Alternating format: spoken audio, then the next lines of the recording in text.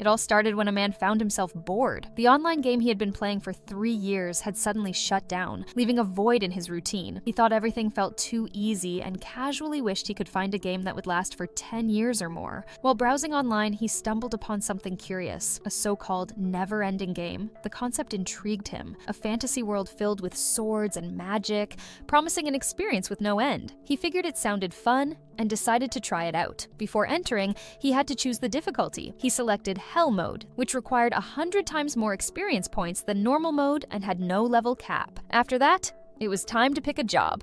The hero class was listed as 5 stars, but instead, he gravitated toward the wildest choice: Summoner. That was the day the man vanished from Earth. He had been a 35-year-old single salaryman. 5 years had passed since he reincarnated into a new world, and his memories of his previous life were already beginning to fade. Now, in this world, he lived as a young boy named Alan. His role was nothing more than a farmhand, restricted to working only on farmland and confined within the forest. One particularly hot day, Alan had offered to help his mother with chores, but she had gently refused and told him to go and play. While she praised him for being such a kind child, Alan found himself reflecting on how he'd already grown used to being a child in this life. He knew he couldn't tell his family about his reincarnation. It was because he didn't want to bring any unease or confusion to the peaceful life they shared. Still, Alan hadn't forgotten his goal. As a summoner, he had the ability to use magic to create cards and summon monsters from them. These summoned beasts could assist him in combat or defend him in dangerous situations. He began by creating an insect-type monster. His first was named Denka, an H-rank creature. Alan knew he wasn't strong enough yet to fight demon beasts. What mattered most to him was collecting the divine protections granted by his summoned beasts. By carefully filling his card holder with monsters, with 20 cards already in his possession, he found that his personal stats had started to rise. His physical strength had reached that of an average adult. He believed that increasing one's stats early on meant gaining control over the game. And since grinding was something he had always been good at, he figured he was on the right path. The afternoon bell started to ring, and his friend Krina called him to play some games together. Krina was his sparring partner, and she also couldn't go on hunting for magical beasts. They started to play, and it was too embarrassing for a former 35-year-old man. And it wasn't easy to play with Krina. She was faster than him, even though he had increased his agility. With Krina's attack, it seems that he was about to lose the 10th time. Krina seems to have so much fun with Alan more than her father. When she stated that, Alan warned her to not let Mr. Gerda, her father, hear that. Alan seemed frustrated to be crushed by a little girl. Since it was obvious from his face, his father came and told him not to feel bad about himself, because his opponent was a sword saint after all, and she will serve the royal family one day. Alan already knew that something was strange about Krina, and he finally understood why she was attending the appraisal ceremony. But Krina preferred to be a swordman rather than a sword saint. She said that something was written about Alan's talent too, and she heard that it was something special. When she asked, Alan's father explained that even though it was special, no one was able to read the letters.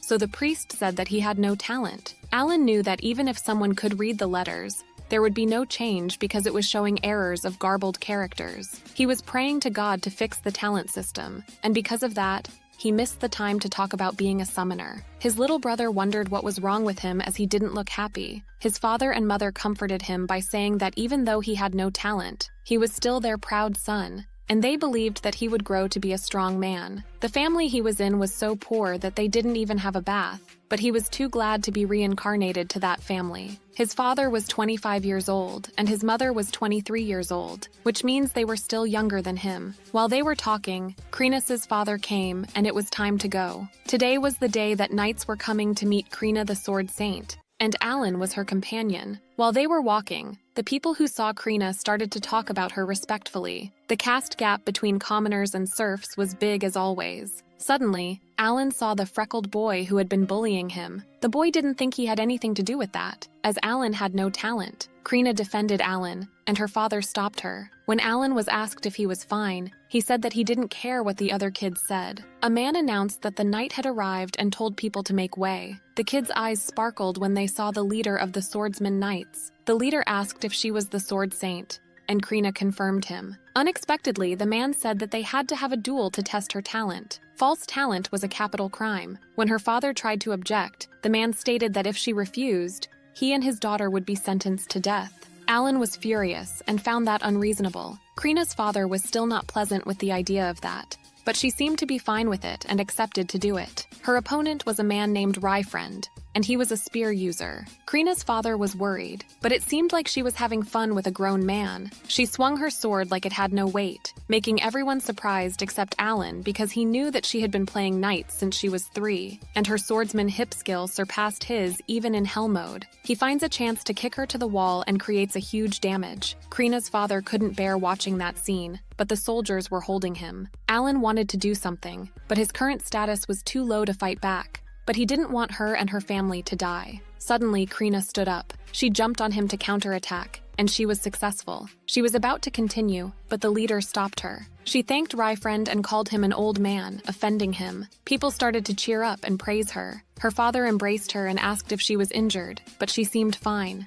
Alan was amazed by her one more time. He admitted that the king would be happy to see that. When she asked if she could be a knight now, he said that she needed to wait until she was 12 and then enter the academic city for talented kids. The freckled boy asked if he could go to the academy, and the leader said that he was going to send an instructor for the entrance exam. Alan looked at everyone's stars, and Krina had more stars than the captain. He figured that the stars play a crucial role in status. It seemed that he was the only one living with hell mode in that world, and his 100 times effort in hell mode equals an effort in normal mode. Even though there were no growth limits, it was still null. If 3 stars hold such strength, he wondered how strong he could become. He opened his status and was bummed to see his level being stuck on 1 for the past 5 years. However, he knew that his life as a summoner was just getting started. After the Swordmaster was discovered, his nameless village was renamed Krina Village. Fall had come, and he was 6 now, but still at level 1. Starting at 3 years old, after practicing 1,000 times, his throwing skill had reached level 3, but he would need another 5 years to reach hell mode. After practicing his daily throwing exercise, he went home. At night, his father was late today, which was a strange thing. His dad was the leader of the beast hunter team in fall and winter. Farmers weren't allowed to do business, so they had to accept it in order to earn more income. When he checked outside, he saw a bunch of men, including Krina's father, carrying his dad. Teresia, Alan's mother, was sobbing her eyes out when she saw her husband Rodin's heavily injured body. Krina's father told her to calm down. Rodin's wound was already closed. Teresia asked where they found that expensive medicine. They found a mirage flower in the woods, and the knights gave them money to buy it. Alan was questioning what was happening because his dad could defeat over 3-meter-tall greed boars and fight 10 of those every year, and his level was always raised considerably. He eventually asked Krina's father, and he said that according to the directive of the village chief, this year, commoners could also participate, and they thought it was easy money, but then panicked and broke the team formation. Rodin did his best to protect them, but ended up getting the most damage. They spent all night waiting for Rodin to wake up, and when the sun rose, he opened his eyes. Teresia and Alan's little brother embraced Rodin while crying from happiness this time. Alan was the oldest there, but couldn't understand why he felt so strange seeing them all together. Between him and that family, he felt like there was an invisible wall. Gelda told Rodin to rest and reassured him that he would take care of everything until Rodin completely healed. Alan interrupted him, saying that it was fine and he was going to take care of his dad's business. He was not going to allow anyone to harm his family. His parents were shocked. It was time for him to quit pretending like a kid, and he made his decision. The next day arrived, and he had already started to work. Farmers had to give the landlord 60% of the harvested crops. To ensure that his family would get through that winter, he needed to store up enough food, so he worked hard. 2 days later, he seemed to have a lot more than he needed. It was time for the meat. And after a while, he was done with that either. The experience he had accumulated for so long was finally enough to open the new skill called Card Enhancement, and it was used to increase the summoned stats. He even got some new members. He summoned Bianta and ordered it to use its skill. With his provoke, he could catch about 50 birds. Then they would be fine for the winter. But there weren't any birds around, even though Biantas were using their skill. Suddenly, an alba heron came. Alan's dad got inspired by that monster bird when he named Alan. He was huge,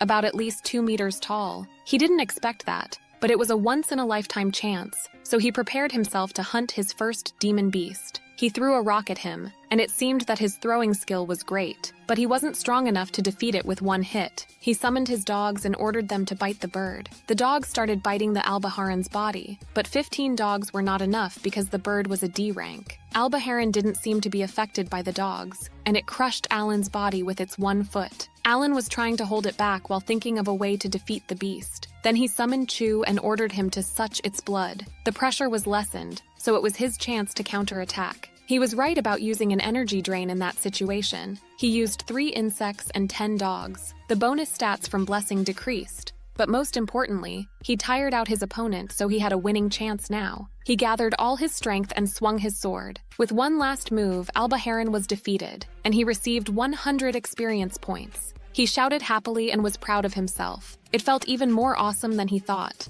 Karina and the others were all shocked, especially his father. While they were waiting for the blood to dry, Gelda informed Alan that he had passed his words to the village chief, and if he defeated more Alba Herons in the future, then aside from the wings and the gall to refine magic stones, he could have the rest of them. Alan thanked Gelda. Now that he knew Biota's provoke works on demon beasts, he was going to fight an Alba Heron every 3 days. He remembered that he got 100 experience points, and when he checked his status, he saw that his stats increased by a lot, and he had finally leveled 2 after 6 years. That was a really long time, as expected of the Hell mode. His strength and magic were also significantly higher than they were at level 1. He knew that it would increase, but didn't expect that much. Since it had been a month now, his father's injuries were fine now, and he decided to talk with them about something. They sat face to face, and Alan started to explain what he had been hiding from them. When he was 1 year old, Alina once said that he needed to overcome many challenges that hundreds of people couldn't overcome,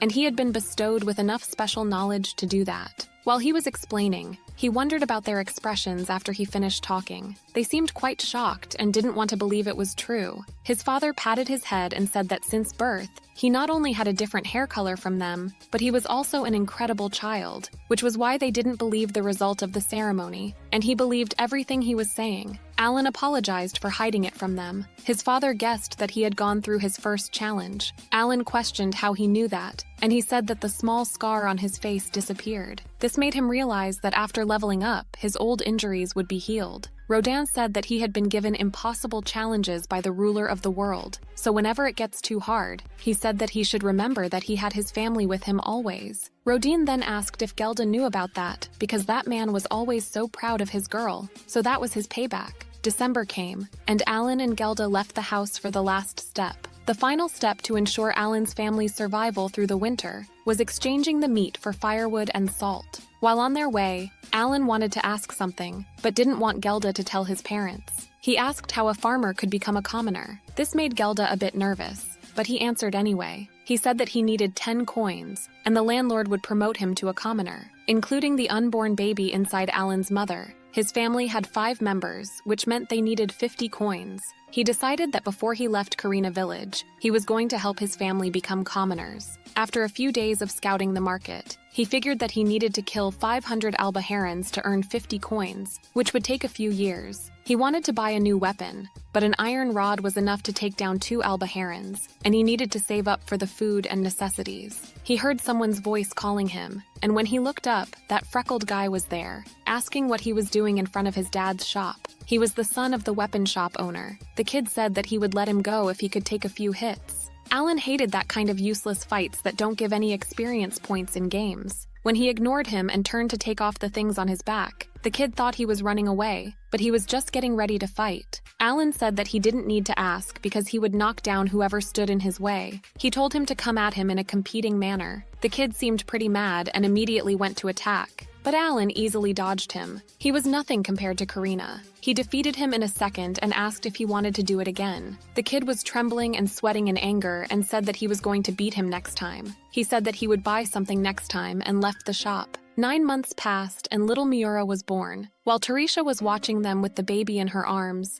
Alan and Dagora were fighting again, but it didn't seem like it was an actual fight as Alan was instructing him about his movements. Alan had been practicing with Mashu, his brother who was 3 years old, and Dagora. He couldn't wait for the assessment in 2 years. At night, Gelda and Rodin came and they seemed pretty exhausted. The village chief summoned them, and this year the target had increased by 5, so they needed to kill 15 boars in total. So that was why they were looking like that. Rodin added that there would be more civilians participating later just like the last year. They tried to object, but it was an order from the Lord. Tarisha was so anxious. They said that it may increase to 20 next year with no negotiation. Alan didn't know the circumstances, but it seemed like monster hunting was being promoted, and it was troubling some since they could not defy direct orders. Suddenly, he had an idea, and he said that the creator gave him wisdom, so he promised to figure something out soon and told them to leave that to him. In October, Rodan, Gelda, and Alan went back, and their subordinates seemed happy to see Rodan again. They then warned Alan to not get close to the fight, and he was just coming to watch them and learn. A rookie came and tried to say something, but Rodan didn't let him finish and told him to just stay focused. It was time to go now. Their target number increased, so they needed 20 people at that time. He spotted the two new guys, and his aim was to assist them with their hunting. He had lived as a farmhand for 7 years, and it was his first time going outside the village. They went outside, and after a while they arrived at the Great Boar hunting ground. The Hakurtu mountain was ahead of them, and great boars usually leave the mountains in autumn. Just as the name indicated, there was a white dragon living on top of the mountain, and he dreamed that one day it would become his quarry. One of the workers informed the others that it was coming. The boar appeared, and it was terrifyingly powerful, but Gelda and the others seemed pretty confident. The boar came at them, but they collectively worked and stopped it. Their tactic was to lure the prey to them, then hold it down and attack its key points. Alan informed the new guy that it was his turn now. Last year, as per the chief's order, civilians were tasked with holding the boars down because it seemed simple enough, but they weren't strong enough,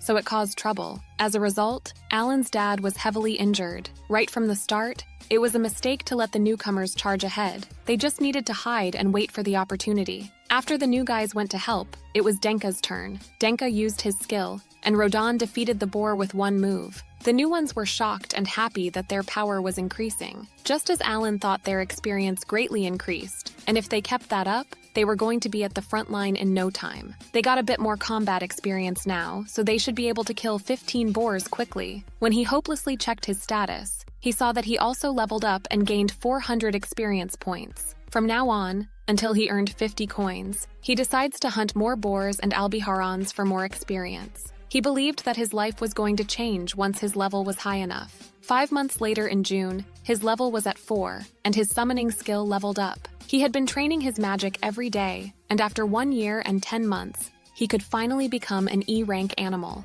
There were 2 notable changes. Infinite tools could be stored in a black hole of about 30 square centimeters, which was called storage. Moreover, to create or enhance E-rank animals, he needs magic stones found in the body of the beasts he kills. He wondered if the horned rabbit he hunted for food once had any stone. E-rank tones were useless, so he could pick up plenty in the forest. Gathering stones was going to be tiring, but there was that storage skill. 3 months later, he could summon E-ranking animals. He also learned the intention of the game maker. He had always wondered how a summoner was going to fight, and how they could make the most of their ability. The game maker was also the creator of that world, and he could finally see his path now. He examined the animals he summoned. Insects weaken the opponents, animals attack, birds transmit and collect information, and the grass heals. Thus, the classes of summons take on every role in a battle, so that was the true power of a summoner. The future suddenly flashed before his eyes, an army of summoned beasts that could defeat every enemy, flatten every battlefield, and the leader of that army was Alan. One day, the Lord Granbull came to their village for the first time. Since he was the one who ordered them to beat 20 boars, Alan didn't like him at all. He was only there to watch them hunt boars, yet he brought so many people with him. He thanked them to coming to greet him. He also said that the order of hunting 20 boar came directly from the king, so he couldn't refuse. Alan was surprised that the story was getting bigger and bigger. Granbull noticed Alan and asked if he was the man's son. When Alan was introduced as the hunter Rodan's child and their deputy guide, Granbull's daughter Cecil called Rodan a serf. Granbull got angry at her and said that the serfs were still his good people and warned her. She apologized, but still glared at Alan unfriendly, even though he didn't give a single care about her. Granbull requested Alan to lead the way. To fulfill the royal order this time, his strongest knights were going to be the hunters. Alan firmly stated that the quota of 20 boars that Baron gave them could be an achievable goal if Karina villagers worked together according to his father. Before he could answer him, the boar hunting group had returned, and they defeated 3 boars in just one trip, making him shocked. Their armors were noticed, and Alan explained that they were made from the boar skin that the Baron gave them last year. Moreover, they also recruited 20 more hunters this year. Granbull seemed pleasant with their performance. It was admirable that they could kill 3 boars in one day, which means there were 17 boars left. Alan corrected them that only 10 were left, but that was impossible as they just started half a month ago. He said that they had more people so they could kill more boars in one trip. To conclude, he said that they could handle it by themselves for the quota of this year. Granville understood that he didn't need to worry anymore. When he was about to go, Alan respectfully stated that for future hunts, his father requested to keep the boar skin. Granville didn't think there would be any problem with that and allowed them. His assistant suggested confirming it before accepting as he was just a child, but he didn't think it was necessary because he had no reason to lie. At the village chief's house, Gelda, Alan, and Rodan were sitting in front of the leader. He said that the territory reclamation order had been spread throughout their country for 15 years. While several villages had failed to fulfill it, Karina's success was wonderful. He told Gelda and Rhoda what he heard about them leading the hunts for 10 years, and praised them for working hard to contribute to the development of the village. He stated that they deserved to be rewarded for their bravery. Unexpectedly, he made both Gelda and Rodan's family commoners, and told them to continue to fulfill the duties of commoners. They were shocked by that reward. Alan was filled with happiness, because finally he achieved his goal. He had been aiming for this reward since he heard that the boar hunting trips were the Lord's order. He only earned 5 coins last year, so he was pretty depressed. He was so happy that he could leave the village to go hunting whenever he wanted. Granville continued, saying that all the other serfs who also been hunting for 10 years or more will be rewarded as well. Whether to pay taxes as a commoner or live as a serf, they can consider their choice carefully. He then wondered why they decided to hunt C-ranked great boars. Alan didn't know that either, as his father had never mentioned. Rodan didn't say anything, and Gelda wanted to explain. Apparently 13 years ago, they started exploring that land with other serfs. However, in the fall, many great boars attacked and stole the food they saved for winter. They originally participated in the exploration because they didn't have enough to eat, so they had no place to return to. Then Rodan announced that they were going to hunt and eat those boars. They were lucky enough to kill one, but they lost a friend in that fight. Gelda always wanted to tell Rodan to stop blaming himself for that. The leader trusted Gelda and wanted to reward Rodan's bravery in the past, and said that he could ask for anything. After thinking for a moment, he wanted him to allow his son Alan to work at his house. He was much smarter than his father, and Rodan was sure that he would be useful to him. Not only the leader, Alan was also shocked and tried to object, but his father didn't seem to be listening to him. The leader's assistants didn't have any objections, as there was no doubt that he was a smart child. Alan tried to find a way to oppose that, because his dream of monster hunting was right in front of him. If he worked at the Baron's house, it would be even more inconvenient than now. But the Baron said that he wouldn't hire him as an errand boy. He wanted Alan to be an official servant of the Granville house. His father seemed surprised and excited, but he didn't even know there was a difference between those 2 jobs, and the only thing he could think is to find a way to refuse that. However, when he looked at his father, he saw that his face was covered in tears of happiness, and there was no way he could refuse something like that after seeing his father's proud face. With that, he became a servant for the Baron's house and was going to leave the village with the Baron in a few days. His brother was crying, and Karina also didn't seem happy about that. He told her to take care, but she didn't answer him back, so he offered to play night again. Both Karina's and Alan's families were watching their goodbye night play. They started to fight, and they noticed that Alan was much faster now. He was literally pushing her back with his attack. Alan was dedicated to winning today, and he sure did. They were all shocked that Alan won the play for the first time, but he said that it was a draw and they hadn't settled it yet, so they should play again. Karina accepted and promised to be stronger next time. Alan noticed that she didn't use that move she used against the deputy commander of the Knights. She was going to go to the academy soon, and then serve the royal family, so their chance of meeting again was slim. He used all of his magic stones for that fight,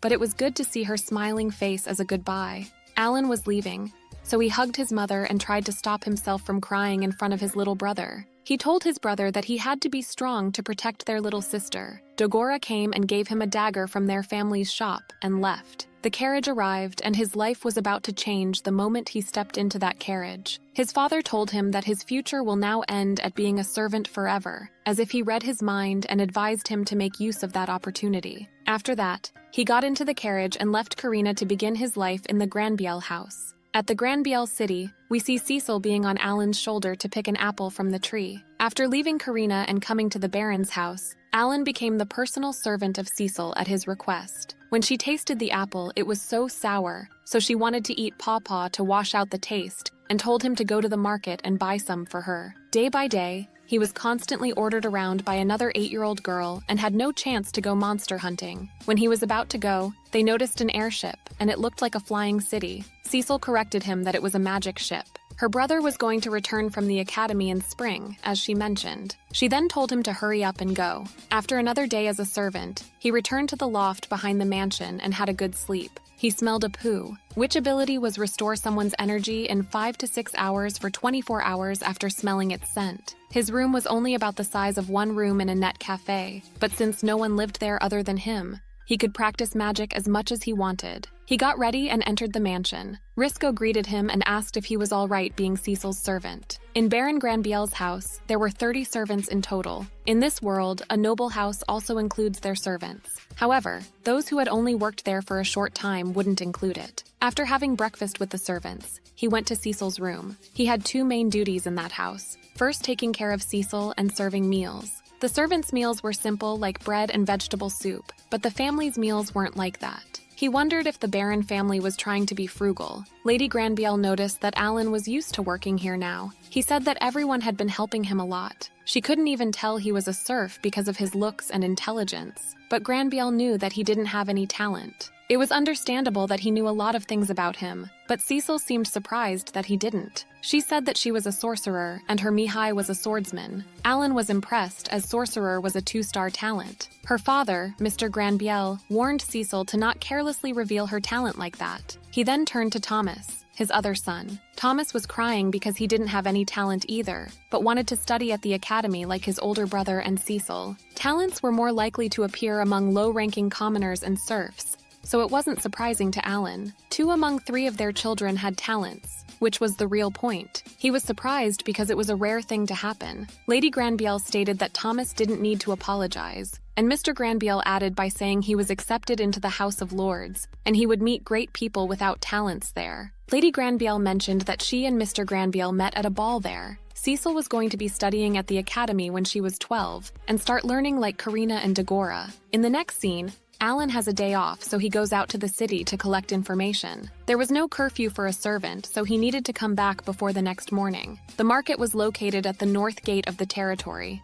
and it was a 2-hour walk to the central square of the market. If he starts from the south gate, it would take 4 hours. While he was exploring the city, he realized that Karina Village was no match for that place. He then arrived at the Adventurer Guild. In this world, there was an organization of adventurers called the Adventurer Guild. Basically, adventurers earn a living by hunting monsters, and that was exactly the job Alan needed. He could earn both experience points and money. When he entered, the receptionist woman said that adventurers could only sign up when they were 12 years old, so he wasn't allowed to join. This devastated him, but even though he wanted to work as a servant for a few years to please his dad, he was not planning to give up on monster hunting. Before he left the Adventurers Guild, he noticed that there was a bulletin board for mission requests. There were a lot of species there like horned rabbits, ogres, armored ants, and so on. But strangely, there was no information on where they usually live. While he was checking the board, a man saw him and asked why there was a kid in there and told him that this was not a playground. Alan ignored his statement and asked where he could find that type of monster. The man didn't understand why he was asking him in an annoyed manner. Alan answered that he would go away if he answered. The man explained that it was usually difficult to get to those places, so it doesn't state where they live. They say the closer you get to the White Dragon Mountain, the more high-level monsters appear. Alan was surprised that he was telling him everything. The White Dragon Mountain was the place where the great boars were born. The man mentioned that he had never been there, but he heard that it would take 7 days to get there from here. Since he answered Alan's question, he should go away, but he asked if he was familiar with the roads around there, making him annoyed. Alan then noticed that there was one monster that had written its place, and it was Murugolsh. He realized that his father named Machu after those. The man said that those things were too fast for adventurers like him, so he left that to the knights. When Alan asked about the White Dragon, he said that he was hoping the knights would kill that one too. It was still a mystery of that place. Because of it, they were still unable to exploit anything from the mountain. Even if the reward was 1,000 copper pieces, the mission was still considered too dangerous. So no one wants to fight the White Dragon, even with such a huge reward. 2 women came and told Levin, apparently that was the man's name, to go to celebrate as their job was done there. They then noticed Alan and said that his hair was pretty rare. Alan thanked Revan for the information and left the Adventurer Guild. He had heard what he needed to know, and it was pretty clear what he was going to do next. In the middle of November, the weather was cold and it was going to snow soon. Alan arrived at the Granville's North Gate and the Guardian asked if he had a pass. When he showed the Baron's crest, the Guardian man apologized for asking as he didn't know he belonged to the Baron's house. Alan finds that crest pretty useful. The gate opened and the day he had been waiting finally arrived. He was outside. He had a whole day off, so he excitedly started to run to go hunting. The Guardian suggested having a guard with him since it was dangerous out there, but he was already gone. Alan knew that it would be troublesome to get too close to the mountain and encounter high-ranked monsters, so he aimed for the D-rank monsters. If they were like the Albaharan, he wouldn't lose. He had run 10 kilometers and stopped in the middle of the forest. He summoned a bird named Hook and told him to move to the right by 1 meter to test its intelligence, and it moved right away. He patted its head. It was much more intelligent now after enhancement, and it was the only one among his summons that could understand all his orders. He ordered them to use their Hawkeye to look for the monsters. They were pretty far from the city by now, but they didn't see any monsters. He had to wait about an hour for the Albaharan, so it looked like the random monster encounter rate was pretty low. He took off the dagger he got from Dagora. Hook came, and it looked like it was quicker to look from the sky. He continued to walk towards the area carefully. He needed to make it clearer to his summon, but he couldn't find anything. Then he encountered a bunch of goblins who were 1.5 meters tall. When he counted them, there were only 5 of them. He summoned Tama and counted on them. Within a diameter of 50 meters, he could summon his animal and block their retreat just to be safe. Now, Alan's first real battle started. There was a harsh fight between the Thomas and the goblins, but Alan believed that Tama could handle this. However, the goblins were using their swords, and with 1 hit, one of the Thomas disappeared. This wasn't going to be an easy win, so he decided to try Ageha, a poisonous butterfly. Ageha released something and the goblins fell asleep. This gave him the chance to throw them rocks. But just like Albaharan, he couldn't kill a D-rank monster with stones. He ordered Tama to go, and Tama finished. He received 200 experience points from 1 goblin. It had been less than 2 hours, but he already gained 1,000 experience points with 1 5 goblin. This hunt was much more efficient than he had expected, and those monsters gave the most experience points so far. He then looked at one of the goblin's bodies and used his dagger to take off the stone from its body. He didn't like doing that, but magic stones were a summoner's lifeline and he had to collect them. Some time passed and Hook found 5 goblins within 3 kilometers from there, and so far he had defeated 80 goblins and 5 horned rabbits. His level had also gone up by 2, and he was now level 9. He also learned more about Ageha's skills during his hunting experience. Its success rate was not 100%, and 1 summon could use its skill on multiple opponents. If the opponent was 2 or more ranks higher, he would need to use multiple summonses. He lost a few Tomas this time, so he had got to collect more E-rank stones to create new ones. But it was getting dark, so he needed to go. But hooks weren't moving. He asked what was wrong and noticed that they couldn't see well because it was getting too dark. He was shocked that they had normal bird's eyes. He tried to find his way home by himself, and with that, the first hunting experience was over. A month passed, and it became routine for him to go hunt every 6 days. It was his 4th time this month, and his level was now 12. As he got used to hunting, he started wanting more things. Although he still hadn't saved enough to buy good equipment and weapons, hunting monsters, earning experience points, and getting better equipment was so easy. But the problem was that he only earned 50 silver coins as a servant every month. While he was about to sneak out before the sun rose, one of the servants called him.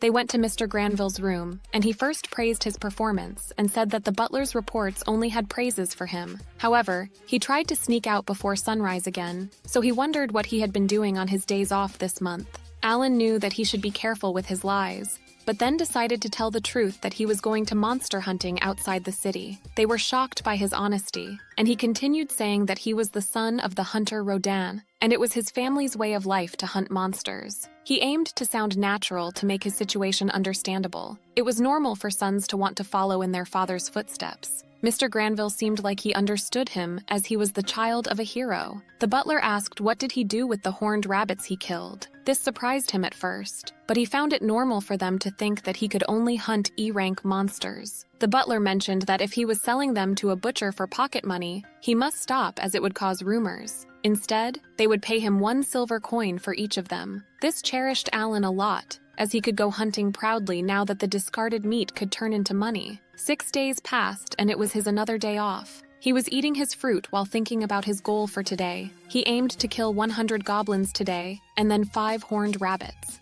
Hook came and started to yell at him. He wanted a minute to finish eating, but the bird just didn't stop yelling. Hook then flew towards somewhere and he started to follow him. Hook was going too far because he instructed it to search within 3 kilometers. As he ran, he started to hear some people's voices, and it seemed like there was a fight. There were 4 goblins, and the people who were fighting with them were the guy named Levin and his team from the Adventurer Guild. Levin was heavily injured, so only the 2 of them were able to fight. Alan remembered them and immediately got 3 iron balls custom-made by a weapon shop.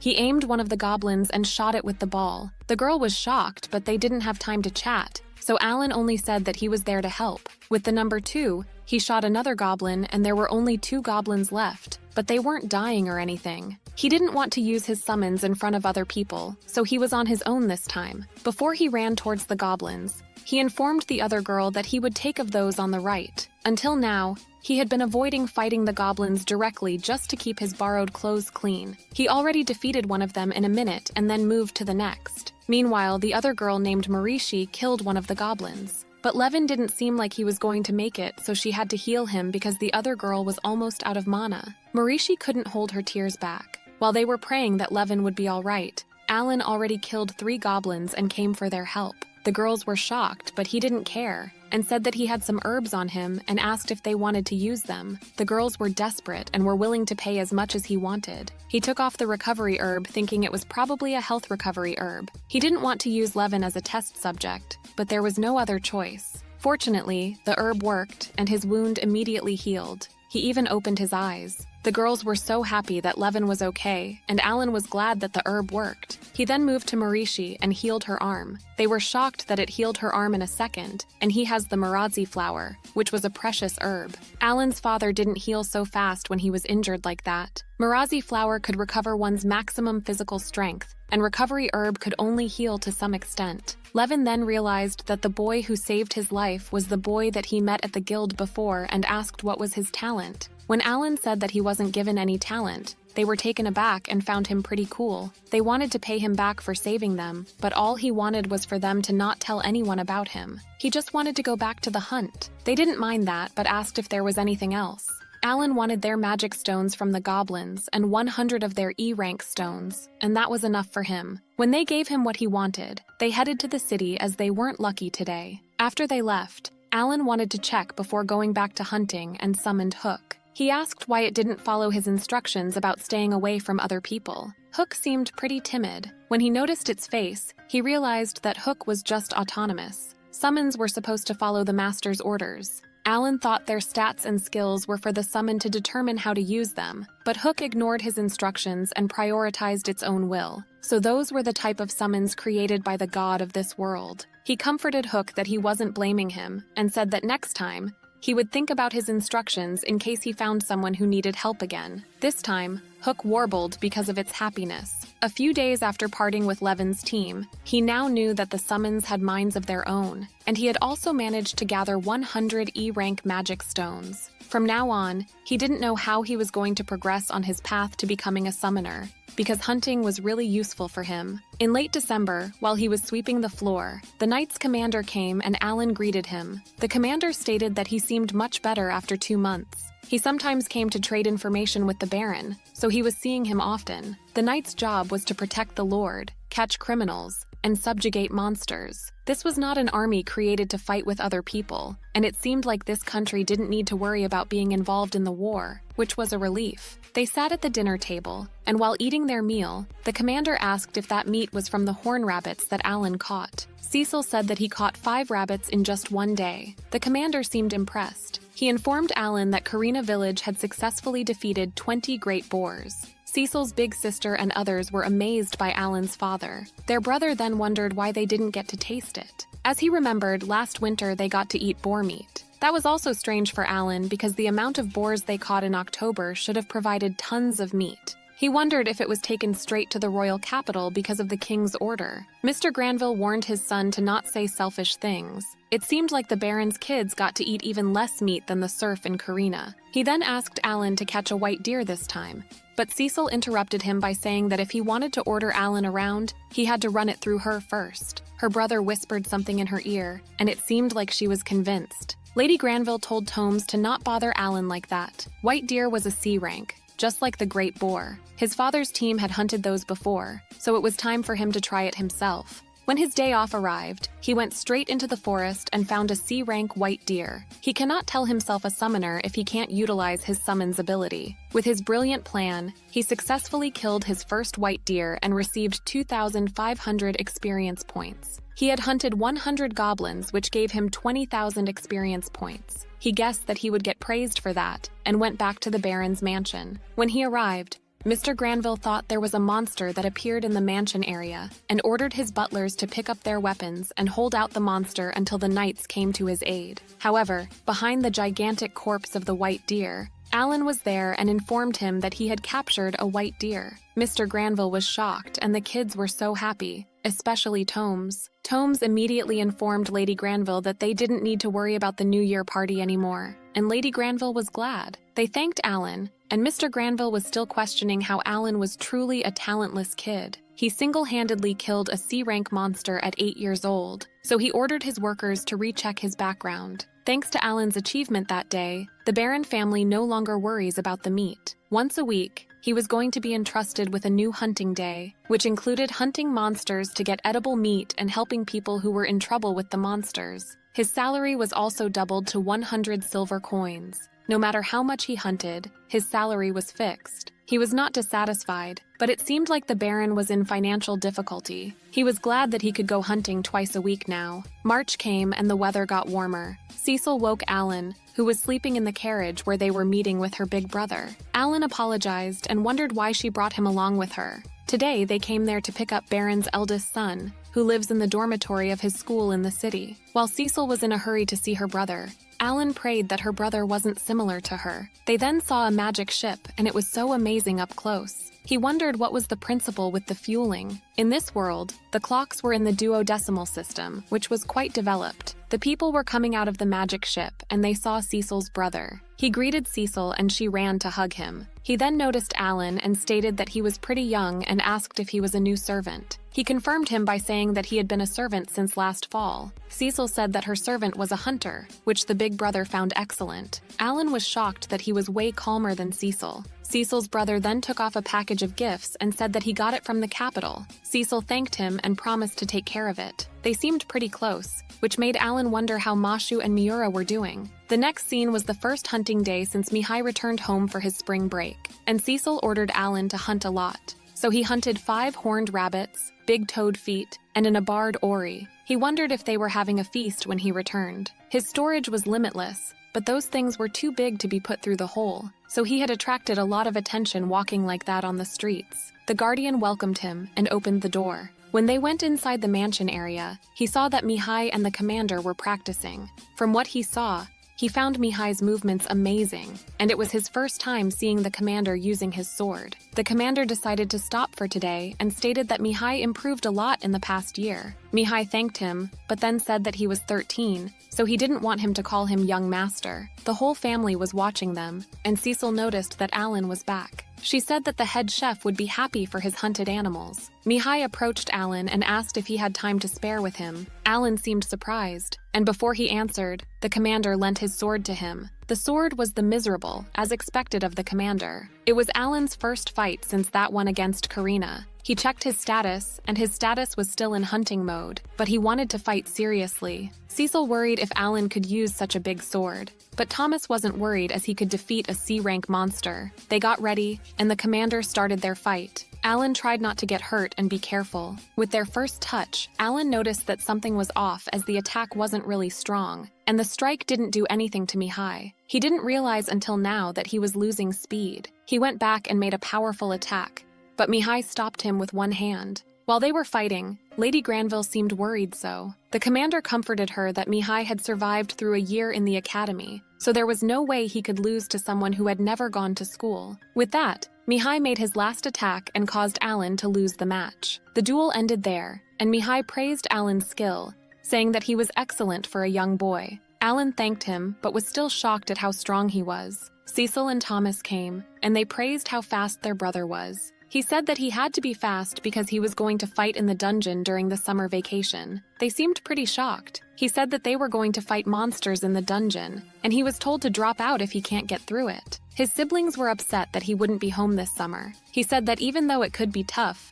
the holy sword Dobrig gave him his sword, so it was fun too. Alan was listening to him carefully and found it amazing. Exploring the dungeon and learning from the holy sword was indeed amazing. When Cecil asked when he was going to be at home again, Mihai said that the next spring break. Alan confidently wanted to fight with him again at that time. This surprised him for a moment, but accepted. He then told him to take care of his sister, and he said yes, like he was steadily establishing his position as a servant. He wanted to go hunting every day. At this rate, he was going to be Cecil's servant for the rest of his life, and he knew he needed to find a way to quit without bringing shame to his dad. A few days passed, and Mihai returned to the academy with the magic ship he came there with. Cecil's eyes teared up while all Alan could think about was the dungeon where Karina, Cecil, and Dagora were going to go. In the next scene, Baron Granbiel was hosting Viscount Clanel, who were one rank higher than Baron. Alan entered while they were talking, and Viscount found his hair pretty rare. Alan served them the boar meat, and Viscount Clanel seemed to like it. Alan was glaring at him with hostility because he was the one who ordered the unreasonable boar hunting. The Granbiel and Clanel territories lie beside each other across the White Dragon Mountain. Inside the mountain, there was a vein of mithril, but the White Dragon was in the Granbiel territory. Thus, only the Kalnal territory flourishes by mining mithril.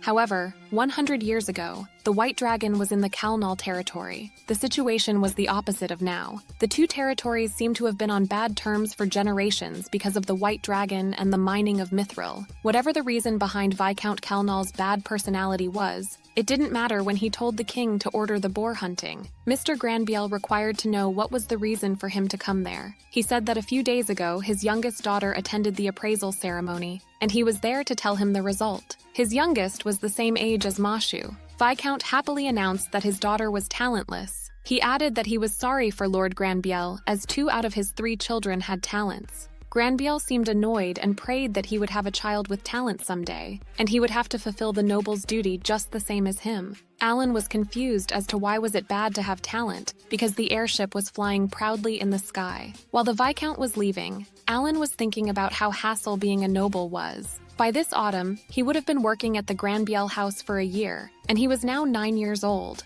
Back in Karina, everyone must have started a new boar hunting season by now. He looked at his status, and it seemed like he was slowly getting all the necessary equipment. No matter how many times he looked at his status already, it still felt good to see that he was improving. He may even be able to hunt 3 times the usual today, and maybe even 5 times if he is lucky. After killing 10,000 goblins, he finally leveled up. So today, he planned to fight some higher-ranked monsters. He sent Hook as always to find some monsters, and after running for a while, he encountered the monster Levin mentioned, an armored Annie. The ant was about 3 meters tall. He summoned Tamis, and they surrounded the ant. They started to attack the ant, but it seemed like the method he was using wasn't very effective. He had to change the strategy and summoned Ejahas to make it sleep. Their poison seemed to work on a C-rank monster like the ant, which made Alan pretty happy. It wasn't fully effective, but was good enough. He could still use this strategy on White Deer. He needed to kill it before it woke and started to look for the wound caused by Thomas. When he found it, he used his dagger to kill it, but wasn't sure if his offense stat would be enough. He aimed its neck, but it was still too hard. He needed a better dagger. The ant started to wake up.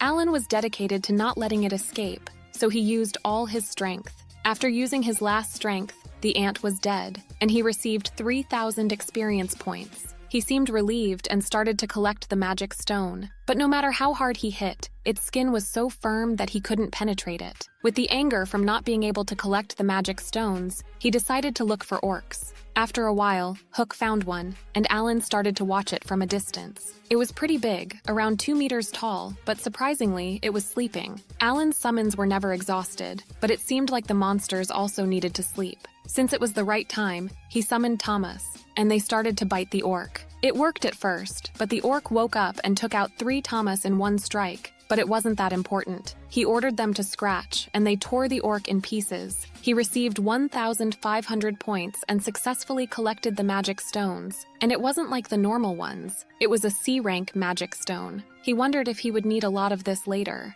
Alan was proud of himself because he killed a C-rank monster without needing to use traps, but then remembered that he was defeated by a 15-year-old kid from the academy, so he couldn't consider himself as strong. Furthermore, academy alumni like the Knight Commander or the Vice Commander must be much stronger than Mihai, although the Vice Commander lost against a 5-year-old Karina. In this world, academy graduates are overwhelmingly powerful people, and they account for less than 1% of the population. This made Alan more willing to become stronger in this hell mode. His next goal was to kill 2 orcs at once. At the end of the day, he killed 15 orcs and 1 ant, with 25,500 experience points. He happily returned to the mansion. He planned about killing 40 orcs a day, which was 60,000 experience points. Early November came, and Cecil's teacher came to the Baron's mansion. Cecil warned Alan to not say anything rude in front of his teacher. Today, he was allowed to attend classes with Cecil as a present for the first anniversary of servitude. The bearded old teacher asked if Alan had any questions for him.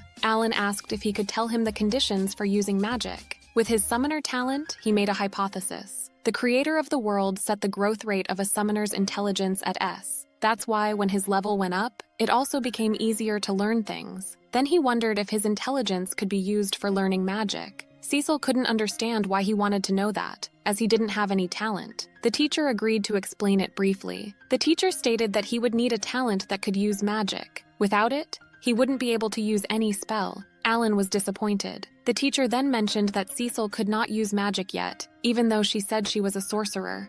She wanted the teacher to bring out his crystal ball to prove that she could use magic. She did prove it because the crystal lit up. Alan wanted to try it too, and the teacher allowed him. It was his chance to see if he could use magic. But no matter how hard he tried, the crystal ball didn't shine. He couldn't believe magic was impossible for him, because if that was the case, then what the heck was his high intelligence for? With his current status, he couldn't use magic, and he couldn't win with a sword either. Thus, the hypothesis was quietly denounced. December arrived, and it had been a year since he was officially allowed to hunt, and somehow he had gained many more acquaintances in the city. While he was in the town, he noticed some hustle between the villagers and Levin's team running towards somewhere. Alan approached them and asked what was happening. Levin said that Madagalshu appeared near the south gate. Alan asked if they were going to fight, but they were definitely not. Only the strongest person in the territory, the Knight Commander, would have a chance against that thing. But the Commander and the Vice Commander were absent right now. That's why they need to evacuate people before the monster kills everyone. Alan acknowledged that the situation was bad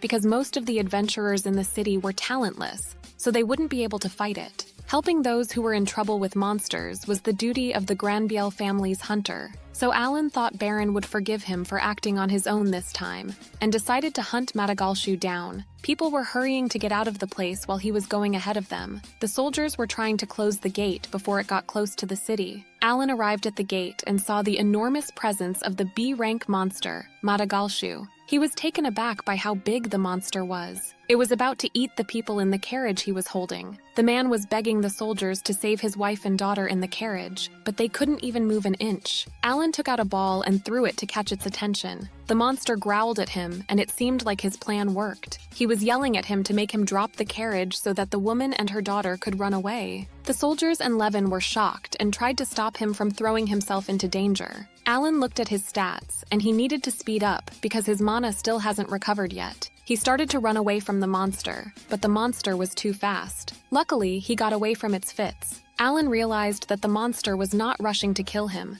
It was literally having fun. He cursed at his father's naming skills. The Madagalshu was grinning gleefully while Alan was full of anger. He was about to make it regret not attacking him. He summoned bugs and birds that had the agility and endurance to dodge its attack and started to run away. Everyone was shocked that he used himself as bait. They were running towards the forest. Now that they were quite far from the city, he ordered a Gehas to put it to sleep.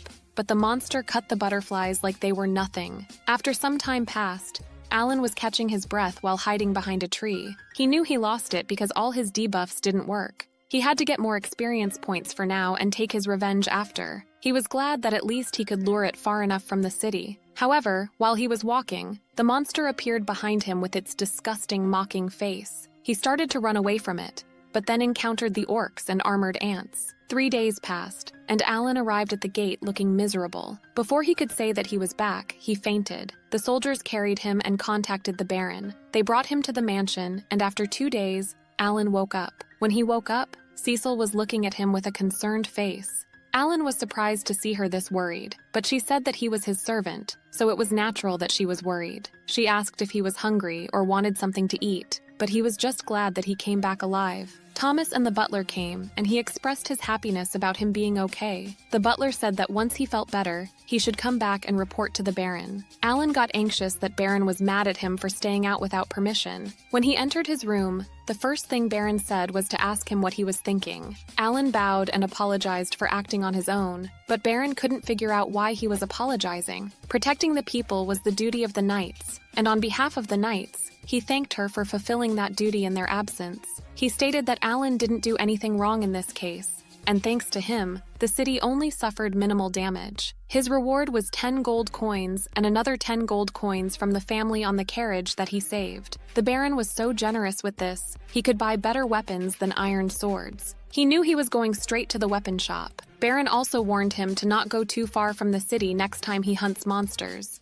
With the relief that it all went smoothly, he promised to be more careful and left the room. After buying his new sword, he went to the corpse of the armored ant he killed before to test if it could cut it easily. As expected of a mithril sword, it was very sharp. With this monster with hard armor shouldn't be a problem. Furthermore, he made a happy discovery this time. The memories of a previously summoned beast will be carried to the newly summoned one. Hook still had memories from the previous fight, and it was watching out for Madagalshu. The summons walk with the summoner. Turned out they were entities that stored all hard-earned information and continued to grow. But in the meantime, that giant D-rank bird, those ferocious goblins, the C-rank monsters that an average adventurer can't take on alone, the B-rank monster that was overwhelmingly powerful for humans, were too strong for this world. Spring had come, and the eldest son of Gabriel returned home and rematched with Alan as promised. Alan's current level was much higher than last time, but his opponent was 100 times faster than him, so must be cautious. The duel began, and the whole family was watching. They started fighting, but Alan was much weaker now, and he lost within a minute. He was so mad at himself for losing because he had grown up so much more than last year, and his height also increased. Commander praised Mihai. Mihai then stated that Alan also improved a lot, and he was surprised. Now he could rest assured that he was taking care of Cecil. Cecil whispered to Alan's ear that he should practice more to defeat her brother. At the dinner, they mentioned that Aline fought against the Madagalshu. Cecil said that he was chased for 3 days, then got home and slept for 2 days in a row. Thomas asked if he could defeat it, but Cecil found it impossible for him to defeat a B-ranked beast all by himself, even though it was her brother. Suddenly, one of the soldiers came inside the dining room and informed Baron that the white dragon had awakened. The tension in the room increased as they heard the white dragon, the beast, had been sleeping in the mountain for 100 years. The soldier added that an adventure guild saw the white dragon fly towards the Kalnal's territory. Baron ordered to conduct an investigation on all of the miserable mines. Commander seemed pretty chill about the situation and informed Baron that they needed to investigate the 4 main mines first to know the new settlement of the White Dragon. The slopes and foothills of the White Dragon Mountain were full of high-ranked goblins and orcs, so it would probably take a few months. Thomas and Cecil were pretty excited about all that, as history was going to change after 100 years. Mihai was also excited that his return next year was going to be so much fun. Commander warned everyone to keep it a secret, as there was still a chance that the White Dragon would come back. Alan was also nervous. He didn't want to lose his chance to hunt the beast by himself because of a large-scale punishment. In the first week of July, Alan checked his stats, and it seemed like it was a fruitful day. The movement of the White Dragon towards Kalnal was indicated. He needed to check more things out there. It took 2 more years to go level 1 up in summoning skill. Rank D summoner seemed to be the lowest, but he wanted to see the comradeship skill first. He hoped that it was also useful like storage. He ordered Hook to comradeship, and suddenly something weird happened. This was his vision through Hook's eyes, so now he could also see what it sees. He figured that it was the ability of observation assimilation for both of them. When Hook flies, he notices that not just vision, but also hearing is shared as if he was riding it around. Combined with the Hawkeye skill, He could see miles ahead. He then noticed that Hook flew 50 meters above him, so he couldn't give orders when he was out of this range. It was the same as controlling several characters at the same time through the screens. Even though it was limited to the summons with intelligence above 100, there was no limit for quantities. For each summons, he needed 200 intelligence points for comradeship. So with 1,200 points, he can control 6 summons. He now understood that this was the reason why they had to keep increasing intelligence. After thinking a moment, he decided to see the new D-rank animals. He had 1,000 D-rank magic stones, so he could use them however he wanted. When he summoned them, there were even fish included in them. Apart from Jagabata, their intelligence was all above 100. That means he could control them from a distance using comradeship. But he was quite sad because he couldn't give orders from a distance to Tama. But now they had a team like Hook already. He then noticed something else. He just needed to use summons to hunt beasts. There was an armored ant over there, and he ordered Spider to shoot and Silk. The spider followed his orders, and then it was the bear's turn to come and beat it. It wasn't overwhelming, but only a few summons could defeat an armored ant already. He was proud of his summon team. Hiro and Hook were in charge of reconnaissance, and with Harami's ability, the team's ability to dodge attacks greatly increased. It was not possible to add more troops to the battle. He thought assistance would help. With those bears taking care of both attack and defense, they wouldn't have to worry about C-rank beasts anymore. The ability of comradeship was not interrupted while he was asleep, and the team only needed to be summoned once to be able to gain their experience continuously for 30 days. He ordered his team to not get too close to the strangers, and even when they were suddenly attacked, he told them to not fight back. While he was leaving the area, he thought about how useful this talent was. He didn't even feel uncomfortable controlling 8 summons at the same time remotely, and he felt like his strength increased greatly all of a sudden. Being able to observe such a large area must have many other applications, as he thought. He was still curious to see what was on the other side of the mountain range, where the white dragon was located. Then an interesting idea came up to his mind. In the Karena village, Dagora and Karena were practicing, and they called Mashu to join them. While they were joking around, Hook was watching them. Meanwhile, Rodin, Alan's father, was working in the field and noticed the strange-looking bird, Hook. Hook then checked the house to see what his mom and Miura were doing. His mother was doing Miura's hair, and they seemed to be in a good mood. When Hook left the house, he dropped 1 gold coin for them. Alan decided to visit them every day, and was actually glad that he had the comradeship skills. October was also the month he turned 10 years old. He had been working for the Baron's house for 2 years. While they were having their tea times, Baron asked what was the situation at the mines now that the investigation had been going on for half a year. Commander stated that just as they feared, after more than 100 years of absence, that place was now full of magic beasts. Not only around the 4 mines, but magic beasts even gathered near the Mithril refinery. Overall, they needed to clean up the magic beasts, recruit people to form a mining team, and build a transport route. Commander believed that it would take 3 years to restore the nearest coal mine to this city. 3 years was a lot for them. Baron knew it was overwhelming, but asked the commander to try to escalate it as fast as possible. He then asked about the situation in Kalnal. Commander informed him that they were too hasty to exploit the mines and angered the White Dragon, as Baron expected. Alan was glad that he didn't use the comradeship to observe the White Dragon after what he heard. It would be a big deal if all the summons ran back there in fear. Baron added that they wouldn't continue mining because that idiot Viscount didn't know what to do next. He ordered them to pay attention to him and, at the same time, promote the plan to mine Mithril.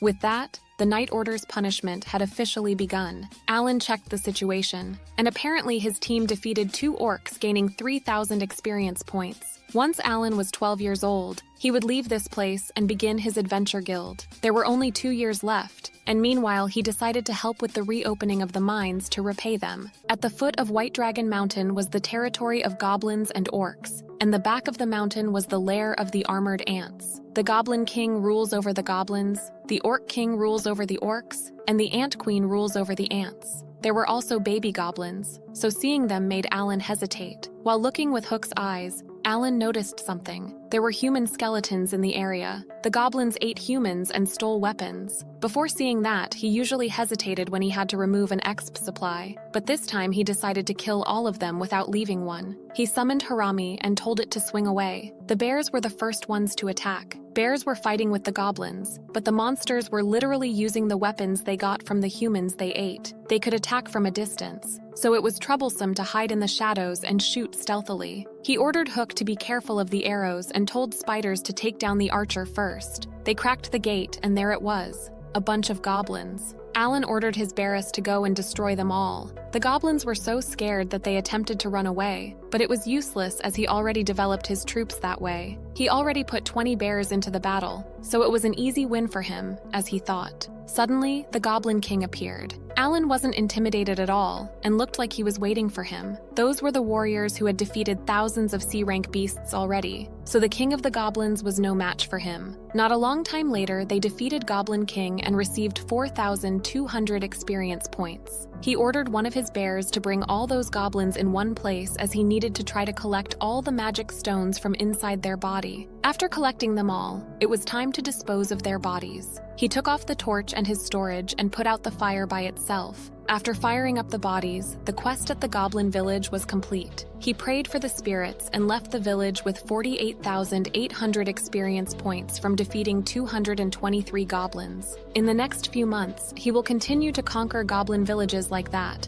and would probably level up enough to catch up to Madagalshu and at the same time challenge the Orc King. March arrived and Mihai was back from his duty. Cecil and Alan went there to greet him as always, and Cecil was so excited to see her brother. However, Mihai seemed pretty upset. Alan also sensed that there was something strange about him. Mihai patted Cecil's head and said that she was already 10. He seemed like he missed his sister and felt bad that he couldn't see her growing. He then told Alan to fight seriously again. Alan didn't need him to say it first, as he was already going to challenge him. But he was different this year. Back at Baron's mansion, the vibe was different from usual. Everyone seemed tense because of Mihai's strange mood. Alan checked the holder compete, and it was his best single status for the battle. Before they started the battle, Mihai thanked Alan. The fight began, and Alan was unexpectedly faster than ever. His agility reached 1483, and it was almost double compared to last year, which is why he was sure that he would defeat him. However, even though he was faster now,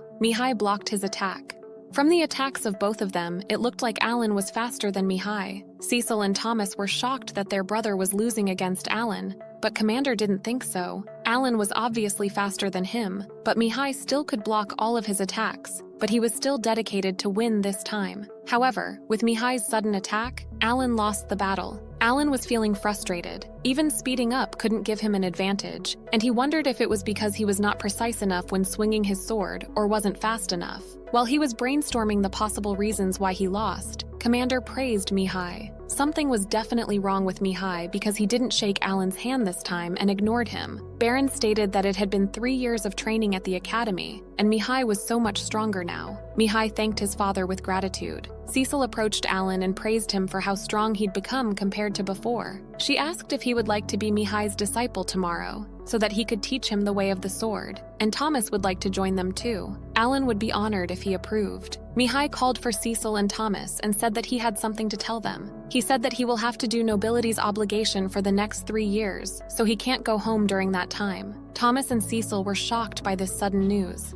Thomas asked what was the obligation, but Mihai wasn't allowed to reveal it yet. When Cecil asked when he was going to start, he stated that it would start tomorrow. Cecil turned to her father with expectations, but they couldn't say anything. Cecil said that she wanted to stay with her brother for a long time. Mihai promised to send her letters, and after 3 years he would be back. 3 years was too much for Cecil, and she started to cry. Alan remembered the conversation between the Viscount and Baron, so he understood why he was so mentally prepared, but still, he smelled something fishy. At the mansion, Alan asked Rickle what was the nobility's obligation, but he hadn't heard of that before. He was surprised that even someone working at the Baron's house for 12 years didn't know about it. Mihai appeared on top of the stairs wearing armor. Thomas told Cecil to come out and say bye to her brother. She hugged him while sobbing, and it was such a sad moment for them. Baron stated that Mihai was the pride of the Grabiel family, and Mr. Grabiel wished for him to do a good job and come back safely. The other butlers wished him a safe journey, but Mihai walked towards Alan and hugged him. Alan didn't know what to do or say and froze for a second. Mihai whispered to his ear. He admonished him to take good care of his sister and protect her. Alan agreed and noticed that he was shaking. Before getting into his carriage, Mihai stopped and wanted them to allow him to fulfill his obligation for the family. Cecil waved at him while crying. Alan thought about future. After 3 years, it was time for him to leave and Cecil was going to the academy. While being a servant, he would still be devoted to protecting her. In the next scene, it had been 2 months since Mihai left. Last year, Alan started fighting the Goblin Village in October, and he was already one step faster than the Night Order. 52 Goblin strongholds and over 10,000 goblins had been defeated by him, and there were almost no goblins left in this White Dragon Mountain. And also, his level had increased significantly. He was at the forest, and the Night Order was about to be there tomorrow, so he needed to hurry up. He was at the place where the one he had never been able to defeat reigns, the Orc King. Just as he expected, he didn't know how many enemies there were only by examining from above. Similar to the strategy in the Goblin's village, he had an ambush summoning team at the back and pincer tactics to destroy the enemy. But this time, there will be brawn to support ranged attacks. He ordered his brothers, the bears, to get started, and the hunt began. They arrived at the gate of the Orc village. The orcs immediately started to attack the bears and Thomas, but they were used to fighting, so when it's 1-to-1, his bears were too strong. For the archer orcs, he ordered bronze to protect, but there were so many of them, so one of the bears got injured. However, even though he had an arch on his body, the bear still fought. Alan was shocked and couldn't read the instant HP of the summons, so they would all fail if they keep going tirelessly and forget about their wounds. He ordered spiders to kill the archers. They successfully defeated the orcs and kept marching forward. When they entered the village, there were more than 200 orcs coming for them, which was the chance to gain more experience points. He ordered bears to attack them, while the ambush team from behind also launches an attack. Everything was going well so far, but it took longer than the goblins. He had already defeated about 100 of them, but wondered why the king hadn't appeared yet. Suddenly, a huge amount of magic power appeared, and they barely could defend themselves. Alan was taken aback by the orcs because there should only be one boss. Instead, there were 3 of them. It was a dangerous situation, but Alan seemed like he was glad to have his first magic attack from the beast. Alan couldn't understand if they were aiming at him or at Braun. The orcs sent another fireball. It was so hot, but at this rate he could still handle it. However, this time they sent 3 fireballs. Orcs knew how to aim where Braun wasn't covering. He took off a stone from the storage and threw it to the orcs. He managed to defeat one of the orcs and got 2,000 experience points. He had 2 iron balls left, so he must not miss the shot. When he was about to throw it, the king disappeared. They were out of his attack range, and it was hard to handle everything as his battle strength was being lessened. Plus, there were still hundreds of them waiting for him to attack. It was time to quit playing defense and become a bitter battle. He still had enough magic stones to call another 20,000 bears. Moreover, he had 100 magic balls made from 0 ranked beasts. Until his magic power was exhausted, those 30 warriors would be the defensive wall. While the battle was continuing, he heard the sound of the king orc, and when he looked at the top of the hill, there it was the B-rank orc king, who was the same level as Madagalshu. His bears were so small compared to it. He growled at the bears, and with his one swing, all the bears surrounding him were dead. He immediately summoned more, but the monster was not being affected. He lost his army faster than the speed of summoning animals for reinforcement. It was so big that the bears couldn't do anything. Another fireball came, and bronze weren't strong enough to protect themselves from that one. Since the bronze were dead, he couldn't protect himself from the other fireball, so he had to use the bears. His injuries were hurting him, so he ate Mamatoru's special fruit of life. Even though he was exhausted, he was dedicated to fighting till the end. He wondered if he could still dodge magic attacks in this position, and if there was any possibility of regaining the initiative against the enemy. Retreat was his other option, which he hated. Suddenly, the commander appeared in front of him, stating what a bitter battle is. Alan was taken aback because he thought they would come tomorrow. Apparently, the knight commander saw the smoke, so he came to check it out. He asked what he did, and Alan said that he was just trying to raid the orc village. The commander then noticed the bears, making Alan nervously tremble. The bears shouldn't be mixed with magic beasts, so he made them disappear and suggested the commander go back together. However, the commander ignored the summoned beasts and didn't seem to falter in front of the king orc. Alan heard before that he could defeat Madagalshu alone, and that he was the strongest man in Granville territory. The commander instructed the others that he was going to defeat the Orc King himself, and the rest was up to them. Alan was surprised to see the deputy team. He originally intended to secretly monopolize the experience, but this was still good. It was a chance to observe those two show their true power. The commander and the king orc were standing in front of each other without doing anything, making Alan wonder if it was safe to stand like that. The king orc made the first attack and swung its weapon on him, but the commander stopped it with only one hand. Lord Knight Commander fought for a long time with a fighting style that overwhelmed the opponent and earned the nickname, the Battle Demon Zenith. The fight was crazy. The king orc was not giving up on attacking him, but the commander was dodging its moves like it was nothing. Alan now understood why they called him the Knight Commander, because he didn't seem to be inferior to that giant opponent. Riffran was also ready to clear the other orcs. He noticed that the magic orc was the cause of the fire, so his first aim was them. He threw himself in the middle of orcs and aimed directly at the mage orc. The mage orc sent another fireball, but didn't affect him at all. Meanwhile, the Knight Commander sliced the king orc with one attack. His face was so firm that it seemed like he cut a leaf or something. Alan was amazed by the fact that the orc was nothing more than a fly in front of the Knight Commander. Not only him, but the Vice Captain Riffran was also strong. The current move seemed to be the same as Karina's previous extra skill, which meant that 1-star Spearman and 3-star Sword Saint both possessed that skill, all thanks to their talent. He then realized that the Knight Commander didn't even need extra skills to defeat the Orc King, because he was incredibly strong. The commander approached Alan and told him to stay with him, and after evening, the knights would arrive. Alan felt a little worried because he didn't ask anything else, so he asked if he could take the magic stones from the corpses. He allowed Alan to do that, and while Alan was collecting the stones, they looked at each other with concerned faces. The commander then said that if they left the barracks like this, the monsters would return, so they should burn them down. His thoughts were exactly the same as Alan's. The knight would take care of the rest tomorrow as it was getting dark, so they decided to go back to the barracks for a rest and talk to the Baron tomorrow. They put up some tents and set up a fire to cook dinner. While they were eating, the commander asked how many goblins he killed, and when he heard that he killed more than 52, he said that it was more than he guessed. The commander explained that 4 years ago, a large amount of Albaharan feathers from Karina village was found near the site where the holy sword was discovered. Moreover, that village exceeded the target of hunting pigs by 10 pigs every year, and then Alan was accepted as a servant of the Grabiel family as a reward. After Alan came to the mansion for a while, suddenly outside the city appeared a lot of demonic beast corpses, whose magic stones had been taken away. Most recently, they had found the bodies of several goblins that had lost their magic stones, as well as traces of a burned-out village. He guessed that Alan had been hunting alone and managed to defeat a C-rank monster. And another piece of evidence was the progress in the battles with young Master Mihai. The commander had always wondered why the appraisal showed he didn't have any talent, so he asked the officials there and they still confirmed the same, but he wondered how they remembered the result of such a normal person from 5 years ago like that. It was because, at that time,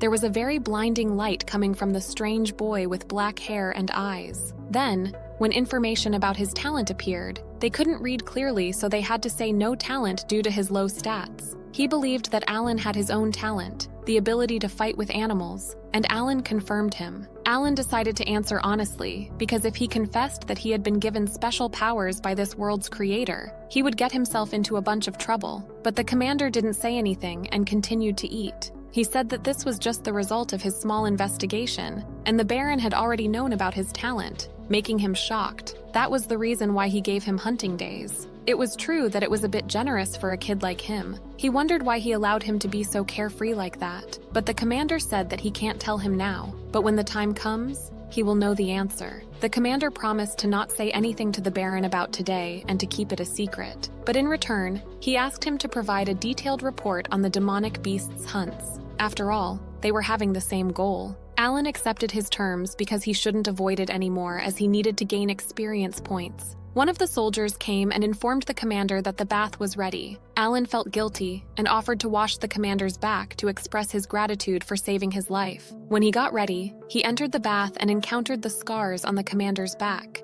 He couldn't believe he survived those deadly injuries. The commander asked what was wrong, and Alan asked if he was okay, and mentioned that he also brought some healing medicine. The commander stated that he was fine, and Alan started to clean his back. While he was washing the commander's back, He was thinking about hunting and how annoyed he was for not being able to defeat an orc king by himself. The commander asked if he felt happy while hunting, as if he read his mind. After considering for a moment, he said that it was definitely fun, the feeling he'd get when he keeps practicing and gets stronger. From what he saw from the commander's back, old wounds will heal as his level increases. He remembered there was a wound on his face when he met him 5 years ago. After the bath was over, Alan fell asleep pretty quickly. After a day and night, they returned to the mansion and reported destroying all the bases occupied by monsters. Cecil scolded Alan for leaving her. Baton came and he seemed glad that Alan was fine, even though he went out without permission and was not chastised for it.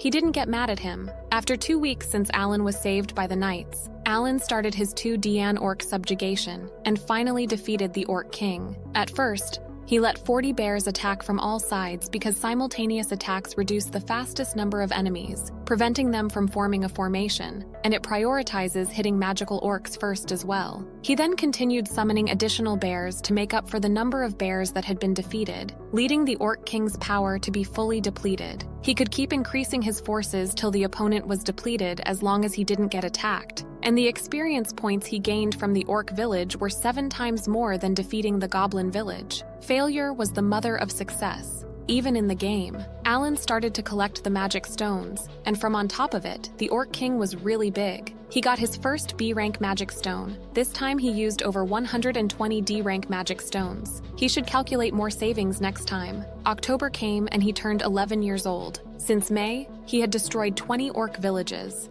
He thoroughly reported to the Knight Commander as he promised. The time frame for reminding Mithril had been reduced from 3 to 2 years. Next spring was the time to remine Mithril as well as other necessary minerals. Everything was so advantageous, and at this rate he would eliminate all the orcs and would hunt for armor ants by next year. After turning 12, he would begin his life as an adventurer. The messenger of the king arrived at the Baron's mansion. Alan didn't like that man as he was simply there to scare them and then raise the tax. Baron greeted him and asked what was the reason for his visit this time. The man praised his loyalty toward the king. Alan found it strange that he was being sweet all of a sudden. The man took out a box and said that he had something he would want Baron to receive personally. It was a letter from Mihai. This made parents nervous while Thomas and Cecil seemed happy. When Baron opened and started to read the letter, he started to sweat and tremble. He couldn't believe what Mihai wrote in the letter. It had been 3 months since the man received his letter. Mrs. Granbiel took the letter and started crying the moment she started reading it. The man then informed them that Mihai Granbiel, their dearest son, passed away after doing his best for the nobility's obligation. Baron was mad as hell. He couldn't believe something like that could happen, as it had only been a half year since Mihai went, and there was no way a nobility family like his could be put in such a dangerous place. Mrs. Granbiel couldn't stand up and fell on her knees crying her eyes out. The man then left after saying that they would talk about the funeral money later. A huge silence filled the room.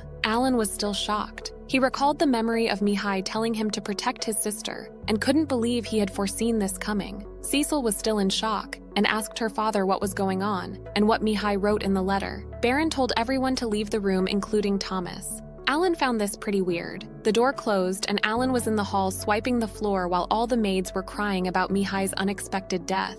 The entire Baron family was shocked after reading that letter, so Alan really wondered what was written in it. Cecil's angry voice was heard from the hall. It seemed like Baron was trying to explain to her that it was all for the nobility's obligation, but Cecil denied believing that their lives were this worthless that they were sacrificed like that. She stormed out while sobbing. Alan realized that Cecil would have to follow the same path as her brother in the future. The idea of that made him furious at the Baron, but when he saw his face, he realized that there was nothing else they could do, and this was the duty of all nobles. At night, when the dinner was ready, the butler and Alan brought her food to her room, but she wasn't answering. Baron told them to leave her alone and talk tomorrow. Cecil had already gone to bed, but Tomes was still panicking. After all, he was the next lord of the Granville family. The morning arrived, and neither Thomas nor Cecil ate breakfast. Rickle said that before coming there, he heard rumors that Gabriel's family had a short life. The Baron's parents and brother also passed away very early, even knowing that he was still so upset about the young master's sudden death.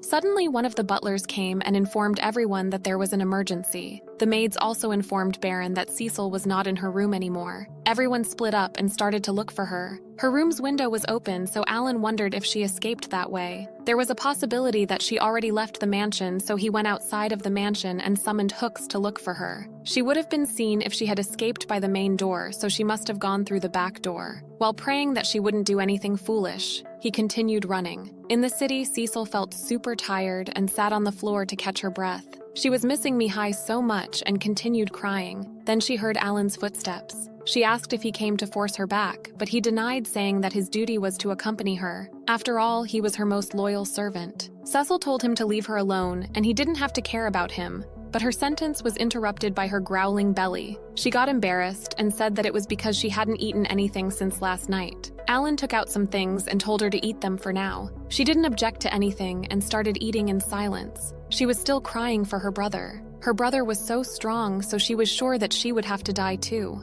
Alan noticed that she knew something already. He previously learned that this kingdom had never been at odds with its neighbors, so it was probably not a military draft. At first, Alan needed to find a way to coax her, so he asked if she would like to get out of this town with him. She was taken aback for a moment, so Alan explained that it would be a trip to forget about all the negative things. She didn't believe they could do something like that. He said that for now, they should go home, and when he reached 12, he would sign up as an adventurer and go out to travel. That was the first time he mentioned this to her, and she was obviously surprised. She found it impossible because she would have to go to the academy. He asked if she was ready. He was talking about the right to choose how she lives, so he asked what kind of life she wanted to live. Cecil seemed scared at first, but after thinking a while, she seemed like she made up her mind and was ready to go home. Since she was tired, she told him to carry her. While Alan was walking towards the mansion, Cecil thanked him. They arrived at the mansion, and Cecil seemed scared of her father, but Baron hugged her tightly. They were just glad that she was still fine. Baron said to her that she didn't have anything to worry about now. Mithril mining had restarted,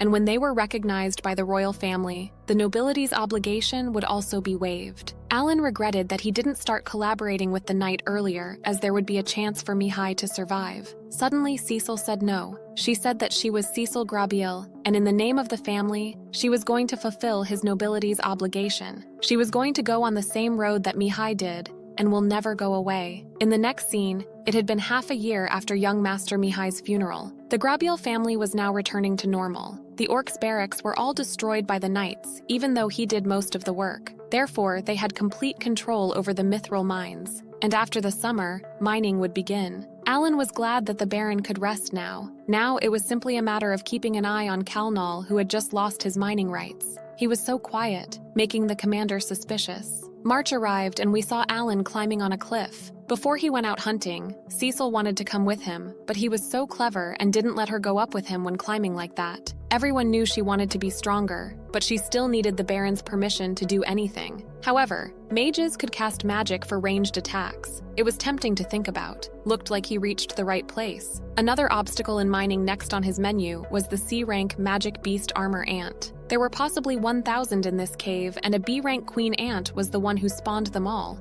According to Levin's information, this time he had less information than usual. He also can't use scouting from above in this battle. The size of the entrance was just big enough for an ant monster. He wondered if they designed it on purpose because it was too narrow for them to just go in one by one. He wondered if it would be a clever move to reduce the number of enemies before the raid and summoned his monsters. He was going to arrange the backline similar to the one he used against the orcs and let 6 out first. In a world in which he had to master himself without any manuals, he dared to fight every opponent, and he ordered the bears to go ahead. As he estimated, there were about 1,000 of them, and he was going to use all his forces to beat them one by one. He had figured out all of the ants' weak areas from previous battles, so it was easier this time. In retrospect, it was still a waste of military resources somewhere because a full blow from a gigantic ant would force a bear to collapse. He must unite numerous bears against one ant, but the bear's intelligence was not high, so he could only do simple commands. They make a lot of mistakes when teaming up. He called Hook and made him inform every bear. The tactical effectiveness was going to considerably improve, but unfortunately, even though it had been a month, he still could not be able to wipe out the first ant cave. Twice a week, he kills more than 200 each time, so it should be 2,000 in a month. So he thought the lack of information was not a problem. Now that he thought about it,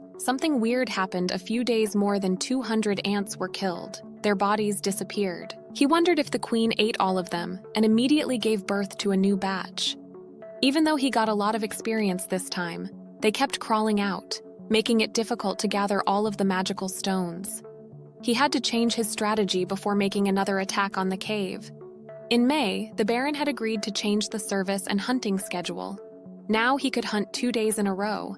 He had been there watching all the time, and so far he killed more than 300. Suddenly, he and the bears heard something. Alan's plan worked because it stopped. It looked like they had stopped coming out of the cave. Except for the queen, there was probably a lot inside the cave, so the first goal was to send more summoned beasts to scout the area. He sent a bunch of hollows to examine the area. It was like a giant maze, and there were small rooms. After a while, the ants found them, so now he had to summon it again. He ordered bears to clean up the remaining ants. It was true that bears were bad at seeing in the dark, so he was going to direct them through Hero's night eye. He then found the room of the newborn ants. Alan was focused on controlling 8 summons at the same time. He was deciding which direction the bears were going to attack, and how heroes continued to scout the other way. He knew that he must give exact instructions because not a single one was allowed to live at this time, but unfortunately they got blocked again. He ordered Hero to go back to the cards. It felt like he was solving a mini-game in an RPG. It was also getting dark, so they had to get back to the mansion. But if they put this opportunity aside for now, he didn't know how he would get another chance like that. Then he found the queen ant without a doubt. He tried to calm down as his opponent was a B-rank monster. His current intelligence was only enough to control 8 beasts at the same time.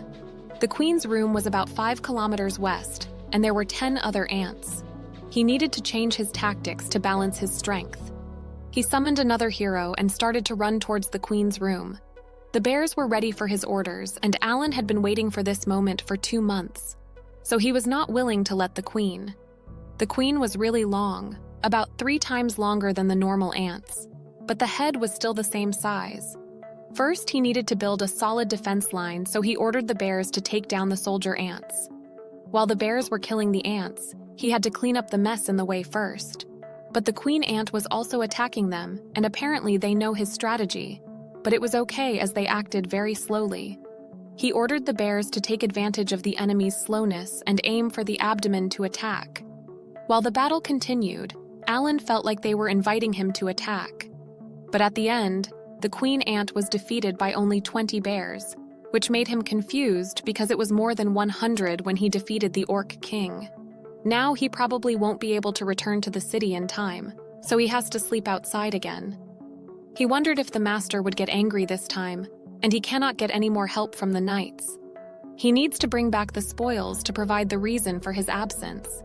The queen ant was so smelly, it took 2 months to conquer the first ant cave.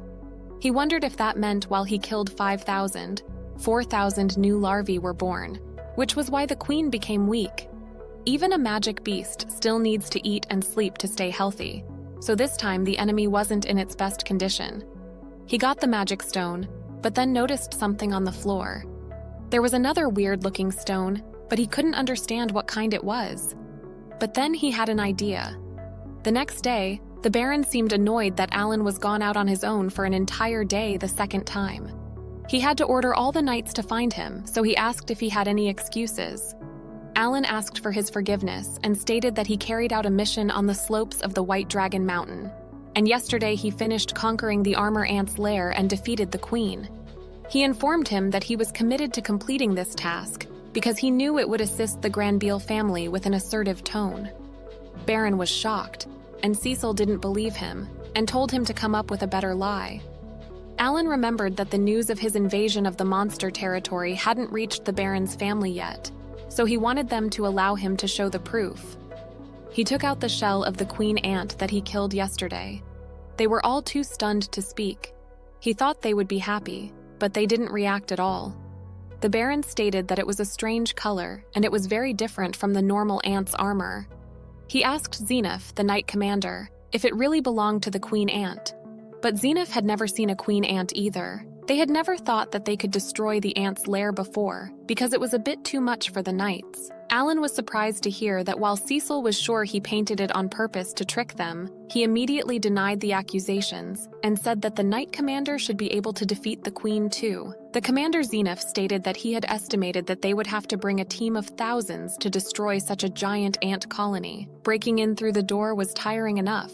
Not to mention it was a huge maze that was easy to get lost in. So they launched the campaign. The sacrifice would be huge, and no adventurers would even venture there either. He also mentioned that he had never heard of anyone successfully defeating them until now. The highest goal of the Knights' conquest was the orc and goblin villages. Cecil was still suspicious, and asked again if he really killed thousands of ants and explored the labyrinth. He confirmed exasperatedly. It was hard to say that he used summoned beasts to do that. He then wanted them to look at the stones he found in the Queen Ant's room, and asked if it was mithril. Not only the Baron, but even the emotionless commander seemed pretty surprised. The Baron couldn't believe that he could pick that up like something random. Now that he showed them the mithril, Alan was sure they believed him. Even Cecil seemed to believe him. The Baron told Alan to follow him and tell him all he needed to know. While they were leaving the area, Cecil was looking at Alan proudly. In the Baron's room, the commander asked Alan to show him the cave he conquered. The commenter stated to Baron that the knights would immediately be dispatched there. Alan interrupted and said that he also had a map of the cave, making them surprised again. The Baron stated that staying out all night was excused because his feat this time was remarkable. And with this recovery, he had added his name to the list of those who had discovered the nation's valuable mithril mines. According to the law, he was going to be entitled to 30% of the mining results according to the mining rights granted by the king. Alan seemed confused, so the butler explained that by default, half of the mithril would be given to the royal family, and the mining right was for those who were allowed to benefit from the rest. To be clear, 7 parts will be given to the king, and 3 parts will be Alan's, as the butler said. Alan did not expect this kind of big catch, but decided to enjoy it. Later on, Alan celebrated his 12th birthday in October. The Graviel family could mine mithril again after 100 years, and the mithril mine that he discovered would be exploited the following year. Amaranth's lair conquest had gone smoothly, and Alan no longer had to be concerned about money or threats from enemies. However, he still felt something was wrong. From the beginning, he just wanted to play like a plow to the top, and he didn't need peace. He decided that it was time to jump to the next level. He then was informed that the emissary of the royal family was here. He was definitely not happy to see Viscount Kellner again. The Baron asked what he was doing here, and he said that he brought an offer today. Graviel's and Kellner's clans had taken turns competing on both sides of the White Dragon Mountain up and down again and again for many years. He stated that the royal family wanted to solve this problem. When the Baron looked at the paper he gave to him, he saw that it was in order to manage the territory back in Long Mountain together. Viscount Kellner explained that the two families would manage this area, and the benefits were divided equally between them, so the conflicts and struggles over the years would gradually be removed. That contract was personally drawn up by the deputy judicial officer. The other guy informed him the only one who hadn't signed was him. The Baron politely refused the offer, but this caused him to have a tantrum in front of him. When he stormed out, the Baron asked if the Knight Commander was on White Dragon Mountain. If he got back in time, he ordered to tell him to come with him to the capital immediately. Cecil was concerned, but her father reassured her, promising that he wouldn't let anyone touch Graviel's territory. Alan thought about putting aside his resignation as a servant here for now. He overheard from the maids that if power were divided with that clan, the migration back to Long Mountain would be abolished. The idea of living in peace and managing together sounded good, but if the partner was that Kellner, there must be something weird. But if the Baron refused this time, he would be called greedy by everyone. Suddenly, they heard someone calling for Cecil, which made Alan go immediately to the source. There seemed to be a fight, and he noticed that they broke in through the window. He took out his sword and started attacking the big guy, but he was too strong. He had to use supplementary cards like Magic Fruit and Leaves of Life. While he was fighting with the guy, the Baron was informed about the intruder. Alan was fighting with his full power, but the poison was something that he could not escape from. Thank God Cecil was still breathing. He felt ashamed that they even kidnapped a servant like him. He found himself too impulsive. He tried to find a way to grasp the situation. A summoner could fight as long as he could see, so he used Chiapi to see. They were in some kind of warehouse. Someone named Dagraha came and asked if there were 2 kids in there. The other man confirmed him, and Dagraha warned him to not be arbitrary, as he wouldn't forgive him next time. He ordered them to kill the black-haired kid, Alan, to save space. Now it was clear that Dagraha was more dangerous than the other three combined. He came back from the battlefield, and he was just a fugitive who had been on the run for over a year. He overheard that they were planning to beat Zenith, the Knight Commander. One of them mentioned that Zenith had always fulfilled his duty for the past 10 years, so he wasn't sure if he could beat him.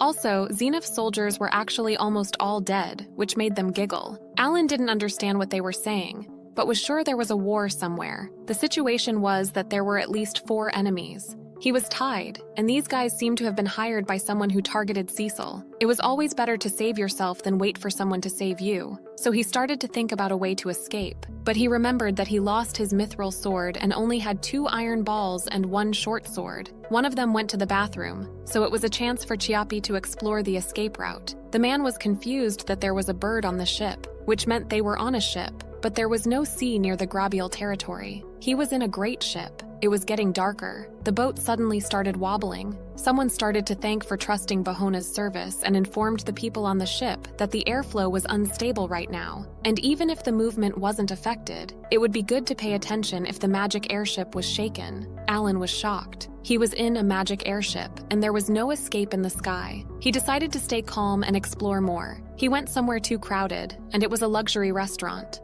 Looked like a lot of people were noticing him, so he wondered if he should ask them for help, but then noticed someone laughing vehemently, and it was no one other than Viscount Kulner. While looking at him hostile, he questioned if he was the one behind Cecil's kidnapping. The Viscount stated that he thinks the new deputy minister was the one to sit on the ministerial chair. The nomination for the deputy minister meant they needed to mobilize and allocate money in many places, and Backlong Mountain was also among them. He was really impressed by his dedication. He seemed like he couldn't wait to see the Baron's bitter face. The Viscount then asked if everything was going well, because if the Baron tried to make a fuss, it would be troublesome for them. But he said that he already had his daughter as a hostage. His daughter was his biggest weakness since he just lost his eldest son. They had sent a warning letter, and if he still refused to sign the contract, he was going to cut one of Cecil's arms. But if he crosses the territory to save his daughter, they could sue him for sedition. They also still had the cards to deal with Xenoph. He promised to thank him profusely once he received the mithril mining rights. The Baron was in a difficult position.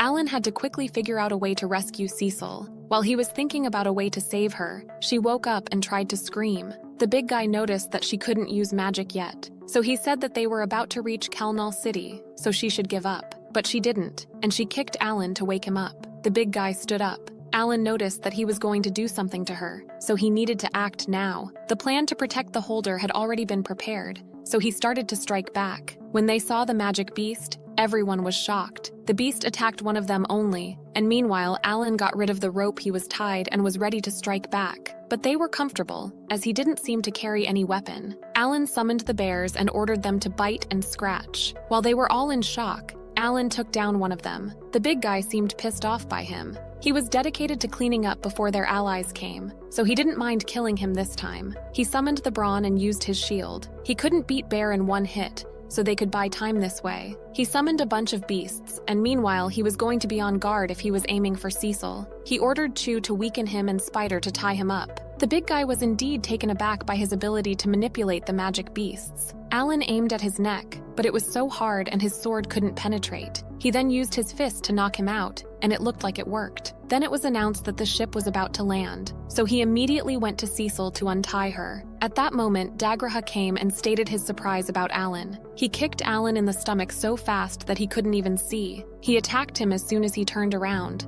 and it was as if he disappeared. Dagraha was surprised that he was a kid who hadn't learned a skill, but Alan tried to focus on saving Cecil first. Dagraha noticed that he was using Marazzi flowers, which seemed useless. Someone called for him, and it seemed like he knew that. However, that voice was actually Chiapi's special skill called Fake Voice, and it can imitate a voice that Alan used to hear. When Dagraha was distracted by the voice, he used a spider to grab Cecil and started to run. He had been frozen for a few seconds because of adrenaline, but then ordered Braun to stop him while he was running. Alan noticed that he ripped spider silk so easily, so Braun must be down. He noticed a parking lot, and it was about 100 meters above the ground. He told Cecil to jump. He had increased their defense first. so their endurance had been raised to safety. After counting down, he jumped with Cecil. When he landed on the ground, it hurt so much, even though he increased his endurance. Cecil was too shocked to say anything, but Alan seemed like he was satisfied and happy, and he was dedicated to going home together back to Grabiel. Alan checked Cecil's health and then started to run at full speed after warning her to hold on tight. He ordered Harrow to find a way out, and while running, he saw the Viscount walking with Dagraha. They were pretty sure that Cecil and Alan were dead because it was impossible to survive after jumping from such height. Cecil was very important in Calnal's plan, and if he knew that she was on the run, he would go after her with all his might. When the Guardian learned that they were from the Grabiel family, he let them out. Although he still didn't know exactly where this was, he remembered that the border gate between the two territories was in the north of the mountain range. If they follow that path,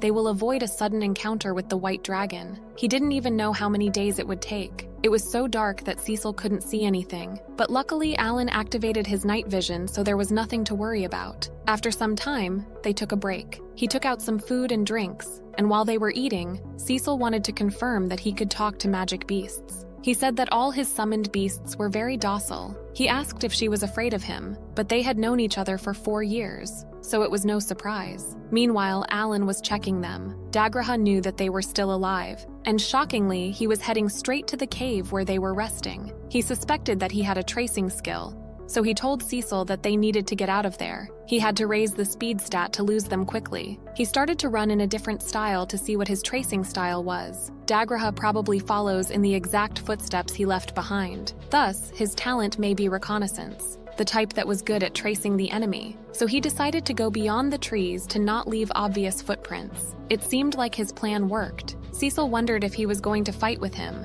but he was the leader of the group that forced them to the spaceship, so the chance of winning was very low. The view here was quite good, and the other direction was to the White Dragon Mountain. He ordered Braun to raise his shield and started to jump from one shield to another to not leave any footprints. They were already several kilometers ahead of them, and his speed had slowed down. They found a safe place to spend the night. It would take 3 days for them to arrive at their home, so it would be good to take advantage of the chance to rest. While she was lying down, she wondered why Alan was hiding his talent. He explained that it was not a good thing to say. Cecil fell asleep not so later, but he was still waiting for Dagraha to give up and go home. The sun rose, and apparently he found the footprints on the tree trunk, but the last footprint was a few kilometers away from him now. Dagraha figured that Alan noticed his skill and started to spiral run. Alan had to erase his footprints again. The morning of the second day after running away from Council City, at the northern border gate of the White Dragon Mountain, the soldiers saw Cecil and Alan. They seemed miserable, so until the carriage was prepared, they were going to rest. They were going to give them a horse, but Alan sensed something and told them to leave them like this.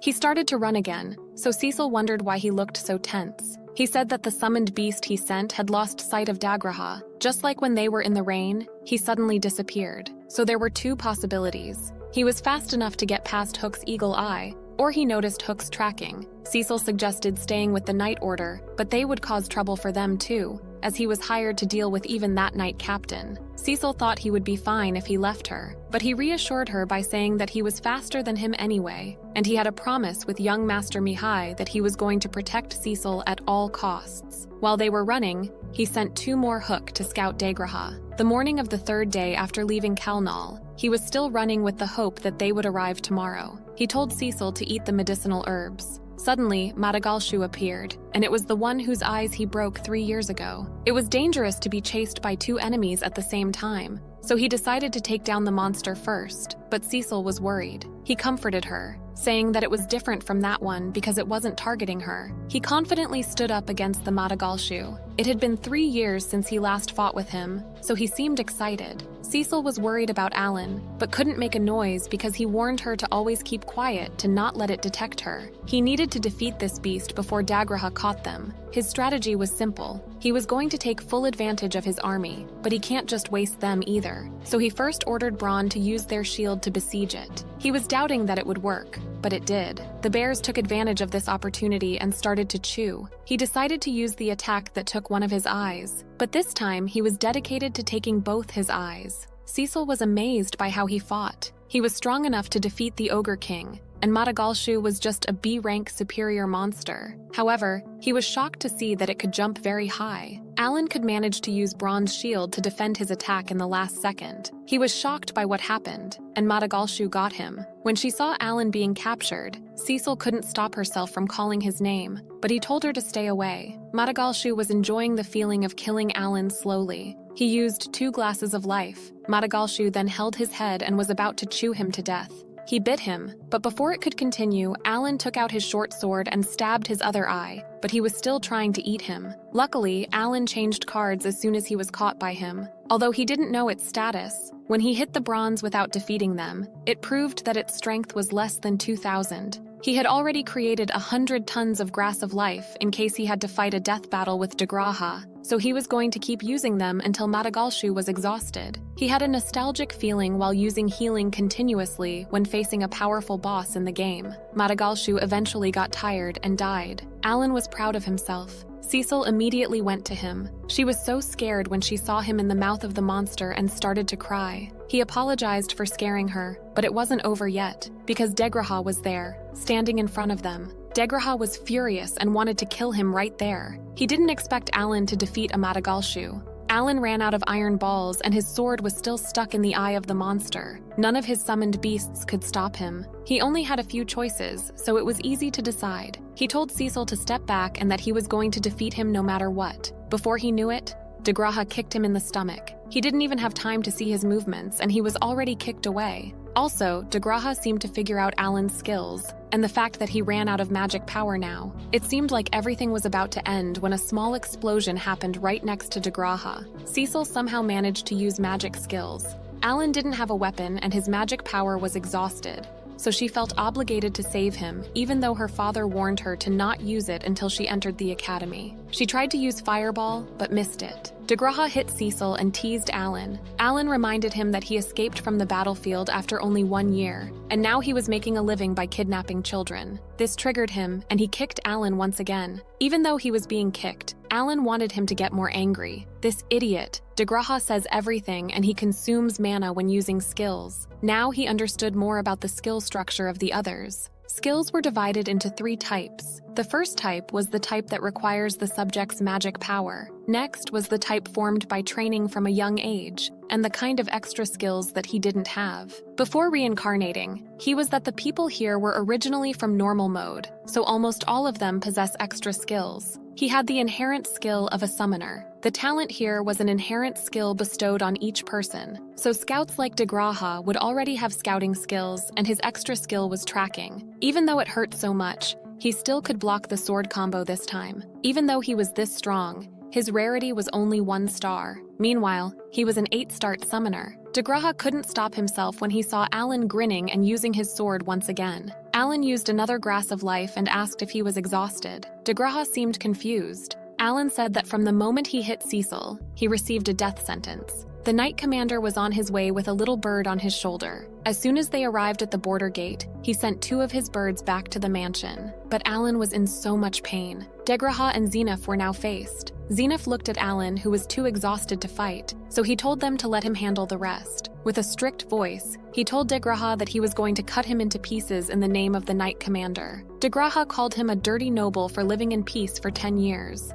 He said that he always enjoyed trampling on bugs that parasitized nobles like him, and made his first attack. But using Scout didn't seem to impress Zenith. He appeared in front of him and attacked with his sword, but Zenith was dodging him without moving a finger. Eventually, he managed to stab him, but he was unharmed even though the guy pierced the armor. Zenith, with the scariest voice and the glare, asked if he thought he was the only one who lost all his comrades sacrificed for him to live. Degraha thought he was running away from his destiny. With Aura Blade, Zenith sliced him in 2. He was a man of his word. Alan and Cecil were amazed by him. After that, they safely returned to their home and the Baron welcomed them. With that, the chase between them and Degraha ended after 4 days. In the next scene, Alan is taking his first bath in this world. The last quest was hard for him, but he also learned a lot. Now he needs to have a plan to resist poison and prepare clothes to change during the mission. And when the Knight Commander killed Degraha, if it was like a demonic beast, the increased experience would have already shown through the grimoire. but he didn't see any notifications. The bath was over, and it was time to report everything to the Baron. He wore his clothes and went to the Baron's office and told him about everything that happened. He explained that to win the position of Justice Minister, a lot of money needed to be raised, so the Royal Messenger and Kalnal colluded. The proposed case of jointly managed mithril mining was also part of their plan. The Baron was furious after hearing those information,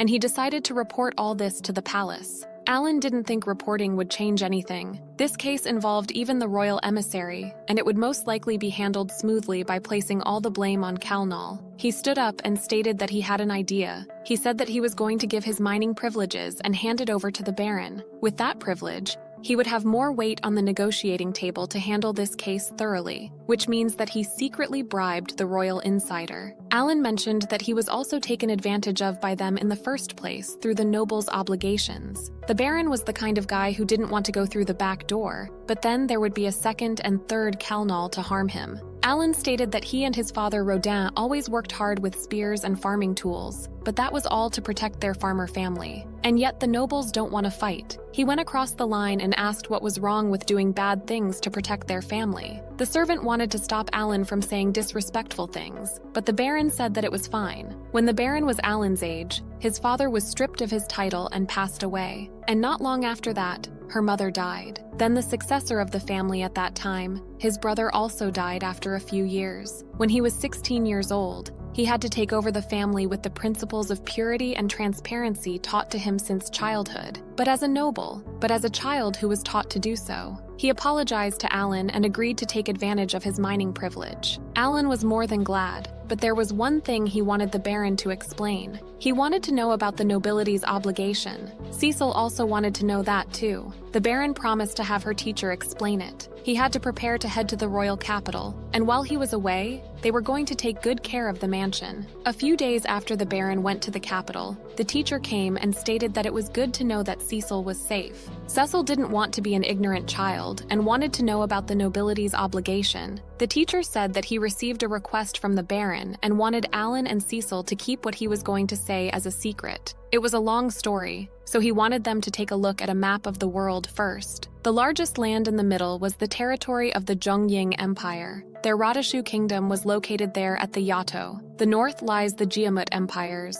In the past, the kingdom was invaded by the empire. It was peacetime now, the war was over. It was the history of the kingdom, and more of the people had been educated, but a nobility's obligation had been erased from the history. The truth of this world was still in another historical system. He pointed out the history of the Demon King, the history that comes from the forgotten continent where the Demon King was born. They got goosebumps even hearing his name. Alan had seen it before reincarnating, but he didn't know this world also had a Demon King. 112 years ago, there was a man who called himself the Demon Kind of the End, who wanted to make all kings surrender to him. But of course, the kings were not easily subdued. And 62 years ago, an event called the Great Disaster happened. All of a sudden, the demonic beast became ferocious and inexplicably violent. Because of the mysterious leveling up of the magical beasts, countless people died. Alan asked if the Demon King did it, but it was rumored to be the last move of the Demon King. Not long after that, the Demon King's claws also reached southward. A large army of demonic beasts of all B rank and above invited the Zhongying continent. Who was the Demon King, and how could he manipulate magic beasts? No one knew. The demon army didn't stop until there were no more people left standing.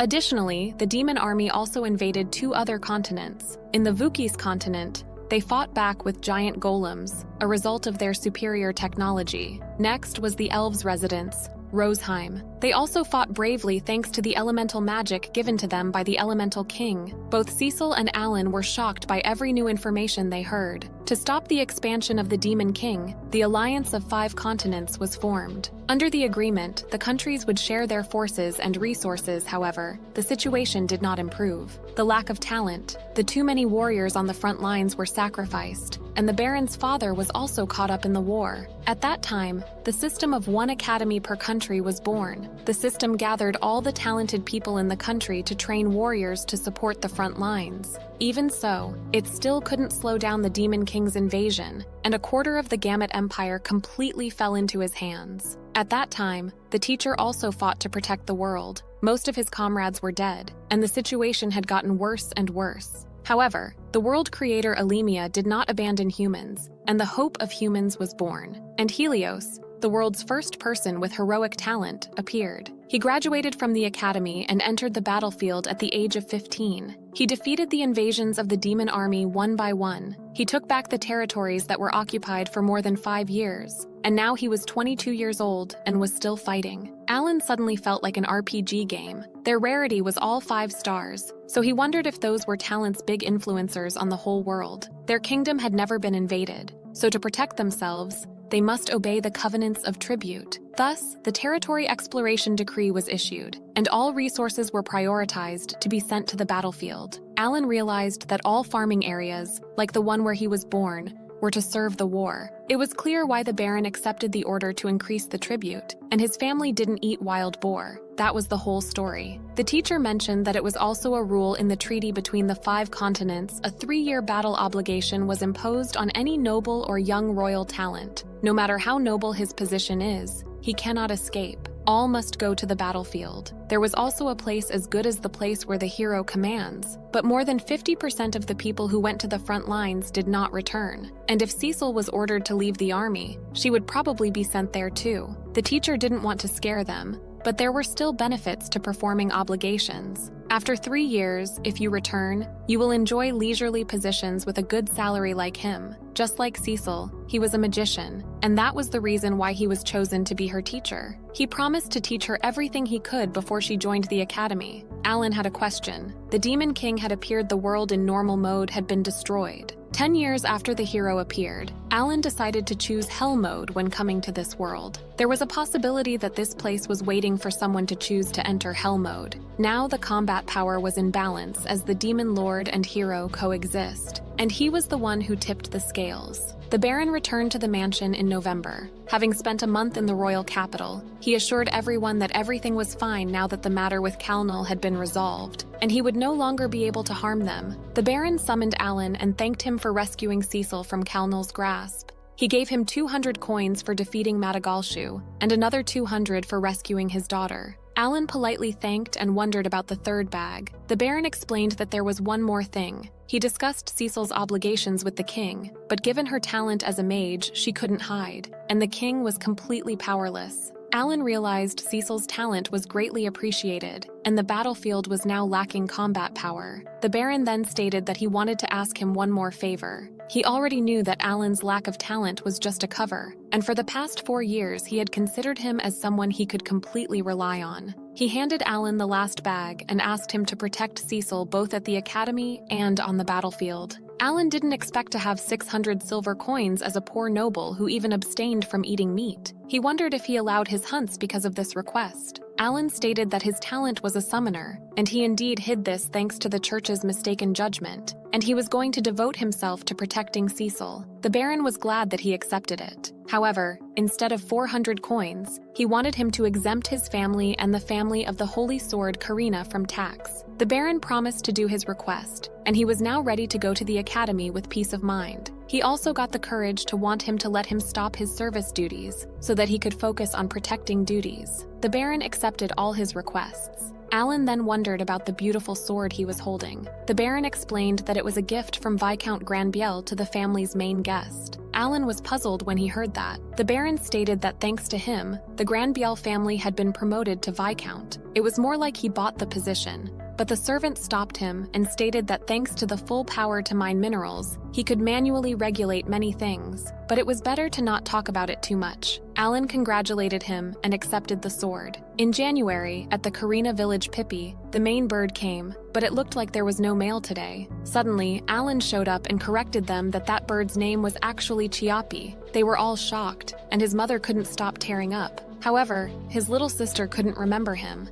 as the last time she saw him was when she was 1 year old. Alan felt horrible that his family didn't recognize him. They invited him inside, and Alan noticed that their house shrunk. While he was drinking soup, his brother mentioned that he read all of his letters, and his father wondered if he was going to the same school as Karina and Dogora. Her mother thanked him for sending them money, but was concerned that he could afford to live well. He told them to not worry about him, but it looked like he wouldn't be able to send money anymore. He said that he was taking a break from serving the Baron's house and would be going to the academy instead. Everyone was taken aback by this news. He shows them the sword he got as an award for saving Cecil. His mother was still in shock. His father asked what happened in the last 4 years. Instead of answering their questions, he took out 100 silver coins and gave them. His parents didn't want to accept it and told him to keep it and spend it in the academy, but he already had 600 silver coins left when he sold the armor ants. They were flabbergasted. He mentioned that it was a C-ranked monster that nests on the slopes of White Dragon Mountain,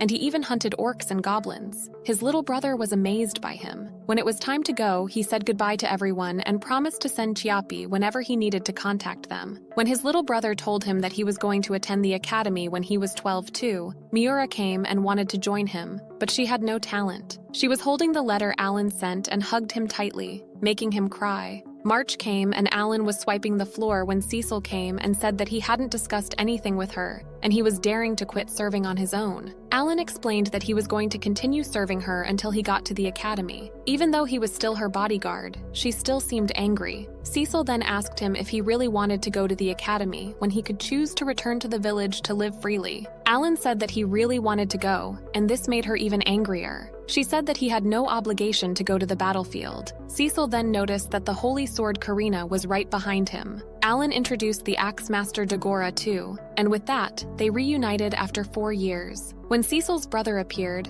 Karina was scolding Alan for not returning to the village earlier. He defended himself by saying that he couldn't stop studying for the exam and wondered if they were ready. They both seemed pretty confident about this exam. When Karina mentioned that she could even take down a giant wild boar, Cecil seemed intimidated by them. Alan reminded them that the exam had an academic test, but Karina ignored his question and asked him if he was taking the exam too. Since it was decided 3 months ago, he has been studying too. When Dagora remembered that he had a talent too, Alan apologized to them for lying. Dagora tried to make it seem like he already knew it, but Karina reminded him that he lost to Alan too. Alan introduced Cecil to Karina and Dagora. Cecil politely stated that it was nice to meet them, and then her brother Thomas introduced himself and hoped that they would become good friends with his sister. Karina immediately held her hand, wishing to help each other in the future while Dagora was stuttering. Karina wouldn't care if the other person was a noble, so it wasn't so surprising to Alan. The Baron came and asked if they were done with the introduction. He then thanked Karina for coming. Karina's friendly demeanor made everyone shocked. After greeting Dagora too, the Baron told them to relax at the Granville mansion for the next 3 days, and if there was anything they needed, they could just call his servant. They entered the mansion, and Karina was amazed at how big it was. They ate lots of delicious food and then jumped on their bed while Alan was swearing to Cecil that she was the Swordmaster. As expected of the Swordmaster who only appears once every 10 years, she was no different from the treasure of the whole kingdom. When Karina and Dagora were expressing their excitement about the academy and the dungeons, Cecil and Alan were concerned. Cecil asked if it was okay to tell them the truth. It was not okay, but they should wait for the right time to tell those two everything, because it was serious, life-threatening news. After graduation, Karina would also become a baron, and then the nobility's obligation would be activated, and they were going to have to go to the battle together with Cecil. Dagora could join them later. They were all going to be living at the academy together, so Alan hoped they would get closer during this time. 3 days later, they were already in pact. Thomas came and asked Alan to help Cecil learn to fight on her own. Cecil's mother studied the history of the Demon King at the Nobles Institute, but at the academy, the Baron wanted Alan to not reveal this to the other students and just study hard.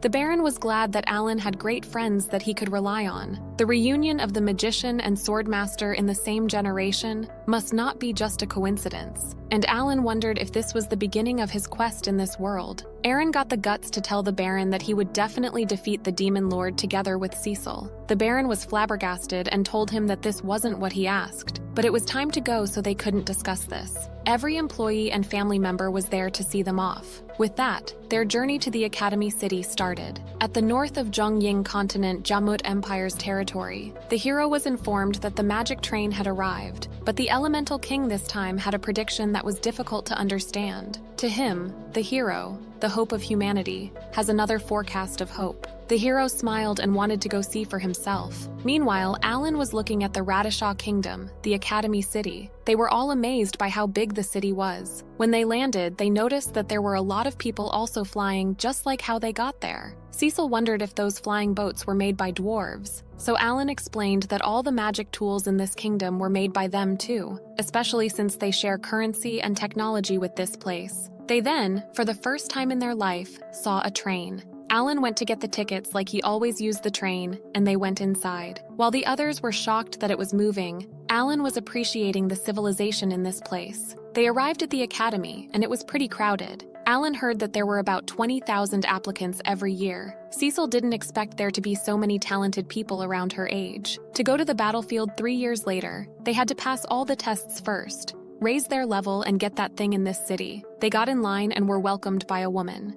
She informed them that before they start the exam, they need to re-examine their talent. The first one to try was Dagora. He had a great talent, and the woman told him to proceed to the Academy C test. But Dagora was disappointed as it was exactly the same as when he first did it. Next was Cecil. Her talent and stats were both excellent. The next one was Karina, and she was welcomed by the woman too. When it was finally Alan's turn, he had a bad feeling. He touched the crystal, and the crystal shone so much that people closed their eyes. But unfortunately, all his stats were E, so he failed. The messed up talent text had been fixed, but because of Hell Mode, his growth rate was all E. Cecil was sure that there was a mistake. Alan tries to comfort Cecil by saying he would still be there to protect her even though he can't attend the same school, which makes them angry. The principal came and asked what was that fuss about. While Alan was looking at him, the principal wondered why was it all E when the aura was so intense just now. He also wondered if his servant knew anything about this summoner talent, but unfortunately, he had never heard of this talent. While they were discussing if it was the inspection device faulty, Alan realized that Helmios was the hero who carried the hope of humanity. Furthermore, the school's principal is an elf who rules over the academy. Cecil and Alan got so nervous. The hero looked at Alan and stated that his offensive power was 570, and both intelligence and magic power were around 1630. The stats were close to that of a great mage. However, he didn't see any magical abilities. Alan was shocked that he could see his status. When he said it was his talent that he didn't understand, Alan seemed annoyed. He apologized to Alan and stated that it was the appraisal machine's fault, but he really wanted to see that summoner ability first. Cecil was about to tell him to summon something, but he stopped her and wanted him to introduce himself first. He said that he was Helmios, often referred to as Hero. He then wanted him to use the appraisal machine to show him his ability so that everything would be fair. When Helmios touched the machine, everyone saw that he was even stronger than the Swordmaster. It was Alan's turn, so he summoned Kurosuke. They were pretty surprised to see it. Alan found it amazing that he had the skill to assess other people's stats, but he couldn't see the bonus stats from his beast summoning and grimoire, and he was pretty annoyed by him. He proved that he had the ability, so he excused himself, and they moved to the next exam. Usually 1 out of 3 people fail the exam. Only by coming here would he know if he really has the strength to enter the school. Academic assessment exams include math, national language, and history. There were also tests of magic beast knowledge and judgment. The results were out not so long later, and Dagora grade B, Cecil A, Karina C, and Alan was S. They were informed that the uniforms would be distributed soon, so they had to line up in an orderly fashion. Cecil wondered where they were going to stay. Alan said that instead of staying in a dorm, he suggested renting a house and living together. They all agreed with that idea. Before entering the school, they needed to register for the Adventurer certification. After that, they would be considered accommodations. They went to the Adventurers Guild, and the receptionist told them to wait a moment while they did the certification. Alan wanted to buy more D-rank magic stones. Cecil explained to Dagora that every time Alan has a chance, he orders 10,000 stones. Alan wanted to buy 100 gold coins worth, but the receptionist stated that she could only accept 10 gold coins with the amount available. There was a dungeon in the city, so she suggested he earn more. After 3 years, he had a total of 2 million stones. Magic stones were an important resource to run grimoires. They were essential in this war, so he had to always stock enough even if he had to buy it at a high price. Their certificate was ready, and they all got it. The woman asked if they were going to explore dungeons together, and then offered them to register as a party. Alan asked Cecil to name their party, but Cecil wanted him to choose it. After thinking for a while, he comes up with the name Game Junkies. They were pretty confused, so he explained that Game Junkies means those who bet everything to reach the top. In his previous life, due to being busy with work, he hadn't reached the level of a true try-hard gamer. Now he had an 8-star talent, even cooler than a hero, so he must live a solid and majestic life. His main goal was to become the strongest. After getting answers to all his questions, they started to look for a house, and a state agent showed them the house that met their requirements. It was comfortable enough to accommodate 20 people, very suitable for dungeon explorers, and the location was very close to the dungeon and food court. The rent per month was 10 gold coins, so Alan didn't think twice. In the dining room, while they were having lunch, Alan and Cecil told Karina and Dagora to feel free to eat while listening to their story, and started to tell them about the nobility's obligation. After finishing their story, Alan stated that he was going to defeat the Demon King and all of the demon army together with Cecil. Karina was already with Alan in this goal. Alan told Dagora that the chances of surviving were only half, so he should think about it slowly. But defeating the Demon King and becoming a hero forever known sounded cool to Dagora, so he was in. Suddenly, a book appeared in front of them, and on the cover, it was written that Karina, Cecil, and Dagora had become a teammate. Alan was more surprised that the others could see it. He wondered if that was because they were a team now. Karina asked what they needed to prepare to fight the Demon King. He explained that there were 3 crucial things: practice through dungeons and become fully equipped. There also must be a teammate with the recovery talent. The next one was a personal matter, but since he was born, his growth rate had been equivalent to that of 100 people put together. That's why he always needs a huge amount of magic power and magic stones to surpass normal training. And a solution might be in this city, Magic Recovery Ring. That's why he always collects magic stones. Everyone would be very busy from now on, so it was time to rest for them. The first day of school arrived, and they were heading to their first class. There were 100 classes with 30 students per class, so 300 passed this year's exam. It felt like he was in high school again. Their homeroom teacher, Karlova, came and introduced himself to the class. Normally, he was the guild master of the Adventurers Guild in the royal capital, and his talent was swordmaster. He was transferred here because a sword saint was enrolled this year. Not Karina got the class's attention. Meanwhile, Alan was thinking about the Adventurers Guild cooperating with the 5-Continent Alliance. The teacher explained that this class included serfs, commoners, and a few nobles, but that didn't matter. He strictly told them to drop the formal speech when talking with each other, because they were now students of the academy. Alan teased Cecil and called her by her name for the first time, and she was so pissed off that she immediately choked him. The school had classes 4 out of 6 days a week. General education in the morning and afternoon classes was based on each student's talent. Naturally, there was no summoner class, so Alan had been given the liberty to join any class. On their first holiday since attending the academy, they were going to a rank C dungeon. Cecil was not happy with Alan and Karina's excitement. Someone told them to go to room 205, so they started to look for that room. Thanks to Alan, they were all ready to go, and all their gear cost 150 gold. They arrived at room 205. When they went inside, they saw a huge cube, and it was talking. It was the manager of the dungeon operating system, C205, and it would transport them to the dungeon in another dimension. The dimension they were sent to changes, and other adventurers would be unable to access their room. Alan got too excited about them being sent to a separate server. Cecil asked what was with him, and he said that everyone was playing on different servers, so he could use summons freely without worry. After answering all their questions, the cube sent them to the dungeon. The entrance of the dungeon appeared in front of them. There were no lights or windows, but it was quite bright. Alan was mapping the area with his summons, so he knew where to go. He told them to take the next left. Since there were only low-ranked monsters here, they were going to take the shortest route, and he told them to ignore the treasure chest, which could be a trap. He then took a look at the statuses of their new teammates. He felt so excited when he was checking the status of their party members. He told Cecil to take the first slime. She used a fireball to kill it in one attack. That was her first time killing a monster. Alan then reminded Karina and Dagora that they could use their skills, but they didn't seem to have enough knowledge. 2 monsters came, so Karina and Dagora took them easily. Cecil leveled up for the first time, so she felt quite energetic. With that, they cleared the first floor in 1 day. In the dungeon, no matter where in the middle you stop, you can continue from there the next day. So he found a way to take advantage of this convenience. He left the hunting on that floor to the summoned beast. He just arranged to summon beasts all over the dungeon and go to school with peace of mind. Sweeping one floor per day would yield about 200 magic stones each day, and the deeper you got in the dungeon, the higher amount of magic stones and experience gained. On their 5th day of studying while exploring the dungeon, they reached the 6th floor and encountered the bottom floor where the boss of the dungeon was located. Cecil found this as an opportunity for everyone to learn more about Alan's talent, so they leave this boss to him. He had used 35,000 D-rank magic stones and then 7,000 magic balls to upgrade the power. By only using his bears,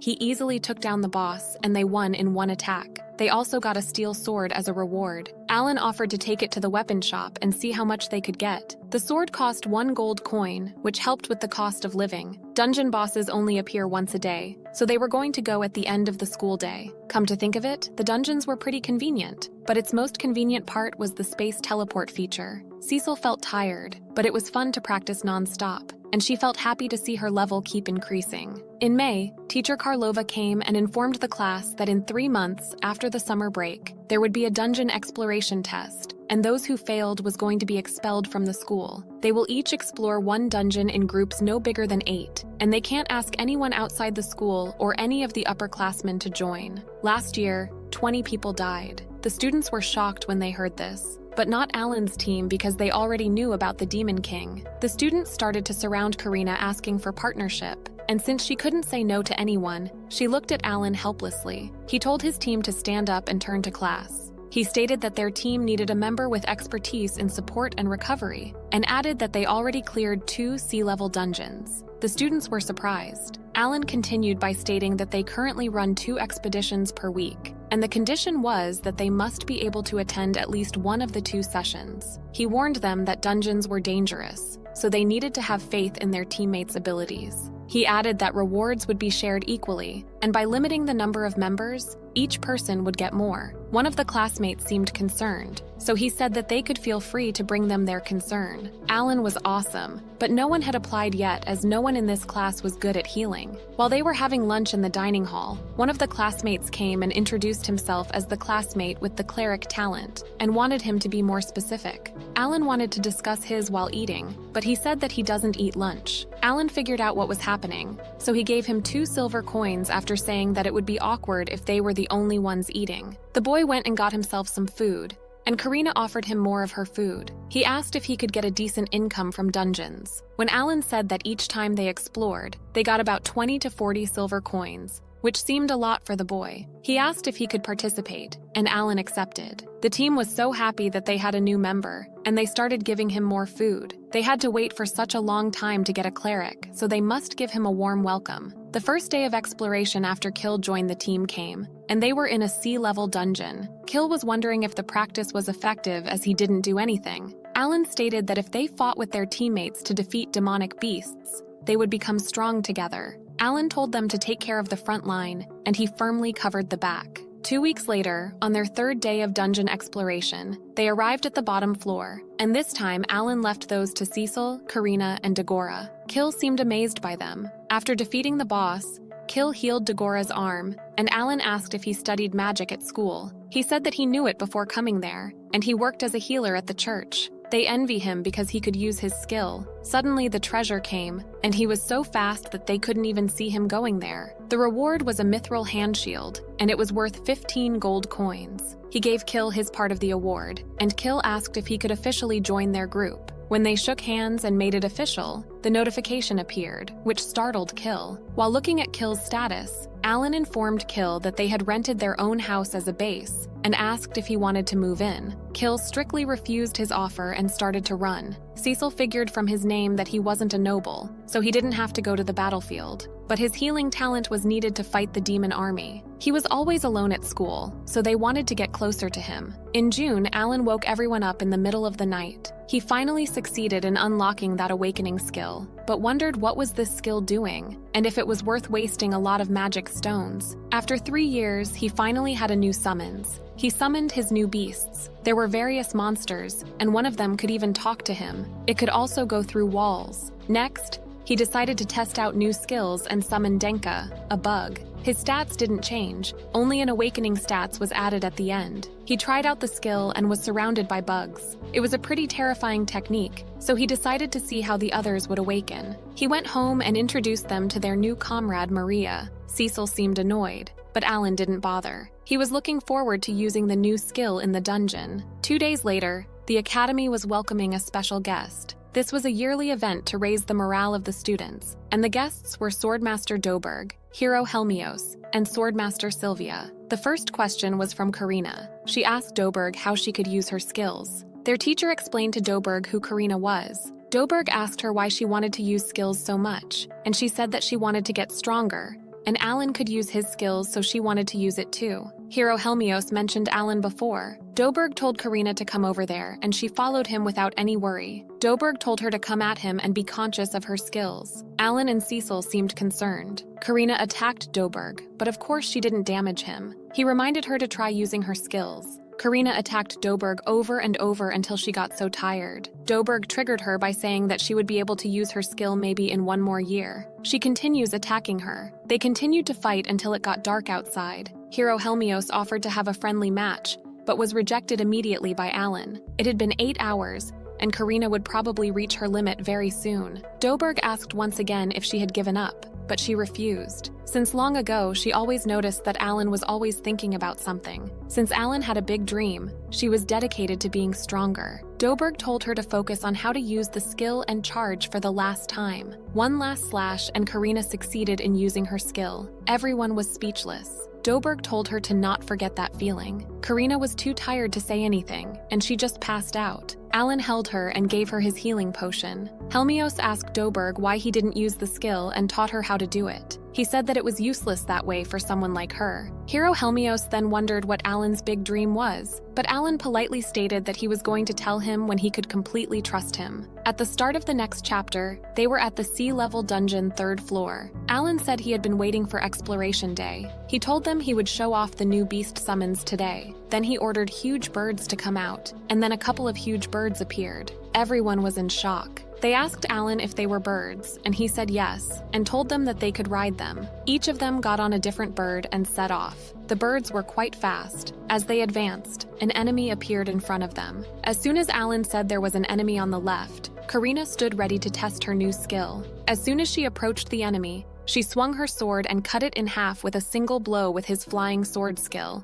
After that, she said she could do anything with her skills. Dagora told her in a jealous tone that she was the best. Maria appeared on the shoulder of Alan and told him that the magic stone had fallen out. He thanked Maria and said rather than the horse cavalry, they were the beast cavalry now, which seemed cool. On the last floor, Cecil said it was not even noon yet, but they had already passed the last 2 floors and defeated the boss. Meanwhile, Karina had formed such an emotional bond with her bird that she even gave it a name, which was Fran. She said Fran was fast. Alan was looking at Kill and thinking that despite steadily increasing his income, he skipped lunch. He thought he had only seen him cheered up when he saw the treasure chest. And with that, they had finished conquering 3 C-rank dungeons. Karina wanted to celebrate Kill becoming an official member of the group and wanted to give a feast. However, Kill said he would feel bad for the rest of his household. Alan asked him if his family was from that city. He said no. The 8 of them moved there together when he got into the school. Kill said his family also couldn't find a job, so they couldn't earn anything. So if it was just him enjoying things,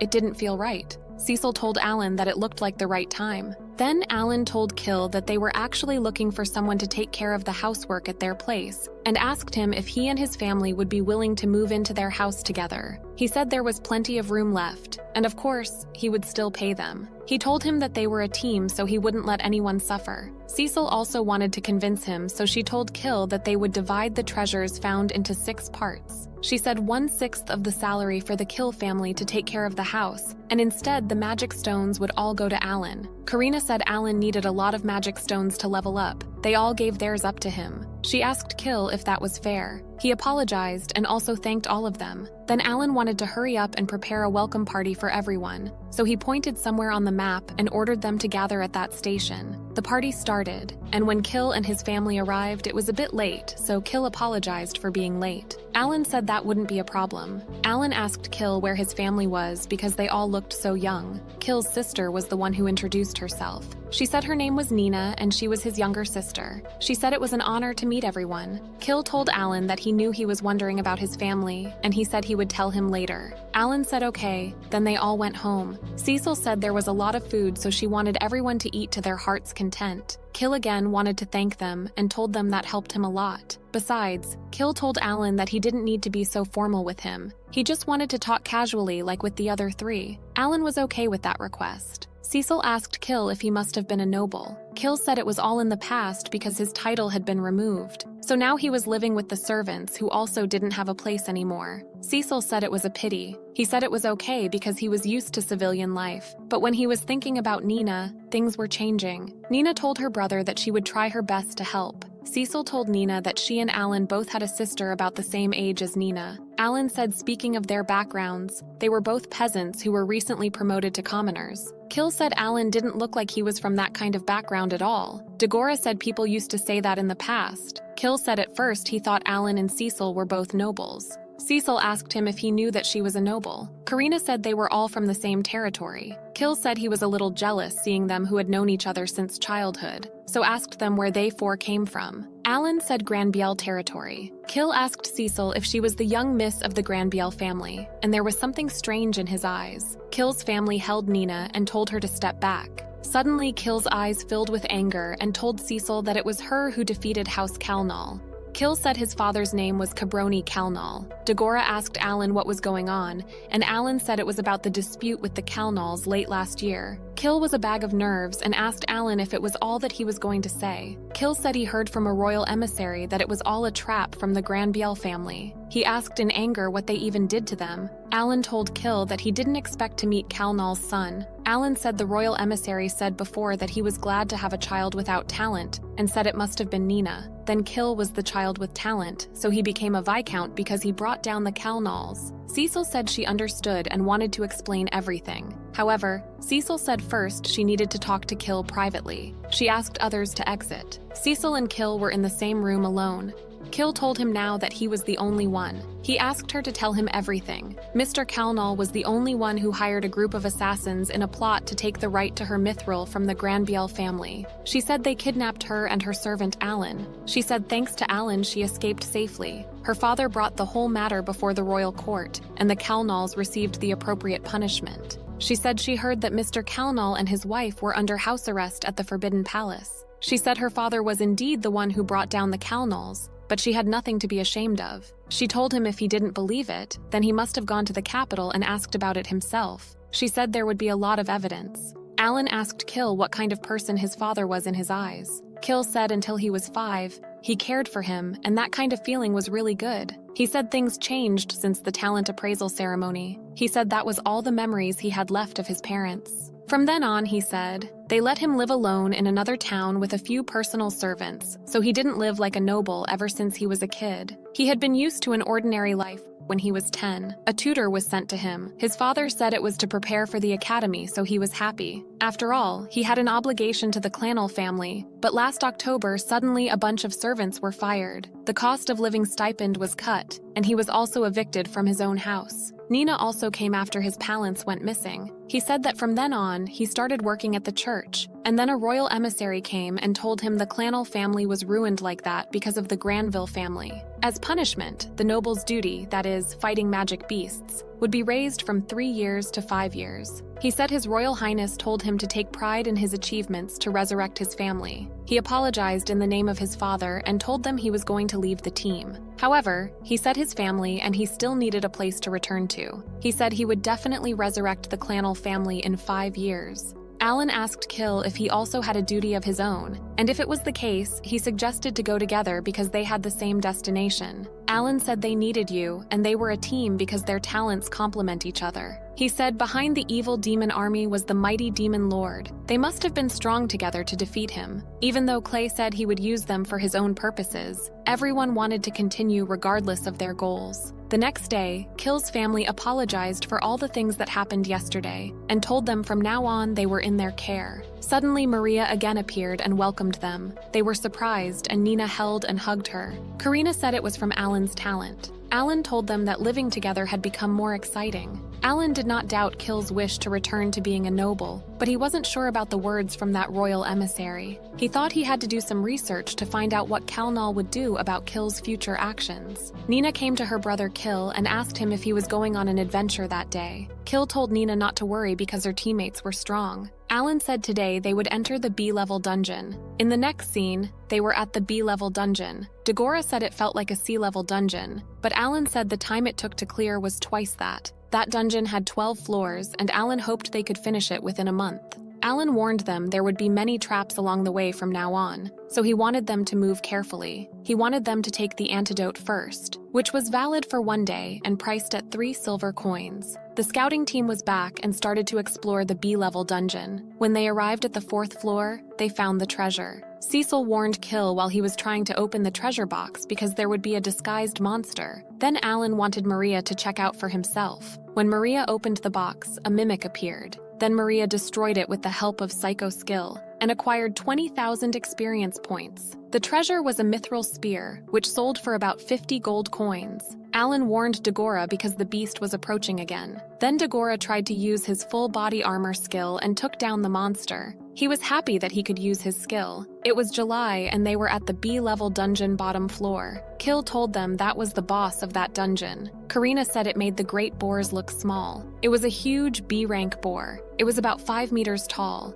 Alan wanted not to be complacent at this time. Looking at the stats, it was true that they could not lose. They all worked together and did their best. Alan was in command and they defeated one huge boar and acquired 24,000 experience. They were all happy that they defeated a B-rank monster. Meanwhile, Kill dramatically restored health to allies within a 10-meter radius, including summoned beasts. Then they found a silver box, and there was a scarletite knuckles, which was made of flaming metal ore, more precious than mithril. Kill said no one used it as equipment, so wanted to sell it and make a lot of money. He thought it would probably be worth about 100 gold coins. Alan said he thought Kill was trying to make money for his family, but maybe he just really liked money. He thought Kill would be a money maniac or Elkia money addict. Alan thought it was the first B-level dungeon with this growth rate. They would fail on the battlefield again and again, so the demon army must be extremely strong. He thought he had to raise everyone's levels even more and his own too. Each floor in a B-level dungeon yielded about 200 magic stones,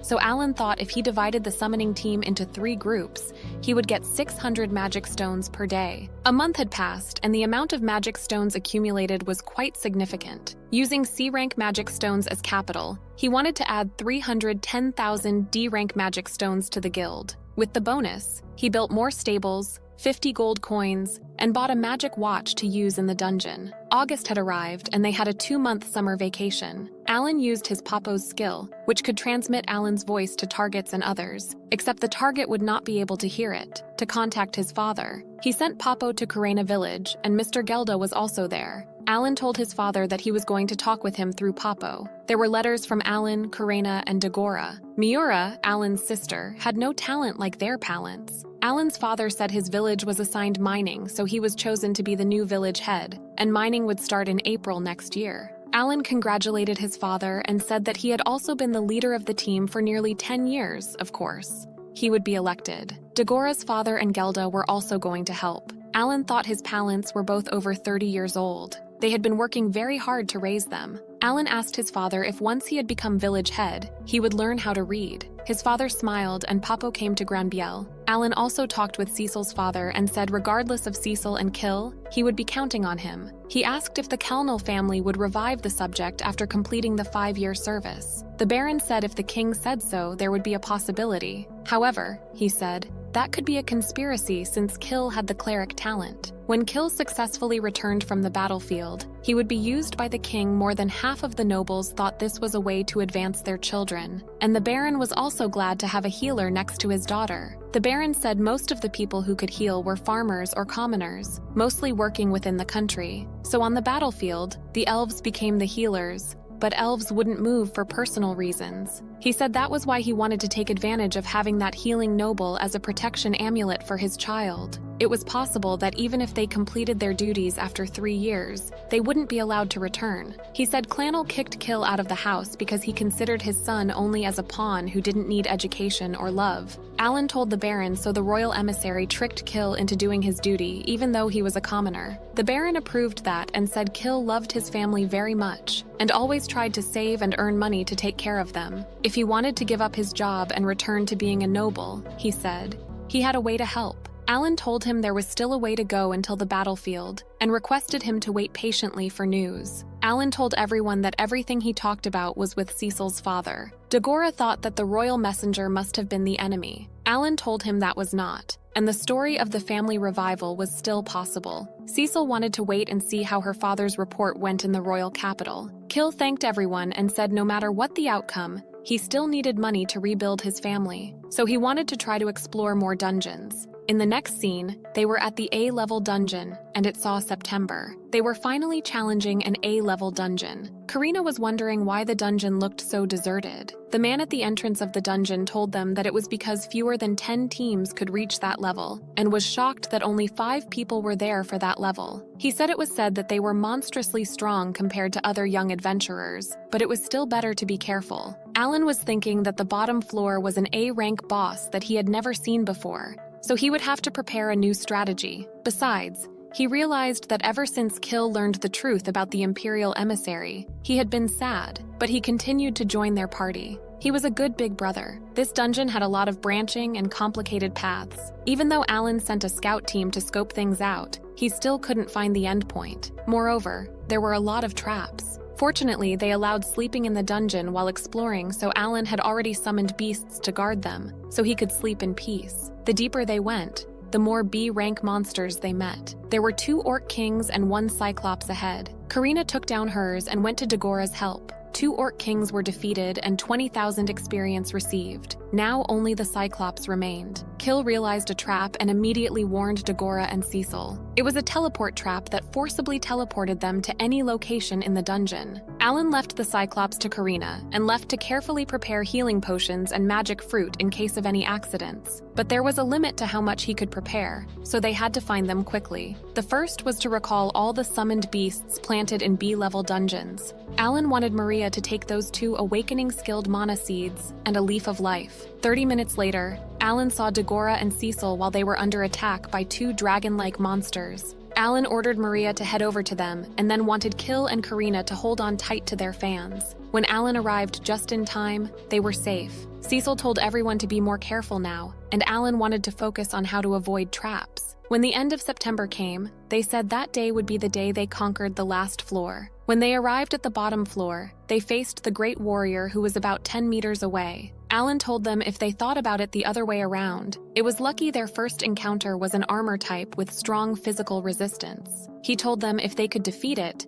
then it would prove that other A-rank monsters wouldn't be a problem. Furthermore, if they succeed that time, their level would also increase significantly. Alan was thinking that they were getting farther and farther ahead of him, so he thought maybe he should have changed his cards to use a new formation. There were 3 options. The first one was Shark Oil, which increased the critical damage rate and was effective for 24 hours. The second one was the Substitute, which took the target's direct damage within a 50-meter radius range. The last one was the Flicker, which cancelled physical or magic attacks to a certain extent. Its effect lasted for 1 hour, and cooldown time was 1 day. Alan first summoned Team Cabello and then activated the maximum firepower. He defeated 10 Orc Kings and received 200,000 experience. He said now that was what a spell should have looked like. The boss was still there, and it was his time to be defeated. They all went together to kill him. Karina was stuck under the fist of the Great Warrior, but she said she was fine. After attacking him one by one and tiring and exploding some parts of him, Alan told them that they should take advantage of the situation and fully attack. They defeated 1 Great Warrior and received 480,000 experience. Everyone was so happy. The A-rank magic stone was really big. Then they saw the wooden treasure chest. They opened it and found a scarletite axe, which suited Dagora better than Mithril axe. Dagora thanked everyone for getting him that far. Alan thought it wasn't even a real battlefield, but it was already tense, so he had to level up and upgrade his equipment even more. When they proceeded, they came across a huge flying magic cube. The The magic cube said hello to members of Game Junkies. It gave them an A-level dungeon clearing certificate. There was a mark on it. It said after obtaining 5 marks from clearing an A-level dungeon, that card would convert to a certificate of eligibility to explore S-level dungeons. They all seemed so overwhelmed to hear about the S-level dungeon. They wondered how big that level's monster would be. Kill was thinking about the treasure because he thought the treasure also would be worth a lot. Thus, the summer of exciting adventures had come to an end. In October, Alan turned 13 years old and went back to school after summer vacation. His other classmates were thanking him for giving them advice. They were shocked to hear that Alan's team cleared the A-rank dungeon, but it was expected from the swordmaster, Karina. Cecil asked what he was going to do after class, and he said that he was going to go around and find a way to practice more sword skills. Karina wanted to join him, but he refused as he couldn't stack cards to increase his combat power, because he was letting the summoners hunt in the A-rank dungeon. Their teacher came and grabbed Karina, saying that she would practice with him. One of their classmates, Leifo, came and wanted Alan to practice with him. While practicing with him, Alan recalled the previous practices he made with Mihai. 3 hours later, Karina and the teacher were still practicing. He expressed his thoughts about them being able to clear the A-rank dungeon, so Karina thanked him. This made him remember the time Alan said about Karina. He then remembered that the principal called for Alan and Karina to meet him. Karina looked suspiciously at Alan, but he was sure they didn't do anything. He only met with the principal during the entrance exam, so he was curious. The teacher asked what happened after they got the A-rank dungeon completion certificate. Alan said that before they graduated,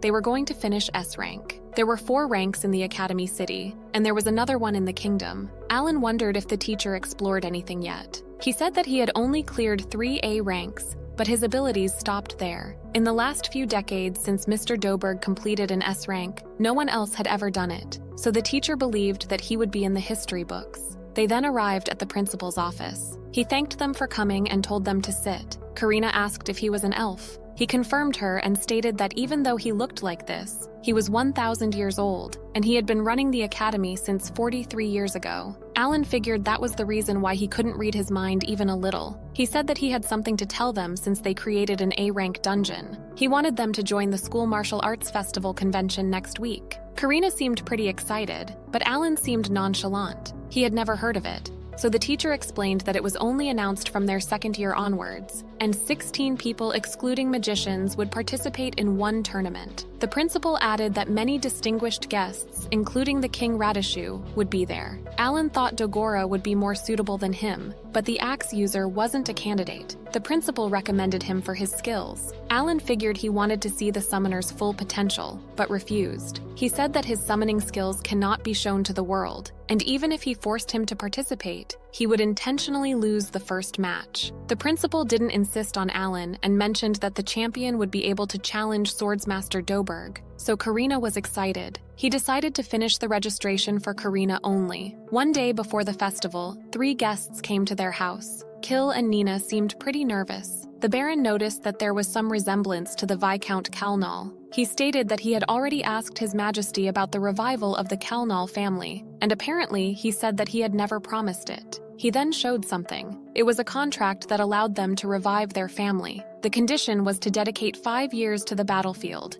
and if they make significant achievements, the time limit will be shortened. The Baron then swore on the honor of the Granbeels and the Hamiltons. Leifo approached and introduced himself. He was going to testify on behalf of his father, Earl Hamilton, who was the Lord Patron to both Granbeels and Kalnals. A Lord Patron was someone who took care of subjects that were lower-class nobles. Leifo mentioned that while Kill was on duty, the rest of the Kalnal family would be taken care of by the Hamiltons, which made them pretty happy. But Kill couldn't understand why the Baron was doing so much for him. The Baron stated that if he was a noble, he had to take responsibility for his actions, and what needed to be done must be done. He had one more thing to say. He stated that the royal messenger who used to hang out with Kalnal, and the one who met him, never revealed whose orders they received, but they served the same royal personage. That was Crown Prince Inbel von Radishu. The current king's grandson is expected to be his successor. Since he didn't have enough evidence, the king couldn't do anything. This means that the guy who tricked Kill and kidnapped Cecil is still out there. The Baron added that His Majesty was already old and would probably only reign for about 5 more years before ceding the throne, and it was hard to predict what the new king would do with this contract. Kill said that thanks to everyone,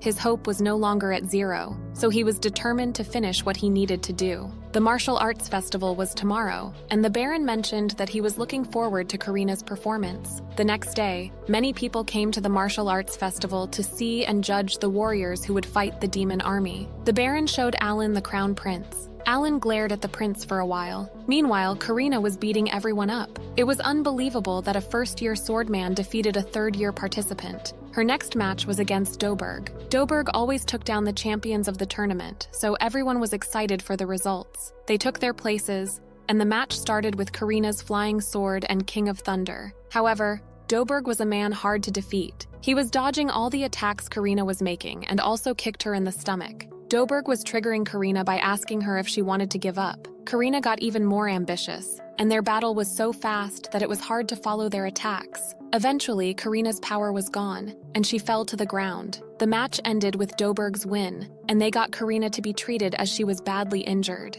Alan personally went and healed her. Karina was crying her eyes out as she lost against Doberg, even though she did her best. Alan comforted her by saying that she shouldn't be disappointed because she had proven herself a lot stronger, and the next year she would be able to defeat him easily. The Baron came and applauded Karina. He stated that it had been 10 years since he had seen two swordsmen compete. Suddenly, the prince came and wanted to talk to the Viscount. The Baron agreed to speak to the crown prince. The prince thought the royal family should reward the lord of a land that produced champions. One of his soldiers told his servant to wait outside as they were already there for protection. The crown told the Baron to sit, but Alan interrupted and offered him a seat. It was a successful entry. Cecil and the others could rely on the knight's captain, but Alan wondered what this prince was up to. The prince mentioned how well the Granbiel territory was developing, and it produced a swordmaster and had a mithril being mined again. Moreover, they even destroyed the Calnals, and this event was called the Granbiel Incident by the world. He added that the Gamut Empire was asking for more elites to be sent to the battlefield. He told him to let his daughter, the Swordmaster, and the Calnal boy go this time, and added that there was also the alternative of joining the clergy. The Baron was shocked. Before the Baron could say anything and mess up,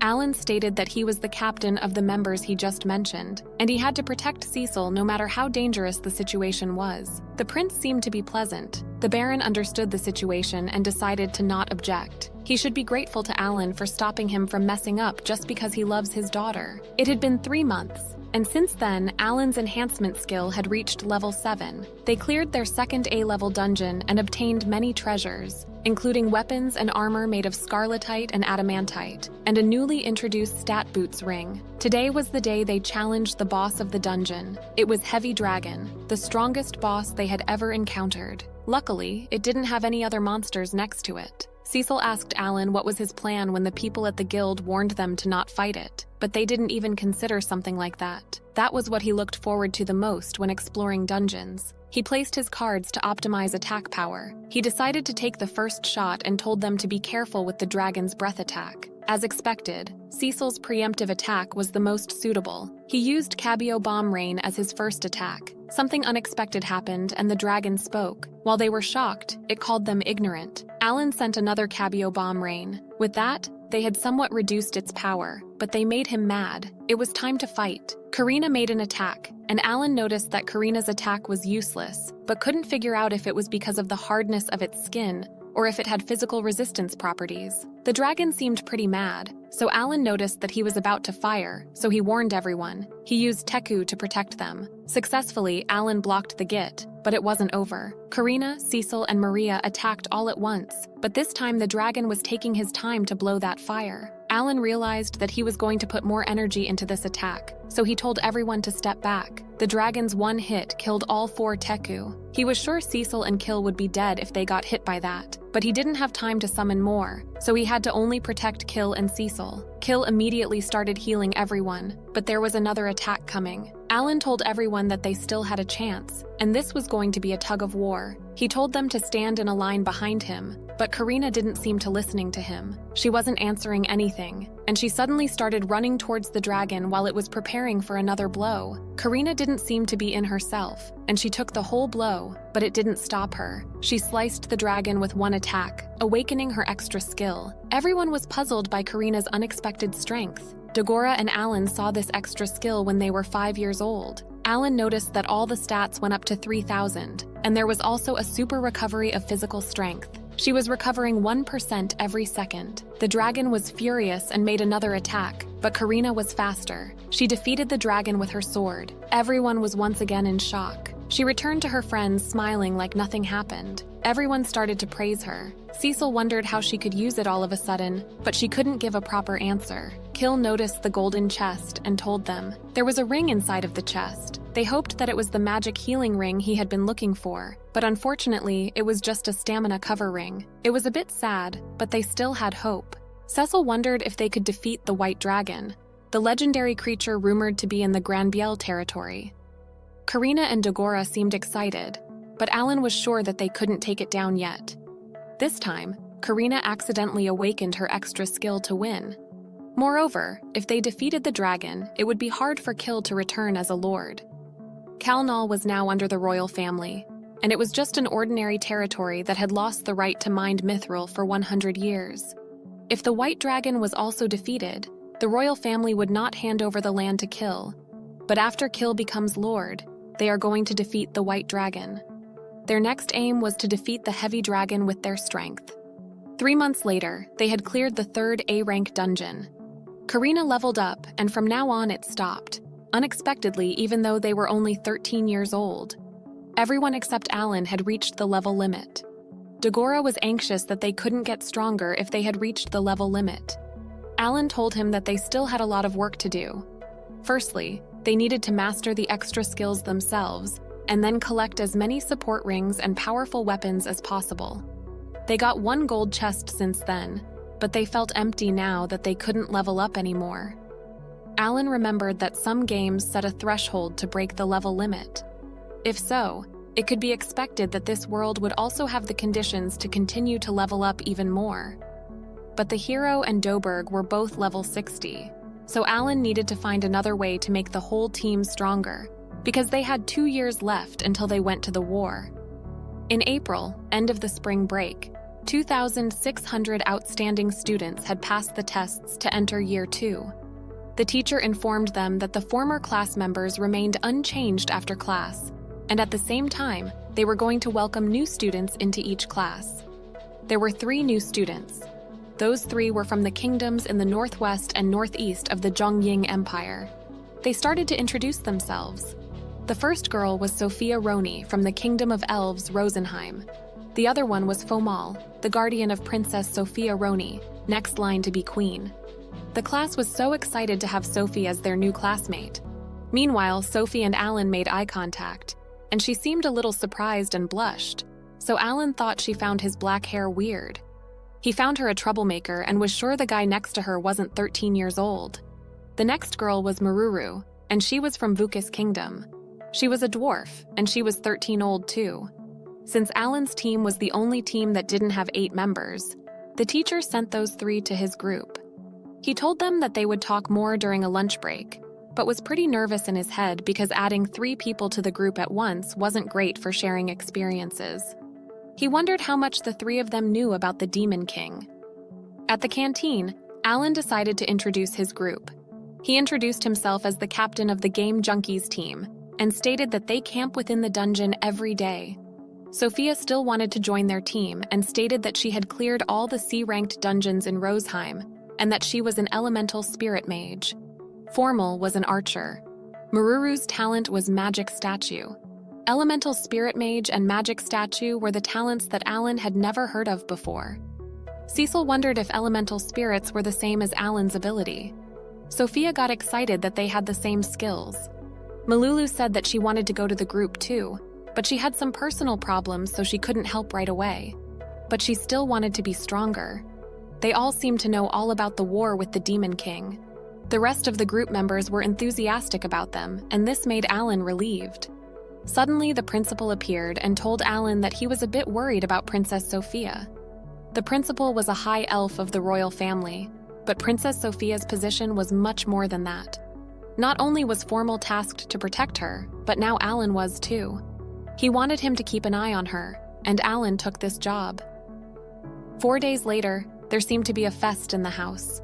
They were growing so fast, so Alan was glad that he rented this big house. He told Sophia to forgive him if he was being rude, as they would be living together now. When it was time to eat, our base team started to eat while elves were praying. Elves were a religious race, and they were praying the elemental king. They always privately thanked the one who bestowed elemental spirit magic on the whole race. Sophia explained that elemental spirits would grow according to sincere prayers, so they always pray for the elemental spirit king to become a god. Cecil asked Maruru why she wasn't praying, and she said that Mr. Degrani said it wasn't necessary. He was the god known as the dungeon master that the dwarves worship. Moreover, he also made a ton of magical devices, and they made magic props based on that. Sophia wondered if Alan worshipped anyone, but he wasn't. Kill worships the creator god Elmia. Dagora mentioned that the three of them would try the B-class dungeon soon and wondered if they should go back to the B rank too. The new members were shocked that they reached A-rank dungeons and felt like they would be obstacles to them, but Karina told them to not worry. Alan still thought they should keep the progress of exploring the A-rank dungeon until July, but they would stop by and re-explore the B level. Cecil is concerned about the time, so Alan explains that their team would split up into 2 groups to explore the dungeon. After the sudden increase in members, splitting the group was the best for them. A level exploration group included Karina, Kill, and Cecil, while B level included Alan, Dagora, and the 3 new members. Alan and Dagora will be in Group B for half a day, then for the rest of the day, they will move to Group A. Multiple summoned beasts could work independently, so this distribution was very feasible. With the transfer student team with Alan, all newcomers to the Game Junkies team had become teammates. Dagora was shocked that Sophia was 48, and Formal was 67 years old. Alan informed them that they were going to ride Fran into the dungeon. They found his ability amazing. Now it was time to go. Alan reminded Maruru that she didn't have to work hard and she could just stay behind them. Sophia used her spirit magic and healed Maruru. Though not as good as a magician or a healer, spirit magic was quite good at assisting like that. Formal was also pretty good at archery. Sophia stated to Alan that they would cover their backs to be safe so they could trust them. Maruru felt useless, but Alan told her that there were no golems there, so it was okay. Maruru could use magic to control golems. If there were golems, they could easily duel with dragons. Sophia mentioned that Vaucus was a military powerhouse due to possessing golems, and they could block the attacks of the demon army. Thus, it made it very hard to bring golems abroad. Sophia stated that Dagora and Alan were also very strong. Standing on the battlefield with them would be quite reassuring. Alan wondered why she was calling him Sir. Sophia explained that it was because he was the person mentioned in the forecast of Elemental King Rosen. The Elemental King usually sleeps year after year, and he never talks to anyone. 10 years ago, he suddenly said, "The black-haired boy was born, under the Zhongying Empire, all the bare minimum talents." He also said that the great black-haired boy, dancing in the sky filled with light, would dispel the darkness from this world. And Sophia was now convinced that the forecast was true. Alan seemed confused. It was true that he wanted to defeat the Demon King, but it didn't sound very specific, so he wasn't sure a forecast would be any help. But now he sees why, when they found him at the academy gate, both the principal and the hero know about that prediction. He wondered if that was the reason why they allowed him to act freely. He decided to move on and finish the B-rank dungeon exploration as soon as possible. In mid-April, at the Grand Biel territory, Alan came. Maria also came and introduced herself as Alan's summoned beast, and informed them that from now on they were going to help them as head of the mining village there. Alan's siblings seemed pretty interested in the summoned beasts, while his father wondered what was the baggage. He said that it was weapons and tools that his friends and he bought it. Karina's father was amazed by the weapons they sent, while his father was concerned about Alan's financial situation. Alan explained that they earned 2,000 gold coins every month from the dungeons, and they had about 20,000 as capital. Alan then told Maria to help them, and if they caught board, they could eat it freely. At the end of July, they were once again at the dungeon, and Sophia used her extra skills, Great Spirit Manifestation, and defeated the monster. They were pretty impressed by her. She had gotten a lot stronger, and the summon didn't fail. Dagora found her once-a-day skill pretty strong, and Formal had it too. Those who can't use their extra skills seemed pretty jealous. Tomorrow was the beginning of summer vacation, and the principal called Alan and Karina over. The principal told them that someone wanted to see them today. Hermios came and asked Alan and Karina to join the Academy's martial arts conference this October. Karina accepted it while Alan refused. The principal wanted to know the reason why he didn't accept it, so he explained that there was no need to know his ability. The principal stated that although the content of the prophecy was vague, there was a high possibility that he was the one who could defeat the Demon King, and all of them wanted to know more about summoner abilities. Alan noticed that the way he spoke had changed, and he no longer seemed to be hiding things about the Demon King. If the principal was straightforward, then he needed to return the favor as well. He said that if he revealed his identity to the demon army, then they could plan to get rid of him. He was still maturing, and the participation in the conference was pointless. The principal let his breath out. Hermios then dropped his rare magic healing ring accidentally to show Alan. He stated that it was a gift from the Elemental King to thank him for saving elves from danger. He asked Alan if he needed any advice as he was looking for that in the dungeons, but Alan refused. Regardless, Hermios mentioned that mana regeneration rings cannot be found in dungeons, not even in S-rank ones. This information was actually a secret and shouldn't be revealed. Alan was staring right at him. He wanted Alan to stop glaring at him as he was only doing this because he was a kind person.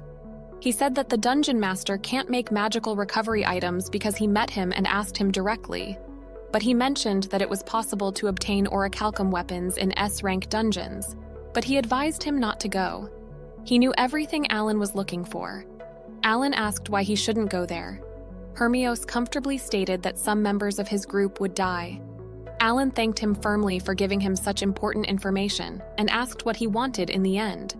He said that this year's runner-up would have a chance to fight the swordsmaster Doberg, and the champion would be fighting with him, hero Hermios. If he won, he promised him that he would give a magic healing ring to him. Alan wanted to take a look at the ring, and it was amazing. He really wanted this ring.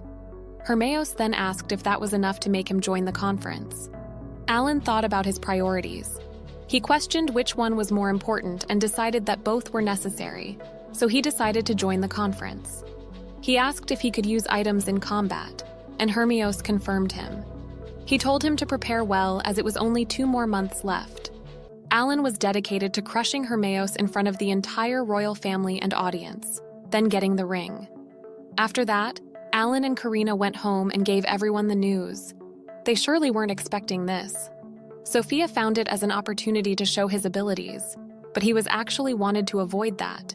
But he must get the magic healing ring as soon as possible. Kill wondered if Alan had a way to defeat the strongest hero. With Alan's current ability, it was obviously impossible, so he was going to practice alone for the next month. To become stronger within 2 months, he'd need new summoned beasts, and would need to use many skills and accumulate as much experience as possible. Cecil stated that for summoners, using skills required a lot of magic stones, but the amount of magic stones obtained from guilds and cities and dungeons was not enough, so he planned to go to other big cities and buy more magic stones and also buy good items. He told everyone to focus on clearing the 5th level dungeon. He would still leave a group of summoned beasts to support them so they don't need to worry. They need to meet the conditions to enter the S-level dungeon. This will be Sophia's first A-level dungeon. Karina asked if Alan was going to give up on exploring the dungeons, and he said that if he had time, he would follow them. He told Karina to pay attention and master the extra skills for the upcoming Congress. Karina seemed pretty dedicated to become strong enough to defeat the hero. Dagora realized that before fighting the hero, she had to defeat Alan. They then said goodbye and promised to see each other after the summer break. 2 months later, Alan kept going to big and small guilds in this country to buy magic stones. In some places, the price of magic stones transactions increased significantly, but he had to accept it. 2 8,000 gold coins he earned from the dungeon were quite abundant. Finally, he got 1 million D and E-level magic stones. Clavel magic stones were quite expensive, so he only bought 100,000 of them. And with that, the summer vacation was over.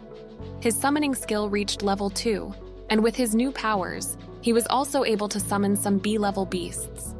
When the summer vacation was over, he turned 14 years old. His teammates seemed like they missed him. Alan and his teammates were growing, and Sophia was once again amazed by him. In the second year, there were new subjects, and that was the Demon King's history. It was the history which was not told to the people of the kingdom.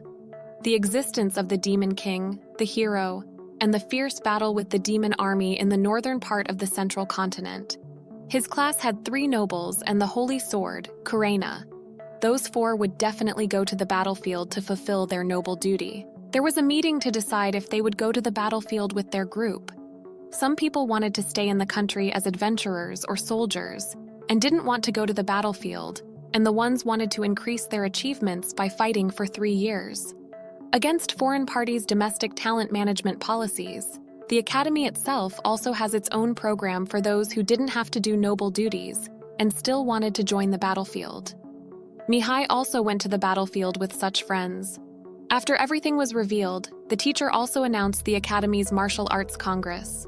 Their class had Alan and Kurena who would join, and this year there was also participation of heroes. A few days later, everyone came to see who would win the congress: the Baron, elves, and even the Crown Prince. Alan won against a third-year student who was called the Sword King.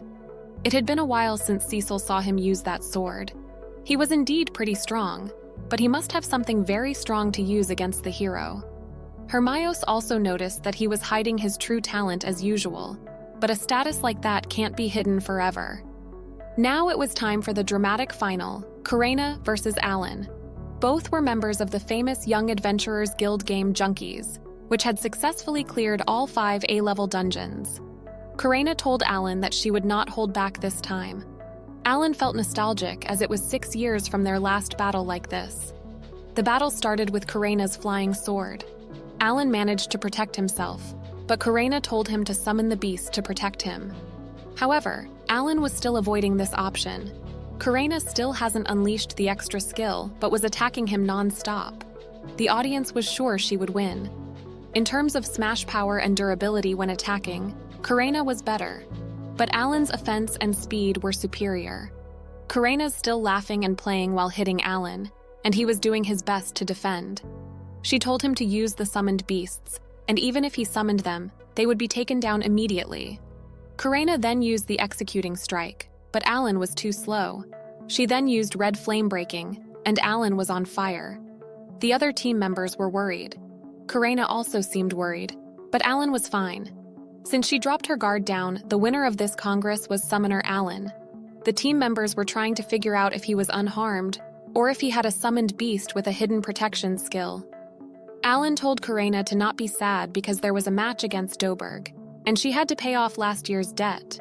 According to the information obtained, he was also at level 60 and possessed the adamantite sword. Kurena's direct attacks would be read by him, so the extra skill that she didn't use just now would be the whole card this time. Kurena seemed upset that she would stop at level 60, just like Doberg. Alan suddenly headbutted Kurena and told her that he would find a way to solve the level problem, and told her to focus on the wall in front of her. They looked at Hermione and Doberg with pretty stubborn glances, and the senior's responsibility was to teach those stubborn juniors, as Hermione said. The special battle between the Holy Sword Doberg and the runner-up, Kurena. The Baron wondered if it was too challenging for Kurena because no student had even won such a special match like this. But Alan had hope because her speed had improved thanks to the auxiliary ring.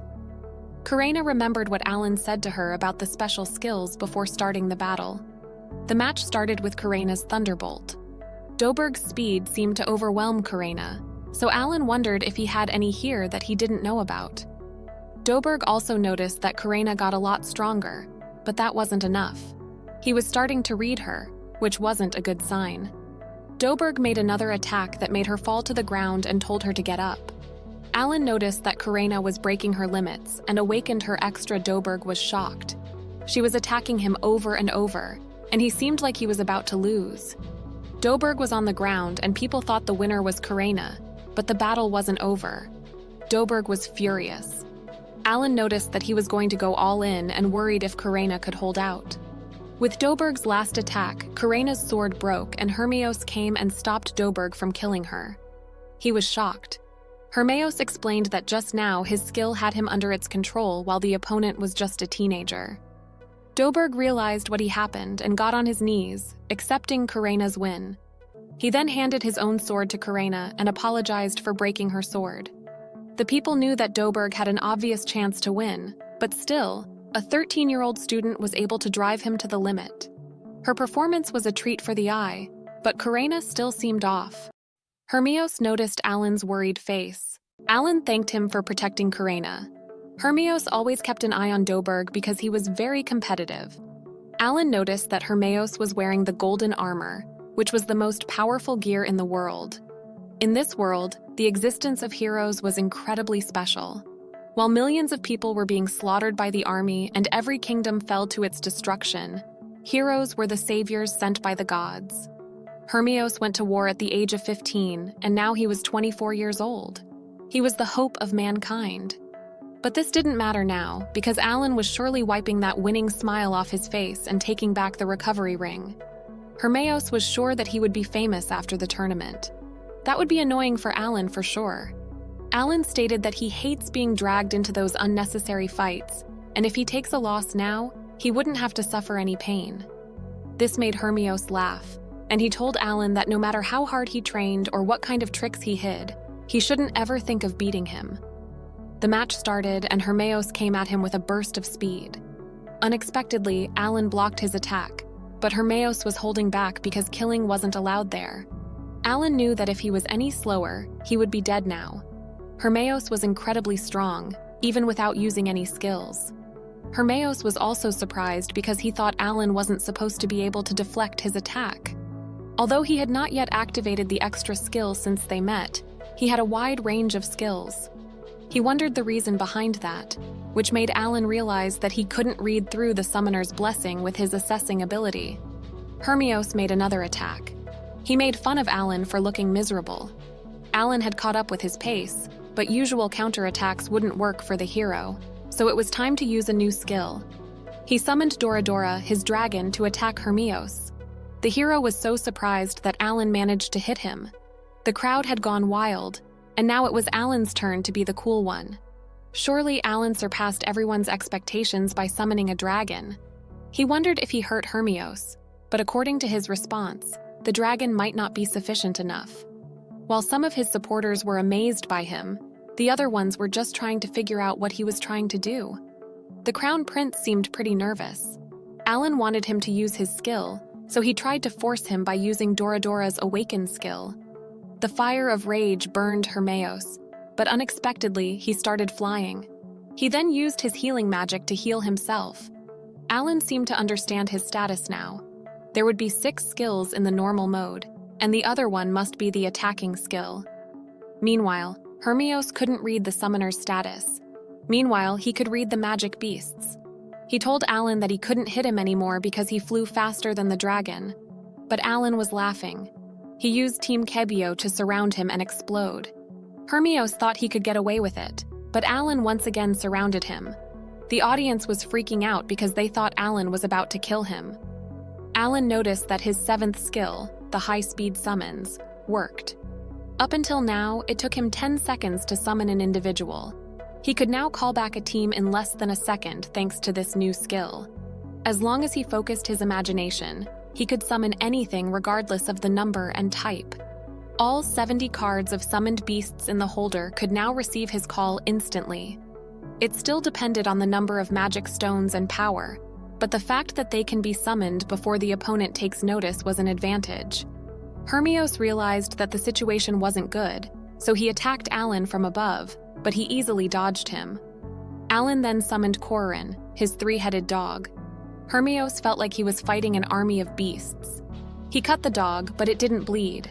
Hermeos managed to hurt Alan even with the constant attack of the beasts.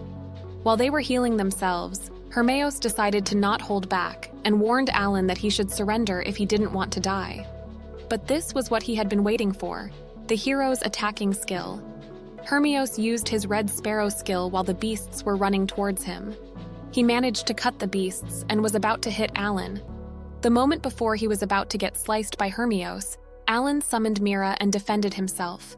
Its shield was so hard that even Hermios couldn't cut. Now it was time to counterattack. Mira attacked Hermios so hard that he was lying there motionless. Alan figured that only an attack from the hero could bring down the hero. In terms of status, that was pretty much a bet. He wondered if he had succeeded in defeating him. Hermios opened his eyes, and it seemed like he realized what Alan was planning all along. Alan asked if he admitted defeat, because even if he kept attacking, he couldn't get through the counterattack skill. Hermios admitted that the prophecy of the Spirit King was true, and that humanity did have hope. In the next scene, we see Hermios being puzzled. He wanted this battle against the Demon King to be over, going up against him without even knowing who he really was, and even with the best equipment he had and overcoming all of the divine trials, he still couldn't defend himself. His comrades died, and despite it all, new soldiers always get sent to the front line without fail. And it was all because he was a hero who mustn't resign himself to desperation. The countless lives they lost continued to fuel that fragile hope he had. And one day, when he was entrusted with the ring, the king wanted him to unveil the hope he had always pondered about. Alan was confused because Hermios was supposed to be humanity's hope. Hermios asked him if he should teach him some more advanced fighting knowledge, but all Alan wanted was just the ring, so he refused by saying that he already knew heroes were really strong. He didn't want to waste a bunch of magic stones, but Hermios wanted one last strike. Hermios activated his extra skill, making everyone shocked. Alan realized that he was just as competitive as Doberg, and he must find a way to deflect his extra skill. He summoned Teku, but wasn't sure if its awakening skill could hold out for long enough. Without hesitation, Hermios used his holy sword to attack Alan. He tried to defend himself, but both his arms were gone because of how powerful this attack was. But he was still alive and was furious. Even if all of his bones break, he wanted to have that ring. He used Momoko's awakening skill, Heaven's Blessing, and regrew his arms. He then grabbed another sword and started to walk toward Hermios. Hermios asked him to give up, as the gap in ability was already apparent, but Alan wasn't going to do that. Since he just cut off his arm, they need to fight to the death. Besides, the stronger the opponents get, the more they should stand out ground because the enemy is so strong that the rewards become so much greater. Hermios told him to just succumb to desperation before achieving all that. But Alan was confused. He realized that a hero also feels the same way as Karina does. Even if they were prodigies only born every 100 years, the pressure of shouldering the world's hope was still too much. This world was too extreme for those in normal mode, but even so, he knew that they couldn't let go. While hope is lost, all he needs to do is stand up and push through. He already decided that when he first set foot in this world. He firmly told Hermios that if they were once again faced with hopelessness, then they just had to try and overcome it. This made him laugh, and he asked who he was. Alan started to think about it.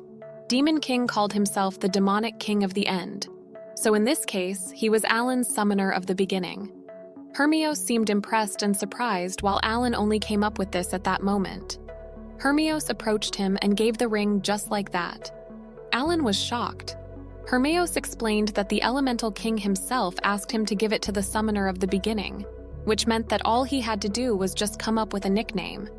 He wondered what he was going to do without the ring, and Hermios said that he still had another one.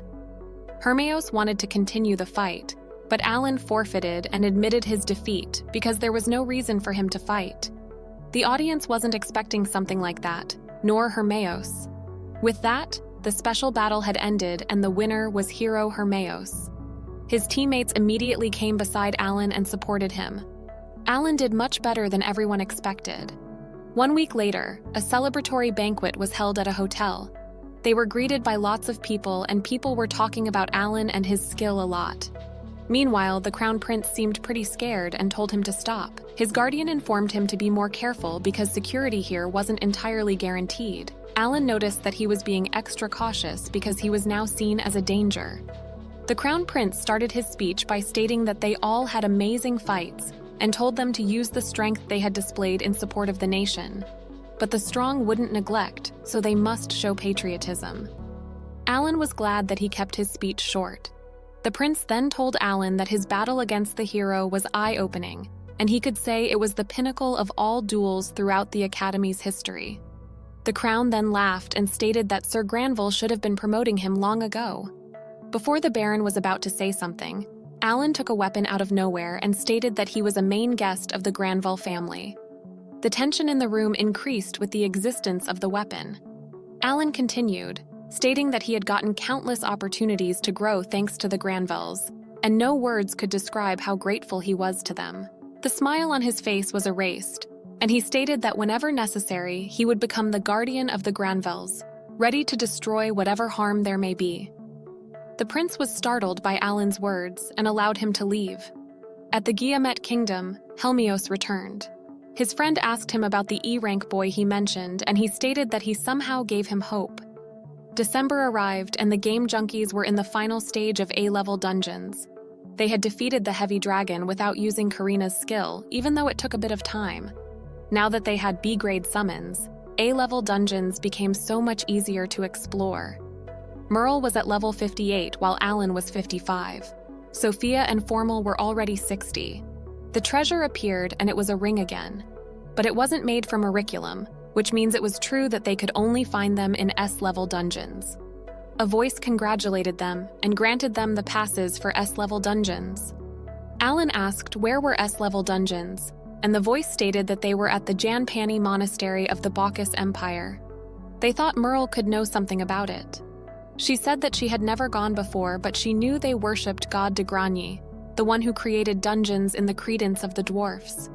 They need to wait before they can challenge S-level dungeons, Kill suggested, waiting until summer. Alan was wondering if they could transfer to the Bacchus Academy in year 3. Sophia suggested asking the principal. The voice stated that after clearing S-level dungeons, they could challenge the dungeon master. Kill wondered if the dungeon master was God de Grigny. Alan was more interested in the grand prize. It was decided that their goal next year was to defeat S-level dungeons. A few days later, the king of Latashi passed. A kingdom-wide funeral was organized. Civilians were to dress in mourning clothes for a few days. In January, the crown prince came to the throne. Alan had always been mindful of the troubles that may come his way if people found out he was a summoner. 2 months went by uneventfully and without any mishaps. Now that he had a magic ring, spellcasting had become much more comfortable, so he actively chose to use skills requiring more mana to practice. While they were in the class, the teacher came in a hurry and stated that the principal called the game Junkies. When they went to the principal's office, he told them to listen carefully to what he had to say. Apparently, almost all of them had received a decree to enter battle from the new king of Latashi, even though they were still in their second year. As for Princess Sophia, Former, and Merle, they had received return orders from their homelands. Both Rosenheim and Bacchus had sent their official dispatches. According to the letter of decree, they had been summoned to Rosenheim. Alan was sure that something serious was going on, so he asked for more details. With an exhausted face, the principal informed them that a total of 10 million demons were heading for Rosenheim, Bacchus, and the whole Zhongying continent. That number was 10 times the number last time. The principal mentioned that in the past, demons would only gather in places with the weakest force, which was the Zhongying continent. Rosenheim received the blessings of the elemental king, and Bacchus had an army of golems under its command, but that had not been the case ever since the hero appeared. Right now, Rosenheim was the weakest link. Just a month ago, 3 million demons attacked Rosenheim and the northern bastion was destroyed. The elven army only came to 6 million. Not to mention they had to support the other 2 empires as well. 3 million demons have already surrounded the capital, and currently, 70% of Rosenheim's territory is under the Demon King's control. Sophia couldn't believe what she was hearing. She asked if the queen was safe, but the principal couldn't establish communication through magic objects, so they had no idea how she was. Sophia was speechless. The principal stated that there was a bloodbath in the south, and Rosenheim's fall was looming. Alan wondered if the war had already gone on for a whole month, and if there was any trouble communicating. The principal stated that elves had never liked tribes stepping foot upon their motherland, but he could never have thought this stubbornness would lead to such tragedies. Merle asked about the Baokis and the Zhongying continent. He said that both were fine as of now. There were 2 million enemies in Zhongying, and 1 million were in Bacchus waiting to strike. The numbers were inconceivable. Alan was questioned about their aim. He asked about those elves helping with the healing over in Zhongying. The principal said that they also received orders to return to Rosenheim. There were about 1,000 in the team. Alan figured that the demons must be waiting in Zhongying for everyone to leave to make an attack. Cecil also wondered if Zhongying could hold up against 2 million demons without elves. But the answer was obvious. However, they had the hero with them. But no one was tricking anyone because the hero couldn't protect all of those alone. Alan noticed that the principal only mentioned about 6 million demons while there were 10 million. The principal explained that the rest was back up. 4 million were lying in ambush at sea. The team was debating where to go, and they figured that it would be better for them to go to Guillemot instead. Alan listened to them very carefully and stated that their only option was to save Rosenheim. Even the principal seemed surprised. He stated that the magic high-speed vessel would be prepared immediately for tomorrow's dispatch. Cecil required to know the reason behind his decision. Taking into account their number and strategies, this must be an army the Demon King had spent much more time preparing, but it was still not enough to completely overwhelm them. Therefore, they were going to attack in order of priority. That would be Rosengeen, Zhongying Continent, and Bacchus. They tried to spread out and wait so that the plan could work. Cecil then asked where those 4 million demons stationed at sea attacked first. He said that there was a high possibility that they would arrive right away if the Rosenheim battlefield saw a bad turn of events. Furthermore, he thought the Demon King had planned for this to happen. Withdrawing the whole support team from Zhongying would be a violation of the alliance of 5 continents. Alan was aware that this could lead to the failure of the alliance. Their operation also aims to completely sever the tight bonds they had always shared. Because of that, now was not the time to care about whether they were humans, elves, or dwarfs. Alan told them that they had to set their sights on saving Rosenheim, and this would help Latosh too. The members were still hopeless because 7 people versus 3 million demons wasn't something to be excited for. But Sophia told them that they had reasons to stay positive. Alan was the chosen one in the prophecy of the Elemental King, and the hero himself confirmed that he was the hope of humanity. Alan could see the expectation growing and everything was going too fast. Both weapons and gear were still not perfected, but he does inherently have the breakthrough talent. With a big smile and confidence on his face, he reminded them of their biggest goal, which was defeating the Demon King. The group seemed to pull it together, and they were dedicated to saving Sophie's mother and Former's homeland. Sophia and the other elves were both shocked and grateful. She felt so lucky to become their friend. Merle felt sorry for being summoned back to Bacchus, but Sophia hugged her to comfort. Megora asked how the Zhongying continent fought off 2 million demons without support from elves. Alan had a plan for that. They were going to send a large number of recovery leaves to Zhongying. The principal and the teacher seemed confused. Alan explained that it was a magical herb that could restore strength for 1,000 soldiers at the same time if they were within the restricted parameter. That was much more effective than the healing charm, as Kill said. Alan was going to send 600,000 of those to the front line. The principal wondered if that was also an ability of the summoner, but from Rosenheim, Elf's recovery lead. Sophia confirmed him. She added that this was going to be their apology gift for the withdrawal of forces from Zhongying without any negotiation. Alan continued explaining that after that, they were going to send this to the rest of the 5 continents, and the Alliance would prioritize saving Rosenheim, and if they succeed, they could consider the Demon King's plan spoiled. Alan was going to give 1,000 recovery leaves to Merle. It also took a lot of mana to control high-grade golems, so he decided to give her 1,000 mana seeds as well. He promised Merle that they would be in Bacchus by April, and they were going to defeat the Demon King.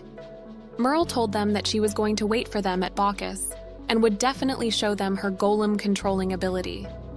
The teacher was surprised by Alan's talent in settling things, but it was thanks to him. The principal still had a mission to fulfill, and stated that he trusted that he would save both the Queen and Rosenheim. While Alan and the principal were shaking hands, the teacher asked Dagora if he was the vanguard of the team. He said that as their homeroom teacher, he didn't want to let them go into a deadly place, but all they could do now was pray for a miracle. They all got a lot stronger in those 2 years, and the teacher reminded them that the battlefield wasn't like dungeons. They had to survive and return safely. Their classmates were surprised that they were going to Rosenheim. They started to say their goodbyes and thanked Alan for his help. Alan noticed that they didn't know about the attack of the Demon King. Alan wanted to talk to Refuel, however, as expected from the general's son. He already knew what he needed to do and promised to look after Kiel's family. While they were walking outside the academy, Sissel realized that they were leaving for Bacchus in April, so this was their goodbye to the academy where they had spent the last 2 years. They were going to fight hard so that everyone at school wouldn't be dragged into this war. They were leaving tomorrow, so Alan had to put their belongings into his grimoire and then dispatch them home, and Sissel and the others were going to prepare rations as well. At home, Kiel told his family what happened. They were so upset about him leaving, but there was nothing else to do. Sissel gave a letter to one of them and told him to keep it for her. She said that Mihai also wrote one before going to the battlefield. It was only to inform her father at home if anything happened to her. At that moment, Alan felt guilty and apologized to them because it was all because the new king hated him and they received the letter of decree. But they got pissed off and scolded him for even saying something like that. The next day, at the outskirts of the academy city, Maria and a bunch of other beasts were going to Zhongying to collect intel about the demon army and kill them off if they ran into them. Alan told them to avoid being seen by commoners and incinerate them. Sissel came and informed him that the preparations over there at the high-speed magic vessel were also completed. After saying goodbye to everyone, they were ready to go. While on their way to the Rosenheim, Karina and Sissel were concerned about the place, and Sophia explained that they should disguise themselves when they get there, just to be safe. It was a land that had closed itself off from the outside world for a long time. There, everyone was loved by spirits. All was at peace, and there was never any disagreement. They were currently heading to the seaport nest. It was the most tranquil place in the entire continent. Dagora asked if it would have been better if their families could take refuge there. Sophia said that her mother had by her side a lot of elite men, so there shouldn't be a problem. 4 days later, at the seaport nest, they arrived. Fortunately, the city hadn't been attacked yet. While they were walking around in the city, one of the soldiers recognized Sophia and informed her that she should go to the meeting of the elders. While they were going there, they saw suffering people everywhere. There weren't enough healers, and they didn't look like they could face the final battle. Sophia got permission from Alan to use the healing grasses for them. Alan wanted to know what was happening in this country as soon as possible. They split into 2 groups, and Alan informed the other group that he was going to summon the communication beast after the meeting was over.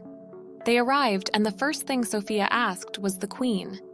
The old man in front of her explained that she was currently in the city of Tiamo near the front line, and they didn't have enough magic stones to cast the communication spell now. Sophia asked if she was okay, but the man stated that tomorrow, the demon army was going to surround Tiamo and Nest was next. But Alan stated that things might still work out if that was the case. The elves weren't happy to see a human, but then they noticed that he had black hair. Sophia confirmed to them that he was the savior in the prophets of the elemental king, Alan. A man named Lucidral did seem to believe a little boy could save Rosenheim, but first, Alan wanted to heal him.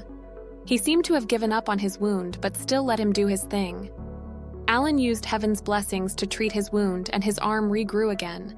But they thought Alan had an elf magic harp. Alan asked how many casualties were in the citadel, and it was about 10,000. He explained that the elf's magic herbs could heal as well as restore both mana and strength. He gave them to Lucidral to give it all to the wounded within a small area. He informed him that they were going to save the queen in Tiamo. Lucidral mentioned that the citadel had run out of magic stones, so they couldn't run the magic vessel. It would take 1 entire month to travel there, but Alan was thinking about that. He summoned Era and Papo and explained that he would have a lot of things he needed to ask them about. So he was going to leave them there. The people in the room were shocked to see the spirits. Era introduced themselves as the beasts summoned by Alan. Alan explained that he was going to talk to them through this bird even when he wasn't there. Sophia told everyone to follow Alan's commands, and she was going with him. When they went outside, the citizens were worried something would happen to her, but she told them to not give up and reminded them that they were still living there. And they were the proof that hope had not yet abandoned this country. But those people had no home, food, or water. One of the women cried her eyes out while saying how her husband and her child were devoured by those monsters. Sophia couldn't say anything to that woman. Alan noticed the situation and grabbed Sophia. He summoned Glyph, and after she got in, Sophia turned to her people and stated that she came back to save Rosenheim. After they left, Lucidril told the soldier to order soldiers to take posts and wait for commands. Alan was going as fast as he could. If it takes 1 month by horse, it must be about 1,000 kilometers away, so it should be fine if they keep flying like that the entire time. 2 hours later, they saw Tiamo Citadel. Horo used the awakening skill to observe what was there. He saw that the demon army had already surrounded the citadel, but they had not attacked yet. It seemed the battle had been halted, so they still had time. At the entrance, the princess was greeted by the soldiers, and they brought her to the queen. Everyone, including the queen, was shocked to see her this soon. The queen informed them that Sophia's father and Fulmul's family had taken refuge at the nest. Alan noticed that something was hanging on the queen's shoulder. The queen then asked about the others, so Sophia introduced her team, Game Junkies. Alan stated that he was there as a backup. The other people in the room were glaring at Alan. It seemed not everyone completely believed in those prophets. Apparently, the queen heard about his battle with the hero and sincerely thanked Alan for coming. A mysterious man informed the queen that Tiamo wouldn't be able to hold against tomorrow's attack, and if the summoner was here, he urged her to take refuge in Nest. But the queen strongly disagreed, because 70,000 civilians were hiding out in the citadel, and if she persisted there, she could stay beside them and make it through this together. Before the soldiers could object to her, Alan interrupted and wanted to know the number of casualties and the remaining soldiers who could still fight there. There were about 14,000 casualties and 6,000 who could fight. Alan believed that things may still work out. He took out the elf's herb and stated that they were going to heal the elves and break through the enemy's blockade together. He added that they would make surprise attacks when they were resting. During the fight, they need to heal as many people as possible. Sophia left healing in Fulmul's hands. Phil asked how many Heaven's Blessings Alan brought, and he was planning to use 2,000 this time. Their team was enough to mess up the enemy's formation. When they left, the soldiers were questioning if they could raid the demon army, while the queen was just hoping that her daughter would succeed. According to intel, 30,000 enemies were surrounding the citadel, so they were going to assault the 13,000 troops. It was so dark, so Alan first summoned Doradora and Korin. He told Doradora to light up the entire area while Korin was going to try to defeat the A-grade beasts in one strike. He then summoned Harami, Fukuhir, and Genbu to use both their normal and awakening skills to aid the attack. All the summoned beasts were ready to follow Alan's order. His other teammates were also preparing themselves to fight, and now their first battle against the demons started. Alan told others that Cecil and him would come in from above, and the others would ambush them while they were initiating the attack. He said it had been a while since he last fought an entire horde of monsters outside of a dungeon.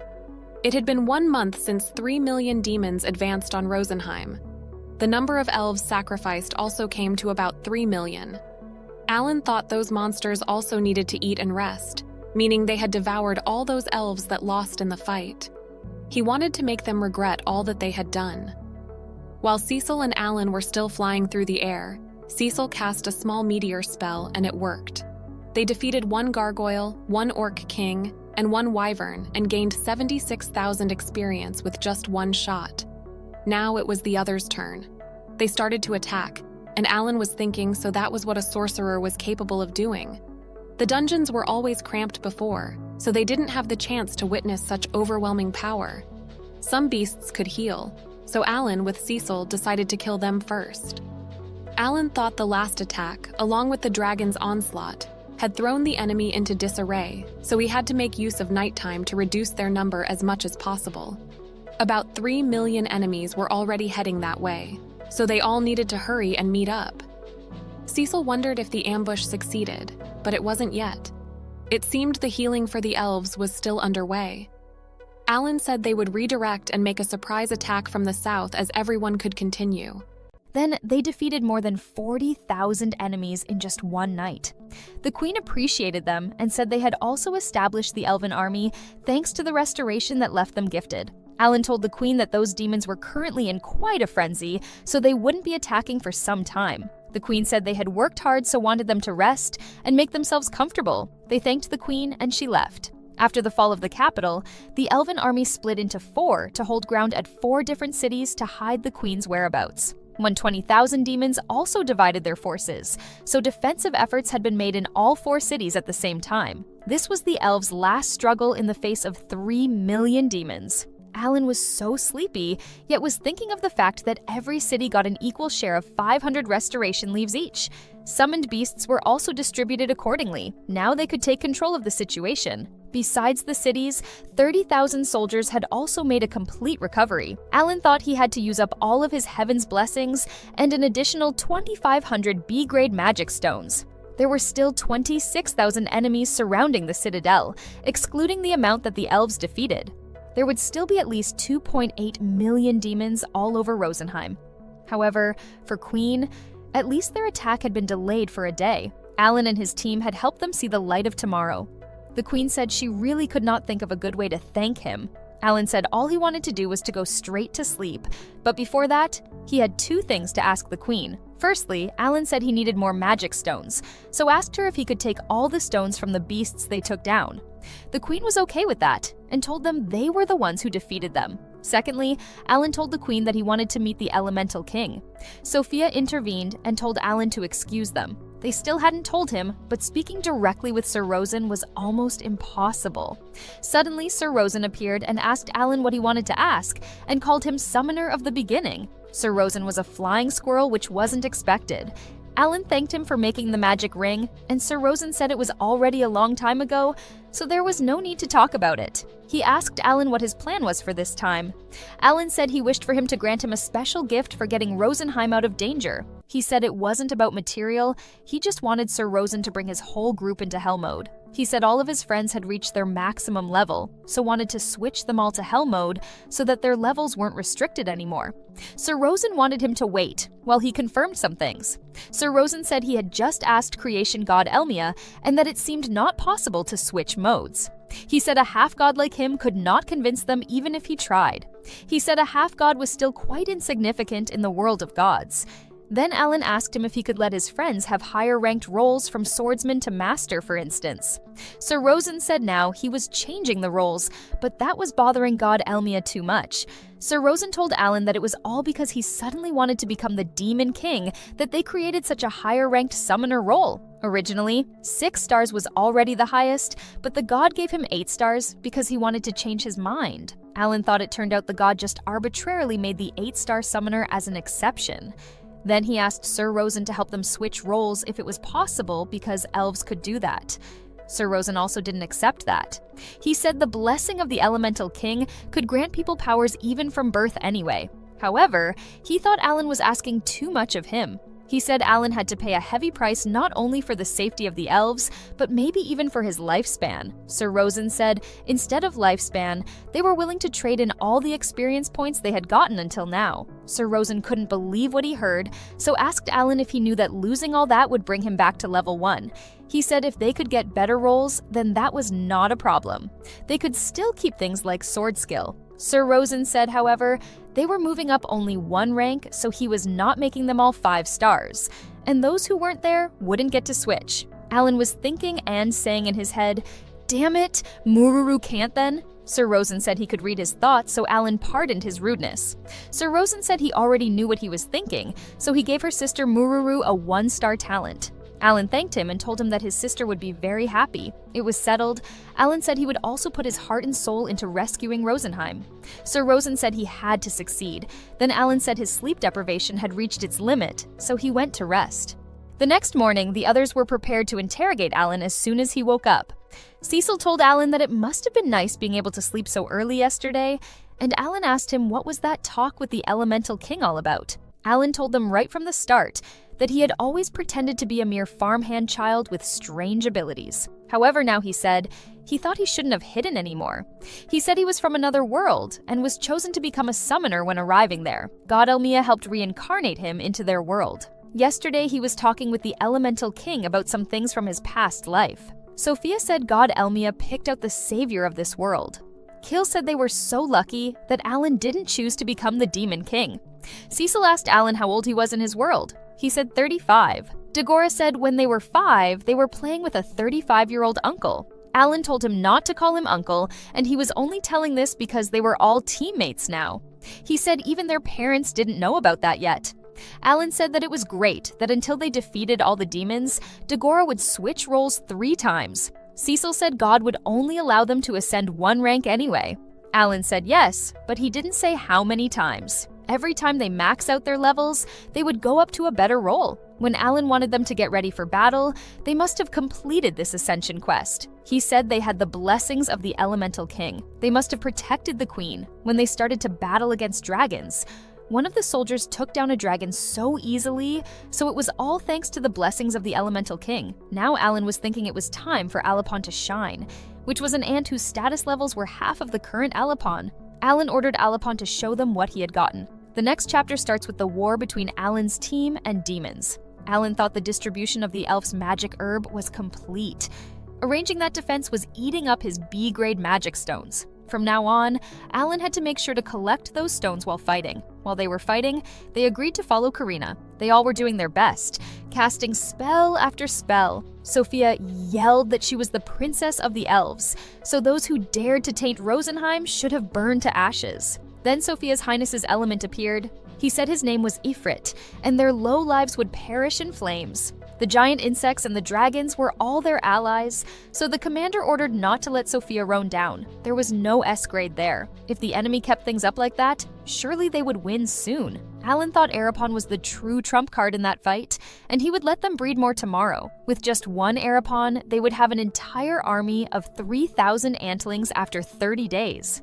At the West Gate, soldiers realized that the beasts were running off to the north, so they were meeting up with the main force, which means they won the fight. Today, all 4 defensive battles were victorious, though they must have not forgotten the sacrifice of more than 3,000 soldiers. Meanwhile, Kill witnessed a little elf was about to die in her father's arms, so he healed her. Kill was happy that it worked out.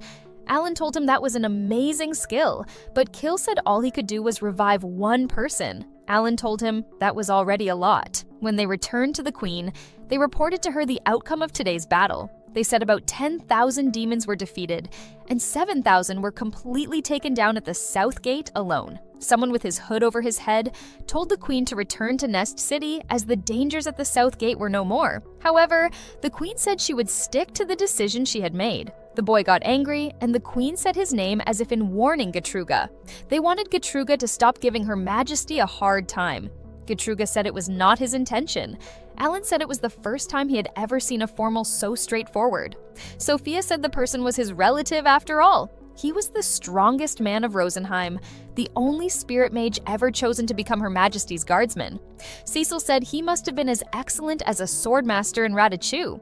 Alan said no wonder he didn't come out on the battlefield to help.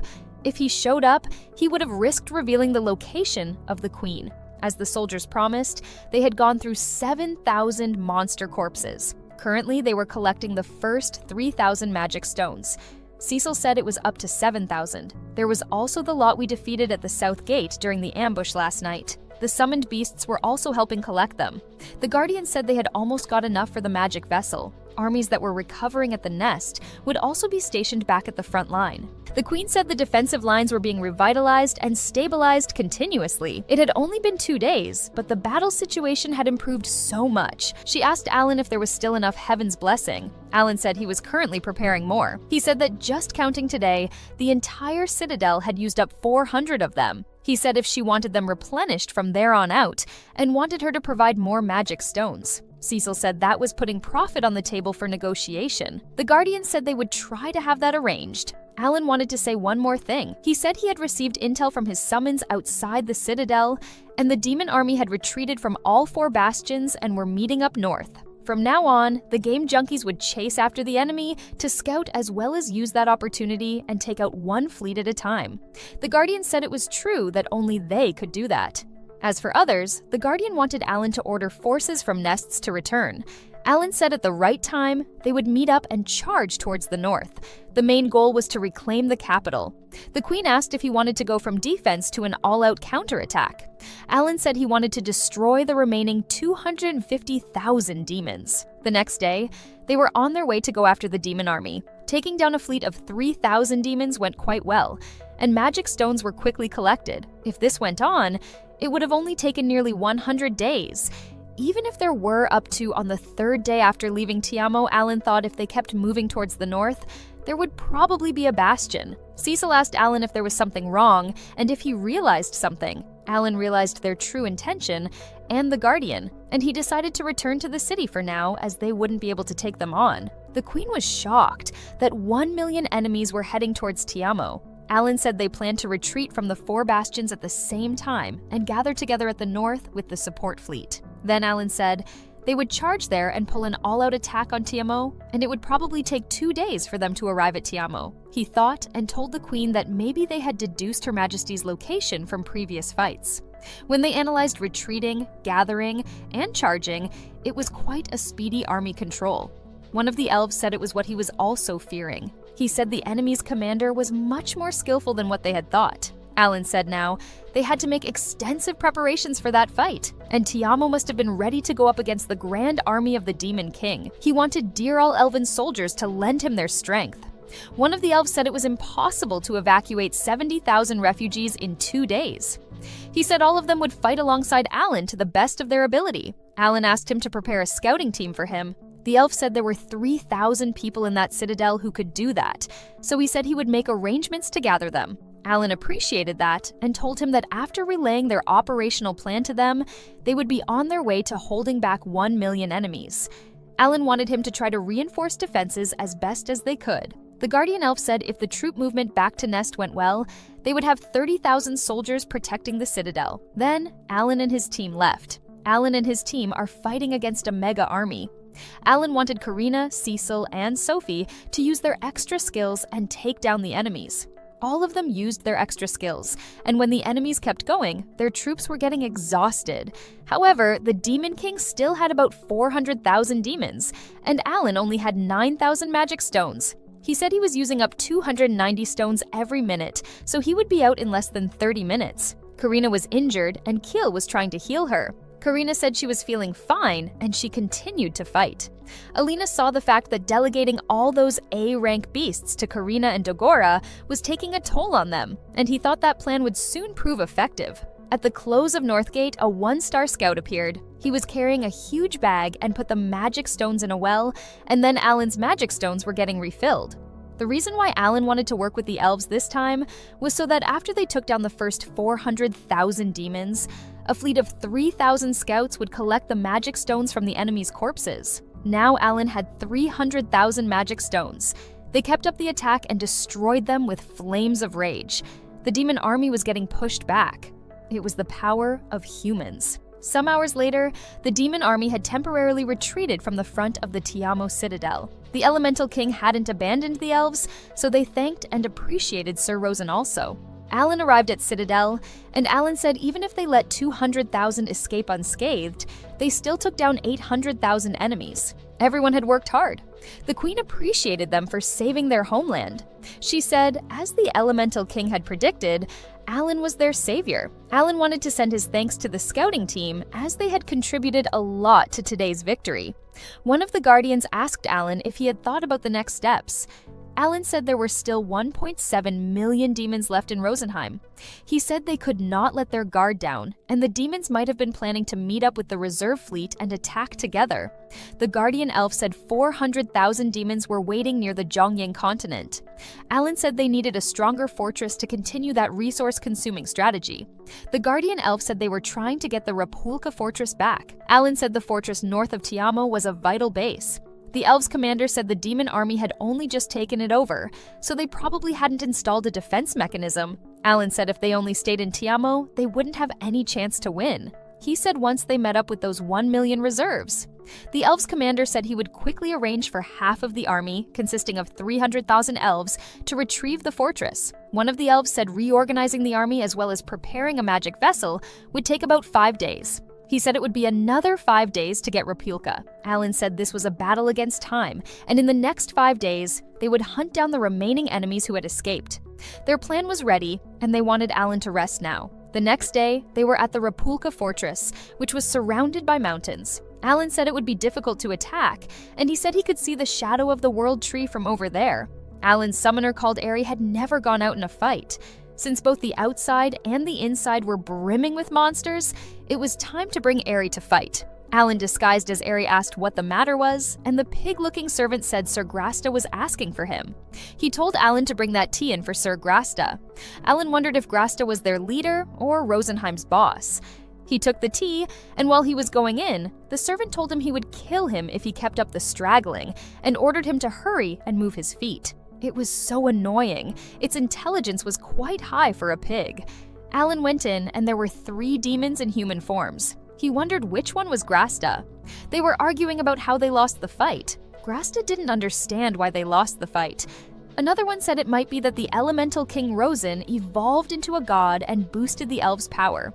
The one with the long hair said the elves were prideful creatures. They could not be asking for help from the outside, but he questioned if there could be an exception this time. They all had something to say, but one of the demons said among the elves' army, there was even one who could control a dragon. The demon with long hair asked them how that was possible. He asked if they had such an incredible spirit mage, then asked why they would let them get the upper hunt until now. Besides, he said, up until now, no one had been able to manipulate such a big number of high-grade beasts. Alan thought it was so cool getting to hear the enemy's generals planning directly like this and still didn't know about him.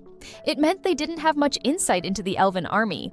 Grasta was so angry that they still had so little information, and he said he had already sent a request for reinforcement to the devil. Alan thought those guys were only demons, and was shocked that the devil was still in the capital. Grasta said this time they would be using the pincer movement, and along with their reinforcements, they planned to wipe out the elves. Somewhere 10 kilometers north of Tiamo, Alan and his team were still fighting. Alan felt bad as he had to rely on the elf army because they didn't have much time.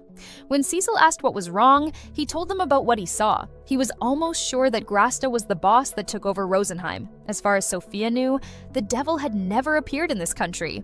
Dagora wondered the reason why the demon's army taking a detour and attacking from the south.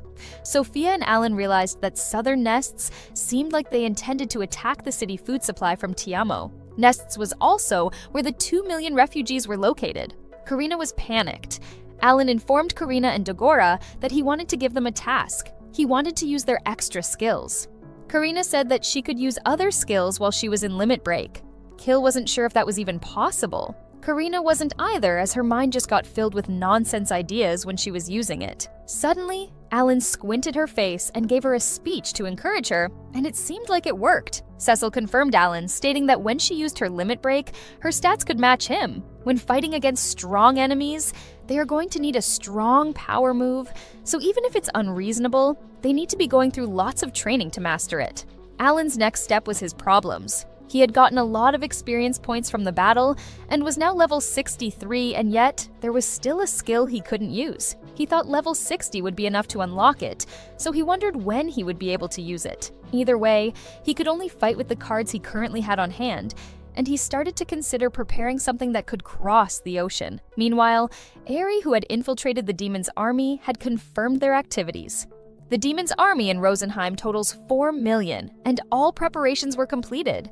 They held an emergency meeting to decide on a change of strategy to siege Rapulka. He was told it would be a 10-day siege with 300,000 troops. 3 days after Tiamo, the commander Rukadural came and greeted Alan. He informed him that 50,000 elven troops had been prepared, and he was going to participate with Gatlog. When Alan asked Queen, he stated that she was staying in Tiamo for now. This time, he was dedicated to defeating the one who took his arm during the battle in the northern fortress. They were strong, so he was hoping that Alan prepared monsters a rank or above. Alan was comfortable with them. He then told him to follow him. Alan told Fomel to aim for the eyeball bat that was at the front right. The commander could hit it in one shot. Fomel was the best at super long distance attacks. Even though Alan had known him for 10 months, he still hadn't seen his extra skill. It would likely be his trump card used to protect Sophie, so it was unreasonable to ask him to show him. Fummel asked what Alan wanted after recovering Rosenheim. This question was unexpected. He stated that he was thankful that Alan was lending them his power in those desperate times. But since they were relying on him, he wanted to give him something he wished Alan, with a pretty strange impression, stated that he wanted the Elemental King to change everyone's job. Fummel seemed like he regretted his question and continued to hit the enemies. As Sophia seemed pretty concerned, Cecil tried to comfort her by saying Alan had a plan, and he wouldn't give up unless he was dead. They just need to believe in him and keep following him. They arrived at the Rapolka fortress with a gate at the north and south. They were going to start walking towards the south gate. The beast got ready. The Elven army had 50,000 troops, meanwhile Demon's army had 300,000. Karina noticed that the Demon's army wasn't moving, which meant they were going to defend themselves. Grasta was watching them, and he didn't seem to be threatened. He was sure that there was no way they could win with 50,000 troops, even when they had new spirits. The elves noticed that the demons were using their weapons. Thankfully, Alan's beast defended the troops. With full reflection, all damage received was reflected in a frontier cone with triple damage. This is still Alan learned during the martial arts tournaments. The commander called Gatlog, and he started to use his ability. For 1 hour, Gatlog could strengthen all elves within 1 kilometer of himself. He ordered his soldiers to eliminate all the demons that took the fortress from them. The team wanted to fight too, but they still needed to hide their existence until tomorrow. Now it was time to seize this opportunity with the demon army's positioning. He warned them to not use any extra skills. They left there and found a proper place. Now it was Molar's turn. Alan told Formal and Dagora to keep an eye out on the surroundings. The preparations were ready when it got dark outside. Alan was pleasant about the sturdy fortress. It was unfazed by all their attacks, as it was constructed by greater spirit mages. Alan wondered why they constructed this fortress, because it didn't feel like it was made to fight against demons. Sophia stated that it was actually as he said. A few thousand years ago, their continent was ruled by elves, and dark elves both had their kingdoms. The World Tree was in the Elven Kingdom. The World Tree was cherished, and spirits were born from it. The Dark Elves wanted the World Tree for themselves and decided to wage war against the Elves. Not willing to surrender, the Elves proposed coexistence, but the Dark Elves rejected that proposal. The Dark Elves tried to slaughter the Elves to obtain the World Tree. It was around this time that the replica fortress was built. Those two species continued to battle it out for thousands of years, but the Elves were gradually losing ground. While the Elves were praying to the World Tree and asking for help, a girl discovered a spirit. She named the spirit Rosen and formed a contract with it. The girl's hair turned silver, and witnesses who saw her called her the Praying Witch. The Praying Witch turned the tides of the battle against the Dark Elves, so the Elves asked to coexist again. If not, they would be banished from this continent. And once again, the Dark Elves rejected the proposal to coexist. From that moment forward, the continent was known as the Elven Kingdom Rosenheim. Now the elves were living in peace, but that was their dark history. Alan wondered if the Praying Witch was the queen, but Sophia's hair, just like Mother's, was the proof that they were the descendants of the Praying Witch. The elves could exist because this country had a contract with Rosen. Alan thanked everyone for their work and apologized for leaving the battle to them, but he was able to prepare what he needed. They were going to be taking back Rupa tomorrow.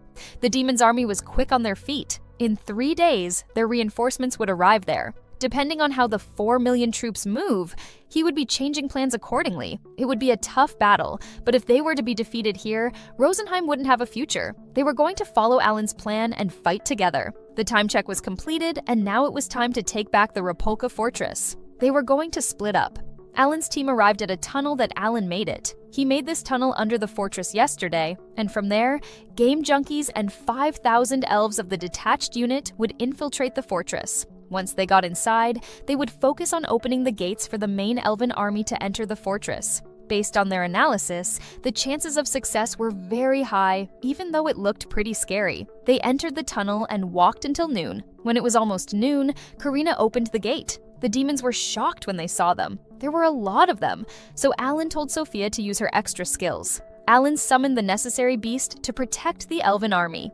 The fierce battle started between them and the demons. Thanks to Sophia's wind defensive magic, they were getting minimum damage. Alan didn't have anything to compare this skill to before, but it was as expected of the descendant of the praying witch. Now it was midnight, and everyone started to use their extra skills. While they were surpassing the south gate, Alan warned everyone to stay close to the wall. The soldiers opened the gate, and the elven army started to regroup with the vanguard. Now it was time to clean up the rest and maintain their formation. Alan congratulated the general for succeeding. The aim was to clean up this battle while being mindful of not damaging the fortress. Alan noticed that the west side was also going well, so they would move to the east outer walls. He got 5 Syandelves and moved on. It was finally moving, so he apologized to everyone else and stated that they were going to leave the area now. The soldiers understood him and continued fighting. In front of the south gate, the general and the others encountered 3 demons, including Grasta. He seemed to recognize the commander. The other demon wondered if elves could use recovery Manga. They assumed they used elves as magic herb, but they were still confident that elves wouldn't win with this. However, the general stated that they weren't their opponents, and at that moment, Alan and his team entered the area with the beasts. Grasta still didn't seem to be intimidated by anything and petty them. Alan laughed and called him stupid. Now he seemed pretty annoyed, and he ordered Neftera and Yogolf to kill them. Dagora noticed that the biggest one was 3 meters tall, so they probably needed to get off the griffs to fight them. Alan stated that Karina was going to take care of Grasta. The Beastman was Dagora's, and they were going to let Fomel handle the long hair. It was their first time fighting with 3 demons at once, so just in case, Alan decided to reorganize his cards. He had the highest battle power up front. Karina took a look at Grasta, and he looked like a human even though he had purple skin and horns.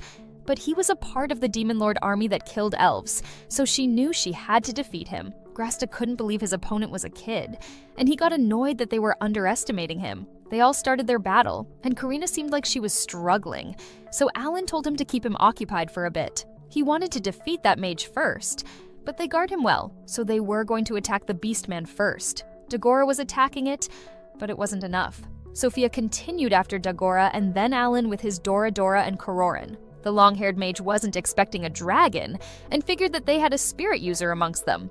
Yegolf seemed struggling with Alan's team. The other demons told him that it was enough and he should open the extra door. Suddenly, Yegolf turned into a beast monster, and apparently, it was his extra skill. He was attacking them with all his might, but he was still defeated by them. Alan got experience points from the demon, which surprised him because originally, only dragons gave more than 8 million experience points. Grasta realized that the black-haired boy, Alan, was the one. He was the one who changed the tides of the battle. Grasta knew that humans don't possess that kind of talent, so he wondered if Alan was a liberator. Alan seemed pretty confused by that term, and Grasta noticed. He stated that they had to change plans because of him, but Neftera firmly objected that they could do this. But Grasta stated that he was going to buy him some time, and he should go tell the Demon King about them. Alan realized that they were using their extra skills, so he told Karina to use hers as well. With Karina, he ordered Kararon to use his awakening skill too. Both sides were giving their best to defeat their opponent, but Alan knew that it wasn't working. Gatlick pointed at the long hair, but Alan didn't seem to have given up on him. But Dora Dora wasn't enough to stop him. Sophia told Fomel to use his extra skills. Dagora came to Karina to protect her. Karina's extra skill had been cancelled, and it didn't seem like they had the advantage. He told everyone to focus on their attacks and defeat the old man. Suddenly, Grasta kneeled. He considered this as their win because Neftera already managed to escape. While disappearing, he told them to not ever think about winning against the Demon King. When he died, Alan noticed that he was a high demon and worth 32 million experience points. And finally, Alan could use the commanding skill. A few hours later, the monsters had been defeated and Rapulka Fortress had successfully been recaptured. Normally, in offensive siege warfare, it requires triple the number of troops than the defense. Yet they managed to succeed in recapturing the fortress occupied with 300,000 enemies with just their 50,000. Sophia apologized for letting Neftera escape, but Alan understood the situation, and he stated that it plays into his next move. Harry had successfully accompanied the escaping Neftera, and this was a good chance for him to take them to the Demon King. Alan then asked Sophia and Fomel if they knew what a liberator was, but they had never heard of it. The next day, they informed the Queen and the other elves what happened the other day. They also found a communication device that the Demon Lord's army was using, and it seemed like they used this to communicate with their forces from far away. As of yesterday, the enemy troops from the north had landed. If they were to join with the southern troops, the arrival of the Demon Lord's army would be delayed by a few days. The king asked if he had some kind of plan for them. Alan had two things planned. First, they were going to defeat all of the Demon Lord's army that was south of the Rapolka fortress. Second, they were going to fortify Rapolka's defenses with 300,000 soldiers. The queen seemed worried about the 1 million troops heading towards the nest. Alan was thinking that the game junkies would defeat them before they arrived there. He wanted to verify this and then discuss the plan.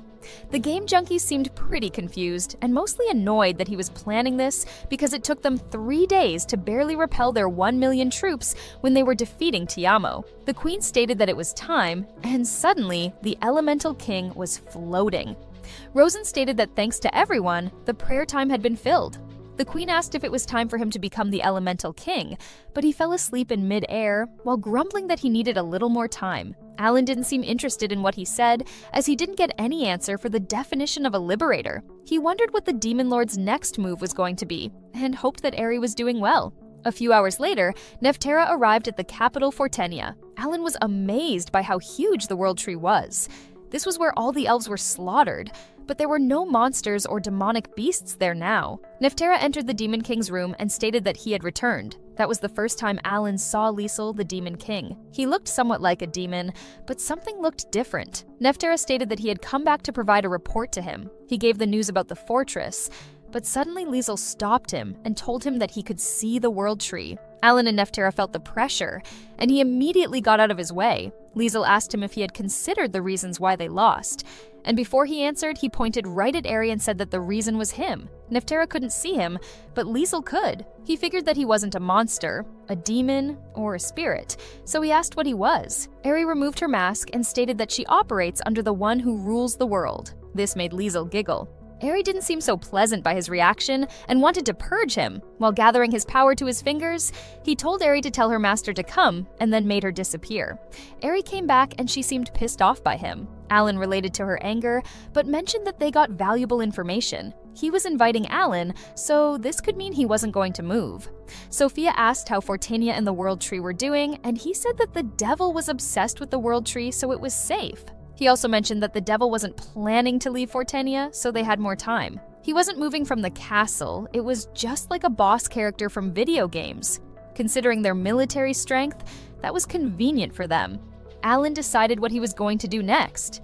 The problem was the remaining 4 million enemy troops. He decided to continue with verifying how the commanding skill worked, and hoped that it was a skill that could be used more than high-speed summoning. It had been 3 days since they rescued Rapolka, and Alan wanted the king to help with retrieving all the magic stones. The elves understood him, and the king stated that they were going to advance their army quickly.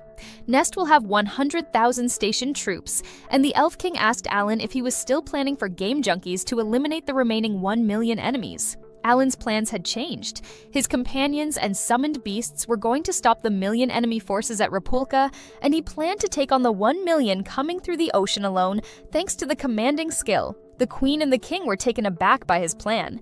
Eri stated that the summoned beasts were going to be with Alan, and they should not get close to Nest. The king decided to believe in him. Even though the devil wouldn't leave the capital, he still wanted to get information about him. He noticed that the elven names had a special commonality, and the devil's name was Lysol. He looked like a demon, but he had long ears and the same silver hair as Sophie. Alan asked the king if the name Lysol sounded familiar. The king didn't know about that name, so Alan mentioned the possibility of him being a dark elf, and the queen knew them. While the team was arguing about what was going on, the queen nervously stated that she didn't know anyone by the name of Lysol. She stated that this was supposed to be a war for elves, and they all were human and had nothing to do with this. She asked if they were still willing to fight for them. Without any hesitation, all team members confirmed that they were going to help them. In the end, Alan couldn't get any information on the devil. He wondered if Rosen was still in his evolutionary slumber to become the elemental god. Alan then informed them that he was going to depart early in the morning and wanted Elf King to take care of his party. The next day at the Rapolka fortress, Alan was leaving. He then turned to Dagora and stated that his extra skill was their part's trump card. And from its name, his skill was about using all his magic to blow the enemy apart. It's the most powerful skill within the party, and even stronger than Cecile's little meteor. Alan couldn't use any extra skill to get stronger, so he was relying on him. This made Dagora confused, as Alan was the one who fought with the hero. Alan showed him their status. His normal attack was stronger than Alan's, and when he used all his magic with their skill onto their axe, he would become the strongest. It was time for Alan to leave. There was still one person he wanted to talk to before he fought the enemy's 1 million strong army. At the Guillemets, the hero arrived, but he wasn't alone, even though he was asked to. He introduced the girl to him as someone at his party. He thought it would be faster if they listened to this together. Alan had seen her before, when she came to the school with Dobard. He was the Sword Saint. The hero was always taking it easy, which makes it easier to communicate. When Hermeos noticed that Alan could also hear their conversation, he mentioned the fact that his team took out 2 million enemies within 20 days in Rosenheim. The Sword Saint couldn't believe this. The enemy's 4 million soldiers were moving towards Rosenheim, so he asked what Alan was planning to fight with the 5 million strong Demon King army. Ares stated that Alan was going to do something about it, which made him laugh. On Hermeos' side, they defeated 1.6 million enemies out of 2 million. They had more causalities than expected, and this battle was going to drag on. He then mentioned that for the past few days, his stamina and mana had suddenly recovered. Aerie explained that that was because Alan had been using Elven Miracle. It could fully recover 5,000 people within a specific radius. The hero and the Sword Saint didn't expect something like that for sure. Hermeos now understood that the Elven recovery plant helped him out. He thought both were part of Alan's power, but Aerie corrected that those were secret recovery from Rosenheim's treasury, but Hermeos didn't believe her. The Giamot Empire was about to give him the title of a duke. Aerie mentioned that the summoned beasts would be focusing their fight in Rosenheim, so they were going to retreat from the Giamot Empire. Another summoned beast was coming tonight to deliver an additional 1,000 Elven miracles to eliminate the remaining Demon King's army. 10 days from now, if Rosenheim still stands, she's going to deliver another 1,000. She also mentioned that those were a token of gratitude from the Elven Queen. Hermeos was glad that she was doing this. He told Sylvia, the Sword Saint, to take the miracles and explain them to the generals. Before they left, Aerie wanted to ask something. She wondered if the devil appeared on his battlefield, but Hermeos hasn't heard of such reports. Aerie then asked if he knew it had any weaknesses. The hero figured that he was planning to fight with him. He knew that he couldn't beat him with his current strength because devils were stronger than the hero. He had beaten 2 of them in the past. His extra skill was bestowed upon him by Elmia to defeat devils, but his victory came at the cost of losing many of his old friends. Aerie then asked if the devil might have been an elf. The devil Hermeos saw didn't have characteristics like that, so he couldn't help them with that. 3 hours later, above the Sea of Rosenheim, Alan arrived. It was time to take on those 1 million enemies from the sea. He summoned dozens of B-ranked monsters, and he could still summon 26 more units. He was dedicated to wiping them out here without letting a single one get through. Aerie informed him that they had entered the attack range, and Alan immediately used the commander skill on Aerie. Aerie was ready to show them the power of the command skill. This skill essentially allowed him to create his own summoned beast army, so Alan was thrilled. He ordered Aerie to target the monster and crush its head. Aerie listened to Alan's order and used gravity. Under the commanding skill, he could defeat an A-ranked monster in one shot, even without using awakening skills. With the biggest courage, Alan was ready to take them all down. Alan told Aerie that there was no need to hide anymore. They weren't holding anything back. The demons were attacking directly at Alan, aiming to kill him. Now that they had noticed him, he ordered Doradora to protect him. Doradora used its boiling fire skill to boil them. Now it was time to use summoned beasts to make elf magic herb, but the flying ones were coming. Alan told Aerie to take care of them with the awakening skill. With the skill called Black Hole, Aerie generated a black sphere to suck and crush them. That was very helpful. The entire Demon King's army had stopped attacking, which only means they wanted to destroy them before going any further. Alan had 300,000 magic stones, and he planned to sink them into the sea with those magic stones. Suddenly, Alan noticed that the Demon King's army should sleep at night as they get tired, unlike the summoned beasts. But they were continuing to attack. The army wasn't targeting nests, but rather game junkies who had separated from the elf army. The opponent was 1 million strong, and the Demon King forces behind were alternating resting and attacking to weaken their physical strength. He was almost positive that the demon god changed his strategy after discovering their existence. Aerie told Alan to rest, but he wanted to keep fighting. From the beginning, all he wanted was to destroy them as quickly as possible, so he was not planning on giving up just because he got tired. At the Lapolka fortress, Eri informed the others about Alan's situation. Even though they were worried, they knew there was nothing they could do. Cecil didn't think he would have a problem for a few days, but the opponent's force was 1 million. Dagora suggested reducing the number of summoned beasts there, but everyone needs those summoned beasts. Tomorrow, 4 million of the Demon King's army was going to arrive there, and that corps will be divided into 3 branches. This might be the strategy to surround Lapolka Fortress, but surrounding a castle with steep mountains around it was impossible. Eri stated that they had already begun to climb, and it seemed they had many insects and flying beasts. It was possible that the demon god learned a lesson from Tiamo and dispersed his forces, and there may be a night attack on Lapolka Fortress. The elves were able to gather 1,000 elf troops in time, but they must consider reorganizing the army. But luckily, Alan already had a plan. He stated that no matter how fast he goes, it will take 5 days to get back to Lapolka Fortress.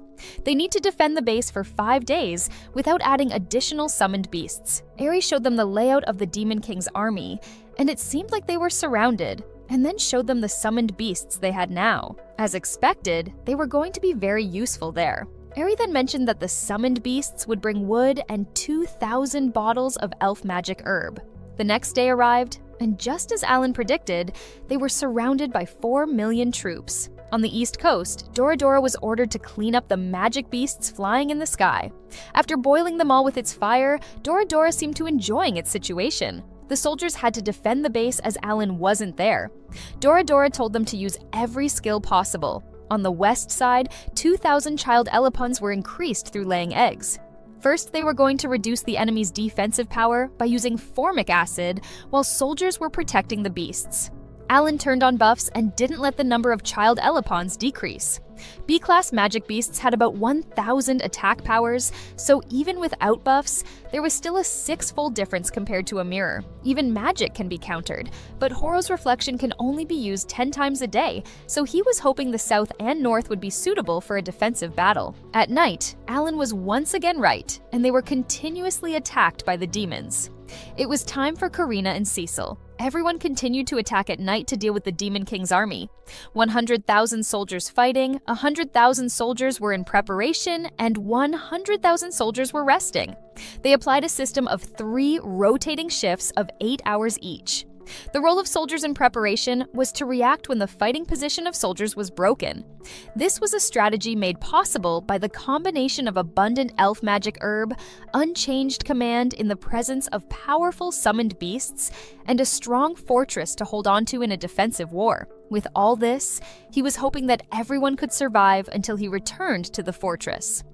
Eri checked the soldiers, and it looked like everyone got enough sleep. The first day went well. They defeated 150,000 of them, and tomorrow, the goal was to achieve 200,000. Day 5 of the battle against 4 million Demon King troops at Rapulke Fortress, and the use of Elf's magic herb had surpassed 2,000 per day. On the east and west walls, 250,000 demon beasts were slain. The defense went smoothly thanks to the cooperation from the army of 300,000 elves. Even with that, the all-out day and night attacks weakened the defenses, and the number of casualties kept rising. Kill seemed pretty exhausted, and he was failing. Dagora tried to comfort him, but he was still upset. He wondered how long they were going to keep doing this, and at that moment, Alan came and thanked Kill for his efforts. Everyone was relieved when they saw him. The soldiers considered him as their living miracle. His team members were also so happy to see him, and Sophia told him to get some rest first. But he stated that he slept a bit while flying. Alan checked the records, and apparently the battle wouldn't end anytime soon, so they have to speed things up. 8 days later, the Demon King's army had been completely wiped out. 13 days had passed since the Demon King's army attacked Rapulka Fortress, and everyone was exhausted. 2 days later at Tiamo, the queen congratulated Alan while the Elemental King was sleeping like a cute child. The elves have also gotten a hold of the battlefield situation of the Bacchus Empire. They pushed back the Demon King's army with superior power. Rosenheim's only purpose was to take the capital back from the devil. Even after defeat at Rapulka, they still wouldn't leave the capital. Thanks to the queen's investment, they got everything done quickly. She didn't think using elf magic herb could lead to this, and wondered if they did a bad thing to Emperor Giamut. Alan mentioned that he had asked the queen to borrow some support to defeat the devil. The hero Hermias appeared, looking like a whole mess. The team members were shocked to see him like that. The thing Alan borrowed was the hero. After 10 days of borrowing, he promised to give him 1,000 elf's magic herb. The devil asked Hermias if the central continent be fine when the hero was gone. So he comforted him that the tides of battle were well for them thanks to elf's magic herb. Without the presence of the devil, they had managed to defeat commanders of the demon army, and they were on the way to clean up any leftover troops from the Demon King's army. So even when Hermias wasn't there, they still wouldn't lose. Alan jokingly told them to not be afraid to do anything for the win. He then asked to use the boardroom to review the plan. The Elf King asked if Alan and the hero were good friends. He was hoping those two could regain the capital from the devil for them. After reviewing their plan, they had a great meal. The last time Hermias got a feast like that was the time he saved elves on the battlefield. If they are not invited, humans actually aren't invited into this country. Hermias was worried when he heard that everyone was getting sent to Rosenheim. The important thing was, they didn't lose anyone. Alan asked what kind of party Hermias wanted. He explained that it was usually around 10 people, including a saintess, a great mage, and a swordmaster, were a basic team. Sophia thought he would want a larger team, but for him the quality was more important, and it was easier to operate. Cecil asked if that meant he was going to be away from his team to help them, and he said that if it were the whole team, the Emperor wouldn't allow it. It was also because humanity's hope, Alan, was on their side, and he wanted to know what his summoned beast could do. Alan seemed fine with that as he was trusting him now. He invited him outside and explained his skill. Hermias seemed disappointed that he didn't use his all-power when they fought. Alan explained that it was because he wanted to avoid information getting to the Demon King's army, but in the end, they didn't even know what a summoner was, so it was a waste. Before Alan continued with his plan, Hermias wanted to say something. He stated that there would be only Alan and him while fighting the demon god, but the team immediately objected to him. Hermias explained his request that it was because everyone would be a weight. Alan could summon beasts stronger than them and could heal. He looked at the team and they all seemed to pass the god's challenge. If they were talking about achievements in Rosenheim, then it was spectacular, but that was mostly thanks to Alan. The exception was the swordmaster with her limited break skill. Hero was sure that was the best for them. Everyone looked at Alan, and Alan stated that as a result of the last battle with the devil, Hermias had lost many valuable teammates. That was the truth hidden under the title of humanity's hope. He reminded them that even the heroes could fail. Even so, Alan wanted them to decide for themselves on facing the devil. His summoning ability was not the absolute force. He also mentioned that the chances of them finning was 50%. This calculation was made on the assumption that Liesel was a normal devil, but if he was a high devil, they would be defeated, which means everyone would die. Alan saw their hopeless faces and comforted them by saying they would flee before death. If that happens, regaining the capital would have to wait a few more years. The hero wondered why he said a few years. Alan explained that if they can't defeat the first time, they could always train and come back for a rematch. The way he thinks wasn't normal, but this may be because he was in his adolescent years. The game junkies made their decision, and every one of them was coming to fight with the devil god. Hermias didn't plan to die either, so he hoped that everyone would have a good chance with their extra skill. Fomel appeared and asked to join them with his extra skill. Alan gladly accepted him, so now it was only Dagora who couldn't use his extra skill. The hero found him amazing in that, even though he couldn't use his extra skill, he was in the front line all the time. He didn't know anything about any of their capabilities besides Alan, so he wanted to spar. Cecil wasn't sure if they could work with Hermias, but they wouldn't want those two to die either. They had 10 days to borrow the hero. For the next few days, they could do nothing more but plan and observe.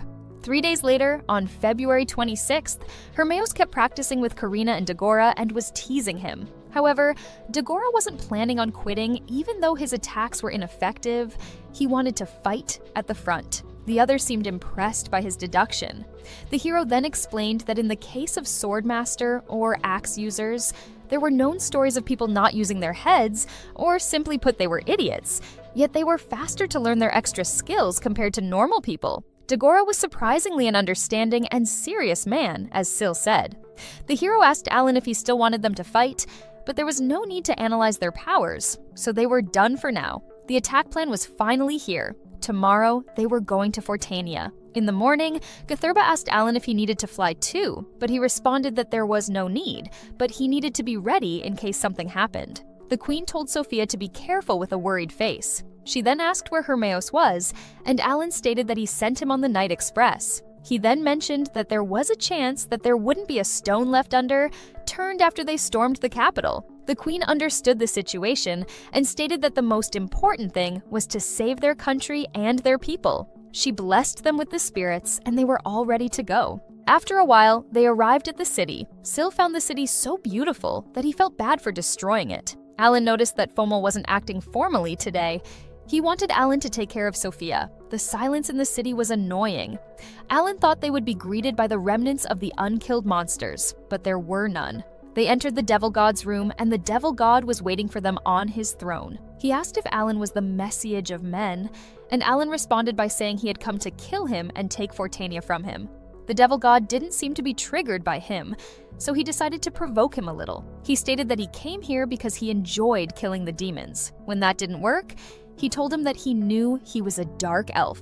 This seemed like a trigger to the devil. Alan continued stating that he was going to take back the world tree and return it to the elves. The Devil God said it never belonged to elves, and the world tree had always been theirs. This made Sophia even more angry, and she seemed on the loose. Before they get into a historical debate, Alan stated that the Devil God was the one who brought in hordes of demonic creatures and wiped out 1 million elves. Devil God laughed and teased them more as if they weren't angry enough.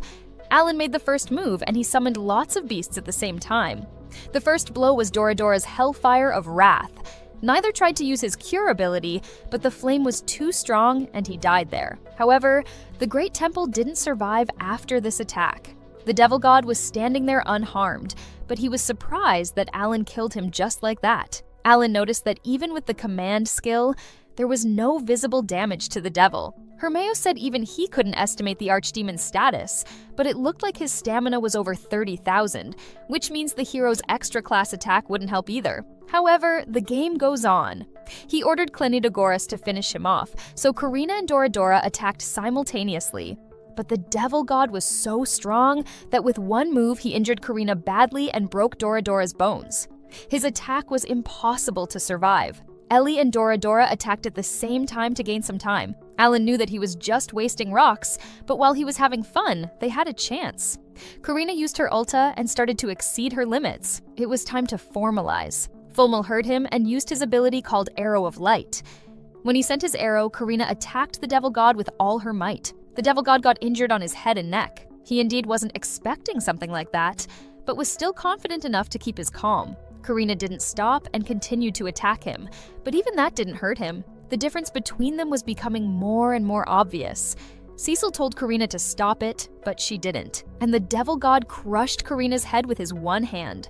Before killing her, Doradora managed to save her. Alan noticed that the Devil God was about to use magic. He wondered what changed his mind. Sophia's wind magic was the only thing protecting Karina. She seemed crushed by the fact that her extra skill did not affect him. The Devil God noticed that their gate was closed. He called Alan a messiah again, and Alan seemed puzzled. He thought he was calling a demonic extra and wondered if this was something about their messiah. There was a possibility that the Devil God thought Alan was a messiah, and this had something to do with the extra mode that was available at the beginning of the game. He had a lot of questions like the reason why extra mode and extra skill are called the same thing, and why he can't use extra skills. He thought about the possibility of him being able to use extra mode skills temporarily in normal mode. And in extra mode, extra skills were normal skills. Also, those skills he got after level 60 were additional skills. He then realized that this dark elf in front of him also plays in extra mode, but he didn't choose it the same way he did, so that was the point he got confused, because he didn't know how to go from normal mode to extra mode. The team members were worried that they might lose because this dark elf demon didn't even lose any health points. They asked what they were going to do, and Alan stated that they were going to change their strategy and show the enemy the ass. Alan announced that they were going to escape, which surprised everyone, including the Devil God. He asked if he ran out of clever strategies and questioned if he wasn't the Messiah, but he was sure of himself that even though he built up a huge army and tried again, the World Tree would remain in his hands, and that was the key to winning this war. He told Alan that he dared to challenge him, but it wasn't time yet. Alan made a surprise attack, but it still wasn't effective. The Devil God noticed that Alan used all his cards. Suddenly, the hero appeared out of nowhere and made a surprise attack. With his smiley face, he killed the Devil God in one hit. The others seemed pretty relieved and happy that he got killed. Hermeos stated that even though their group is weak, letting their guard down and strike unexpectedly strategy worked, and it was a good thing they implemented it before he started fighting for real. Alan thanked Hermeos on behalf of all of them. They were still a weak group and didn't have the punch to take on an archdemon. He could prolong the fight, but eventually, he would get tired of playing with them, and Alan was afraid to predict how it would end. He didn't notice Alan secretly activating a hero. The game was played out like a score, but something was weird. They still haven't gotten any experience points for him. He told Hermeos that he was still alive and he should kill him, but Hermeos was sure that he stabbed him through the heart. However, shockingly, the Devil God stood up like nothing happened. He congratulated him for striking one of his heart, which made everyone shocked once again. Alan was brainstorming to find a way to kill him, but Hermeos had 24 hours to roll back the skill. The Devil God asked if he was just planning to stay there, and then awakened his real form. They needed a new strategy as soon as possible, but all Alan could think was to run away. The Devil God attacked Hermeos, and Alan used the reflection. However, it didn't work, and they got injured badly. Kill immediately started curing them. The Devil God once again stated that no matter how strong they could be, they could not defeat him, and at this point, he decided to not let anyone escape and kill everyone. Alan tried to think of a way to stop him. He used as many beasts as possible, but it only delayed it for a few seconds. Hermeos asked if there was room for one more opponent. He then used his Finista sword to attack, but unfortunately, the new form of the Devil God wasn't something they could handle. Formal grabbed Sophia to protect her, while Alan told her to call the Great Spirit immediately. However, even though Sophia tried, no one was answering. Alan told her to keep calling while thinking of another way to escape. He thought he would just expose the spirit and run away, but this didn't seem so likely to happen. The fact that the demon defends itself against the hero's attacks and ignores the other tells him that Hermeos is the one who's been getting rid of the demon. He suddenly called the demon and started yelling at him. He told him to come here and settle this on one like true messiahs. The others were both shocked and puzzled, and they questioned what he was thinking. Cecil tried to convince him to stop, but Alan didn't seem to be listening to her. He kept calling the demon and telling him to come to him. He wanted him to use his magic on him, to give their friends the time to escape. His beasts promised him that they were going to deflect his mirror this time. However, the Devil God figured out what he was trying to do and jumped right in front of him instead of using his magic. He started to punch Alan non-stop, while Ari explained to Hermeos that Alan was going to buy some time and that he should take everyone and run, but there was no way Hermeos could let the new hope he had finally found die like that. The beasts were trying to take them away, but Dagora and Karina wanted to help.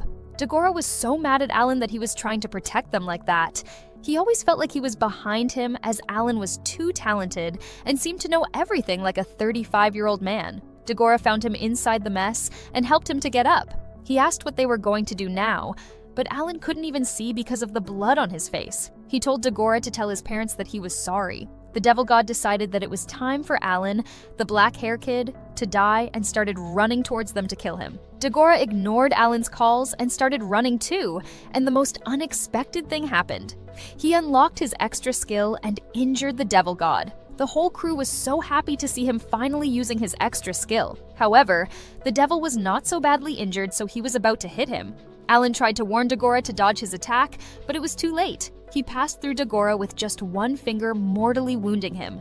Alan caught Dagora, who was falling to the ground, and started healing him with Ari. Even though he stopped the bleeding, he still had a huge hole in the middle of his body, but this wasn't a big problem for Alan. Seeing her childhood friend fatally damaged, Karina looked like she didn't know what to say because she was crying. Alan called Kill and told him to do what he had to do. Kill understood the message and used his divine intervention to heal the hole. Alan and Karina left them alone to get their revenge. Seeing the devil alive made him question once again how many hearts he had. Hermeos told Karina that her blows may pass him as he was weakened by Dagora. Meanwhile, Ari and Doradora were attacking him simultaneously. Alan regretted his decision not to come there alone. He then noticed that Kill's ability was not working. Sophia finally managed to get an answer from the Great Spirit, but she was shocked when she saw Great Rosen in front of her. He asked what she wanted. She was too stunned to speak, and Rosen said that all the depressed gamers were here. He then used the blessings of the Spirit King, and suddenly everyone was surrounded by midichlorians. Alan noticed that their stats were up 30%. Karina didn't know who the midichlorians were, but she could feel the power flowing through her. The devil god didn't seem so happy to see the Spirit King and told him that he was breaking the laws of this world, but the king said that he was the one who broke them by his existence. The devil god got angrier and asked how long this was going to continue. The king said that he wouldn't stop until he stopped hurting his elves. He decided to give Alan a little guidance. He said that for the hour that the blessing lasts, the world of doors would be a world without doors. Alan's eyes popped out. He told everyone to get their ultras and go. He told Kill to do that too, but he was still planning on bringing Dagora back to life. Alan told Karina to chase the devil god all over the field with every skill she had. Once again, Karina used his divine power, and she was dedicated to using it over and over again if it didn't work. She attacked the devil god with her sword and finally started giving proper damage. Alan tried to provoke her to use her extra skill again, and she started to give herself enough confidence to do it. After Fulmo's extra skill, she used her thunderbolt and injured the devil god. Alan was satisfied, as it seemed like she was doing a lot more damage than before. Everyone was praying for her success. Karina did not stop until she finally cut one of his hearts. Hermeos told her to leave the rest to him, and he was going to finish him with one blow. The devil god knew he was in a weak position, but stated that he wouldn't give the world tree to them. Alan tried to understand what he was aiming for, but no matter what he was planning, he wasn't going to let him go for nothing. Soul of Darkness was his last chance. Alan knew there was no mirror to reflect that, so he told Cecil to use her ultra. Cecil wasn't sure about that, as it would cause everyone to get hurt. But Alan stated that they weren't going to get hurt because her magic would compensate for his magic, and everything would explode from the inside out. Cecil accepted to use her ultra and created a huge asteroid that was bigger than the devil gods. The two of them crushed, and Alan told Hermeos to get out of there, but he didn't want to give Cecil all the glory and threw his sword towards the devil god, hoping it would hit his heart. The crush of the two asteroids created a huge mess, and the devil god was defeated. The team was happy and relieved this time. Kill also informed Alan that he managed to cure Dagora, but he somehow didn't wake up. Alan was still doubting about the death of the devil, as he still didn't get any experience points. He tried to wake Dagora up by saying they were going to leave the EMS team waiting under the rubble. Hermeos and Karina came and asked Kill how did it go. He said that he succeeded, but his armor was damaged. Dagora was still not waking up. Alan stated that Hill's intelligence was over 10,000 after the buff, which should mean 100% probability, but with those randoms, he can't be sure of anything. He told Dagora to not play dumb and not to make this a big deal. He tried to trigger him by saying that even Drogo could use his extras and that Karina was smarter than him. This made him open his eyes and started scolding Karina. However, Karina hugged him so tight that she hurt him. While Kill was beating Dagora for faking it, Cecil was glaring at Alan. They then thanked Great Rosen for his help. Cecil wondered if that half-body hole was completely healed, but Dagora's guts were still hanging out and he was about to die, but he said he was okay. He was still looking forward to hitting someone again. Now it was time to avenge their comrade's death.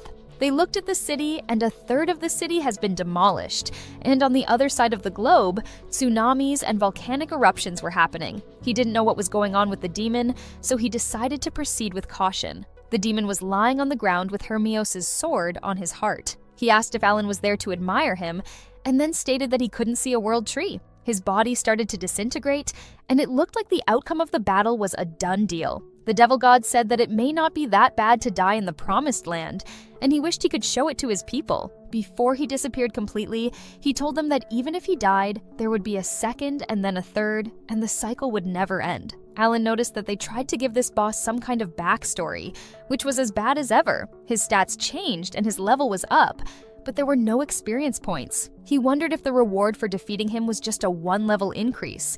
After all, they never had an opponent like that before. Suddenly, the Great Rosen's form changed and he advanced to God. He ignored everyone and said something to show himself. A voice talked and told him to stop looking at him like that. Hermione explained to Alan that the thing was a high-class archdemon. He was the one who slaughtered the hero's entire party. The demon started teasing Hermione, and when he saw his furious face, he stated that he surrendered. Hermione asked him what was his purpose in coming there if he didn't want to fight. He was trying to figure out why his armies had been defeated 5 times. Alan realized that he was the one who planned and executed this Barbarossa. The demon asked for Alan, but no one said anything. Alan stood up and stated that Alan wasn't there, and he died to protect them. He seemed pretty surprised at first, but then didn't believe him as he had black hair.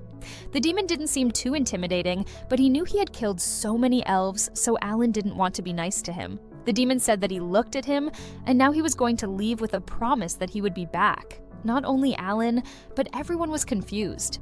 Alan decided to think about this later and told everyone that they should go back to Tiamo and get a good sleep. Thus ended their battle at Rosenheim. It lasted 43 days from the day they arrived at the nest. The glad tidings were spread to all elven cities and refugee camps, and the silent night was filled with joy. In the morning, the queen thanked Alan and his team for defeating the demon army in him. Alan wanted Hermione to take all the credit. He noticed his teammates' weird looks and explained that it was hard to be a hero and he needed freedom and movement. It was still hard to process that the devil god was a black elf. They made a truce with their king 500 years ago. Although they had no diplomatic relations involving the exchange of envoys, it was an unpleasant surprise. Alan was surprised. When it came to members of the royal family fighting in the Demon Lord's army, it can't be ignored. They would send a diplomatic mission to them and demand an explanation. So it was the one quell for Renegade or the whole nation of traitors, but they had only just finished this war, so they had to be careful. However, that was up to Rosen's men. Rosen woke up and asked Alan if he could have his attention. He said that it was time to honor the loyal defenders of his elves. They're, I can't pronounce, gamers. Alan asked if that was about the first phase of nurturing his comrades into 4-star talent. As Rosen recalled, it was just about changing everyone's class. And Alan reminded him that he also said that the maximum he could get was 4 stars. Thanks to Alan, he became a spirit god, so he was in a good mood. Alan smiled and wondered how much more can he be grateful to them, as if he was trying to get on his nerves. Rosen said that he was not changing any regimes, so Alan responded by saying they could do it without him. He said that Elmia would reduce him to atoms if he did that, but as the god of spirits, he could promote any of them to 5 starts, but only 1. Alan was so happy to hear that, and chose Karina without any doubt. She already got 3 stars, and without it, she would change professions once, so it was only fair to give her the achievement. The other teammates didn't seem to agree with him. Karina thanked Alan and promised to not let him down. Now it was time to change their classes. Alan was thrilled with the new classes. Even half of the characteristics had been transferred and they got extra skills. Sophia was now priestess, Formal was marksman, Karina was queen of swords, Dagora was berserk, Cecil was archmage, and Kill was bishop. They all seemed pretty satisfied with their classes. Sophia then wondered what familiar meant. Hermione was watching them from a distance, admiring them. Rosen stated that he wasn't done handing out awards yet, and then stated that he was the creator god Elmai, and thanked Hermione for protecting his children. Everyone was taken aback by this news. Elmi then told Hermione that he was going to give him a class change too. From now on, Hermione wasn't a hero. He was the king of heroes. Hermione checked his stats and noticed that things had changed. He turned to Alan and said there was a way to move beyond despair. Alan laughed and told him that he always enjoyed the process of playing the game and exploring the world. Alan thanked him for coming to help him and told others to cheer up. They had a dungeon race coming up, but before it hit, they would have to prepare. Karina was a little worried about Merlin. Alan said that she had got enough stars to worry about as it was. Alan was sure she and her golem were instrumental in repelling the aggression on her continent.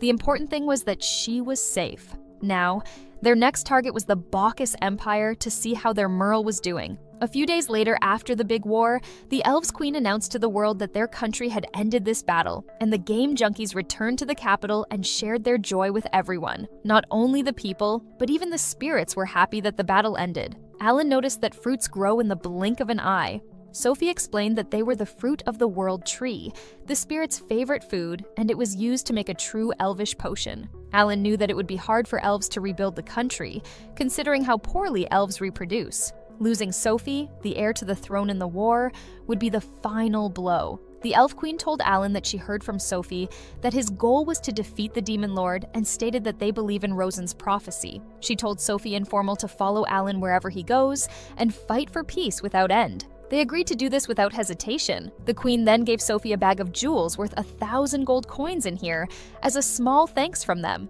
When Alan said they didn't need it, she jokingly offered to marry her daughter. Alan wanted them to just keep using the elf elixir in their diplomacy, and he had a few other requests. He asked if they could give him some sort of nominal position equivalent to a title of nobility in the Kingdom of Latosha. Sophia asked if he wanted to be Alan of Rosenham, and he explained that he had little idea how to take advantage of that. Hermeos then stated that his contract was up, so he was going back to the Central Continent. He was thinking about going to the dungeon for the Divine Trials. While others were worrying if they would be able to see him again, Alan asked for tips on capturing him, but Hermeos wanted to keep those to himself and advised him to keep trying. When he left, Alan told others that it was time to get some goodies from the king.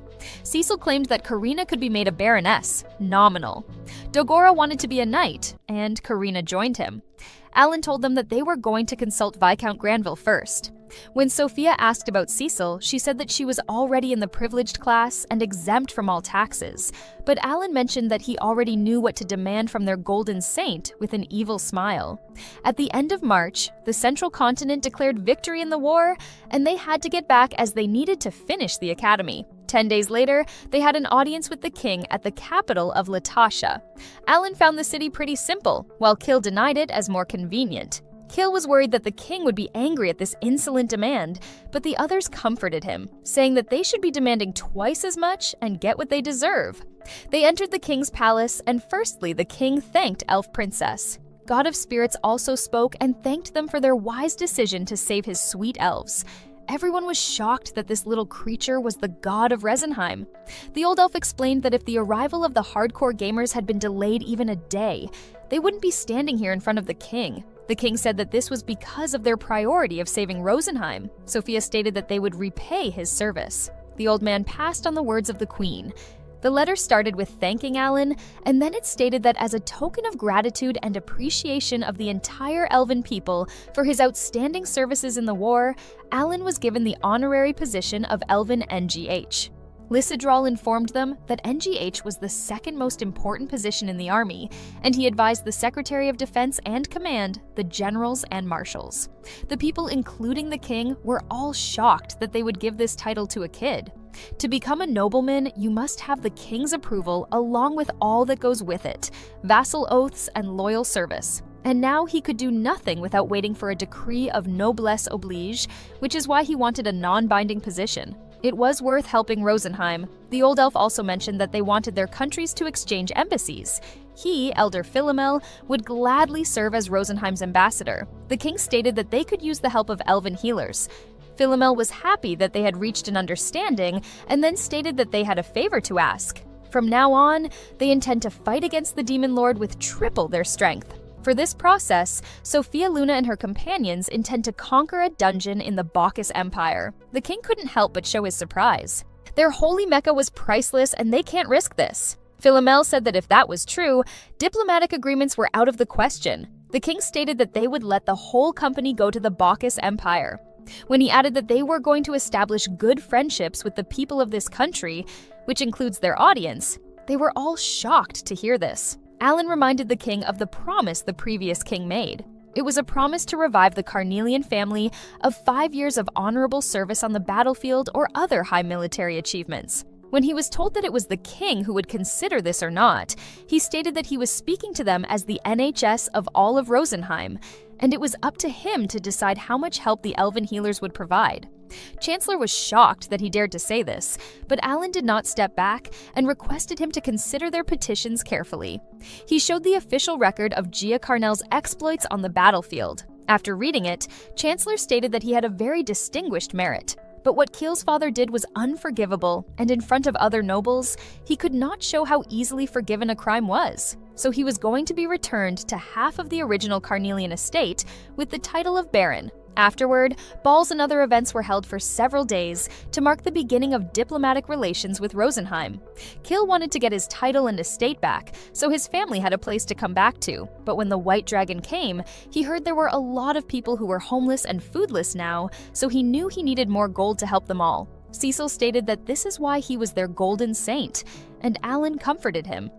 4 days later, it was the second year of Hedman Rodan's pioneer settlement fields were being sown and houses were being built. At the Hedman's house, Alan saw his family. His siblings greeted him and they said that they had been hunting hogs since last year. Formal was shocked that Alan had an actual family, as he always seemed out of this world to him. Alan then introduced them to his team. His father was getting used to all this, even though he was still nervous. Karina and Drogo also met with their families, and they had a huge feast together. This place was Alan's favorite place for sure. He was talking to his siblings while eating to catch up with their lives. He asked Mira what her favorite talent was and suggested monks so she could heal others, and she agreed. Spirit God was also there eating. He blessed Alan's sister, and now she had a talent. His father was confused and asked if she really had a talent while she was thanking him. That was how Alan accomplished everything they had achieved, thanks to Viscount Granville. And now they had assembled a junior band. Karina and Drogo went to their own house, and the rest of them stayed at their parents' house. In the morning, Alan asked if his father was happy that Drogo was a knight, and Drogo said that he spent the night cleaning his axe. Hill wondered what Alan received as a reward from the kingdom. He said that he was satisfied with Rosenheim's reward, and he refused all attempts to bribe him. Cecil wondered if it was okay to kill him without telling anyone.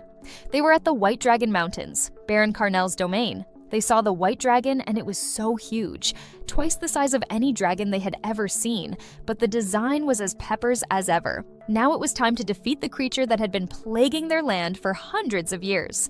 The plan was to defeat the White Dragon and have a feast in honor of the new Baron Carnell. When the White Dragon saw them, he questioned the creatures they were riding and who they were.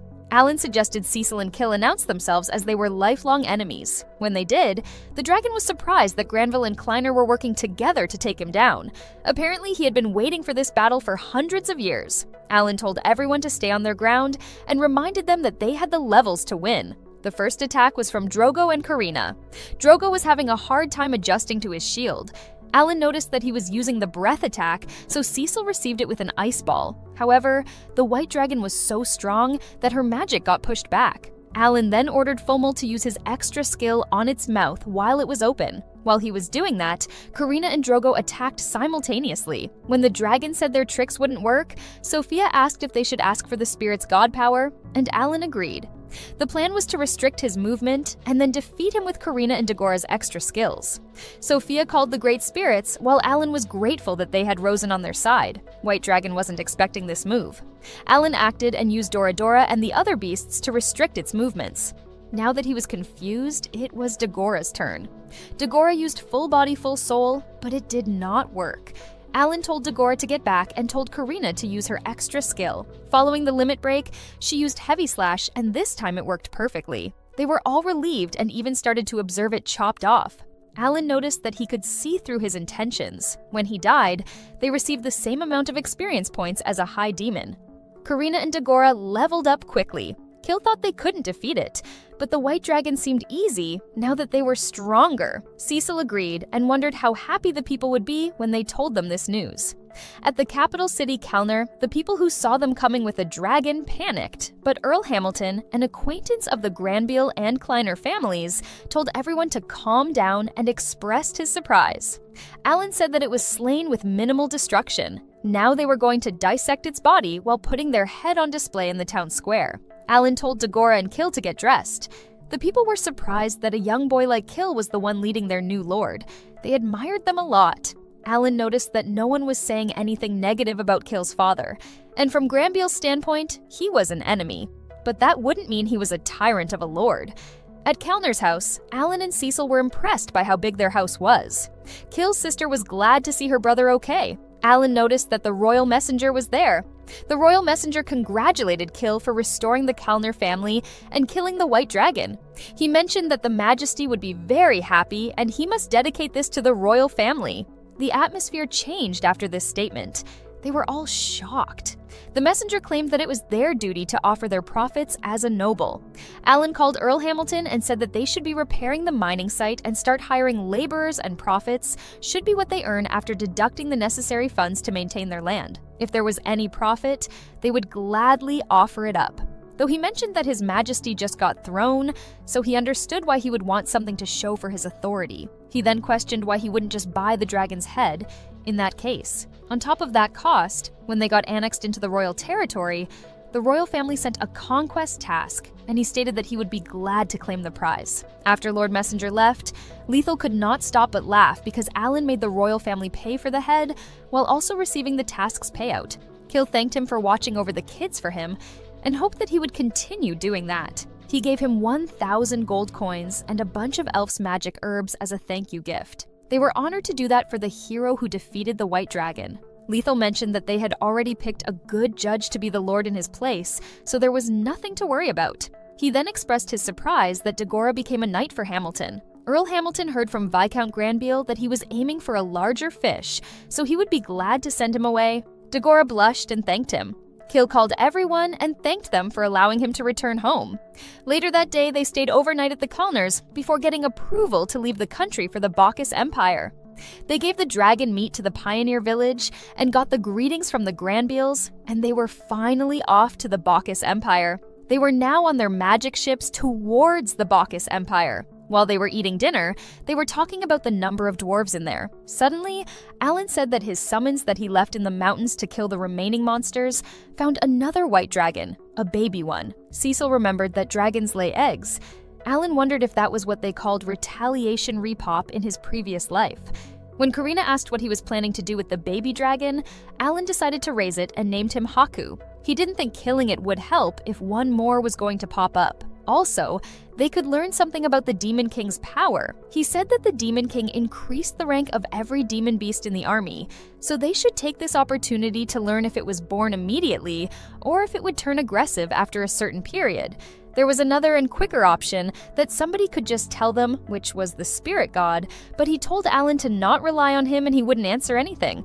He gave up on him and noticed that they had arrived at the Bacchus Empire. The Bacchus Empire used to be a normal kingdom on the continent. They produced great techniques of magic tools that couldn't even compare to other dwarven countries. But around 50 years ago, the Demon King's army attacked, and the kingdom held them back using magical tools and golems. To fight the army, the kingdom consumed every neighboring country and became a great empire with a population of more than 200 million and the world's strongest military force. Alan and his team arrived at the capital Danbao and were amazed by the hugeness of the palace. Visiting another country was so exciting for them, as this sensation was the best part of an adventure. They decided to stay there for today and look for Mururu tomorrow. The next day arrived and they were back at the lounge. Alan was surprised that they had elevators. A man named Nuka Kai, the Minister of Foreign Affairs of this country, greeted Sophia and wished her a good day and informed them that they had prepared a breakfast. Alan wondered the reason behind a minister being there. They sit at the table, and while Karina is being charmed by the food, Alan is almost sure that they are showing off their riches. The minister thanked them for supplying the elf's recovery potion. Thanks to that, the casualties were kept at a minimum, even when facing one of the largest invasions ever. Alan was not looking at the minister friendly while Sophia was talking.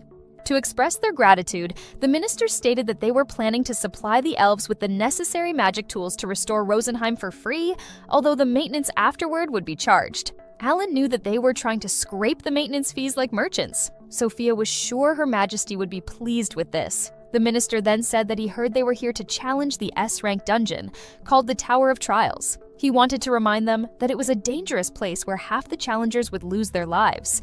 Karina seemed bored of those warnings. Sophia stated that they understood this, and they were planning to take Mururu with them.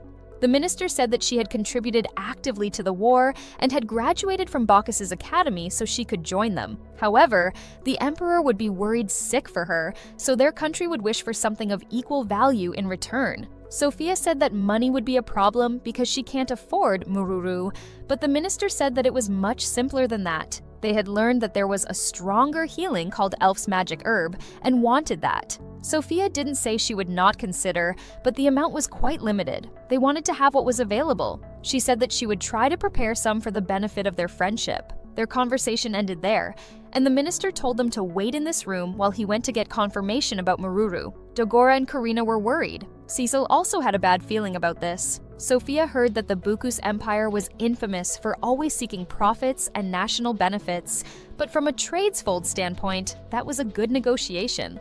They then heard the door opening slowly, and there it was, Maruru. She was so happy to see everyone that she teared up. Alan embraced her with happiness. Maruru was shocked by the news, but was so happy that everyone was okay. Dagora mentioned that they were looking forward to seeing her riding a golem. Alan wanted to borrow her golems, but she was told that it was impossible, but they could acquire the golem slab in the S-rank dungeon. Alan decided to talk about this on the move, and they started to head for the S-rank dungeon. Maruru was an honorable baron now, and she even participated in the triumphal parade. Alan noticed that she got more confidence after the academy.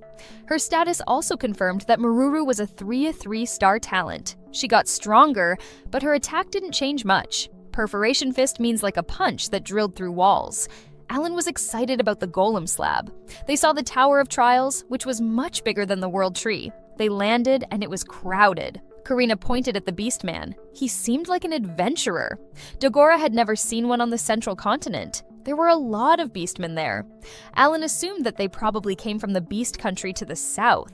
They were all taken aback by the fact that there was a whole city inside, even bigger than the capital. It was even strange that there was light without any windows. Alan saw the Degrini's temple, which was also the entrance to the S-rank dungeon. He said that they wouldn't be taking on the dungeon today, but they should hear the story at the temple. While walking among the people, they were looking at them with curiosity as they were all kids, and Alan had black hair. Alan found it amazing that this many people had conquered 5 A-rank dungeons. They went to the receptionist and stated that they wanted to conquer the S-rank dungeon. The receptionist asked if they had a magic disc, and if they didn't, they could rent one there. She gave one to Maruru, and she explained that they were going to insert the slab there. Then they would be able to create a golem. The slabs would be available in the S-rank dungeon. She then asked what Maruru's talent was, and she said that it was Magic Earth General. The others who heard her talent were shocked by that. Alan guessed that it might be because it was only 1 in 10 million people. The receptionist then asked if she participated in the last battle, and she confirmed her. The receptionist woman explained that if she had that talent, she could move a mithril-level golem with copper or silver. With the magic disc, if she was an iron rank, then she would need an iron slab. There were 10 holes, so gathering that much would be a problem for them. Alan asked if he could buy the disc instead of renting it, but as they were national properties, it would cost them 10,000 gold coins. Alan figured that they gathered the slabs and then retrieved the finished discs, making their country hold the strongest golem army ever. Alan made his decision and gave her 10,000 gold coins. Not only the receptionist, but also the other members were shocked. After leaving the temple, they rented a nearby house and made it their base while in the Tower of Trials. Karina wanted to be the first person to conquer the S-rank dungeon. Alan agreed, but it was also to help them defeat the Demon King army, so it would still be very difficult to fight demon generals after that. Cecil was confused because they had changed their class, and Karina was a 5-star like the hero. Besides, Dagora's extra skill could defeat the demon general in a slash. Alan explained that the demon general didn't know who they were in their fight, so even if they upgraded their gear to orichalcum, he expected their chance of winning to only be around 50%. It would also be a different story if it was a high general. Even so, Sophia wondered if taking on the S-rank dungeon would still be valuable. She then asked Maruru if she was okay. She said that she was fine, but did not seem like she was. She also mentioned that Tam Tam was so strong. When they gave her the confused looks, she explained that the golem user would name the golem they control. Her dad was growing a Tam Tam tree in his garden, and her 4 brothers say it tasted bad, so it was a very familiar name for her. Alan asked if she told her family she was going to be there, and she said that she didn't tell them because they would be worried sick. She wanted to be stronger for her friends and family, and she realized this the hard way. Alan's priority was getting his hands on a golem. He suggested trying to upgrade their talents as soon as possible because he suspected they would need a year to finish the S-rank dungeon. Karina realized that the best case was that Demon King's army didn't arrive until then. Alan was pretty sure that they wouldn't call for another attack because they caused a bit of damage to their army. The next thing was going to be Alan's mission. He had to improve his summoning skills and get the newly summoned beast by all means. If he kept this up, then his summons attacks wouldn't do anything against the generals. Cecil asked why he didn't stop evenly splitting the dungeon loot, as they all knew he needed crystals and gold coins the most. She wasn't the only one who thought like that. Alan was grateful for that. The next day arrived, and it was time to go. What they were looking for? Collect the golem's slab or a calcum weapon, and items to increase stats over 1,000 points convenient magic tools. The game junkies make their entrance to the S-ranked dungeon. They noticed that other parties had more than 20 people. The usual cube that manages the dungeon's floor greeted them and asked if they wished to go to the second floor. It had been a while since Alan had seen a cube. If the next floor was the second, that would mean they were on the first floor. Kill responded that there were only 5 floors to the S-ranked dungeon, and it felt kind of insignificant compared to the 20 floors of the A-ranked dungeon. This was everything the first floor offered to them, so they requested to be led to the second floor. The cube understood their request and summoned them to the second floor. The second floor was so huge that they could see the scheme. The design was so different from other dungeons. Kill assumed that the other parties were on the same floor too. Cecil noticed that there were at least 500 people there, including the cube. An admiral named Garara appeared, and Maruru seemed surprised to see him. There was also a boy named Pepeku next to him. Garara questioned why she was in a place like this with humans. Maruru introduced Admiral Garara, the supreme leader of the Bacchus Empire's army, to the team, and Pepeku, a friend who helped her a lot on the battlefield. Pepeku greeted them and introduced Sophie to the admiral. Garara stated that the potions she sent them helped them a lot on the battlefield. He was also surprised to see an elf coming to the dungeon. She responded that he was right, because they were the only elves in this dungeon right now. When Garara asked if there were only 8 of them, Alan responded by saying that quality over quantity. Suddenly, Garara told Maruru to leave this party and come with them. She was a great talent, and her extra skill would need to be activated anyway. Maruru strongly stated that she was going to conquer the dungeon with Alan's team, but Garara didn't take her seriously and told Pepeku to bring her back even if by force. Now that he crossed the line, Dagora stepped up and dared him to try it.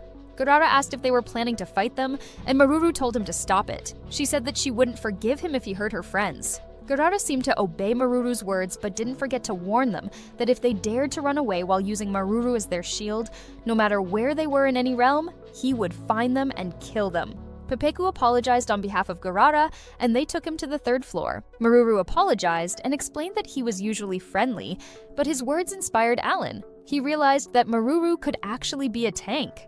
A tank means someone who would protect their entire team as a shield while blocking enemies' attack. To make it clearer, he told them to imagine if they had a golem that could block the demon general's strongest attack, and asked if they would agree that the tide of the battle would have been better for them. Kill said if that was the case, then they could focus on attacking, but Cecil mentioned that they would use her as a shield just like the Admiral said, but Alan was comfortable because that wasn't the case. He asked if they would ever leave Maruru and run for their lives to prove his point. Everyone refused immediately, proving that the Admiral had nothing to be worried about. Maruru felt safe and told them to leave it to her and Tam Tam to protect everyone. Alan was really looking forward to fighting a golem. They could get a copper golem on the 2nd floor. To advance to the 3rd floor, they have to defeat the 2nd floor boss and acquire 3 copper medals. There were 5 types of floor bosses. The monster's rank varies from B to S. Alan got the Griffs ready and they started to look for the boss. An adventurer group thought Griffs were monsters, but when they noticed Sophie, they realized that those were spirits. Maruru was a bit nervous about making a big scene, but Alan said she would get used to it. It seemed like most monsters were B rank. Dagora said they can't really level up with them. Alan noticed a monster with a compatible size to an A rank boss, but the beastmen also noticed and started chasing it. They were moving really fast and will probably be on it soon. Cecil asked if they should dive in and defeat it first, but it was actually more polite not to intervene. Alan said this would be a rave for the floor boss. There were 5 types of them, so he asked Hook to find them for him. When he got one, he told the others that it was huge and was on the other mountain. There were some beastmen nearby, so they had to be fast before they got caught. He told Griff to use dash, and they started moving faster than ever. But with this much distance, Alan didn't think they would make it in time. He noticed that beastmen were running away. Karina felt like this was odd. It seemed also dangerous to Alan, so they had to hurry. What they encountered was a lot bigger than Alan thought. Alan had to leave it to Karina and Dogora for this one. He told the Beastmen to make a run for it, and they would take it from there. Their leader questioned if he knew what that monster was. It was a BB, which meant Blood Blast Beetle. It was an S-rank monster. Alan did not expect it to be an S-rank. He thanked them for the information and told them that they would focus on fighting it, so they should evacuate. The man listened to him, but mentioned that if they could make it out alive, then they would repay him. Before he ran away, he told them that magic wouldn't work on a BB. This monster was quite tough, and Dogora informed Alan that their attacks did nothing to it. This was their first encounter with an S-rank monster. He told Sophie to get Rosen's help with her extra skill. Rosen used his Spirit King's blessing and increased the status of all party members by 30%. Alan was going to strike first, then everyone could come in with their extra skills. He told Cecil and Sophie to use their magic for defensive purposes. To defeat the bug, they were going to use fire. He used Cabo's awakened skills, and hundreds of them exploded on the bug. After that, it was Doradora's turn. While Doradora was using soldrification, Sophia and Cecil used their magic. Doradora was getting bigger, but it was still quite small compared to an S-rank monster. It seemed like the fire didn't work, so he used Teku and a mirror to fully deflect its attack. This tactic worked on the bug, and it finally hurt. Karina and Dogora were the next ones. Karina's attack penetrates its shell, while Dogora can't use his extra skill as usual.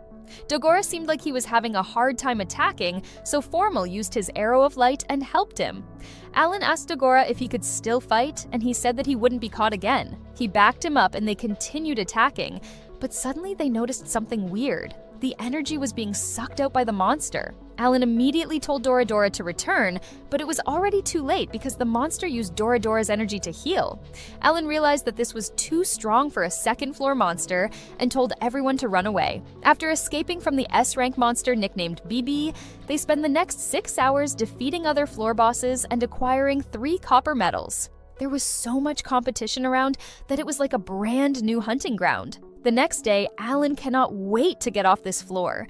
Karina was pretty excited to be on the 3rd floor today, but they seemed upset that they couldn't find any chests or any golem tablets. Alan mentioned that if it was behind some kind of obstacle, then they would never be able to get one. He apologized to Maruru and wished to get one on the next floor. As their medals were confirmed, the cube preceded them to the 3rd floor. Just like the 2nd, the 3rd floor also surprised the team because it was a desert. The ground felt really weird as they weren't used to it. It was going to be hard traversing like this. Kill noticed something. There were huge golems. They were at least 10 meters tall. Maruru said that the pilot would be inside the golem's chest crystal to move it. When it suddenly transformed, the whole team was taken aback by the golems. Maruru explained that on the tablet, there was a body tablet which was necessary to create a golem, and several other tablets for a variety of functions and configurations, like movement, enhancement, and special tablets. When she mentioned that the other day they had a naval battle, and Tam Tam became a battleship to fight, Alan was even more impressed by the golems. He really wanted to get tablets, but he didn't know the conditions to enter the 4th floor. He decided to ask the cube, and the cube said they needed 4 iron and 4 more copper medals. The problem was that this floor only gave iron medals, and they needed to go back to the 2nd floor. But the cube mentioned that they could only move between the 4th and the 1st floors, so they needed 7 copper medals in total for the 4th floor. Karina wondered how many it would be for the 5th floor.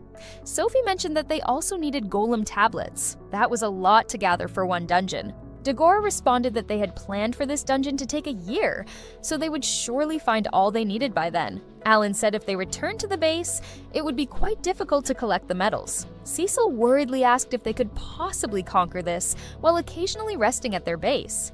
Kill mentioned that he also needed to go to the church and learn more healing magic as well. Considering their needs, Alan suggested spending 3 nights in the dungeon, then returning to the base for one. He had to gather some crystals for the Adventurer Guild too. They agreed on this plan, and now it was time to go. While flying, Alan noticed that there was quite a large amount of golem users here on the 3rd floor, though he couldn't see Admiral Garara. He thought 30% of the adventurers were on the 2nd floor, but this was troubling. He couldn't see any monsters aside from ones crawling in the sand. He assumed that there wouldn't be any aerial monsters. He then noticed a party between dwarves and beasts. The monsters of this floor were either in the sand or in caves. He informed the others that he had got this floor figured out.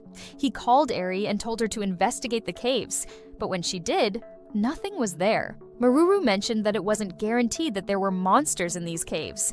There were almost 100 caves, so they would better check every one of them. Dagora realized that they would have so much free time with no fighting to do on this floor. Moving on to the next cave, Eri thought there was nothing in there too, but then noticed a magic circle. In a second, the cave was full of monsters. Karina was excited to have an action eventually. Alan informed the team that Griff would be on standby if they had trouble moving. He was going to keep the summons to a minimum so that they could use their skills without worries. As usual, Dagora and Karina were the first ones to attack. Alan told everyone that those were B-rank monsters, so they should be quick. They understood him and attacked simultaneously. While attacking with their skills, Alan warned Dagora that a big one was coming at him. There were 2 of them, so it was hard for Dagora to pick the floor boss. But Alan told him that they were A-rank. While they fought the A-rank ones, the rest of them were going to focus on the small ones. Another big one had just emerged, and it was clear that this one was the boss. It was only the start of the first day, so he told them to try and reserve their extra skills. Except for Dagora, an A-rank monster was still too tough for someone not using extra skills, so Alan decided to hold the first floor's boss with a mirror, and they would finish the small fries later after taking down 2 A-ranks. Cecil used her ice needles and confirmed that those things were vulnerable to ice magic. Alan told Cecil to help Karina, and he would head to Dagora's side. Dagora was doing well with the A-rank. It didn't take any longer for them to take down both of them and focus on the boss. When they looked at the boss, they were shocked to see it messed up like that. Alan explained that he spammed a total deflect 3 times. Using this opportunity, the team took down the floor boss and gained 4 million experience points. There was a crystal and a medal. These could be sold for 200 gold coins, which was probably the reason why people came to this dungeon without trying to conquer it. Kill was pretty exhausted from doing all the healing, so Sophie offered to help, but Alan said all they needed to do was train. They should plan and save as much of God's blessing as possible. Instead, he suggested using as much magic fruit as they wanted. Moving on to the next cave, Alan informed them that this one was only for 1 monster. They spent the entire morning going around to different caves in search of monsters. To find the ones hidden in the sand, 50 Genbu were created and enhanced to swim in the sand. In the end, they defeated 3 floor bosses, acquiring 3 iron medals, 2 treasure chests, and also weapons and armor made with Hihiro cane. Alan was sure they could level up with the 3rd floor. Cecil asked if he thought they would still be here when they changed their class the next time, and he responded that they could reach max level within a month, and they would go search for more monsters and a tablet in the evening. Maruru apologized and said it was her fault in a very silent tone. Karina asked if she wasn't feeling well, and she tried to prove the opposite. Alan already noticed that she was filled with excitement when they met. He wondered if she was worried because her friends had all changed their classes and got way stronger. But he didn't want to mention it and make her feel worse, so he said that they had found 2 treasure chests within half a day, so gathering crystals would only be a matter of time now. Maruru smiled and stated that she would watch and try to learn from everyone. Suddenly, Alan saw something and stuttered. Something was happening far away from them. As they were trying to figure out what it was, Alan told everyone to move on if everyone finished eating. In this dungeon, besides the treasure chest, holding golem tablets or weapons and armor, those hidden cubes were floating around. The hidden cubes had unique roles such as trading metals and tablets, while some could give them to you for free. In some cases, they could send you to a bonus stage with a treasure chest or even a death stage. In the death stage, the moment you engage in a conversation with it, you would be teleported to a different space.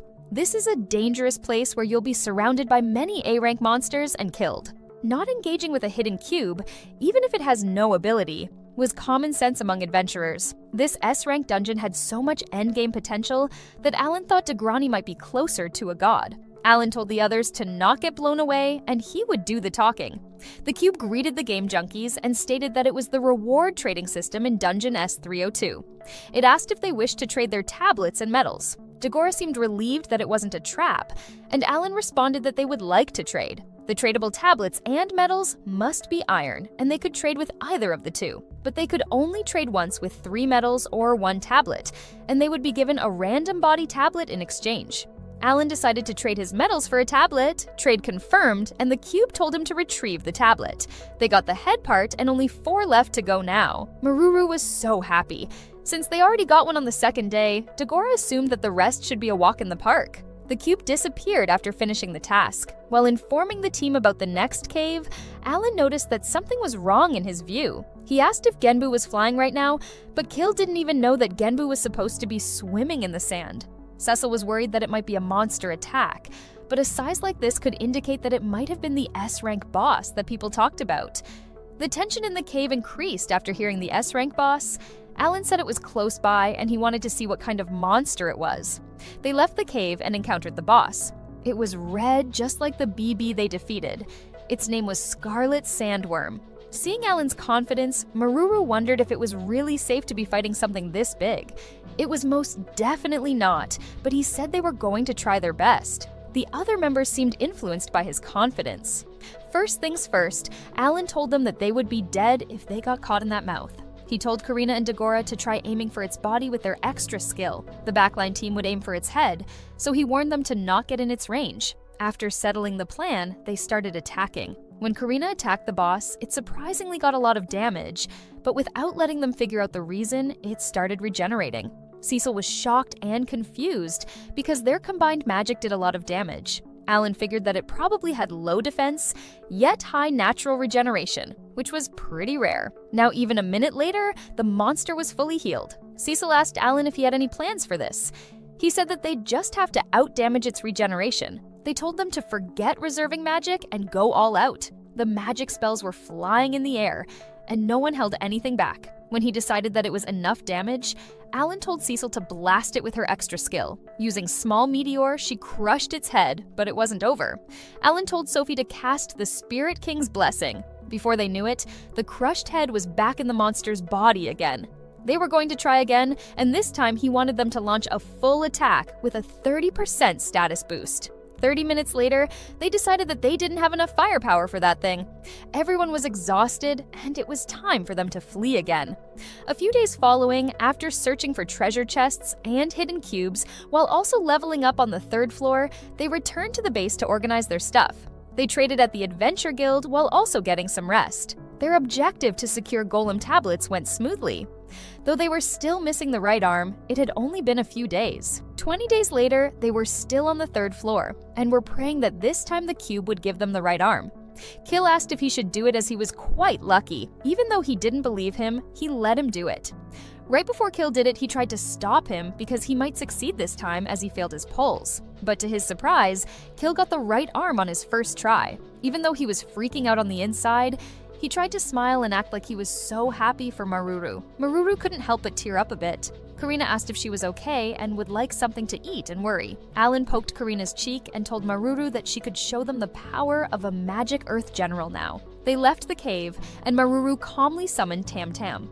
She said that Tam Tam's ability should be shown behind the magic disc. While checking the disc, Alan noticed that the golem's health and magic got increased by her alloy skill, so it was like increasing the pilot's stats. Next, Maruru tried and added the enhanced tablet that she got. This should be the tablet that enhances the golem's attacks. When she added the tablet, it increased by 2,000, confirming that it could change quite significantly based on the tablet. Though she can't use her extra skills, Tam Tam could use her other skills. Alan asked if she could try out Flying Arm. They did not expect her to extend her arm like that. Alan was shocked because it was a freaking megaton punch. He was sure they must consider a name change for that skill because it was a lot scarier than it sounded. Kill reminded Alan that it was noon, which was the time to return to the 1st floor. Dagora mentioned that Hermios would come to the Tower of Trials today. Alan suggested clearing their stuff and then going to see him. The girls wondered if they would see the heroes' party. At the base, Hermios and his team welcomed them. The team was confused as to see them in their base with their luggage, while Alan swore he locked the door. Rosetta apologized for unlocking her skill, while Hermios' team realized that they weren't supposed to be there. A good-looking woman apologized for sneaking into the house and introduced the team. They took a look at the heroes' party, Sacred, and noticed that there were a lot of powerful people.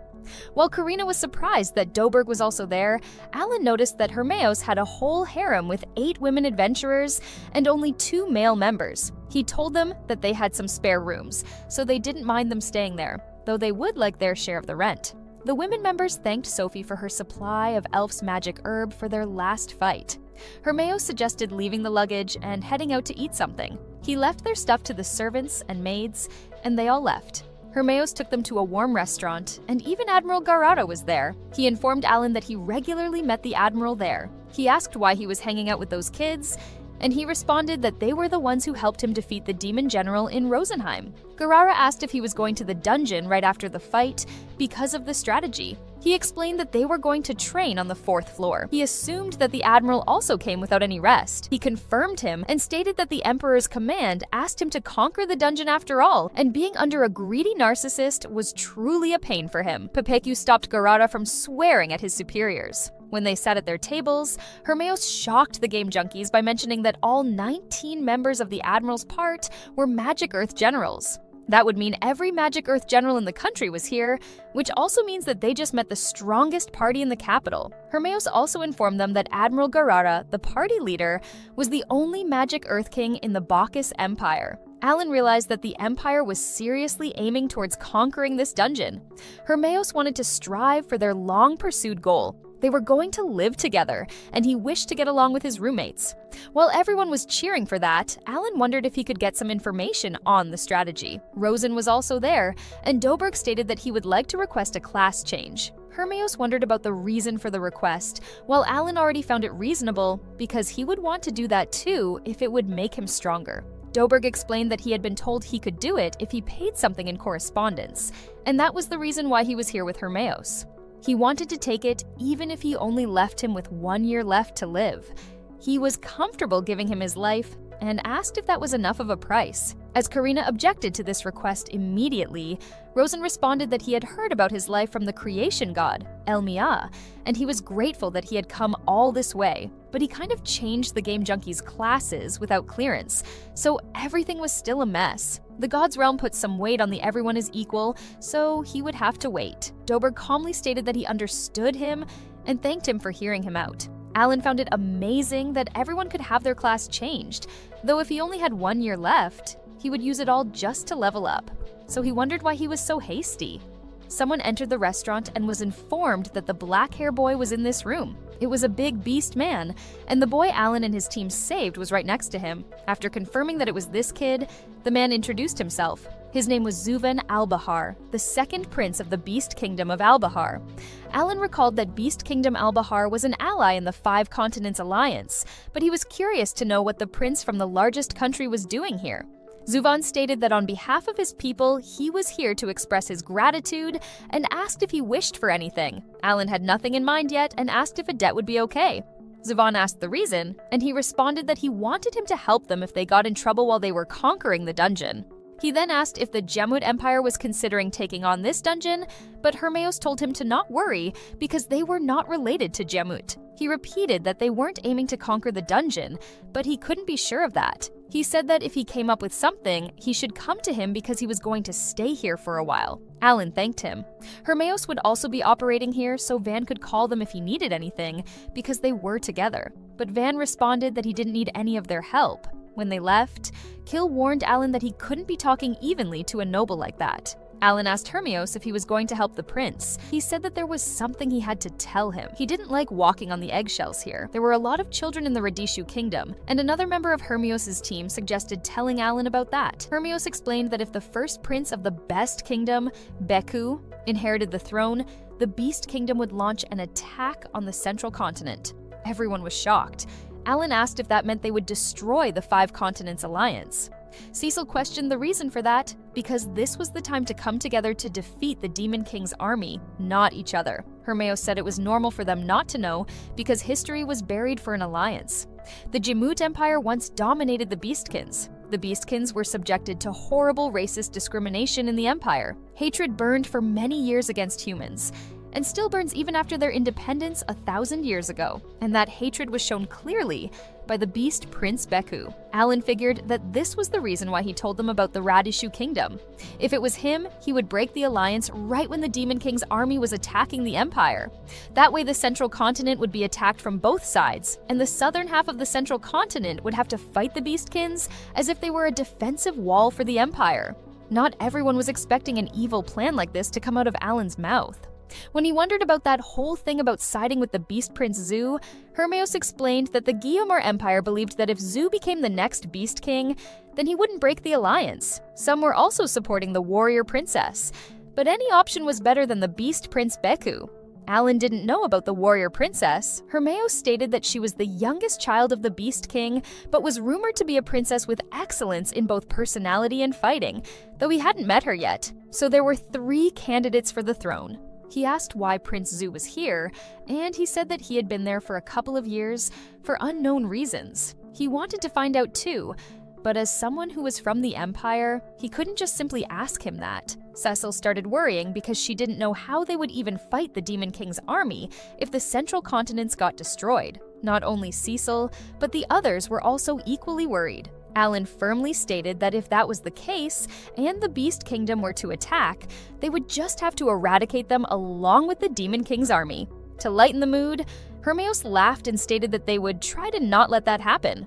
After all, they had a great relationship with the allied countries anyway. When they left the restaurant, Cecil was clueless as to why she was so frustrated. Kil was in the same situation, questioning why their country was getting attacked if it was someone else's fault. Karina asked Alan if they could even do anything, and he said that this was a matter between the Empire and the Beast Kingdom, so it was best to leave the involved parties to sort this out themselves. Mururu and Sophie wanted to express their support so that they could at least not feel alone in this situation. Alan changed the subject by reminding them that their target now was dungeon conquering. They were going to aim to reach the max for the next class change. 1 month later at the base, Rosetta was playing with Alan's face while he was uncomfortable about this. Suddenly, Cecil spawned to right in the middle of them and told Alan that everyone was gathered. Rosetta couldn't help but laugh and tease Cecil for being jealous. She told her not to worry as her eyes were on Hermios. Now that everyone was gathered, Rosen confirmed that everyone had gotten their level and stats up. Hermios asked if saying level meant they overcame the trials of the gods, and Alan confirmed him. Even though the kids got a class change the same day as Hermios, it was probably a difference in the number of monsters defeated, they assumed. Rosetta asked if Alan was not at the max level. Alan stated that he was a bit of a slow grower, so he can't change his class yet. Rosen started the process and upgraded them all. They all seemed to like their growth. Karina was a sword emperor, Dogora could remember his magic skills again, and Cecil was a barbarian general. This meant that Karina and Cecil finished their class changes. Rosetta was confused as to what they were looking at, so Hermios explained that it was different from his appraisal skill and that they could look at levels too. They got excited that they would get their class change someday too. Alan stated that the first was Sophie. As a spirit user, she had to remember to form contracts with small spirits. They started their trip to Rosenheim the next day using the super speed magic ship. Kil had a bad feeling about how they were spending their money, but Alan was comfortable because they could always make more in dungeons. At the capital city Fortania, they noticed that rebuilding the city was going well. Sophie asked Rosen to lead the way for them, and he was happy to do it. Under Rosen's guidance, contract forming went smoothly. They made a contract with the small fire spirit Salamander, a small wind spirit Ear, and then the small water spirit Kelpie. There was one spirit left, so they came to a place that looked abandoned. Rosen explained that this was where the Dark Elves used to live. He pointed at a kid and told Sophie to get over there. Sophie did what he asked and introduced herself to Corpacor. She asked if he could form a contract with her, but he didn't answer. She sat next to him and asked if he was alone. He said that they all left after arguing with the elves and didn't return. He had been there for more than 1,000 years. She asked if she could help him in any way, and he asked if she could be at peace with the Dark Elves. She said that she knew a Dark Elf, and that person had their view of justice. They loved the World Tree and wanted to come back to their hometown. In the name of the Elven Princess, she promised to never give up on talking to them. She seemed to convince him to make a contract. Just like that, she finished forming contracts with all the small spirits. Thinking about elves and dark elves and humans and beastkin, Alan realized that it was not as simple as just beating the Demon King to achieve world peace. He wasn't even sure if he needed to think about something else other than just defeating the marching enemies. Now it was time to return to the dungeon and level up. Their goal was to conquer the 4th floor in the next month. In July, it was the day they tried themselves against the 4th floor. Sophie was trying to make the Corpacor stay still. While playing with him, Dagora asked her if she was really going to ask him to cast magic when it was, but he got his answer when he burned his head. Alan couldn't believe a spirit user had to babysit a spirit too. Though he was a bit worried they got their trusty Maruru here, so they were moving up to the 4th floor as planned. After showing the medals, the cube sends them to the 4th floor. The first thing that got Alan's attention was the ground. It felt like they were standing on water. He used Hook to see, and Hook confirmed that they were on the water, which meant the monsters should be underwater. The hero said he found orichalcum on this floor, so everyone was curious to see what they would encounter. They had a lot to do, so they started the conquer plan. First things first, to reach the 5th floor, they must defeat all the bosses of the 2nd, 3rd, and 4th floor, while collecting 5 copper medals, 5 iron medals, and 5 mithril medals. The team didn't expect this requirement. Alan realized that this is why Hermeos didn't want to conquer this dungeon. The hero had the whole Demon King army to worry about, so risking his life would be meaningless. S-rank monsters would be their next challenge while leveling up. Alan mentioned that there were only 1/3 of the adventurers here compared to the 3rd floor. They saw the Admiral's team operating, and the hero's team was also on the move. Thanks to Maruru's golem, they had a ship now. It would be a chore if they had to walk, so this was a very good idea. It was all thanks to the summoned beasts that they didn't have to. They spotted a monster, and it was a group of A-rank ones. Alan wouldn't be using his summons, so he warned everyone to be careful. He also wanted to see what would happen when everyone got their level up to 50. Maruru joined them with Tam Tam. Tam Tam was much larger than an A-rank monster, and her stats could still be improved. First Maruru and Tam Tam, then Cecil, and then Karina and Dagora attacked. There was only one left after a while. Sophie seemed like she was in trouble, and Alan didn't have time to save her. But seeing her in panic, Korpiker flamed his fire and destroyed everything, including Daroga's pants. Alan found this pretty odd. Kill thought the lower half was always indestructible, and asked where he got that from. Alan gave Daroga new pants, while Sophie apologized to everyone. Dagora said he was good, and just wanted her to stay over there until he put the pants on. Alan noticed that all of Sophie's magic was gone, along with half of her health. He gave her heaven's blessings to recover all health and magic. Karina mentioned that the spirit was extremely strong, but Cecil noticed that normal skills only use a bit of magic, just like her small meteor. While petting the spirit, Rosen told Sophie that she shouldn't be hasty with it because it could sense that she was uneasy. Alan believed that they should keep a close eye on Sophie on their next class change. Even with having spirits as her companion, she could still lose her life. He had borrowed a magic recovery ring from the hero, so she could be next to the small spirit all day with no problem. She thanked her, and this made her giggle as they were wearing the same rings. She then wondered about Maruru.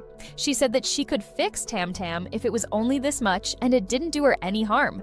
There were 2 ways of repairing a golem's broken parts. Either you change the broken body parts tablet to a new one, or you could use a skilled repair. This could repair the golem by using a bit of Maruru's magic. Repair wouldn't actually fix Tam Tam immediately, so she would just change her arm to another tablet if they were in a rush. It was such a pity that healing magic and buffs didn't affect golems.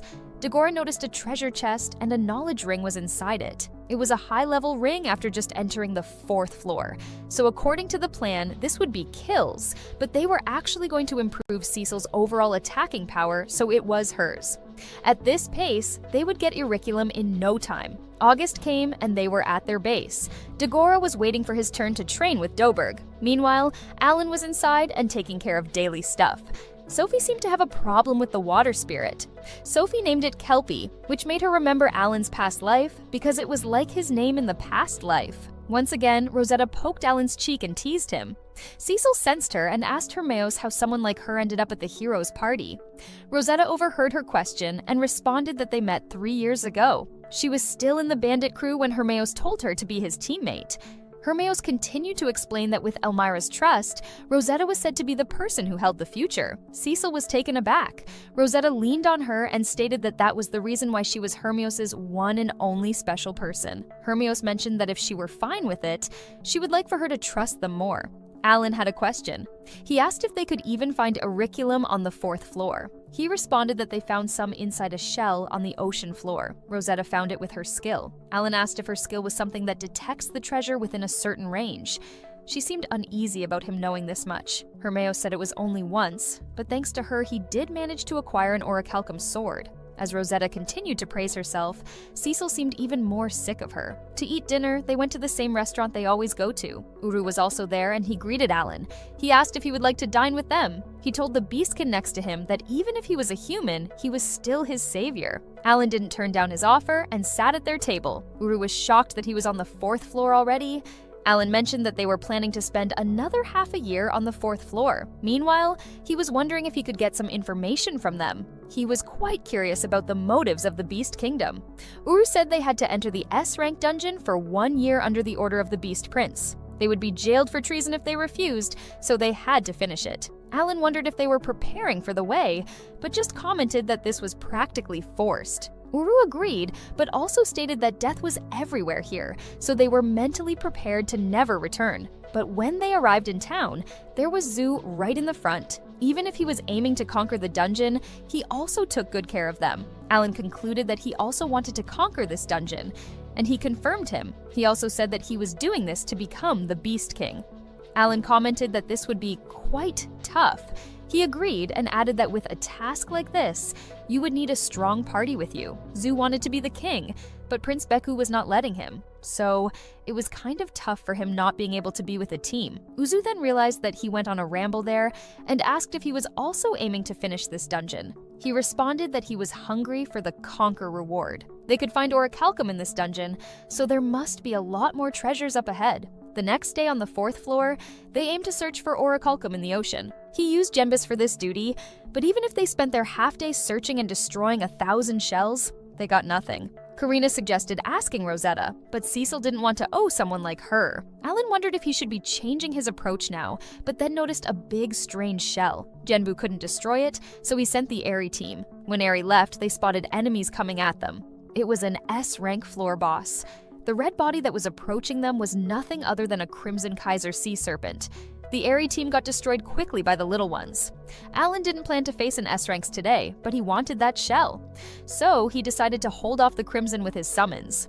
He told everyone to save their extra skills and clear out the smaller ones first. While Doradors were buying them time, the game junkies were ready to take down the little ones. Everyone worked together until they defeated a Kaiser sea serpent. Now it was time to take the shell, but the boss growled and called its friends. They were back at square one within a minute. Alan decided to just leave because they were even stronger. He told everyone to turn back and get Maruru. The water spirit Kelpie seemed stubborn and didn't seem to like Sophie looking so nervous and unhappy, so it went into the water and captured every monster, including the boss, with water. Alan was taken aback by how strong this spirit was. Rosen explained that even being small spirits, they were still the gods' descendants. The price to pay was huge, so he wouldn't recommend fighting like this for long, but they started escaping, so he told Eri to secure it while they could. When they were finally safe, they tried to open the shell. When they succeeded, Alan saw a lump of orichalcum, so now they would have to work the orichalcum.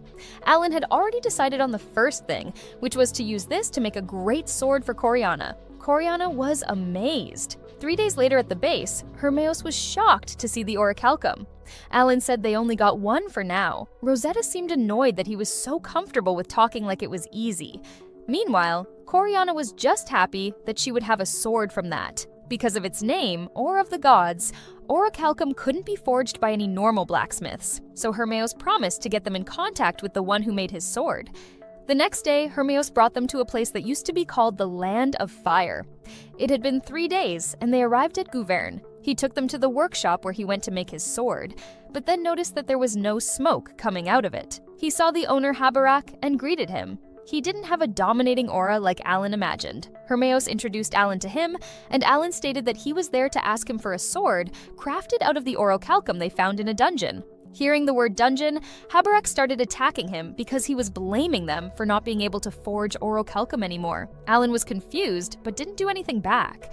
The man started crying out of his eyes because of desperation. He started apologizing and seemed genuinely upset. His coworker helped him calm down and get inside. Karina was confused and asked what happened. One of the workers informed them that Habarak had calmed down, and they could speak to him now. They went inside and sat together. Habarak apologized for their trouble coming all the way here, but he could not work orichalcum anymore.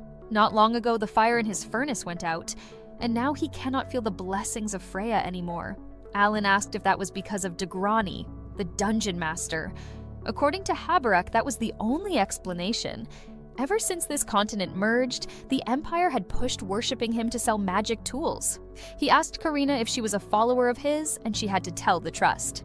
While he was blaming himself, Rosen interrupted and told him that there was no way that was the case. He couldn't stay quiet like that because Freya wouldn't ever give up on the dwarves. He decided to go to the gods' realm and ask her himself. Haberek was shocked and curious about who he was. Sophie explained that he was Rosen, the elemental spirit king who protects the elves. When Rosen came back, he told Sophie informal that they knew his whole existence was for the elves. While they were fighting with the Demon King's 10 million troop army, the main army, including demon generals made from S-rank demon beasts and high general demons, launched an attack on the gods' realm. That's why they didn't see any S-rank monsters on the battlefield. The fight on the ground was to direct the gods' attention to humanity, so the Demon King's army was more interested in the gods' realm. Alan asked how the gods' realm was now, and he responded that a bit of damage was done, but destroying what the creation god Elma created was not a simple task. They planned to attack the Temple of Freya, one of the 4 great elemental gods. She did manage to hold them back, but not without taking a few hits. But an important sacred treasure was stolen. A god without his or her sacred treasure was no longer a god, so Freya would turn into stone in the next 3 years. If that happens, then not even Mithril could be forged. Humanity would have to fight the demons with iron. Dagora mentioned the one they got in the dungeon, but Hermes explained that it wouldn't be enough for all the soldiers. Alan was still thinking about why they chose the god of fire. When he asked if it could be about the fact that the dwarves no longer believe in the god of fire, Rosen could not answer. He said that she might have gotten weakened due to the prayers being lessened before the Demon King's attack, and that's why she got targeted. They seemed shocked and guilty, but if that was true, then Alan knew the true intention of the Demon King's army. The Demon King wanted to destroy this world along with God's realm. Because of Elmia, they can't just destroy the God's realm that easily. That's why he was waiting for the gods to be weakened. If that were the case, Elmia could just defeat the Demon King. But Alan stated that they probably got the case of class change because she couldn't do that. He didn't know why, but he thought humanity had to do something. Eradicating humanity would be a breeze for the Demon King's army. Someone, or something, had predicted the gods' intent and moved on it. It was about time they made their move. And Hermione was agreeing with Alan this time. In the next scene, the game junkies were in the Tower of Trials. The team was pretty upset about the fact that they might not be able to cook again, and even imagining the winter without heat was scary, and not everyone could own magic tools to help themselves. The Demon King's army's biggest challenge would be taking down Elmia. They hadn't made their move yet, so Alan couldn't predict what they were going to do. Hermione came and told Alan that he had gone to the temple and negotiated with Degrani. He sounded like a true hero now. Hermione said that Degrani would grant them whatever they wanted as the first conquering reward. Alan was excited about this special reward from the Dungeon Master. That was more than enough for them to strive for. He then wondered if Degrani mentioned anything about the sacred treasures. Apparently, he said that he was really happy when he received it from Elmia. That sounded kind of lighthearted to Alan. He assumed that every god would have one, and asked if he had ever seen a sacred treasure before. Hermione didn't even know about them. He said that if the gods had anything similar, he would notice it. A hero was a great warrior that the whole empire loved, but he was not a god. Alan concluded that a sacred treasure was simply a vessel that gathered faith. The creation god Elmia would grant a sacred treasure to anyone worthy of becoming a god. The receiver would gather faith in his or her vessel and become a god. Without faith, you could not be a god, and this was how the world worked. Cecil stated that this would mean without her sacred treasure, worshipping Freya wouldn't even do anything. Kill worriedly asked Alan if that also meant they should prioritize retrieving the sacred treasure over conquering the dungeon. Alan responded that retrieving it from the Demon King's army with high general demons and S-ranked monsters was impossible because they were too weak for that. If they couldn't even conquer an S-ranked dungeon, then they would surely be stomped on trying to fight the Demon King's army. Aside from conquering the dungeon, the only thing they could reasonably do was craft weapons and armor without the use of fire. For example, they could process the monsters' corpses in Rosenheim, like how in the Kalner and Granbiel's territories, they would process armor. Hermeos agreed to Alan and decided to request that the Jin Empire take action. Zhu came and said he must have some guts to ask to meet him somewhere full of the Empire's people.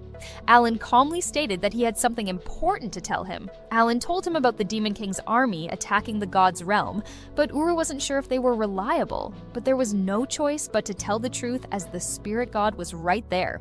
He didn't know if the people of the Beast Kingdom would believe his words, but Xia, the third beast princess, might. He said that after capturing the leader of the evil god cult that was secretly operating under the Beast Kingdom challenge, Xia went to a different country. Alan had heard of the evil god before. Zhu stated that a few days ago, he received letters that she finished her duty, so she had proved worthy enough for the throne. Zhu, with a proud expression on his face, stated that his sister was outstanding. Alan asked what he was going to do and if he was returning home. He responded that he wasn't, and his goal was still the same: to conquer the dungeon. He thanked him for sharing that information and mentioned that if there was anything he could do, he would be glad to help. Alan happily thanked him. When Zhu left, he told Hermeos that he wanted to tell Admiral Garara about this too. If they were also conquering this dungeon, then they would easily meet him there. 2 months later, Stinger, the strongest party of the Empire, faces the bosses at the highest floor. Before the temple were dwarves, awaiting the moment that the dungeon finally gets conquered. The Game Junkies team seemed a bit upset about this because they wanted to be the first ones to conquer the dungeon, when Dagora said they should have conquered this thing by now as they beat an S-rank monster. If that was the case, they would be the ones to get the first-time conquering reward. Hermeos greeted them, and they congratulated Alan's 15th birthday. Rosetta offered a drink now that he was legal, but he refused firmly. A true gamer doesn't drink, he thought. Alan mentioned to Maruru that the Admiral team took their time. She agreed and stated that it had been half a day and wondered what they were doing. When the Admiral appeared, he was heavily injured but still wanted to go inside as Pepeku and Bobogai were still in there. Maruru and Alan immediately went to help, and he gave Garara the heavenly gift. His arm healed in a second, leaving him in shock. He wondered if he had more of that, but his other team members didn't want to let him go in there again. He said that it was pointless because it was a place where once you leave, you can never enter again, so even reinforcements or Kill's revival skill wouldn't work. But Garara insisted that he would be able to save them. But once again, the members had to stop him with tears in their eyes because no one in this country could replace him. When it comes to them, everyone was willing to give up their lives, but he needed to not let their sacrifice be in vain. Realizing that he must stay for the sake of the others, Garara couldn't stand straight and fell to the ground in anger. Ju wanted to have a chat somewhere with Garara. When they finally calmed down and sat together, Garara told them what happened. 6 people lost their lives, and Pepeku was one of them. Garara said he had made it through so many battles, but this one was the hardest. His comrade asked what they were going to do next. Garara stated that the party had disbanded. They could ignore the Emperor's orders. Now they had the chance to return home and do what they really wanted, and he would take full responsibility. He told them to not worry because they would fight the Demon King's army, and he told the others to forget about challenging the last floor because he assumed they didn't need to risk their lives there. Hermeos and Ju kept their silence, but Alan stated that they needed to conquer it. A few days later, Admiral Garara didn't return to his BIE and stayed at theirs and drank his brains out. Rosen informed everyone that today was the final class change for Formal, Dagora, and Kill. When the class changing process was over, Kill became the Saint King, Dagora was the Berserker King, and Formal was the Archer King. Sophie was estimated to change her class in a month. Seeing them all being 4 stars, Sacred Party members admitted that they were no longer the strongest party alive. Ju was also there, and he was pretty impressed that they could change to a higher class.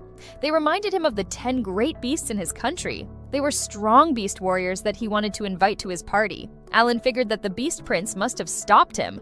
Hermeos told Alan that the Albahar royal family was very strong. If they actually form a team, they might actually conquer this dungeon. Alan was surprised that he knew the royal family.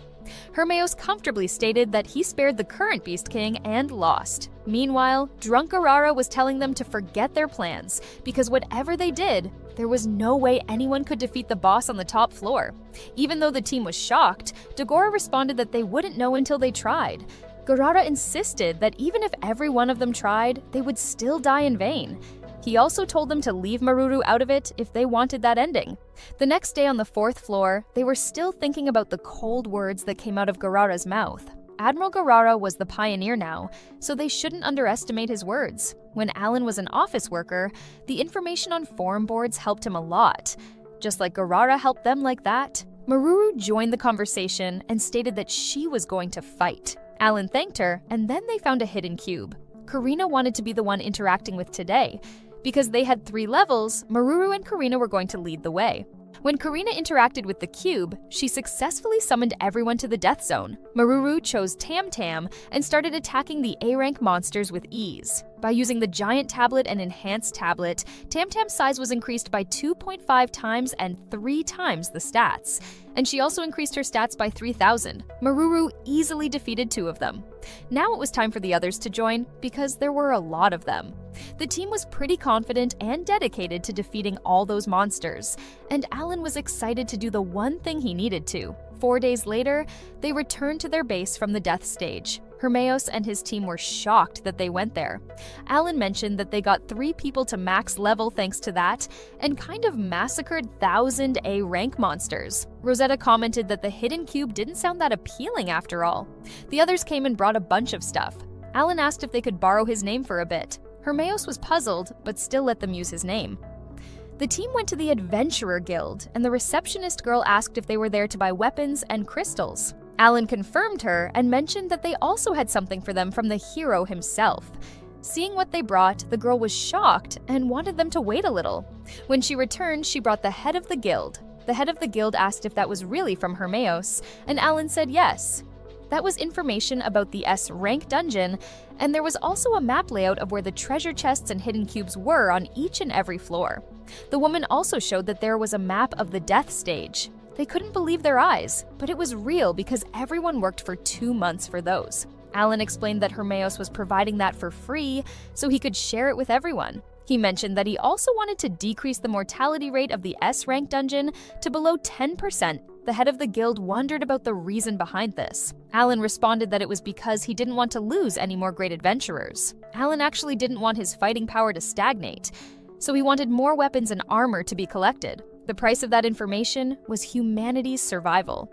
The head of the guild stated that they were grateful for him and that he would get this to the adventurers. Alan mentioned that Hermeos would provide them with more information. He realized that using the hero's name made it quite easier to converse. When they left, the head of the guild was sure that Alan was the elves' advisor. The next day, the intel was made public under Hermeos' name. The other adventurers thanked him wherever they saw him. They started buying meals and drinks for him. Alan and Maruru saw him later on the floor, saying that he should be the one getting all the thanks. Before Alan could respond, Zu and Uru came and greeted them. Zu said he was the intel, and the Beastman's mission to conquer the S-rank dungeon was still on, so it would help them a lot in bringing his soldiers back to their homes. Zu and Uru thanked Hermeos, but he seemed sick of the compliments. In November, they all got their new gear and weapons, and it was time to take down S-rank monsters. They went to the second floor and tried to take on Bibi again without using their extra skills immediately. Maruru was the first one to attack. After her, Alan sent the Arapon. Arapon had a special skill that lowered the enemy's defense and resistance. Alan said he was going to keep the pressure on it and warned everyone to not get caught by it because it could drain their energy. With Doradora's boiling fire and Formal's flaming dragon arrow, they created quite a lot of damage to the Bibi. And then it was Dagra and Karina's turn. They used their skills and did enough damage to let Sophie finish it off. The Blood Blast Beetle was worth 120 million experience points, so they wondered if Alan leveled up. But he said that nothing happened ever since the fight with the Demon General. To reach level 77, he needed a total of 400 billion experience points. Everyone was shocked at how hard it was for him to level up. But Alan tried to hold it together and thought he should just beat a Demon General and level up that way. Dagora found a copper medal with a crystal. The next one was Scarlet. They moved to the 3rd floor and started battling with the Scarlet Sandworm. This one had a regenerative ability, so they must attack it non-stop.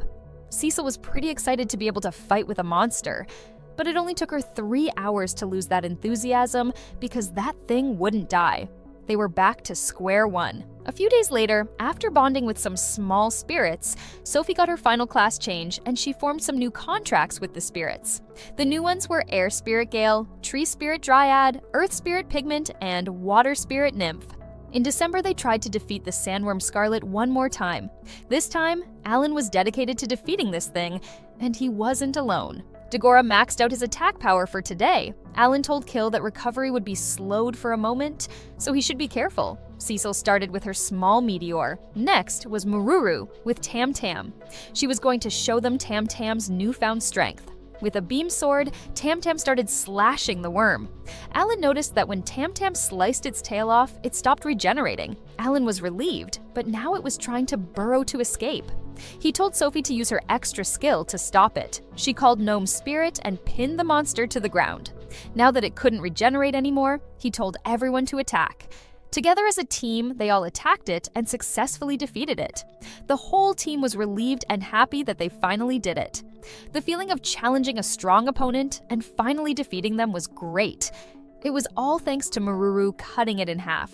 While they were praising Mururu, Alan was wondering what happened to Admiral Garara's team on the upper floor. The Fire God's power was weakening, and the class change system would be in effect by April. Information, like the God's realm being attacked or the sacred treasure being stolen, was kept secret to avoid disorder in the world. Alan was unpleased by the "we will figure it out ourselves" policy. It was true that they couldn't let the world burn in chaos, but it was also difficult to get to work together.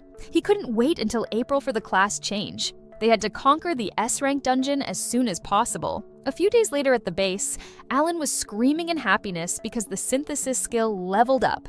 He now had 80 slots for his cards. His summoning skill was finally at level 8, which meant he could finally summon A-rank monsters. The first thing he did was to check out equivalent exchange. He was shocked to see that he could create summoned beasts by exchanging magic crystals of different ranks. The required numbers were the same as the selling price rate of the magic crystals. For example, normally he could use a D-rank crystal to create a D-rank monster, but with equivalent exchange, he could make different ranks of monsters with different ranks of crystals. With crystals being limited on the battlefield, he wouldn't have to worry about running out of a certain type anymore. He wanted to test his new skills, so he decided to go to the dungeon. Everyone wanted to come with him, as they were curious to see his new summons. He agreed to bring them too, with the condition of only looking. On the second floor of the dungeon, Alan picked the perfect names for his summons and called his A-rank monsters.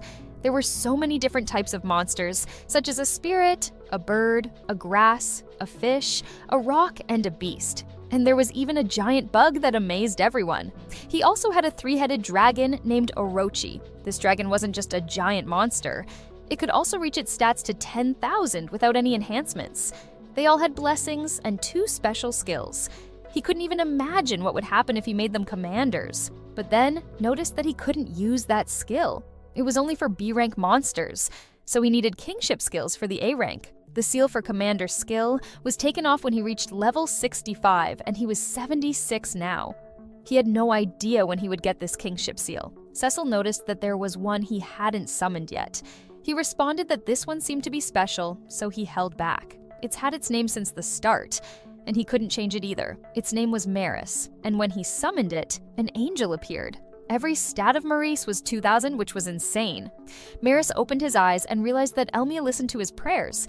He then mentioned killing someone named Kubel. Alan remembered that it was the demon he met at Rosenheim. Rosen wondered what even that was. He then bowed at Maris. The team realized that this was the first angel. Alan had never heard of it, so he was puzzled. Kill explained that this was the angel that served Elmia. This world had many gods, and on top of all was the creation god Elmia. Every god had an angel that served them, and the most famous one was Maris. Among the angels, he was the closest to the creation god and was called the first angel. Alan asked why he was summoned. Maris explained that when the Demon King's army attacked the god's realm, he was defeated by the High General, Demon Kubel. With his last breath, he requested to return as a summoned beast. Sophie mentioned that they met Kubel after the fight with the Demon General, and probably that was after he already attacked the god's realm. He didn't seem like he was in the mood to fight back then. Maris asked Rosen to tell him what happened after his death. When he learned that the sacred treasure was stolen, Hermios' team members told him that he had been summoned to help humanity. He said that that was the plan if he were to lose the Demon King's army. He was the one who created the summoner class, so he thought there should be a spot for him to become a summoner. Alan was taken aback and asked if he designed these things. He responded that they were created by a group. Elmia allowed no compromise, both in power and scaling design. Ever since Alan's birth, a detailed test was made and the unending days of work started for them. But now he had no more burdens, and he was truly free. He turned to Alan and said he would be in his care from now on. Alan realized that he just wanted to be free from corporate labor exploitation.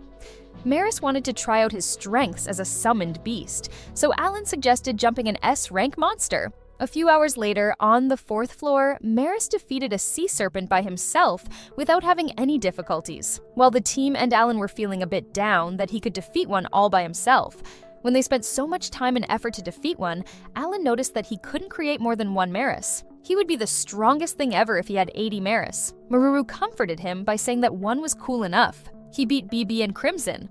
Maris mentioned that he cannot deal with Crimson because he can't cut that thing. When he said he only had half his fighting power right now, Alan was shocked that he lost to Kubel with double this power. He responded that the game junkies were getting stronger, but if he were to face him now, he would be decimated before he even gets serious. Cecil was frustrated by the fact that no matter how much they got stronger, it wasn't enough. Alan asked if he knew anything about the boss on the last floor. He said that even an angel didn't know everything on Earth.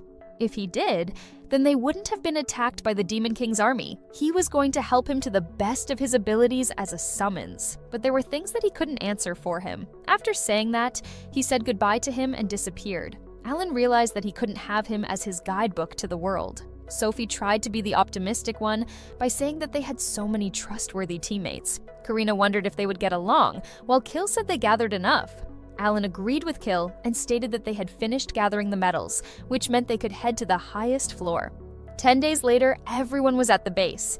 Today was the day they challenged the 5th floor. Just in case, they were going to keep an eye out for the boss on the last floor and retreat if they needed to. Guerrero was still grumpy. He said that at their current level, they shouldn't even try their luck with the boss. Dagora had enough of him and told him to shut up. Hermeos looked at the team and stated that they would be fine escaping. Gathering every medal from every floor, they were ready to go. To comfort the team a bit, Cecil mentioned that Alan had gotten much stronger, and it would be all right. But on the inside, Alan wasn't sure. He must stay focused because there was no knowing what enemies would show up. The cube confirmed their medals and moved them to the 5th floor immediately. The 5th floor was a pitch-dark place which no one expected. Suddenly, a path lit up and there was a light, just like the Admiral said they wouldn't be facing the boss quite yet. Alan decided to explore the 5th floor first. The 5th floor had 6 rooms with 6 cubes, a copper room, an iron room, an escape teleporting system, a tablet inserting system, a top floor boss teleporting system, and lastly, the mithril room. That would mean they would need a copper, iron, and mithril metal to challenge the floor boss. The S502 teleporting system came and asked if they wanted to be transferred to the copper room. When they transferred to the copper room, they encountered a golem that was at least Orochi's size.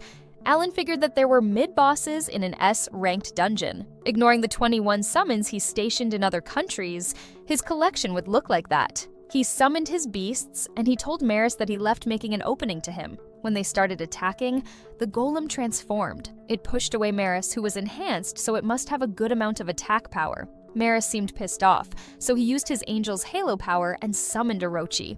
Everyone was shocked that Maris could summon other monsters, but Alan already knew that. It was like having 2 summoners, which was a great special skill. He watched Maris and Orochi curiously. Maris and Orochi proved that they were a strong duo, but Alan realized that even the awakening skill didn't do any damage to the golem.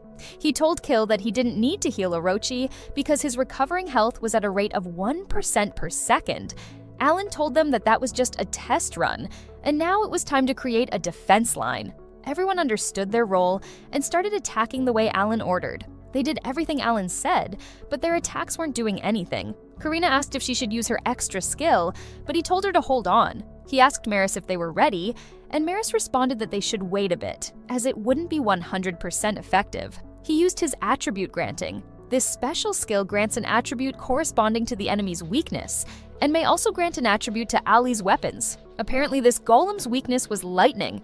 Hearing that, Cecil used Thunderbolt and did actual damage this time. Everyone used their suitable skills and successfully made it work this time. Now it was Maris's time.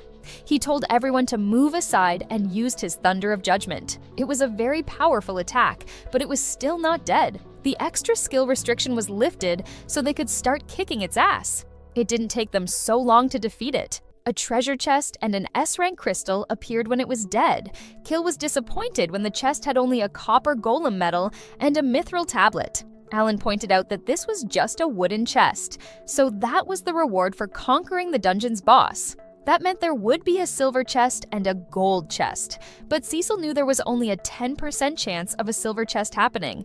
Sophie noticed that there was a cube at the end of the path, which was probably an exit.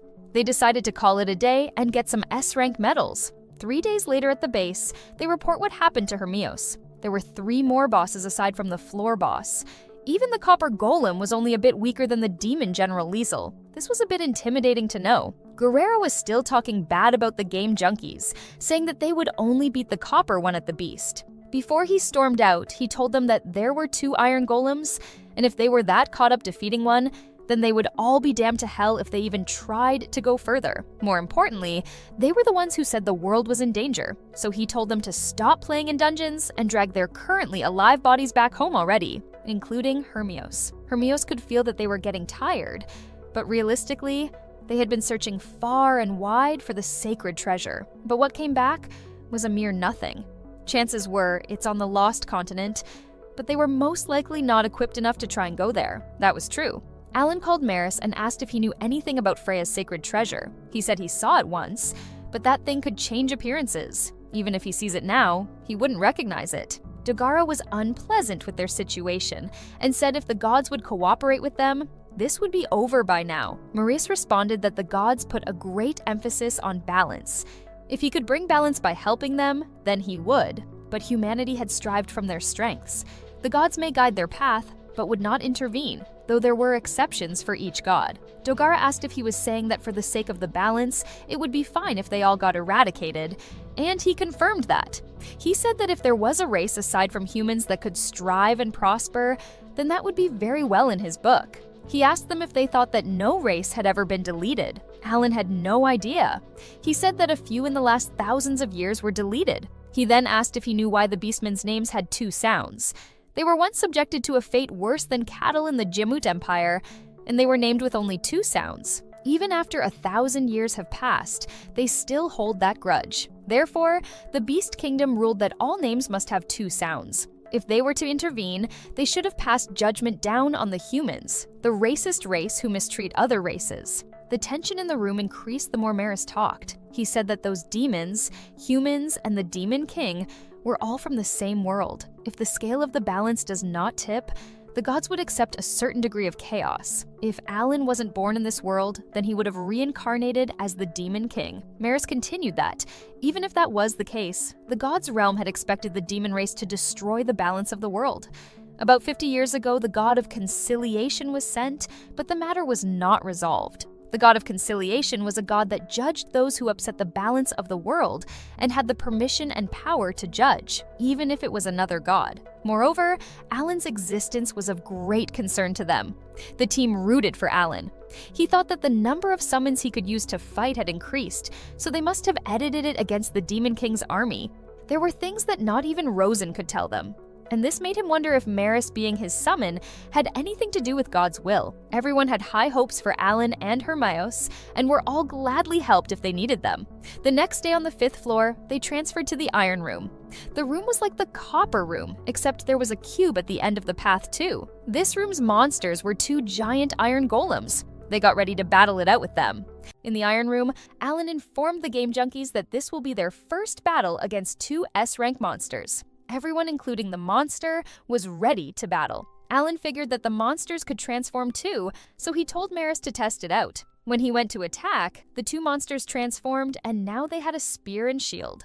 Cecil asked which one they should take down first. Alan told them to split into 2 groups and focus on the spear golem first. He told Dagora and Maruru to stop the shield golem with Orochi, and the rest of them would isolate the spear golem. They were going to use the same strategy as they did with the copper golem. Orochi attacked the shield golem, and the golem was so strong that its attack could reach all the way over where the rest of the group was. Alan decided to increase their dodge change and call out tacos. He wanted to use its smoke bomb. Smoke bombs reduced the chance of being attacked and critically hit by half. Alan asked Maris if they should do it now, and he said they should. He used his attribute granting, and Melis, Sophie, Fermal, Cecil, and Karina all attacked at the same time. The spear golem couldn't stand against their power and was defeated. They gained over 1 billion experience points. But Alan was surprised because it wasn't even as strong as he thought it would be. Unfortunately, his surprise didn't last long because the spear golem repaired its energy and it was alive again. That was the first time he had seen something getting revived. He told everyone that they would take down the golem next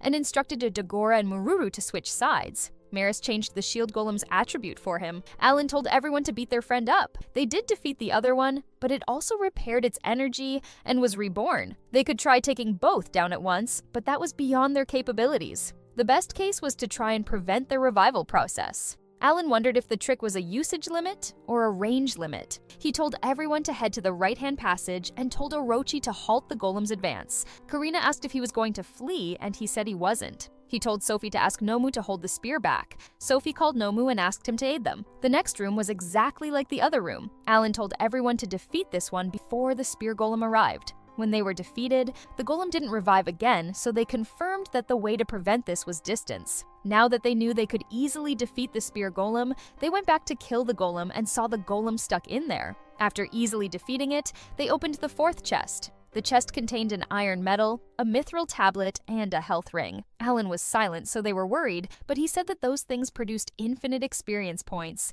and he was so happy to find them. He excitedly told everyone to grind 100 of these things each day. 10 days later at the Radishaw Kingdom, the weather was lovely. Dagora asked Alan if they could hunt something aside from just golems because he was sick of them. Alan didn't seem so unhappy because he was leveling up. He said that was why he was going to grind alone, but Sophie couldn't let him do that. Doradora came, and he wasn't alone. He was with an angry dragon that roared them, but Doradora warned him. His name was Haku. Alan told Haku that he wasn't allowed to attack people as a whole. The girls seemed shocked that this was the white dragon's child. Kurena gave Haku meat to calm him down. Orochi came out, and Alan told Doradora that he could hand that over. He also told Tsubami to build a nest here. With its special skill nest building, Tsubami set up a best and assigned one nest for each summoned beast. Cecil asked if that meant wherever he was in this world, he could always come back here, and Alan confirmed her. If he brings his teammates, then he could only use it once per day. This would make traveling so convenient, so he was glad he had this skill. But he wondered what the flight blessing did. Sophie guessed that he might be able to fly with it. Apparently her guess was right. Alan started flying like a hero. Alan realized that this was totally a different thing when he could fly for himself, but Maris wasn't surprised as he thought Alan was just getting what he needed the most. Alan then asked Maris if he thought he could tame Haku. Maris believed it would be challenging.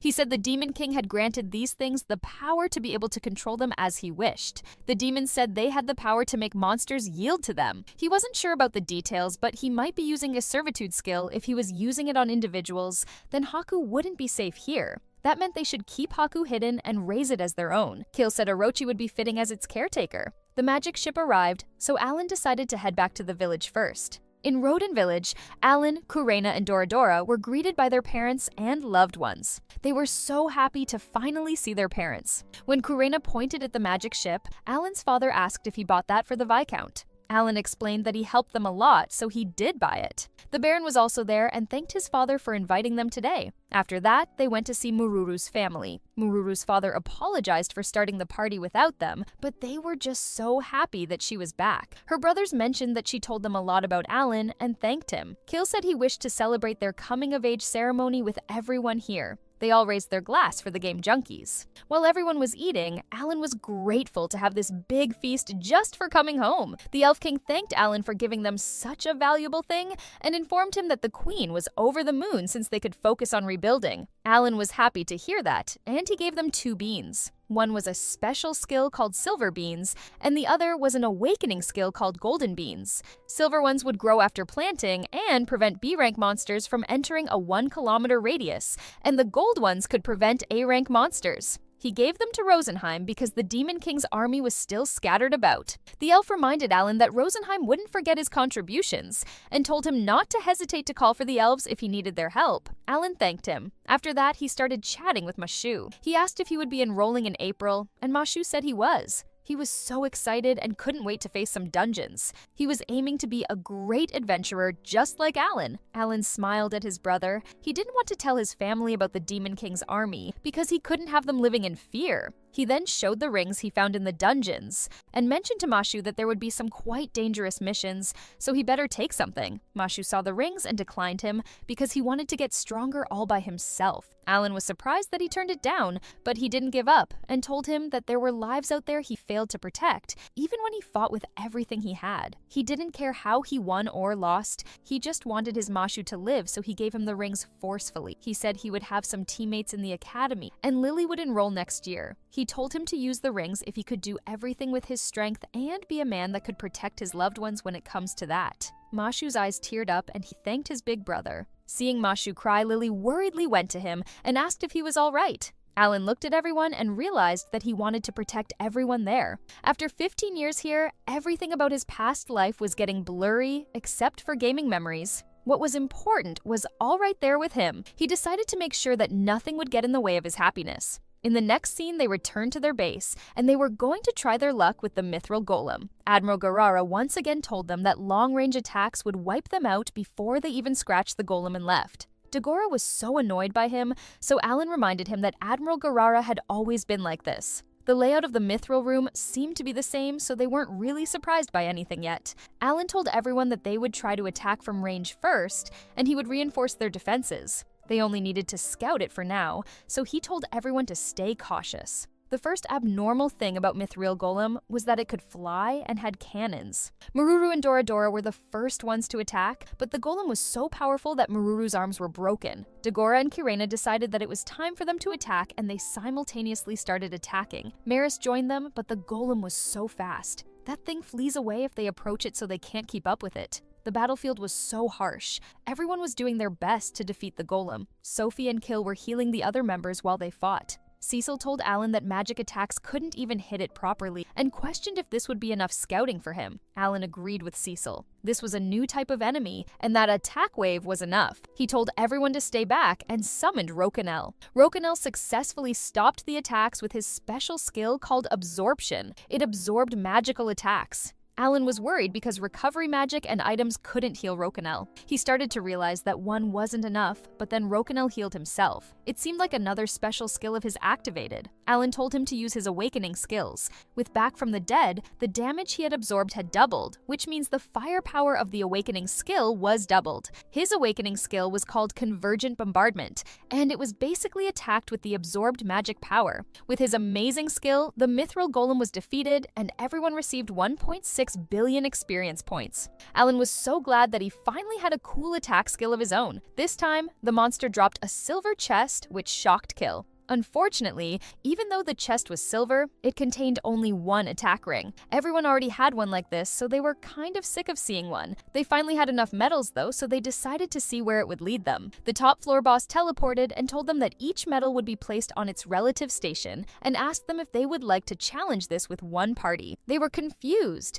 so the system told them that to challenge the boss on the top floor, they could have up to 4 parties with 50 members total. Each of the 4 parties would need all 4 medals to participate. Karina was happy that they could get help from other people. The system informed them that no matter how many parties participated, the rewards for conquering the top floor would be 4, one of which was the right to negotiate with the dungeon master as the first-time conquering reward. It then asked them to choose a leader for the challenge. Cecil realized that the Admiral must have challenged this alone. Dagora asked what Alan was thinking. Alan had a favor to ask of Sophie. Sophie was ready for anything he needed. 1 month later, the team hunted 100 golems and finally found themselves a gold chest. After many class changes, Sophie's skill experience finally reached the max. Alan had done everything he could. In February, they held a meeting about challenging the boss on the top floor. The other team leaders and some members were also there. Alan said they could have a 4-party alliance of up to 50 members join. That's why he wanted to team up with Sacred to conquer this thing. He said that he wouldn't be able to do anything on his own because with a 50-person limit, it must be a really rough challenge. The people were shocked that they had to fight with a boss with only 50 people. Hermeos asked game junkies if they were ready to challenge the top floor, and none of them seemed uneasy about this. From their confidence, the sacred party seemed very satisfied and got the courage they wanted. With that, Hermios accepted to join the game junkies. Alan then asked Hermios if he had leveled up, and he replied that he was at the max level now. Seeing his stats, Alan was shocked and thought 6 stars looked so cool. He wasn't the only one shocked, because Kirina's eyes were sparkling to see his stat board. Alan then noticed that he had 2 extra skills. Hermios explained to him that Elmia granted him that. He didn't even know that was a thing, so he was shocked. Elmia said the beast god also granted that to their family, but he had been unable to use the other skill. The gods called those who could use 2 or more extra skills awakened. Alan wondered how many one person could even have. The book said 3. One would be granted for them at the start of normal mode, but you could acquire 2 others later. Cecil asked Hermios if they should ask for permission from the Geomut Emperor before doing this, and he responded that he would want them to repay them. He then asked Alan if he was sure he only wanted to invite them. Alan said he also wanted to ask Garara's party Stinger to join. He thought he wanted to join because he had been here for 3 months. Alan told Garara that this was his time to rise again with them and with Sacred. Admiral Garara's reaction was not positive, of course. He said he would be joining but only on his own and not dragging his team into this. Alan asked the other members of his team, and his team started scolding Garara for being too hard on himself and told him not to take them for granted. They wanted him to admit that there was no way he wouldn't conquer this dungeon. After being insisted on by his members, Garara had to agree to join 14 members of his team. Mururu gave him a gift that she collected from the 5th floor. It was the High Heroicane tablet. He said he would give them some information on the boss's payment and wanted them to use it wisely. When Zu commented on how cool it was to have the strongest party in the Bacchus Empire join in, Alan asked Zu to join them too. Zu's reaction was exactly the same as Garara's.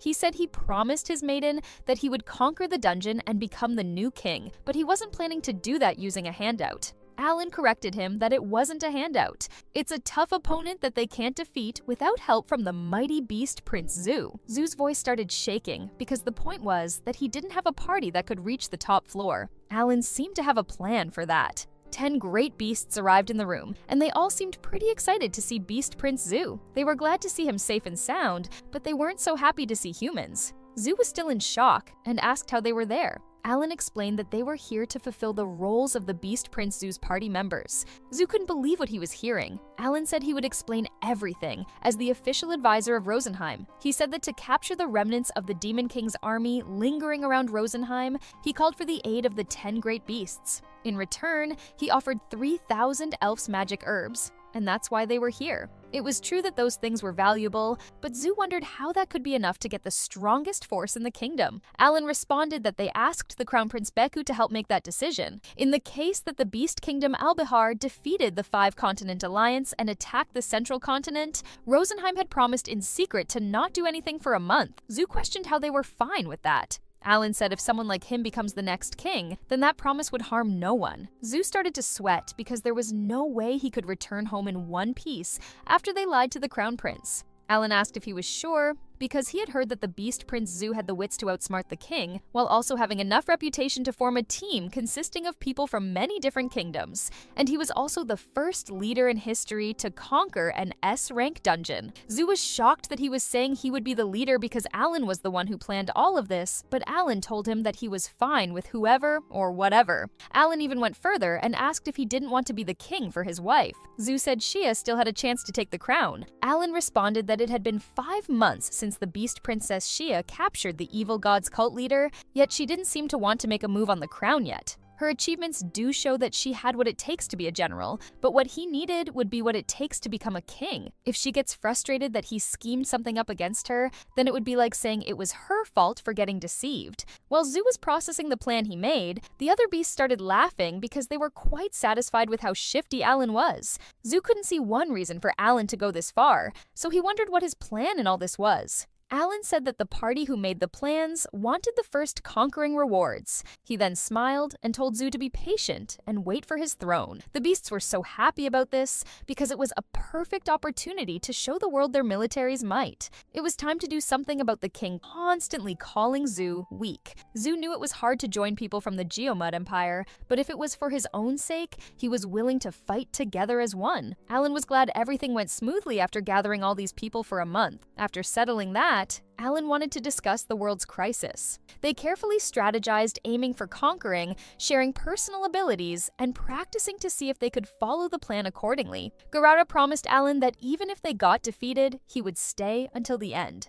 Alan also had his responsibilities for forming the team. Garara knew that, and if that was Alan's determination, he said he wouldn't stop him and thanked him. And finally, the night before they attacked the last floor's boss, they gathered at the base to drink. Mururu noticed that Admiral Garara wasn't drinking. He said that he had enough. Zu told Alan that he had owed him a lot of time now. Alan said there was actually one thing he wanted to ask of him. He said that if the Beast Prince Zu ever had a child, he wanted him to name it with more than just 2 sounds. Zu asked if he was telling them to forget their history. Alan was sure it would be a good thing for the 5-5 Continent Alliance. It wasn't really easy, as Alan could say, so Zu was a bit anxious. But the beast astrologer Temi overheard their conversation and told him that they needed their future more than their past, and it would be a good thing to do that. Alan asked Temi if she could use fortune-telling to see if they could find the fire god's sacred treasure, and she said she would take a look. She took out her stones and then told him that she couldn't say anything. That was pretty rare.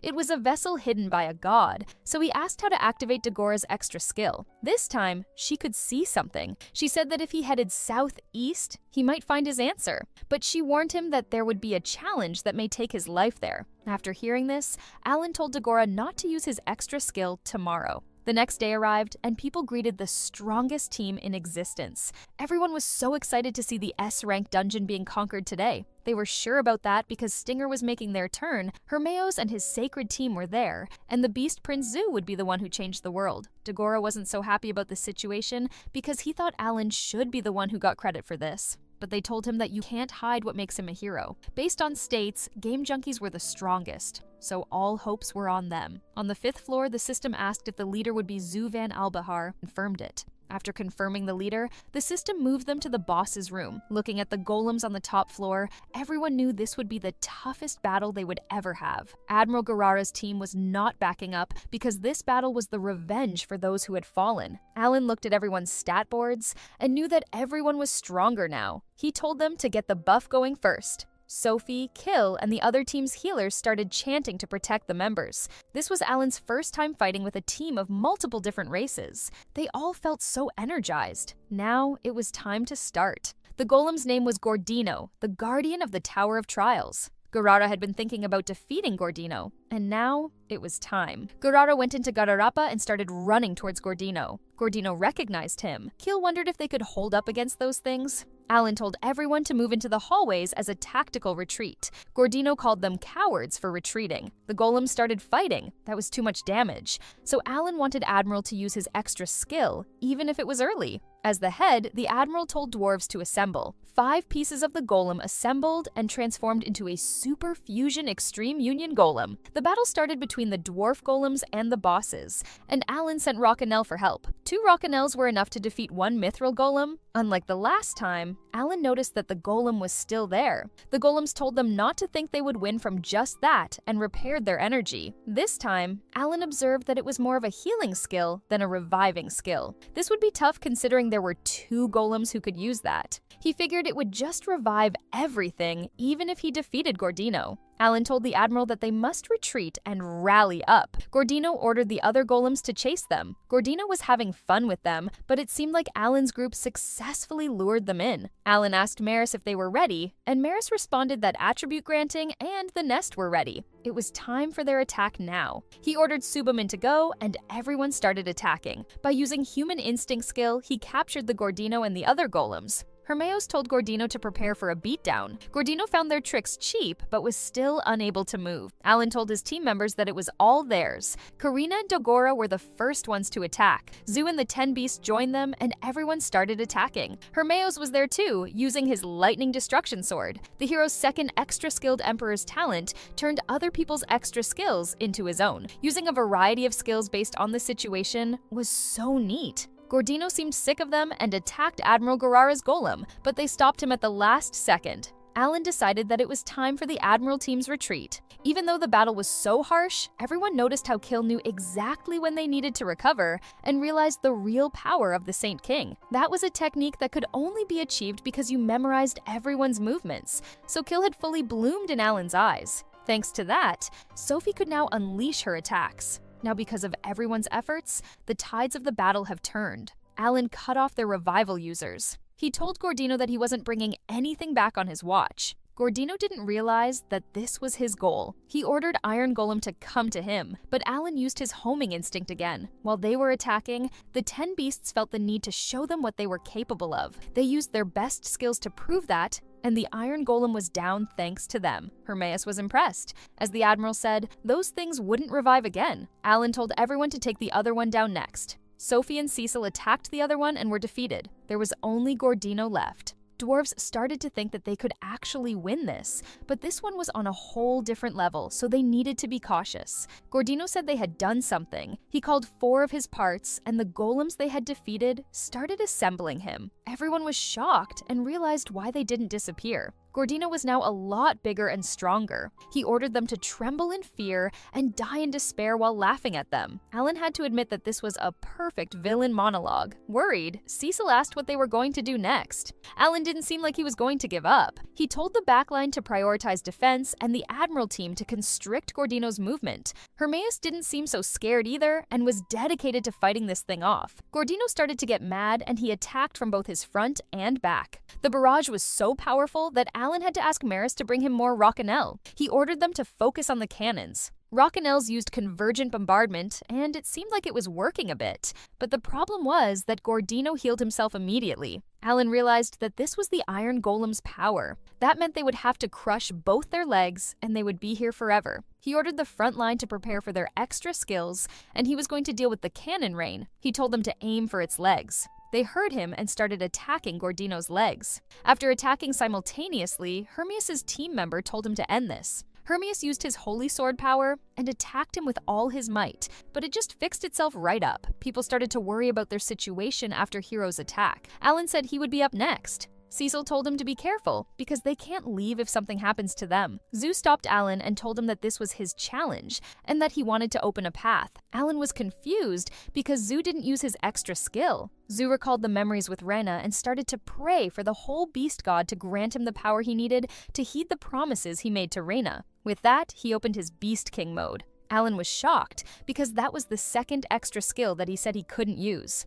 The beasts were so happy because the beast god finally accepted Zu. Seeing him like that, everyone also transformed themselves into a better beast and started attacking. That was amazing. So Alan thought they would be able to destroy Gordino now, but suddenly Gordino appeared right in front of him and captured Alan with his hand. Kill started to heal Alan. Alan corrected Gordino that he wasn't the leader and he was just a supporter, but Gordino didn't believe him and started throwing him to the ground over and over again. Everyone panicked and tried to rescue Alan, but Gordino was just too powerful. Something happened and Alan appeared with a sword in his hand. He rescued himself and shocked everyone with this move. He told everyone to press the attack. Alan was glad that Gordino only stomped on him. He decided to leave defense for Admiral Garara's team and Maris, and he was going to come for Gordino. Furthermore, various buffs had been added because he gained the blessings from his summons. Alan started attacking Gordino continuously with his summoned monsters. Beastfolk and Hermaeus' team didn't stop there, and everyone attacked Gordino's legs to stop its healing. The Admiral's team was holding onto the defense, so Alan was counting on them. Fortunately, they managed to get its legs, and now it cannot recover itself. Alan told Cecil and Rat to finish it off. Cecil doubled her magic power and used Small Meteor to destroy Gordino. Even Dagora freaked out after seeing the meteor she created. With that, Gordino was finally defeated. Cecil asked if they were done here, but Alan told them to prepare for trouble because Gordino wasn't eliminated yet, so it meant it was still alive. Gordino could barely stand up, so Dagora said it was dead enough to him, but he told them not to dare think that this was over. And it split into two, revealing its true form. It was small, but it was definitely strong. He said that this was his true form, the real Gordino, and started coming at them. The light it created was so strong that they couldn't look at him directly. Everyone was confused, but Alan realized that this could be the game boss used. The buffs were gone, so he told them to reactivate. Admiral's team tried to block the front, but it was kind of useless. The members started to panic because they wouldn't be able to fight without buffs. They also started doubting they would win against something like this. Gordino's disabling ability must have an effect range, so Alan told Subamin to build a nest. He told the others that they were going to split into 3 groups, and told them to prepare for each one of the groups. With this plan, Gordino cannot disable all of them. The enemy can't heal anymore, so if they drain its health, then they would surely win. Even though they weren't sure about his plan, they went for it and started attacking. Alan tried to encourage them by telling them that it wasn't too early to give up, and they should hand in and fight with all they had alongside their comrades. His speech seemed to affect the leaders, so they were encouraged enough to attack Gordino again. Gordino was too fast for their attacks to keep up. This was dragging on longer than anticipated, but they had to hold on no matter what the cost. The Admiral team's super fusion was the only thing that could withstand it, but they were running low on time. The tablets can't run forever, and he already saw the summoned beasts' attacks dodging them through. It was time for Alan to make a choice. Will he cast a Spirit King's Blessing and call for an all-out attack and then deal with the risks? Or will he prioritize safety and call for a retreat? The thief Rosetta suddenly decided to use her extra skill. She told Alan to watch and learn and reminded Hermos that this would be an expensive loan. Hermos was shocked, but couldn't stop her. Rosetta punched Gordino and learned how he nullified the buffs, and then said she would borrow this skill for a bit. Everyone was shocked that she could steal the boss's skill just like that. Gordino started chasing her, asking her to give his skill back. Dobberg appeared right behind Rosetta, and he used his extra skill, Guardbreaker. He managed to cut one of its hands. With that, his nullifying skill and shield were both gone. This was the perfect chance for them. Alan used his homing instinct again, and they were all in one place again. He told everyone to activate their buffs again and told Sophie to use Rosen's great spirit calling. With this, they would be able to use their extra skill for a second time. Gordino didn't seem like he would let them do something like that. Admiral told Stinger to block that thing and hold it until their very last breath. Gordino managed to get rid of two of them, but when he encountered Maruru, she used her Megaton Punch and stopped Gordino. Alan told Subamine that it was time. He thanked the Admiral and Maruru for buying them time. It was time for Cecil and Maris's attack now. Thunder of Judgment and Thunderbolt combined and drained Gordino enough to let Zu and his 10 great beasts destroy Gordino.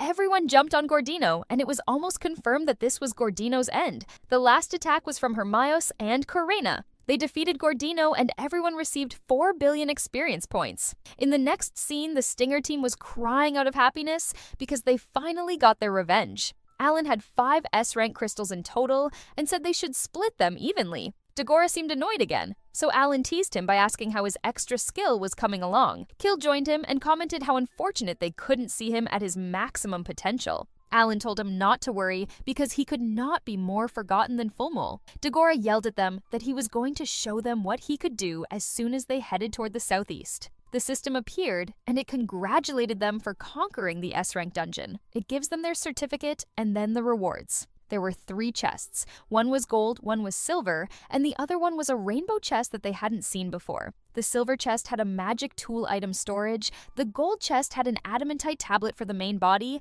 and the rainbow chest had a necklace for an increase of 3,000 attacks. Everyone seemed satisfied with the rewards. Game junkies wanted the first-time conquering rewards, so as the team leader, Zu wanted to take the rainbow chest, Garara wanted the gold chest, and Haramis wanted the silver chest. Alan was so happy that everyone was happy with their rewards. Zu gave Alan a necklace as a thank you for saving his people. Admiral Garara gave his reward to Maruru and told her that she had to become stronger as a Game Junkie member. They thanked them for letting them participate while Rosetta was fighting for her life for the silver chest. The system suddenly introduced them to Degrainy. A huge golem appeared and introduced itself as the Dungeon Master Degrainy. He seemed so chill. He even greeted Rosen and called him his brother. Rosen told him not to call his name as he was a god now. Degrainy said they were all the same age here, so there was no problem. Rosen commented on how he manifested all the people's blessings into this little garden of his. He claimed that Rosen didn't understand anything about the beauty of dungeons. He said that he was currently creating a class-changing dungeon and was on a tight schedule here thanks to Elmia's ridiculous request of finishing this up next month. Alan wanted to talk about the first-time conquering reward. He actually wanted to change modes. But that wasn't something even the spirit god could do, so he wanted him to grant him his second extra skill. Degrainy told him that this was something only a god could do. Alan then asked Maruru to hold her magic disc for a bit. He then wanted Degrainy to change the backside of this magic disc so that it could hold 10 on each side for 20 tablets in total. Everyone was shocked, but Degrainy did what he asked without questioning. Game Junkie seemed so happy for Maruru, and Alan mentioned that she was an amazing part of the Tower of Trials. Maruru couldn't help but tear up after this beautiful jest and thanked everyone for their support. While the others examined the tablet excitedly, DeGraney mentioned that they wouldn't get bigger even with more tablet spaces. He told them to play around and see what they could and could not do. Maruru asked Alan and the others if they remembered what he told her. She also wanted to stand side by side with them against the Demon King's army and defeat the Demon King together. While Game Junkies were excited that she was as ambitious as they were, the others were frozen because of their big goal. Alan suddenly recalled what the system said about challenging the Dungeon Master and asked if they could challenge DeGraney. DeGraney confirmed him and added that he forgot to mention it because no one ever did that. And after that, Alan could receive his first-time conquering reward too. DeGraney found him pretty interesting and promised to answer anything he needed if he won. Alan said they would start the fight once he upgraded his team. He was sure the next time he saw DeGraney he would own him. DeGraney stated that he would have to report this. After they went out of the dungeon, there was a huge crowd waiting for them to celebrate the S-rank dungeon being conquered. Everyone cheered for DeGraney. Admiral Garara's team made DeGraney's cool pose. Hermeos and Zu greeted people and the Game Junkies joined them. That day became an anniversary, remembered as the first successful conquest in history. The whole town went all out with celebration. 10 days later, Kill and Karina noticed that Alan was so happy after he leveled up. At the Adventurer Guild, Alan complimented Maruru's weapon. She said she got a lot of new tablets after the battle, and they promised each other to check it out after they sold all those weapons. The receptionist woman said the guild wanted to have a word with him, and guided them to the meeting room. When he got inside, everyone was there waiting for him. Alan was surprised,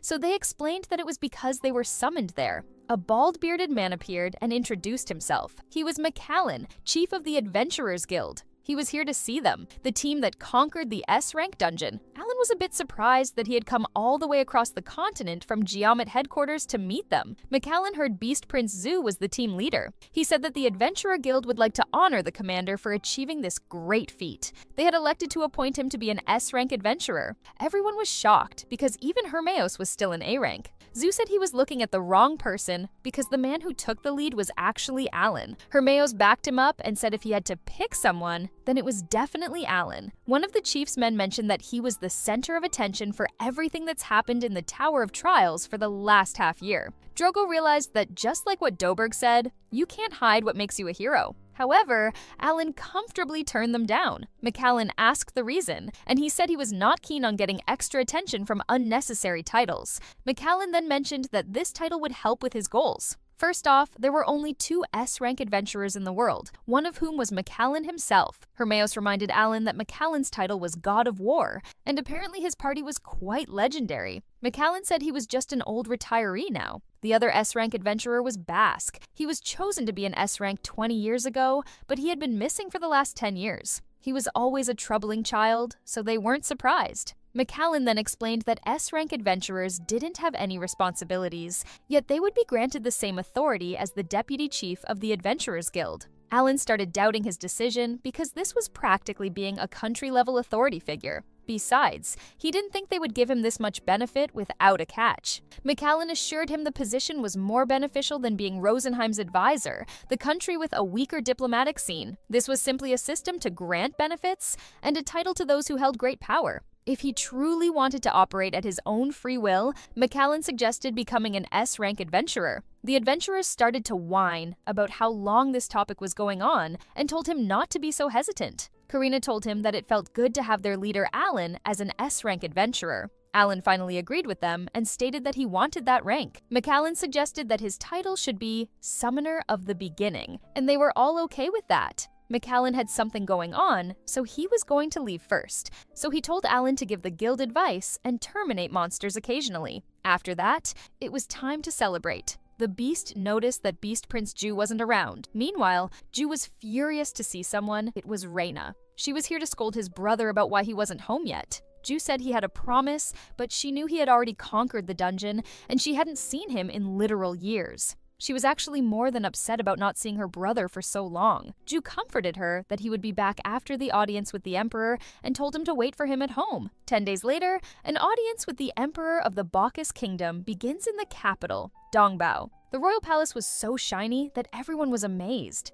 Even the Admiral's team was in their uniforms. Alan asked the Admiral how the response from the Beast Kingdom was, and Ju responded that it was just as he predicted. Ju has some explanations to do about the 10 Great Beasts situation, but he could go back home with his head intact. He then invited Alan to the Beast Kingdom. Alan said he would get going after finishing the class change for Mururu. As they talked, the others noticed that they got along quite well. A while later, they were invited to the inside to see their great emperor of the Bacchus Empire. The emperor welcomed the heroes and introduced himself. His name was Pupin. He gave his praise for Admiral Garara's bravery to still conquer the S-rank dungeon despite the fallen comrades. Alan already started hating Pupin because the said fall was caused by his hasty strategy. Pupin then asked to see Alan, the S-rank adventurer. When Alan raised his hand, he seemed surprised. He asked if he was the Alan who alone holds greater firepower than that of a medium-sized country and the leader of the Game Junkies, who the world reported had military strength comparable to a major power.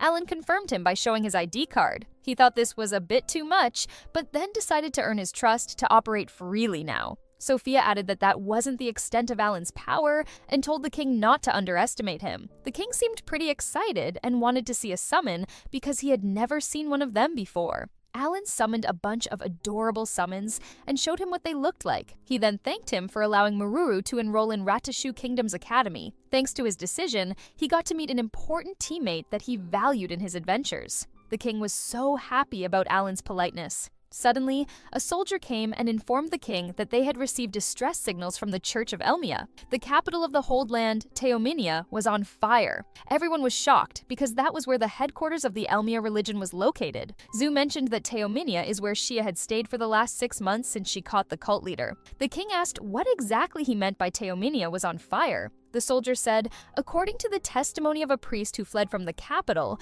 following the execution of Gushara Servalor, the leader of Gushara Holy Religion, that happened 2 days ago. During the execution, a flame pillar shot up into the sky. It was big enough to engulf the whole capital city. Yet, strangely, the residents started turning into beast-like monsters. The priest who fled the city asked for aid from the nearby city, Neil, and now that city's being surrounded by the monsters and can't hold on much longer. Everyone was speechless. They worried that this was a trick by the Demon King's army. Alan asked if the Demon King's army could have started using the fire god's sacred treasure. His theory should explain the distress signal the Church of Elmia didn't have the firepower to fight against the Demon King's army. Hermeos immediately said they must save them. The king was pleased by Hermeos' approach and asked Admiral Garara if he was going to. Admiral said he was. Alan was surprised that the emperor actually cared about saving other countries. There was another emergency from the Geomud Empire on the central continent. The Demon King's army was invading the Forgotten Continent.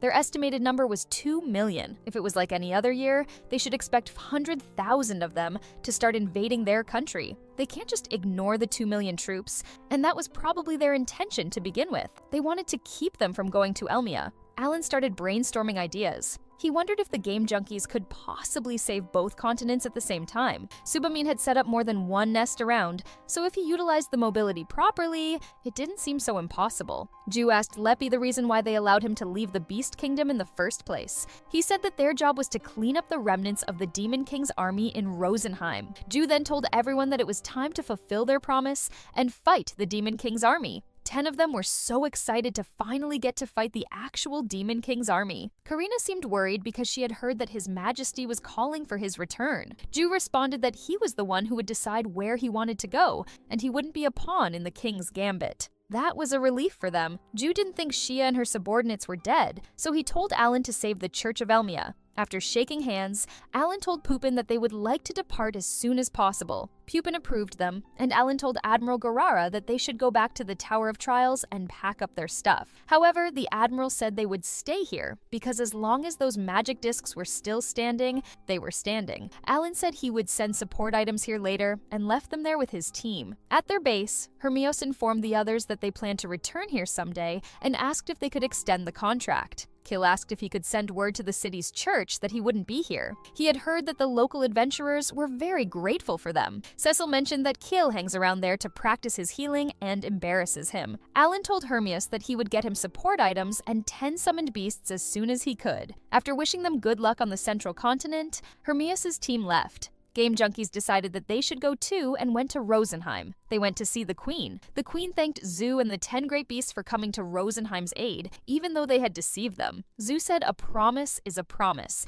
and they planned to help them as best as they could. Alan told Dogora to stay here too. He reminded him of Temmie's fortune, so that was where he should go to use his extra skill. Alan reminded him that that was also where he would die. Karina was worried that Dogora might be in actual danger, and Cecil agreed. Dogora was annoyed, and he stated that he wasn't anyone's chess piece, and that he would decide for himself. He was dedicated to saving Elmia along with them. Alan said he also had things he valued, so if he was in critical danger, he would force him out of the battle. Dogora didn't seem like he would listen to him, though. Spirit God Rosen stopped Sophie before she left. As the descendant of the Praying Shrine Maiden, he finally got the green light to reward her for defeating the demon general. He gave her a Spirit Master praying robes, which was the same outfit that the Praying Shrine Maiden used to wear. It was as strong as orichalcum, according to the appraiser. Sophie thanked Rosen, and after that, they were ready to go. Alan left it to Maruru, and she used Tam Tam on her tablet. Opening the eagle mode, Tam Tam turned into a bird. Elves were all shocked, including the elves' queen. Maruru welcomed them inside, and they started to go to their destination, the church country of Elmar.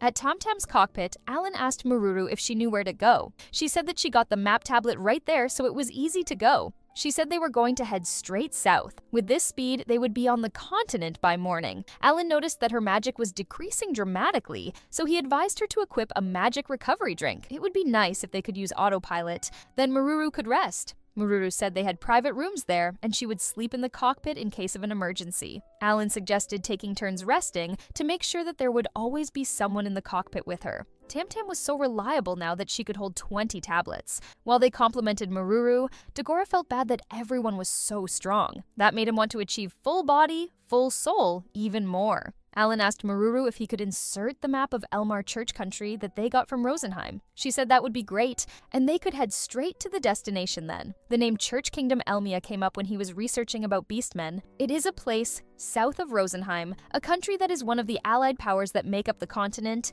and is home to the headquarters of Elmia religion. Roughly 1,000 years ago, there were many races on the central continent. But under the reign of the Geomet Emperor, or as they called him, the Terror Emperor, a lot of races that were not humans were repressed. Dwarves and elves left the central continent. Their traces were destroyed, and the only things left were the useful dungeons and magic tools. Among the many races that stayed in the central continent, the Beastmen had it the worst. Those who stood up for them were the Adventurer Guild and the Church of Elmia. The Church of Elmia follows the doctrine of philanthropy, that all races are equal. They directly opposed the Terror Emperor. With no priest who could put up a fight, the struggle against the Empire led to massive bloodshed. Thus, they fled to the Geriat continent. After the death of the Terror Emperor, they still did not move back to the central continent. The Church of Elmia went on to prosper with the world's most faithful god. Even after the birth of the Demon King, the Geriat continent was never once attacked. After a while, they could finally see the continent. Cecil asked where they were heading first.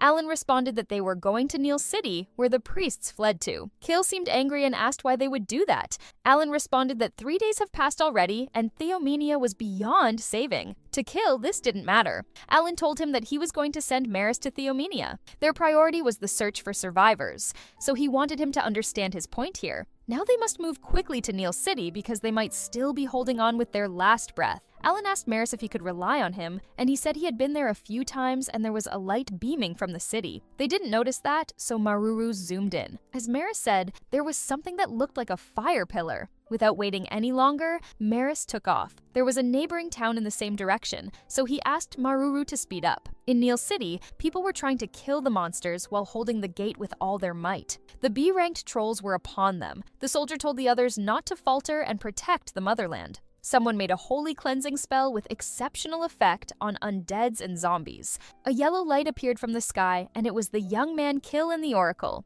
The purification magic should have only worked on the undead, but it was also affecting other demon beasts. Karina also noticed that demons were there too. Worried, she asked if all the citizens of the city had turned into demon beasts already. Alan told everyone not to hesitate, because their goal was to protect the city. People noticed that someone was riding on a demon beast, but they didn't seem like an enemy. The saint's purification light was used, so one of the men explained to others that they were the people from Elmia's oracle. Alan seemed surprised that they had made sense of his summons already. He ordered Kill, Karina, and Dagora to go all in. As they started fighting, Dagora noticed that one of the monsters disappeared just like monsters in a dungeon, and when they died they didn't drop any crystals. Those so-called incarnations of evil might be the people who turned into demon beasts. There were tens of thousands of them in this city alone. Worried, Alan wondered what was happening in this country. Cecil used golden and silver beans to keep the high-ranking monsters away. She didn't know if it was even possible to turn the townsfolk back to their normal self, but Alan said they had to try. However,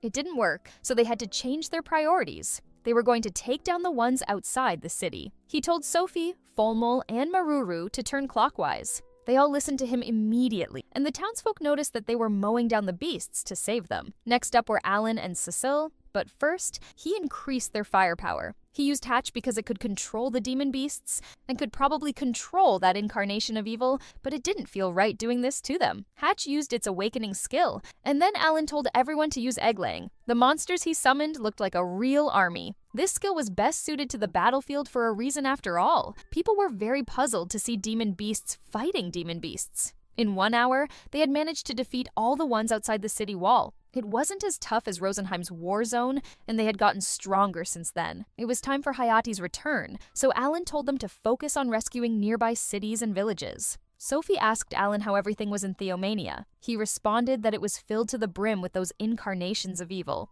It seemed hopeless even for those who might still be alive down there. The light beam was coming from the temple, and it seemed like it was going south. He told Maris to ignore the temple and continue searching for survivors. They decided to regroup with Karina's team in the meantime. When they arrived, Alan wondered what she was talking about over there. Karina was glad that they made it to there. In the next scene, Alan noticed that Kill was getting worshipped. There was a man behind him who respected Kill so much, and he introduced himself to Alan. His name was Krypton, and he was a cardinal of the Elmia Church. He was the man in charge of this city. Alan figured that he was essentially the number 2 in the religion. Krypton thanked him for coming to save them yesterday, and admitted that he thought rescue wouldn't come for another 5 days. Alan was surprised that he knew they would come. Krypton said before the execution, the Great Pope received an oracle. They couldn't understand it back then, and went on with the execution of the cult leader, Gushara. The square was filled with spectators, and also evil followers, who were trying to stop it.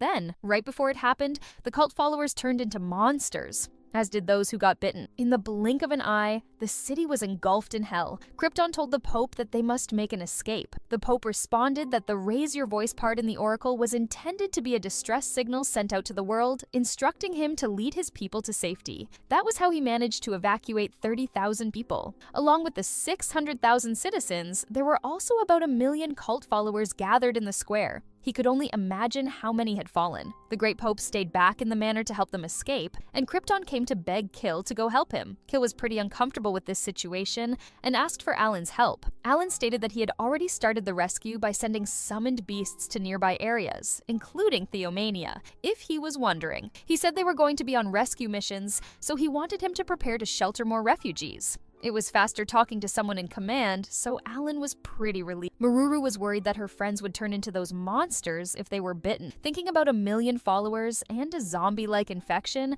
Alan realized that sending a distress signal was a good idea. He was glad that they managed to make it on time, or else this whole country would have been gone. He also remembers the Beast Princess Shia, who was also at the square. Krypton was surprised that he knew that much. He said it was true that the princess stayed in the city for half a year before leaving Gushara to them. But after hearing about the S-rank dungeon being conquered, she and 2,000 of her men headed to the Kriebel Kingdom west of here. Alan wondered if she was making her next move for the Beast Throne. Whatever the case, the Beastman squad was strong, so he reassured himself that they would be fine. Krypton added that when the fire pillar appeared, they saw Gushara holding a burning vessel. Alan said that might be the fire god's sacred treasure that was stolen by the Demon King's army. The evil cult and the Demon King's army had some kind of connection. Turning people into demon beasts was probably the work of a sacred treasure too. Alan turned to the people and asked if anyone among them was a follower of the old evil cult. They seemed nervous after Alan asked this, and one woman said the name was Gushara Holy Region to him, and he had been spouting nonsense for too long. Unlike the Elmia Church, which kept giving out challenges, he promised them salvation for free. She also asked if he couldn't realize that it was due to his being rude to Gushara that caused the wrath of the evil god. Karina thought he was supposed to be evil, and Krypton confirmed her. He said Gushara occasionally gifts his followers belongings that he stole from everyone else. On top of that, those who dared to defy him were offered as tribute to the evil god. They had a lot of proof of his wrongdoing, and he wasn't showing any remorse, so they execute him. The woman didn't believe any of the things he said and defended Gushara. Alan wondered why she wasn't affected. He asked if she was also a refugee from Theomania, and she said she lived here in this city. The cardinal, who was right next to the sacred treasure, and the people from this city weren't turned into monsters, so it could be something that was prepared for the followers. Alan asked the woman if she remembered performing a special ceremony in the Gushara Holy Teaching. The woman was shocked.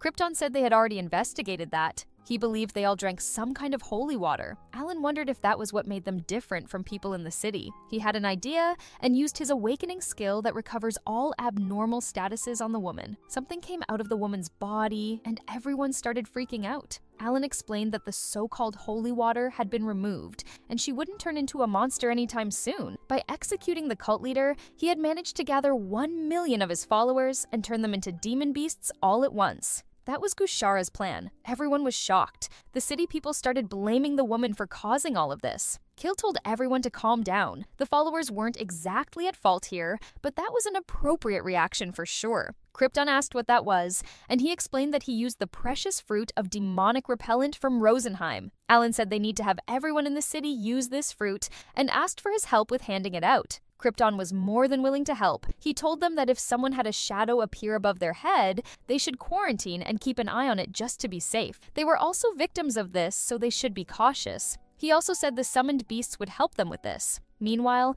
they were going to be heading to Theomania after helping the nearby towns and cities. This was their chance to reclaim the sacred treasure. Alan searched for the Great Pope in Theomania, but it seemed that Maris had been defeated. Drogo was shocked and asked if Gushara had defeated it, but it wasn't. A beast man like a demon general was at the temple. Everyone was intimidated. They were shocked because it was the first one that had shown since Lysol, and this would be some of their first encounters. Some of them weren't even sure if they alone would be enough to defeat him. Alan realized that this was going to be tougher, so they needed a lot of planning. In the next scene, it had been 3 days since they arrived at Elmar Church Country. Before the event, this was just a small country with 8 million people, so the rescue operation was mostly over. He planted some seeds and used fragrant vegetables in towns and villages. Around 5,000 cult followers who haven't turned into monsters were identified and quarantined at Neil. While eating dinner, Alan said the demon general that the cult members worshipped was the one behind this, so Seal asked Kill if he knew about this.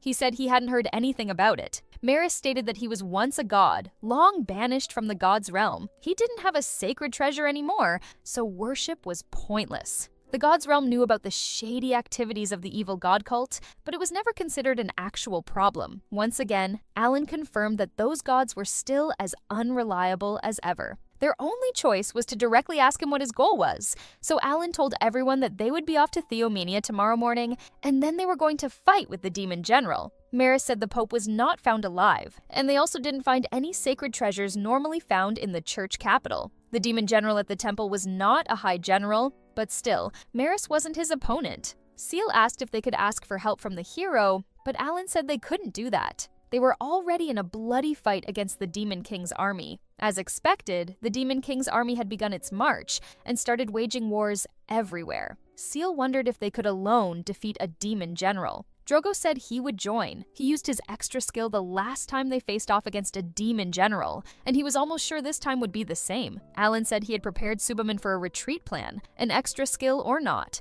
Drogo was still really valuable to them as a vanguard. He had a plan for victory. They had already made it through the fight against Gordino, who was surely stronger than the demon general, so he was confident that they wouldn't lose. They decided to spend the rest of the night reviewing their strategy, and they were going to be using Subamin's new skill. On March 22nd, the team was at the Timonia Church capital. Kale heard that the capital was a really beautiful city, but it was all destroyed now. There was a fire pillar coming over the temple. They entered the temple and were encountered by some people, and the one who looked the biggest greeted Alan. Apparently he knew Alan because of his black hair. Alan said he must be the demon general Lycaron. He was shocked that he knew his name. He then saw Maris and figured he had told him. He said Alan was hand in hand with an angel that supposedly died, which made a great report. Alan asked what that pillar was. He said he wouldn't give up that information so easily. Confirming that they were doing this the hard way, he told him that they would destroy the altar. Maris appeared behind him in the air, and Lycaron grabbed him before he was destroyed. He was surprised that Maris became a summoned beast,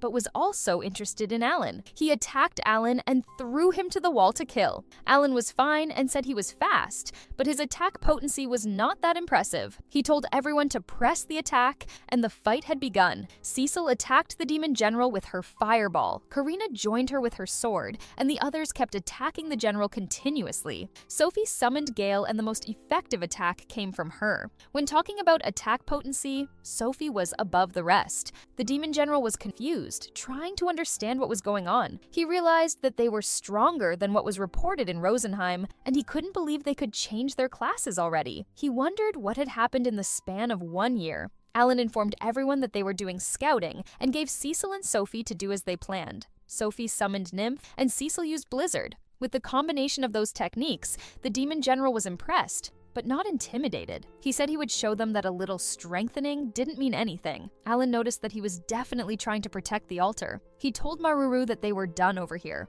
Maruru was glad that it was finally her turn. She used her golem that had a ranged attack tablet, 5 enhancement tablets. Targets were the light beam pillar and the demon general Lycaron. With the laser cannon firing, the team wasn't that sure if their shield would be enough to protect them. After the attack was over, the pillar disappeared. However, the temple was about to collapse, and they missed the kill on the demon general. Alan left it to Maris and Subamin. Looking at the ruins of the historical temple, the team once again realized how bad the demon general was. Among the ruins, the general came out. He was as mad as ever. He said he was going to make sure they were dead, and they had no chance of winning without the hero. His wounds were healing up, and he transformed. Alan noticed that Geishira's stats were even higher than a demon general's. The light pillar was pointing south, so he wondered if that place could be where Geishira was. Maris brought the demon general to Lepi and Temmie, and they were shocked to see him. Alan asked for their help. Even though it was way beyond common sense, they had no other choice but to help.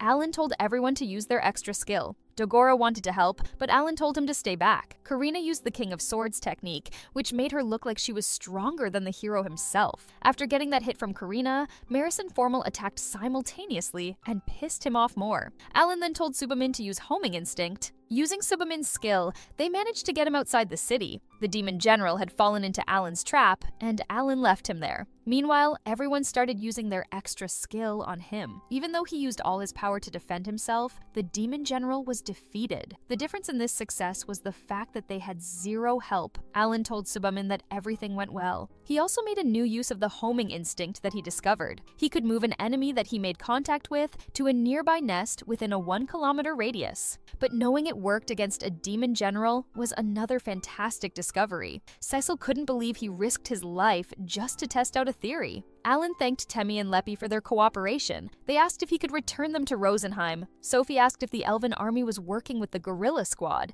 and they said a defensive position wasn't a Beastman's strong suit. They are moving away from the fortresses and reducing the number of the Demon King's army. Temmie told Dogora not to let his guard down because the prophecy remained. With that, they were going to take care of the demon beasts in the city. He told everyone to spread out and try to finish in 1 day. Maruru thanked Alan for his hard work and left to report this to Neil City. Meanwhile, Dogora was hitting his head against the wall because he was upset that he was the only one who couldn't use his extra skill. Alan was worried, so he asked Maris if he could explain why. He said he couldn't say because there was no good that would come from that knowledge, but Alan and Dogora were desperate to know whether it was a good thing or a bad thing. Realizing he had no other choice, he said this was something even Rosen didn't know about. Like he mentioned before, the gods prioritize balance. However, maintaining that was easier said than done. If the gods give out abnormal blessings, then the scale of balance shall be tipped. Dogora was confused. Alan thought about how a game world would be littered with bug exploiters and cheaters.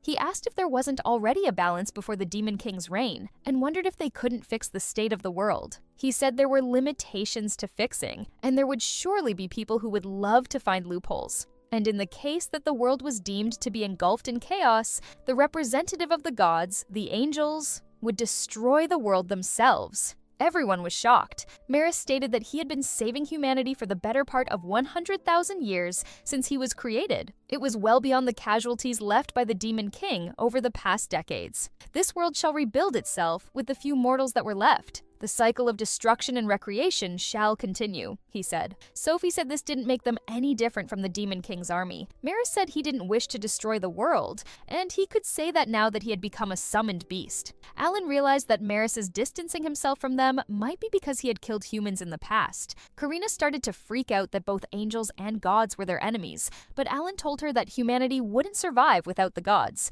Basically, their enemy was the Demon King. Kill said Alan explained quite a bit about the principles of the gods, and was surprised that they had realized this just now. Alan said the enemy was the Demon King who disrupted the balance, and they didn't have many options to choose from. Even if chaos occurs, it will only make them stronger, so they should continue the story. Maris wanted to talk about the necessary conditions first. It was established in the divine realm to correct the chaos caused by the Demon King's army. Alan was summoned to this world as one of the heroes. However, a mistake occurred at that moment. Hay asked if he meant the time when he almost chose the Demon King. He confirmed him and said a talent with even rarer potential than the Demon King had suddenly appeared. That was the 8-star summoner. Good thing Alan didn't become the Demon King because the gods' power was depleted and they could summon no more heroes. So, as an alternative solution, he granted talent to a child of the same age as Alan in a way that the Demon King's army wouldn't notice. Kill figured that the only sword saint in the whole country was Alan's childhood friend. Dogora asked if that was so. Karana could fight the Demon King. Maurice stated that who to fight and whom to team up with depended on each person. However, when Alan decided to defeat the Demon King, he thought that things were just going as he had hoped. Thinking about what happened with the Demon General, Alan realized that the Divine Realm also controlled their extra skills. Maris confirmed this and said the extra skill also had different levels. Except for Dogora, everyone was granted general class power. In Dogora's case, his talent alone was not enough to make a judgment. He was granted King class. After hearing that, Dogora was about to cry. Maris explained to him that while King class could be extremely powerful, it was very difficult to master. The fact that he was about to use it at that time was a miracle. There were cases where he couldn't use it even once in a whole year, so even Maris started to think that the extra skill was an unlucky item. He then said Elmia granted Hermios the power to capture the demon god, and he had the same kind of power. It was a strength worthy of being called that of a hero. His words put an ease on him, and he was a lot confident in his extra skill now. Alan thanked Maris for telling them. Maris hoped he wouldn't lead to chaos in this world. But still, the fact that Alan had an 8-star talent and that Hell mode requires 100 times more exp than normal people, those two things could never be allowed to be mentioned. Currently, the Demon King's army knows Alan as the Liberator at the level of a demon god. If they found out that he was granted more divine power than the Demon King, they didn't know what kind of tricks they might resort to. Karina told Maris that Alan was strong because he worked incredibly hard for it. Maris confirmed her and said he had gone far beyond their expectations and acted outside the bounds of the normal path. He even called him insane. He said he hoped they all would be the ones to defeat the Demon King and restore balance to the world. The team seemed touched after his words. With the Demon King's army, who were trying to destroy the world and the divine realm, and the gods who would reset the world if they believed that the balance had been broken, Alan once again realized that this world was high difficulty. The next day, they returned to Neil. Krypton said that if Kill and everyone hadn't come, the Elmore theocracy would have been destroyed. Not only that, but they also even took capital from the demon god. He was truly grateful to them. Alan said he would leave behind some summoned beasts because he hadn't given up on searching for the High Pope. After that, it was time to head south. The target this time was just ahead of the Pillar of Light. It seemed further south than the Elmore theocracy. Sophie said they believed the leader of the Dark God cult, Gushara, was there. If the Pillar of Light disappears, she wondered if they would still be able to find it. Dagora said it would be great if the Divine Fire Weapon were there too. He seemed really fired up after Maris's big explanation. Half a day later, they were almost at the Central Continent. Alan suddenly noticed something. The island was floating in the air. Everyone was shocked because this had never happened before. Maruru said they should try getting closer first. It was gigantic, so Alan wondered how it was even flying. Karina noticed something that looked like a temple at the top. They got closer, and Maris said it was a shrine of the gods. Cecil asked if the pillar of light was rising from the island. There were 3 of them. In the east, west, and south, Alan said in the near future, there was a chance something like what happened in Theomania would happen again. Another country might get attacked by magic beasts. Cecil didn't want to believe it, because it had only been 7 days since the execution. Nervous, Alan couldn't believe he hadn't considered this possibility. He had no idea what to do about all 3 locations. He told Maruru to get them closer to the temple first. He tried to sneak into the temple, but he couldn't summon anything. Maris said this barrier might have become a blockade. They tried to break it, but it was completely unaffected. There was no sight of the enemy either. Alan wondered if the barrier would disappear if they destroyed the Pillar of Light. Dagora said they should split into 3 teams and destroy the altars, but they might run into a demon god, so it wasn't a good idea. Kill suggested prioritizing rescue for now because they didn't have to fight the demon codes, but there was still a chance they might attack. Kill told him to have some faith in them, and they could totally handle it. Alan decided to count on them and said they would form the teams. First, he organized their supplies and 80 summoned beasts. With 200 items per team and 10 summoned beasts per team, that should be good enough. First, Alan was going to head west and take Dagora and Cecil. Sophie wanted to go east. And even though he was confused, he said okay. He said Sophie, Formal, and Maruru would head east and Sophie would lead the team. The south would be Kill, Mel's, and Karina, and the team leader would be Kill. None of the 3 directions required help from the same continent. They were also not responding to the Elmar Theocracy's distress signals, so Alan couldn't predict what was going to happen. He said the summoned beasts would go with them all, and he would observe as an ally. Even so, the team leaders would make the judgments and take action. After that, on March 24th, they parted ways and started their mission. The East time had a bit more to go before they reached the base of the pillar, and Maruru said they should arrive at the eastern edge of the continent by tomorrow morning. Okiosan said she would take the night watch so they could rest. The next morning, they saw that the entire landscape had completely changed, and it was a desert. Formal said he could see the final destination point now. It looked exactly like Theomania. Okiosan said she would report to Alan about this. Maruru asked if they were going to head to that city. Sophie felt bad about it. Maruru wondered if there were any other cities in this desert, and Sophie said this place was called the Mujerino Desert, so there should be a few national urban zones here. They were spaced out over a day's walking distance. Formal asked if they should stop by the village first, and Sophie said he was right. Maruru assumed that she had a reason for choosing the east. She said they were going to be heading toward Fabulets from here, and that was the village where the Dark Elves live. Maruru recalled them as the ones who fought the elves over the World Tree. Over 2,000 years ago, after being exiled from the continent, they built a village in this desert, and it was said that they lived as an independent nation, blocking interference from other countries. Ever since the ceasefire agreement was signed 500 years ago, the diplomats had been traveling back and forth, monitoring each other, and that was how she knew the location of the village. But Maruru knew a dark elf had attacked the elf kingdom, and it was an enemy territory for her. She said that was a possibility, and even if it wasn't, an elf princess wouldn't be welcomed there. Regardless, she promised she would speak with them, so she must go there. Maruru said it was okay, and she and Tam Tam would protect her no matter what happened. Alan was listening to her in the meantime and seemed okay with her decision. He wanted to see what the elf princess was capable of. There was a war going on in the city of dark elves. The number kept increasing, and they were having a hard time keeping them out of the village. While fighting, the general was informed that there was a swarm of demonic beasts in the sky. There were over 1,000 of them, but one noticed that there was a dwarf's golem among them. Sophie reminded everyone to be careful with healing and attacking, because their team cannot summon any more beasts. With that, everyone started attacking the monsters to save the elves. The general was shocked and immediately told the soldiers to call the diplomat. After clearing the monsters, they landed at the gate of the village. The team was pretty sweaty from the heat.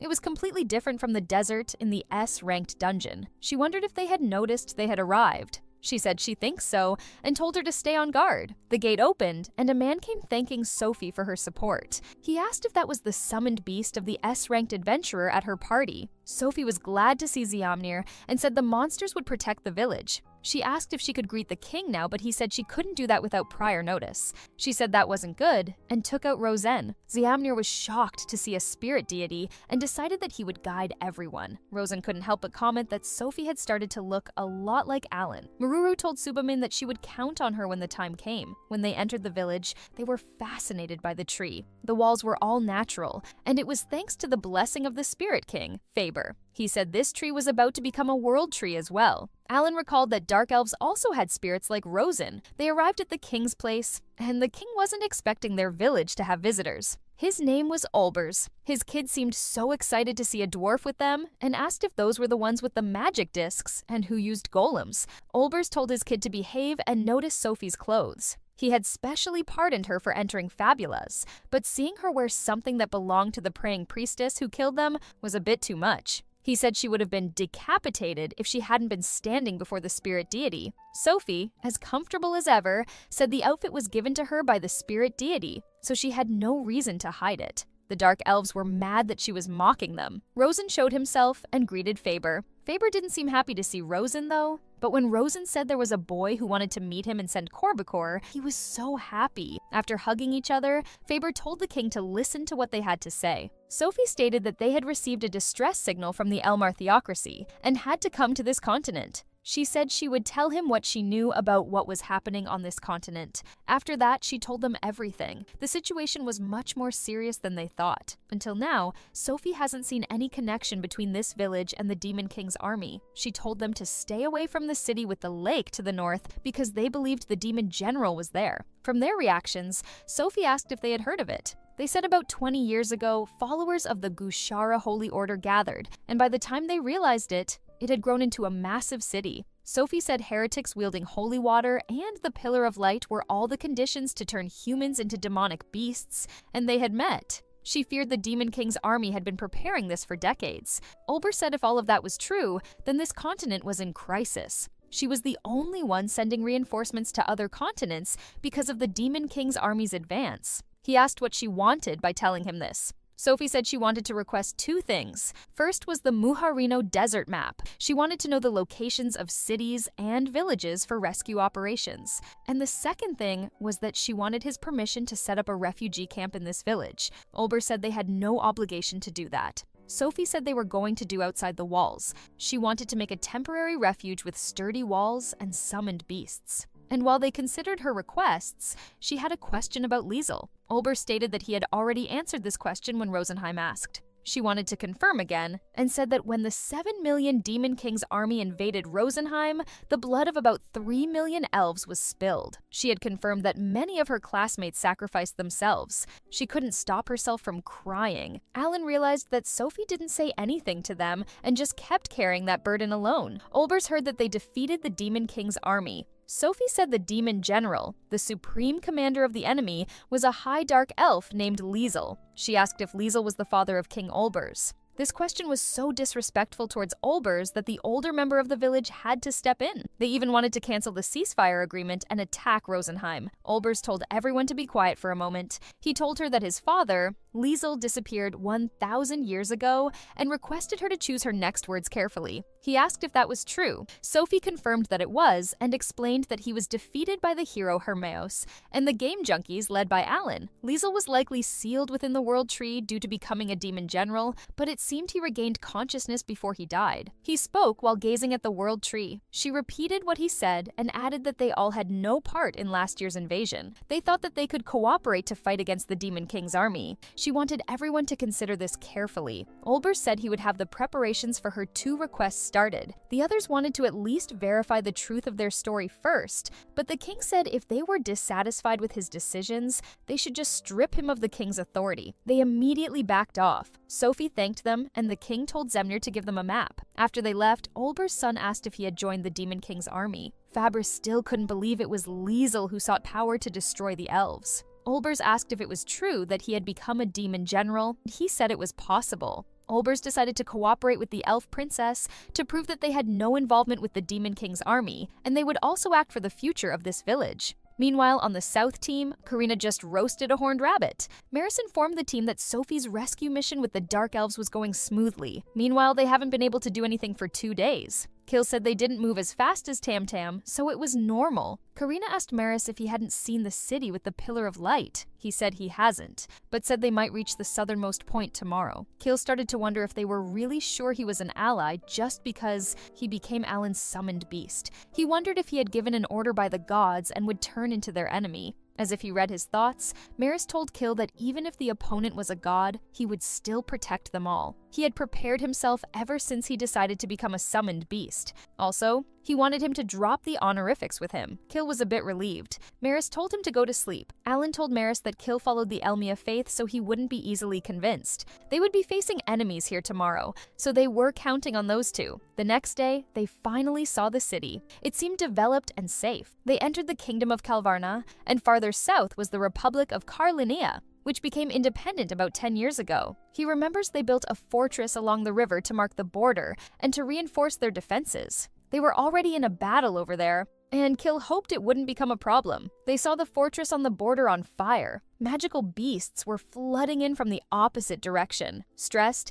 Kill told them to prioritize rescuing the kingdom's side first. Maris agreed and said he would leave the middle part for them. It looked like there were 3 fortresses, so he would take care of the other 2 with the summoned beasts. Kill and Karina agreed with the plan, and they started fighting. The soldiers were in a difficult position because even if they destroyed the bridge, they could still cross the river. Suddenly, their wounds and lost parts started to heal. Kill had healed everyone and restored everyone's stamina and mana. He told them not to worry about turning into magical beasts anymore. Before they could freak out about Kill, they saw an A-rank beast. But Karina took care of the monster with 1 slash. She said she was the Sword Emperor Karina, and she was here to help everyone. They also noticed that Maris's team had already started fighting. He explained to the soldiers that this was an attack led by their comrades. The game junkies, commended by ES rank adventurers, were here to rescue them. The soldiers couldn't help but tear up at the fact that Elmia hadn't abandoned them. Kiel told Karina not to stray too far from the fortress, and as long as he could protect her, she could go as wild as she wanted. The army of the king got the courage they needed and started fighting too. After a while, the soldiers informed Kiel and Karina that they had confirmed the complete elimination of magical beasts at all 3 fortresses. The soldiers wondered if the beasts of the summoner didn't get tired. Kiel said even if new magical beasts appear, they would all be wiped out. Karina was starving and exhausted. Kiel noticed that Alan was adjusting Karina's stomach too now. The soldiers prepared a meal for them. Karina seemed to love the country's food. A man came and wanted to speak with her for a moment. He said he was grateful to all of them for saving them, and if they hadn't come, he didn't know what would have happened to them. He wondered why they arrived at this time. They explained the situation to them. Thanks to their strength, the distress signal from the Elmar theocracy was finally lifted, and that monster was a scheme by the Demon King's army.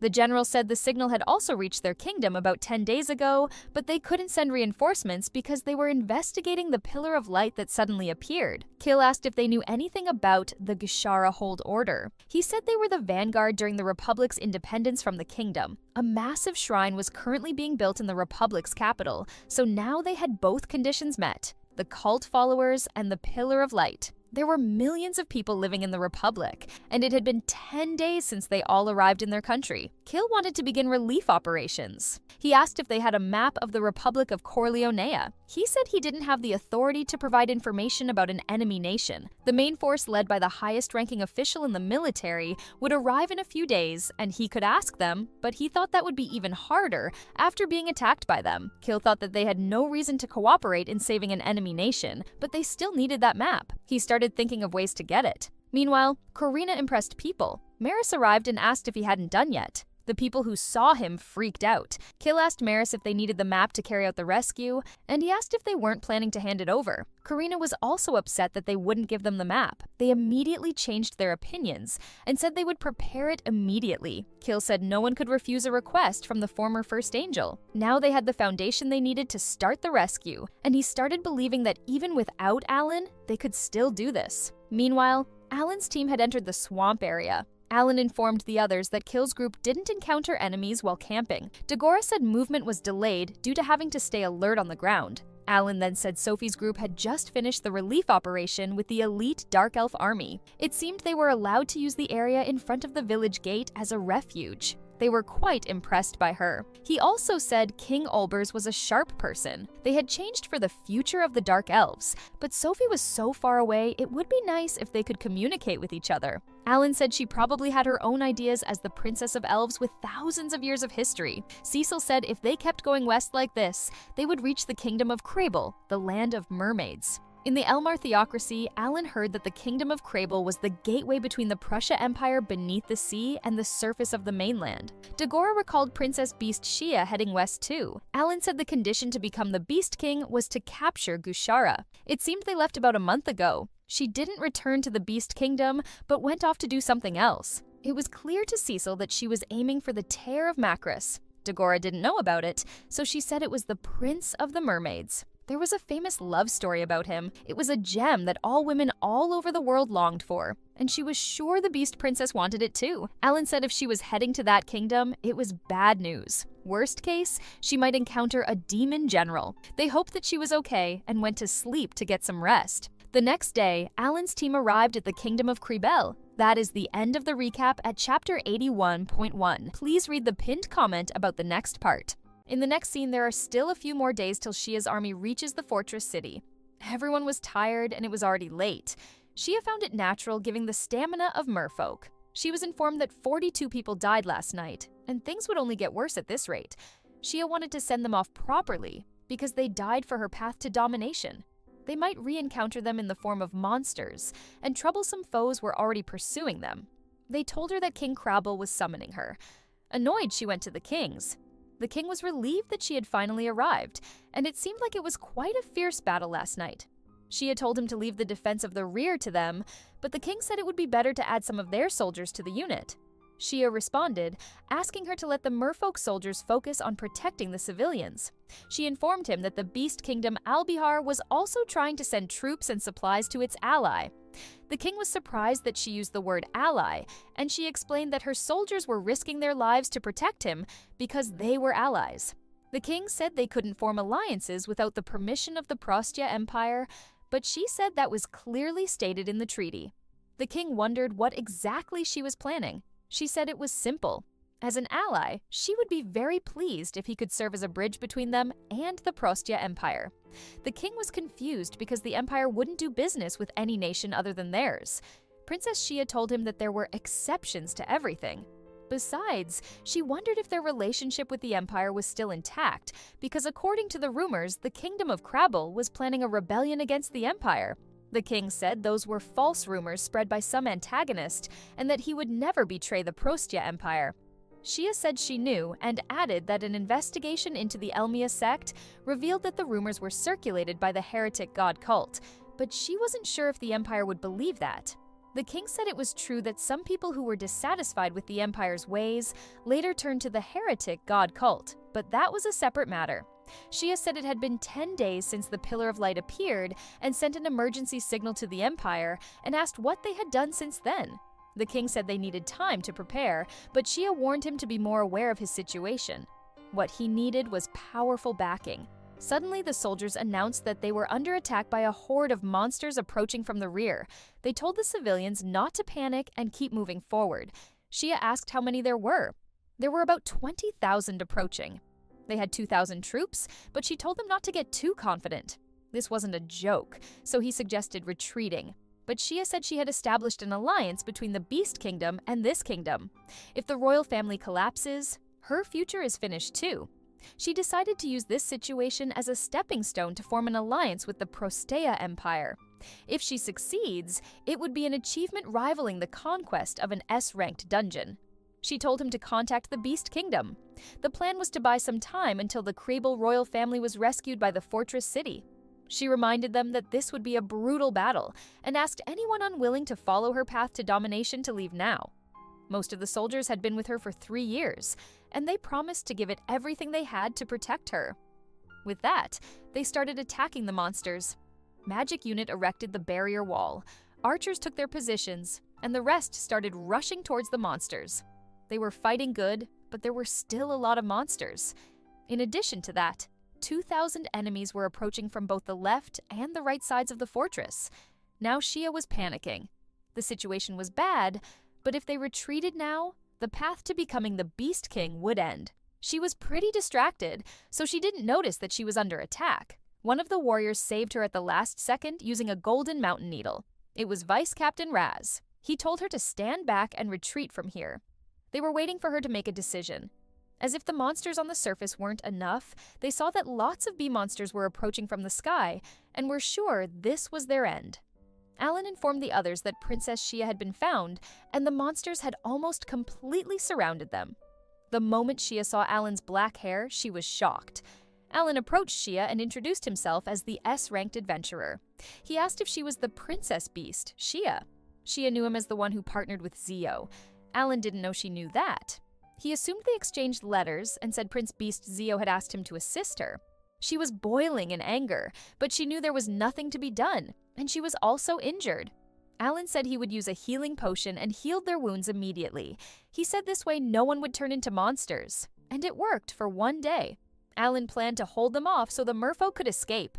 He checked for the demon general, but he wasn't there. He told Cecil to make a big move first. Cecil used her small meteor to kill most of the monsters. Princess Xia was shocked, but how different her power was. After that, she continued with Flamelance, but it wasn't enough to defeat it. Dagora appeared, using his critical wave and chopped one of the monsters' necks. He wanted to continue killing the monsters, but Alan warned him to stay within their range so they could heal him. Alan then used Orochi to move. Orochi used its Flame of Wrath and cleared most of the monsters. They were shocked by how brave they were and realized that this was the power of the game junkies. Xia didn't want her soldiers to fall behind, so she told them to follow her and keep wiping out the enemies. 3 hours later, all enemies had been eliminated, and Alan informed Xia that Gushara was wielding the fire god's weapon. They faced strong resistance from his fellow believers when they captured him, and their troops suffered heavy losses as a result, yet he himself didn't resist. She blamed herself for not realizing he had ulterior motives, but Alan told her that they couldn't have predicted such a situation. Xia heard that Alan was the main figure in conquering the S-rank dungeon, and asked if he was planning to let Zu become the Beast King. Alan believed that either Prince Beast Zu or Princess Beast Xia would do just fine, and if she wanted to help the merfolk become the Beast King, he would assist her. Princess Xia said the trait matched what she read in the letters, and that she had no intention of giving up the Beast King throne to him. She asked him to lend her his power for her path to domination. When she left, Cecil said she thought they were close relatives, but now it was confirmed that they were not. She mentioned that forming an alliance with the Beast Princess was also about the Central Continent, and Ali said people with clear goals were easier to communicate with. But Dagora didn't agree with him. Alan approached Captain Raz and asked if he knew where the Pillar of Light was coming from. He said that was the Aqua Shrine, the water god worshipped by the merfolk, and it was next to the royal capital. While Gushara was being executed, the Pillar of Light rose, and then the capital was attacked by merfolk who had turned into monsters. They suspected it was connected to the water god. Alan wasn't sure why, but there must have been heretic cult followers inside the shrine. He figured that the demon general must be in that shrine, so he said they would let the merfolk and the beastmen refugees flee to the fortress city and take care of the rescue. Xia overheard what he said.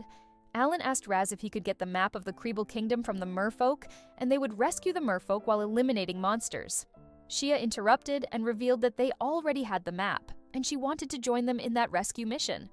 Princess Beast Xia's army had established a joint front line of roughly 1,500 people. They were responsible for assisting the merfolk movement. 3 days later, they were finally able to extend the rescue range to the front of the royal capital. Alan could figure that the survivors in the royal capital must have felt hopeless. It was still a few more days until they got there, so he asked Xia if she wanted to go to the fortress city. He said he could use a summoned beast to travel. Xia said that worked, and 2 days later, they arrived at the fortress city. Cecil felt refreshed because it had been a long time since he had slept this well. Xia told Alan that he was late because she had already said they were going to say hello. Alan asked if they really had to join them too. She told him that it was necessary to reassure their allied nation. The king greeted them and thanked them for their hard work. They prepared a feast to celebrate their hard work. While everyone was eating, Xia told everyone to cheer up because there were 3 more days, and they would reclaim the royal capital. The king and the queen were shocked and asked if that was really possible. She said that if they had the power of the S-rank adventurer who offered to join forces with her, it was only natural. The king didn't even know S-rank was that strong. Alan said if they could defeat the demon general said to be in the Aqua Shrine, then they could completely wipe all heretics out of the country. The king couldn't stop himself from crying because they were finally going to retake the Aqua Shrine. The Prostea Empire had also contacted them and said they would support them. The princess wished there was something she could do to thank everyone, and they were waiting for them to say this. Shia mentioned how she already asked them all to form an alliance with her. Alan said they could postpone this until the country had fully recovered. Suddenly, Cecil noticed what she was wearing and couldn't hide her surprise. The girl explained that this was the Holy Gem of Macris. That was the official name of the Tears of Macris, and they were shocked that it really existed. She explained her excitement that in her country it was famous as a manga. Shia asked what kind of manga it was, and she said it was the story of the Prostea Empire. Macris, crown prince of the Prostea Empire, crossed social ranks and fell in love with Deirdre, a village girl. Just before their wedding, a vicious monster attacked the empire. Macris made a covenant with the water god to gain power and succeeded in sealing the monster. However, after seeing his changing appearance, Deirdre was terrified and fled. As Macris realized his love would never return, he cried, and his tears turned into gems. Even now, Macris continued to swim in loneliness to protect the empire. It was a story about an extremely faithful and pure love. The king decided to give the Holy Gem of Macris to Alan. He knew it was just a substitute, but he earnestly asked him to help the royal capital and the Aqua Shrine. Cecil whispered to Alan that this gem alone could buy a kingdom, and Shia told him not to worry as purple didn't suit her. Alan felt that something like this should be given after reclaiming the royal capital and finding them too naive. Still, he accepted the bracelet and wore it. When he wore it, he was notified that the effect of the bracelet was that his attack magic activation time was reduced by half with his cooldown, and it gave him 5,000 mana and 5,000 intelligence points. Alan realized that this was the best thing ever. The princess asked if he liked it, and he confirmed her, but then he gave it to Cecil. Cecil was shocked at first, but then thanked him while blushing. After that, they joined forces with the Beastmen group and eliminated all the monsters in the royal capital. Defeating the demon general was the only thing left, so he called his teammates. After 12 days, they were finally reunited. Thanks to the cooperation with the kingdom's army, Kill informed that the south had been largely cleared. Sophie said their desert was too cast, so they haven't finished clearing it yet. Karena noticed Cecil's bracelet and asked what was up with it. Excited, Cecil said Alan gave it to her. Karena said she wanted one too, but he told her that she already had a necklace and that it was equipment specialized for attack magic. Formal then asked if Sophie could have one too. Alan heard there were many holy gems of macros, and when he got another one, he promised to give it to Sophie. Alan then asked Muris what a holy gem was. Muris said those who accumulate good deeds and make a covenant with a god become holy beasts, and the holy beast gem was created by a holy beast, so one could make a covenant with a god and gain power. Muris told him to give up if that was the case. He said that there was a price to pay for having power. He heard what happened to the Prosty Crown Prince already. Alan said that it depended on the negotiations. In the end, that demon general stayed put in the shrine. The team went to Shia and apologized for keeping her waiting, but Shia was already in a good mood to see the game junkies. Some of them were quite shocked because they even brought the top angel.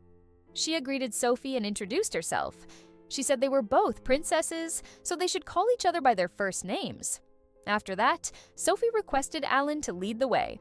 With that, they started the meeting to defeat the demon general. Alan and Shia discussed the strategy to subjugate the demon general. Shia said that Alan's team even had a god in it, so she asked for the Spirit King's assistance. With only these few brave ones in the team, she wondered if they could really defeat the demon general. Alan responded that if it were a high-ranking demon general, it might be challenging. Destroying the altar was easy, but the important thing was to get information from the demon general. To do that, they need to approach them.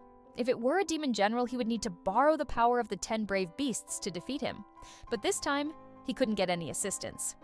Shia said that Zhu must be planning to get another medal in Rosenheim. If that were the case, then she would also defeat the demon general. Alan didn't want them to go first, but since this operation was related to the Beast King, they couldn't back down either. This was going to be a battle of only a few chosen ones. If they were just talking about talent, Captain Ludo was just as good as Dogora. The problem was Prince Beast Shia. Alan asked if Shia could use the Beast King transformation. She said it was impossible. If Zu could do it, then she would also ask the spirit beast for help. This time, they could also count on the debuff skill to weaken the enemy. It even had healing power, which was an interesting talent. Two people cannot use extra skills like Alan. Cecil responded that Alan had a situation, and Karina said Dogora was really strong. Plus, if they could use it, they could defeat the Demon General in a single strike. Shia responded that if they couldn't use it, then her Beast King transformation was meaningless. Alan said they would retreat if it felt too dangerous, and that their goal was to destroy the shrine along with the Demon General. If possible, Cecil wanted to avoid that. Shia's companion said Alan was like a seasoned strategist, and he was only 15, just like Shia. He was someone not well known yet, but a very reliable ally, so they were going to make good use of him. She told Vice Captain Raz that the rest was up to him.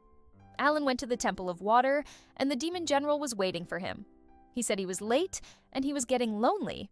The team was intimidated by his orichalcum sword. He noticed that Alan had an angel. This guy was a Demon General, a former human, so they were nervous. He told them not to ignore their senior, so Alan asked what senior he was exactly. He called Alan a disrespectful junior. Morris told Alan that he was an S-ranked adventurer who went missing 20 years ago, and his name was Ashura King Basque. They were shocked to see an S-ranked adventurer in the Demon King's army. He said he only became S-ranked because he wanted convenient privileges and also wanted to raid the world's treasure vault. Alan questioned why the chief gave him an S rank. Morris said they give titles to maintain social relations. However, his talent was 4-star Ashura. Desiring power and fighting to the point of defeating a rank S demon beast on his own, the connections of an adventurer couldn't control such a person. Basque said it felt amazing to become a demon general and said Alan would gain a power that humanity cannot reach. The Demon King's army had technology to easily create demon generals. Even so, this guy also loved to brag. He asked what that altar was and if it was a device to become a demon general. Basque said it was an item to collect souls. Alan was shocked. He thought that was a device to create a barrier for the floating island. The number of souls that have become the evil gods on this continent has reached millions. He asked what he used those souls for. But Basque said the conversation was over, and if he wanted to know more, he should just ask Ushara. He wanted to fight and told him to be sure to entertain him. He asked if he should kill the men and take back the women, beast men, elves, and humans. Alan didn't want to listen to him again and told everyone to begin. As they all started attacking simultaneously, Basque decided to attack Alan and threw him against the wall. Alan was shocked by his power. It was a good thing that he mass-produced the hatches. He told Sophie to use the blessing of the Spirit King. Basque seemed entertained seeing summoners having high defense. He wanted to keep playing and used his Azura Tempest sword, creating a tornado. Alan gave Cecil the sign, and she used 3 skills repeatedly. Basque assumed he had obtained Macris's tears. As expected, the Holy Jewel really had power. Maris and Chia's man said their debuffs didn't work on him. He said his earrings might be nullifying them. He was most likely holding the Holy Jewel. This man had an Orichalcum Greatsword, a special magic tool, and on top of that, the Holy Jewel. This was practically a mountain of treasure. He told others that while he was playing around, they were going to defeat him and steal them. This much wouldn't be enough to defeat him, but it could create an opening for a moment. Alan found that opening and using his homing instinct. When Basque opened his eyes, he found himself in the middle of a war zone. Thousands of people were there and they all started attacking him. He underestimates them, so Alan said it wasn't just an attack, they had been upgraded. It was 1,000 extra attackers. Cecil and Maruru joined everyone. Meteors started raining on him. Laser cannons, fire, and various other attacks landed on him. It was so powerful that he almost died. He used his teleport skill and said they should play again next time. They were one step ahead of defeating him, but he retreated. After that terrifying blow, Shia couldn't help but express her shock. But it wasn't over yet, so Alan warned everyone not to let their guard down because he still wasn't defeated. Shocked, Shia asked what was going on. Alan boosted his damage by a lot so this wouldn't happen, yet it still did. Maris explained that Gushara escaped. Alan figured that he might be able to use teleport like Tubaman. This was the first time they let someone run away, and Alan was pissed off since all his gears and level-ups were a waste. Shia was also angry that she lost her prey. Sophia asked where he could be, and Alan made an educated guess that he might be hiding out somewhere since he had suffered quite a bit of damage. He said he would tell everyone that he could reach to be on guard. Shia asked what they were going to do now, and he said it was best to reach the Sky Island where Gushara was supposed to be. To get there, they have to destroy the 2 remaining shrines, and while they are at it, hunt the demon general. They also needed to wipe out all the forms of the evil spirit to prevent the damage from spreading. Shia decided to come with him. Killing Gushara was her challenge. She told him to take half of the 2,000 Beastmen troops to Kriebel, and the rest to subjugate the demon general. Alan was sure Shia realized the difference in strength when fighting a demon general directly, yet she still wanted to fight. He had to agree to this arrangement, and Muru told everyone to leave the transport to her golem. 3 days later, at the capital of the Carlonea Republic, Mitapoi, Alan defeated the demon general with a terrifying blow and raised her level to 84. The Pillar of Light vanished too. Shia said they did get permission from the people of the Republic, and thanks to that they were able to defeat the manifestation of the evil general in the city in a single blow. The people thanked them for saving their country, but they still haven't eliminated all the threats on this continent, and Alan said he would inform them when it was all over. Next stop was the Eastern Desert. Sophia was excited to meet King Olbers, but Tagora wasn't sure if it would be okay for them to go. Sophia explained that the Dark Elves have accepted the truth and moved forward, and they should all do the same. When they arrived, Dark Elves welcomed them at the gate. A little boy was so surprised to see their adamantite weapons. His name was Luke, son of King Olbers. Olbers heard that Alan was also 15, the same age as him. Alan noticed that the elves developed quite slowly. King Olbers asked Shia if she was Yosi's grandchild. She was surprised that he knew her grandfather. Olbers said it was because they were once on the same team. Sophia mentioned that King Olber used to be an adventurer. Luke wondered who the S-rank adventurer was among them, but when Alan said it was him, he seemed annoyed.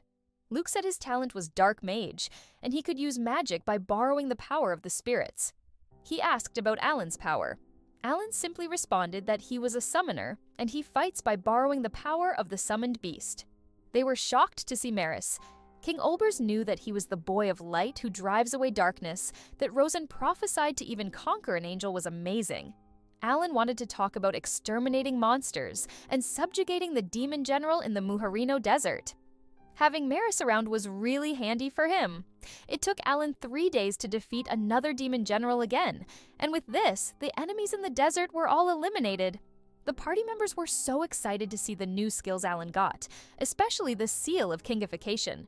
Alan then checked and informed the others that the light barrier of the Sky Island had also vanished. Karenna figured Basque must be there. King Olbers heard her say Basque and asked Alan if he meant the War King Basque. Alan confirmed him and said he was the demon general of the Gushara kingdom, but they failed to kill him. King Olbers reminded him that he used to be an adventurer and explained that Basque abused the privileges of an S-rank adventurer to run rampant across many nations. So they, the Majestic Might, were requested to subjugate him. First King Makarin, Holy King Estar, Beast King Yos, and he, 4 of them, had tried to defeat him. They all got pretty excited except Shia, who was upset that he formed a team with people who weren't beastmen. King Olbers explained that Basque had equipped himself with the Holy Jewel and magic tools and stole from other nations to strengthen himself, so he was quite powerful. They drove him into a corner, but then he used a teleportation magic tool and escaped. No one knew his whereabouts after that, and he couldn't believe he had become a demon general. With that, they figured out how he disappeared from Kriebel. The secret behind Basque's abnormal strength was that pile of enhancement items after all. King Olbers said if Basque had become a demon general, then they must fight even harder to protect the village. Alan realized that they couldn't ask him to cooperate, so he said he could leave the demon general's subjugation to them. He then ordered Maris to take everyone back. Sophia suddenly asked Olbers to consider joining carefully. Confused, Cecil asked what this was about, and she promised to tell her when they returned safely. After that, they wanted to test it right away. Since this was a desert, Maruru summoned the Tom-Tom Mode Turtle. Using the Kingification card, Alan summoned Maruis, and now he had 6 wings and was a lot stronger. Alan said it must be thanks to the exclusive rank of a skill, and then used this card on all his summons. Cecil asked if its special skill was similar to Alan's Under Command skill. Alan said he could only summon Maris alone, so he couldn't do that. He thought about trying Okyosun. According to the book, generals could use the skill of soldier transformation too. Now he had 1 king, 1 general, and 1 soldier, but their appearance did not change. Shocked, Dogora asked if all rank A's could do this. If they had Cecil's magic and summoned beasts, they might be able to easily take down a demon general. Alan wouldn't be able to summon them inside the building if they were any bigger. That could be a disadvantage. After a while, Alan said he had gotten the general idea of everything. But when Maris said the cooldown for their awakening skill had shortened, he was shocked. And if that were the case, the test results would look different. Their current strength was only half of what it used to be. They need to upgrade even further because even at their perfect state, they still lost to the high-level demon general Kubal. He was right, but they didn't yet have the power to overwhelm a demon general. Even so, they couldn't ignore the Sky Island where souls were being gathered. Next, they were going to go check that island. 2 days later, Alan asked Okyosun how it was going. She said inside the temple was the lair of undead and ghost-type monsters. This was the first time Alan hadn't been able to see them using allies, according to Cecil, and Alan confirmed. Basically, he couldn't observe the entire temple. Tubaman couldn't set up a nest either. He asked Maris if God's temples usually had standards like this, and Maris said it wasn't the case. Okyosun said standing atop the temple was the demon general Basque. Beside him, there was someone in a purple cloak and an undead type of beast. There was a total of 3 in front of the altar. Shia said the one with the purple cloak must be Gushara, the head of the evil god cult, and they also found Basque. There was no point in going into the temple as they wouldn't be able to extract any information, so Alan decided to smash the temple. They attacked with everything, but it wasn't connecting, and the barrier on the island also exists in the temple. The reason allies can't be used is probably because of that. There was only one entrance, and it led them inside. Alan stated that it seemed like the enemy wanted to fight them hand to hand, and asked if they would accept their challenge.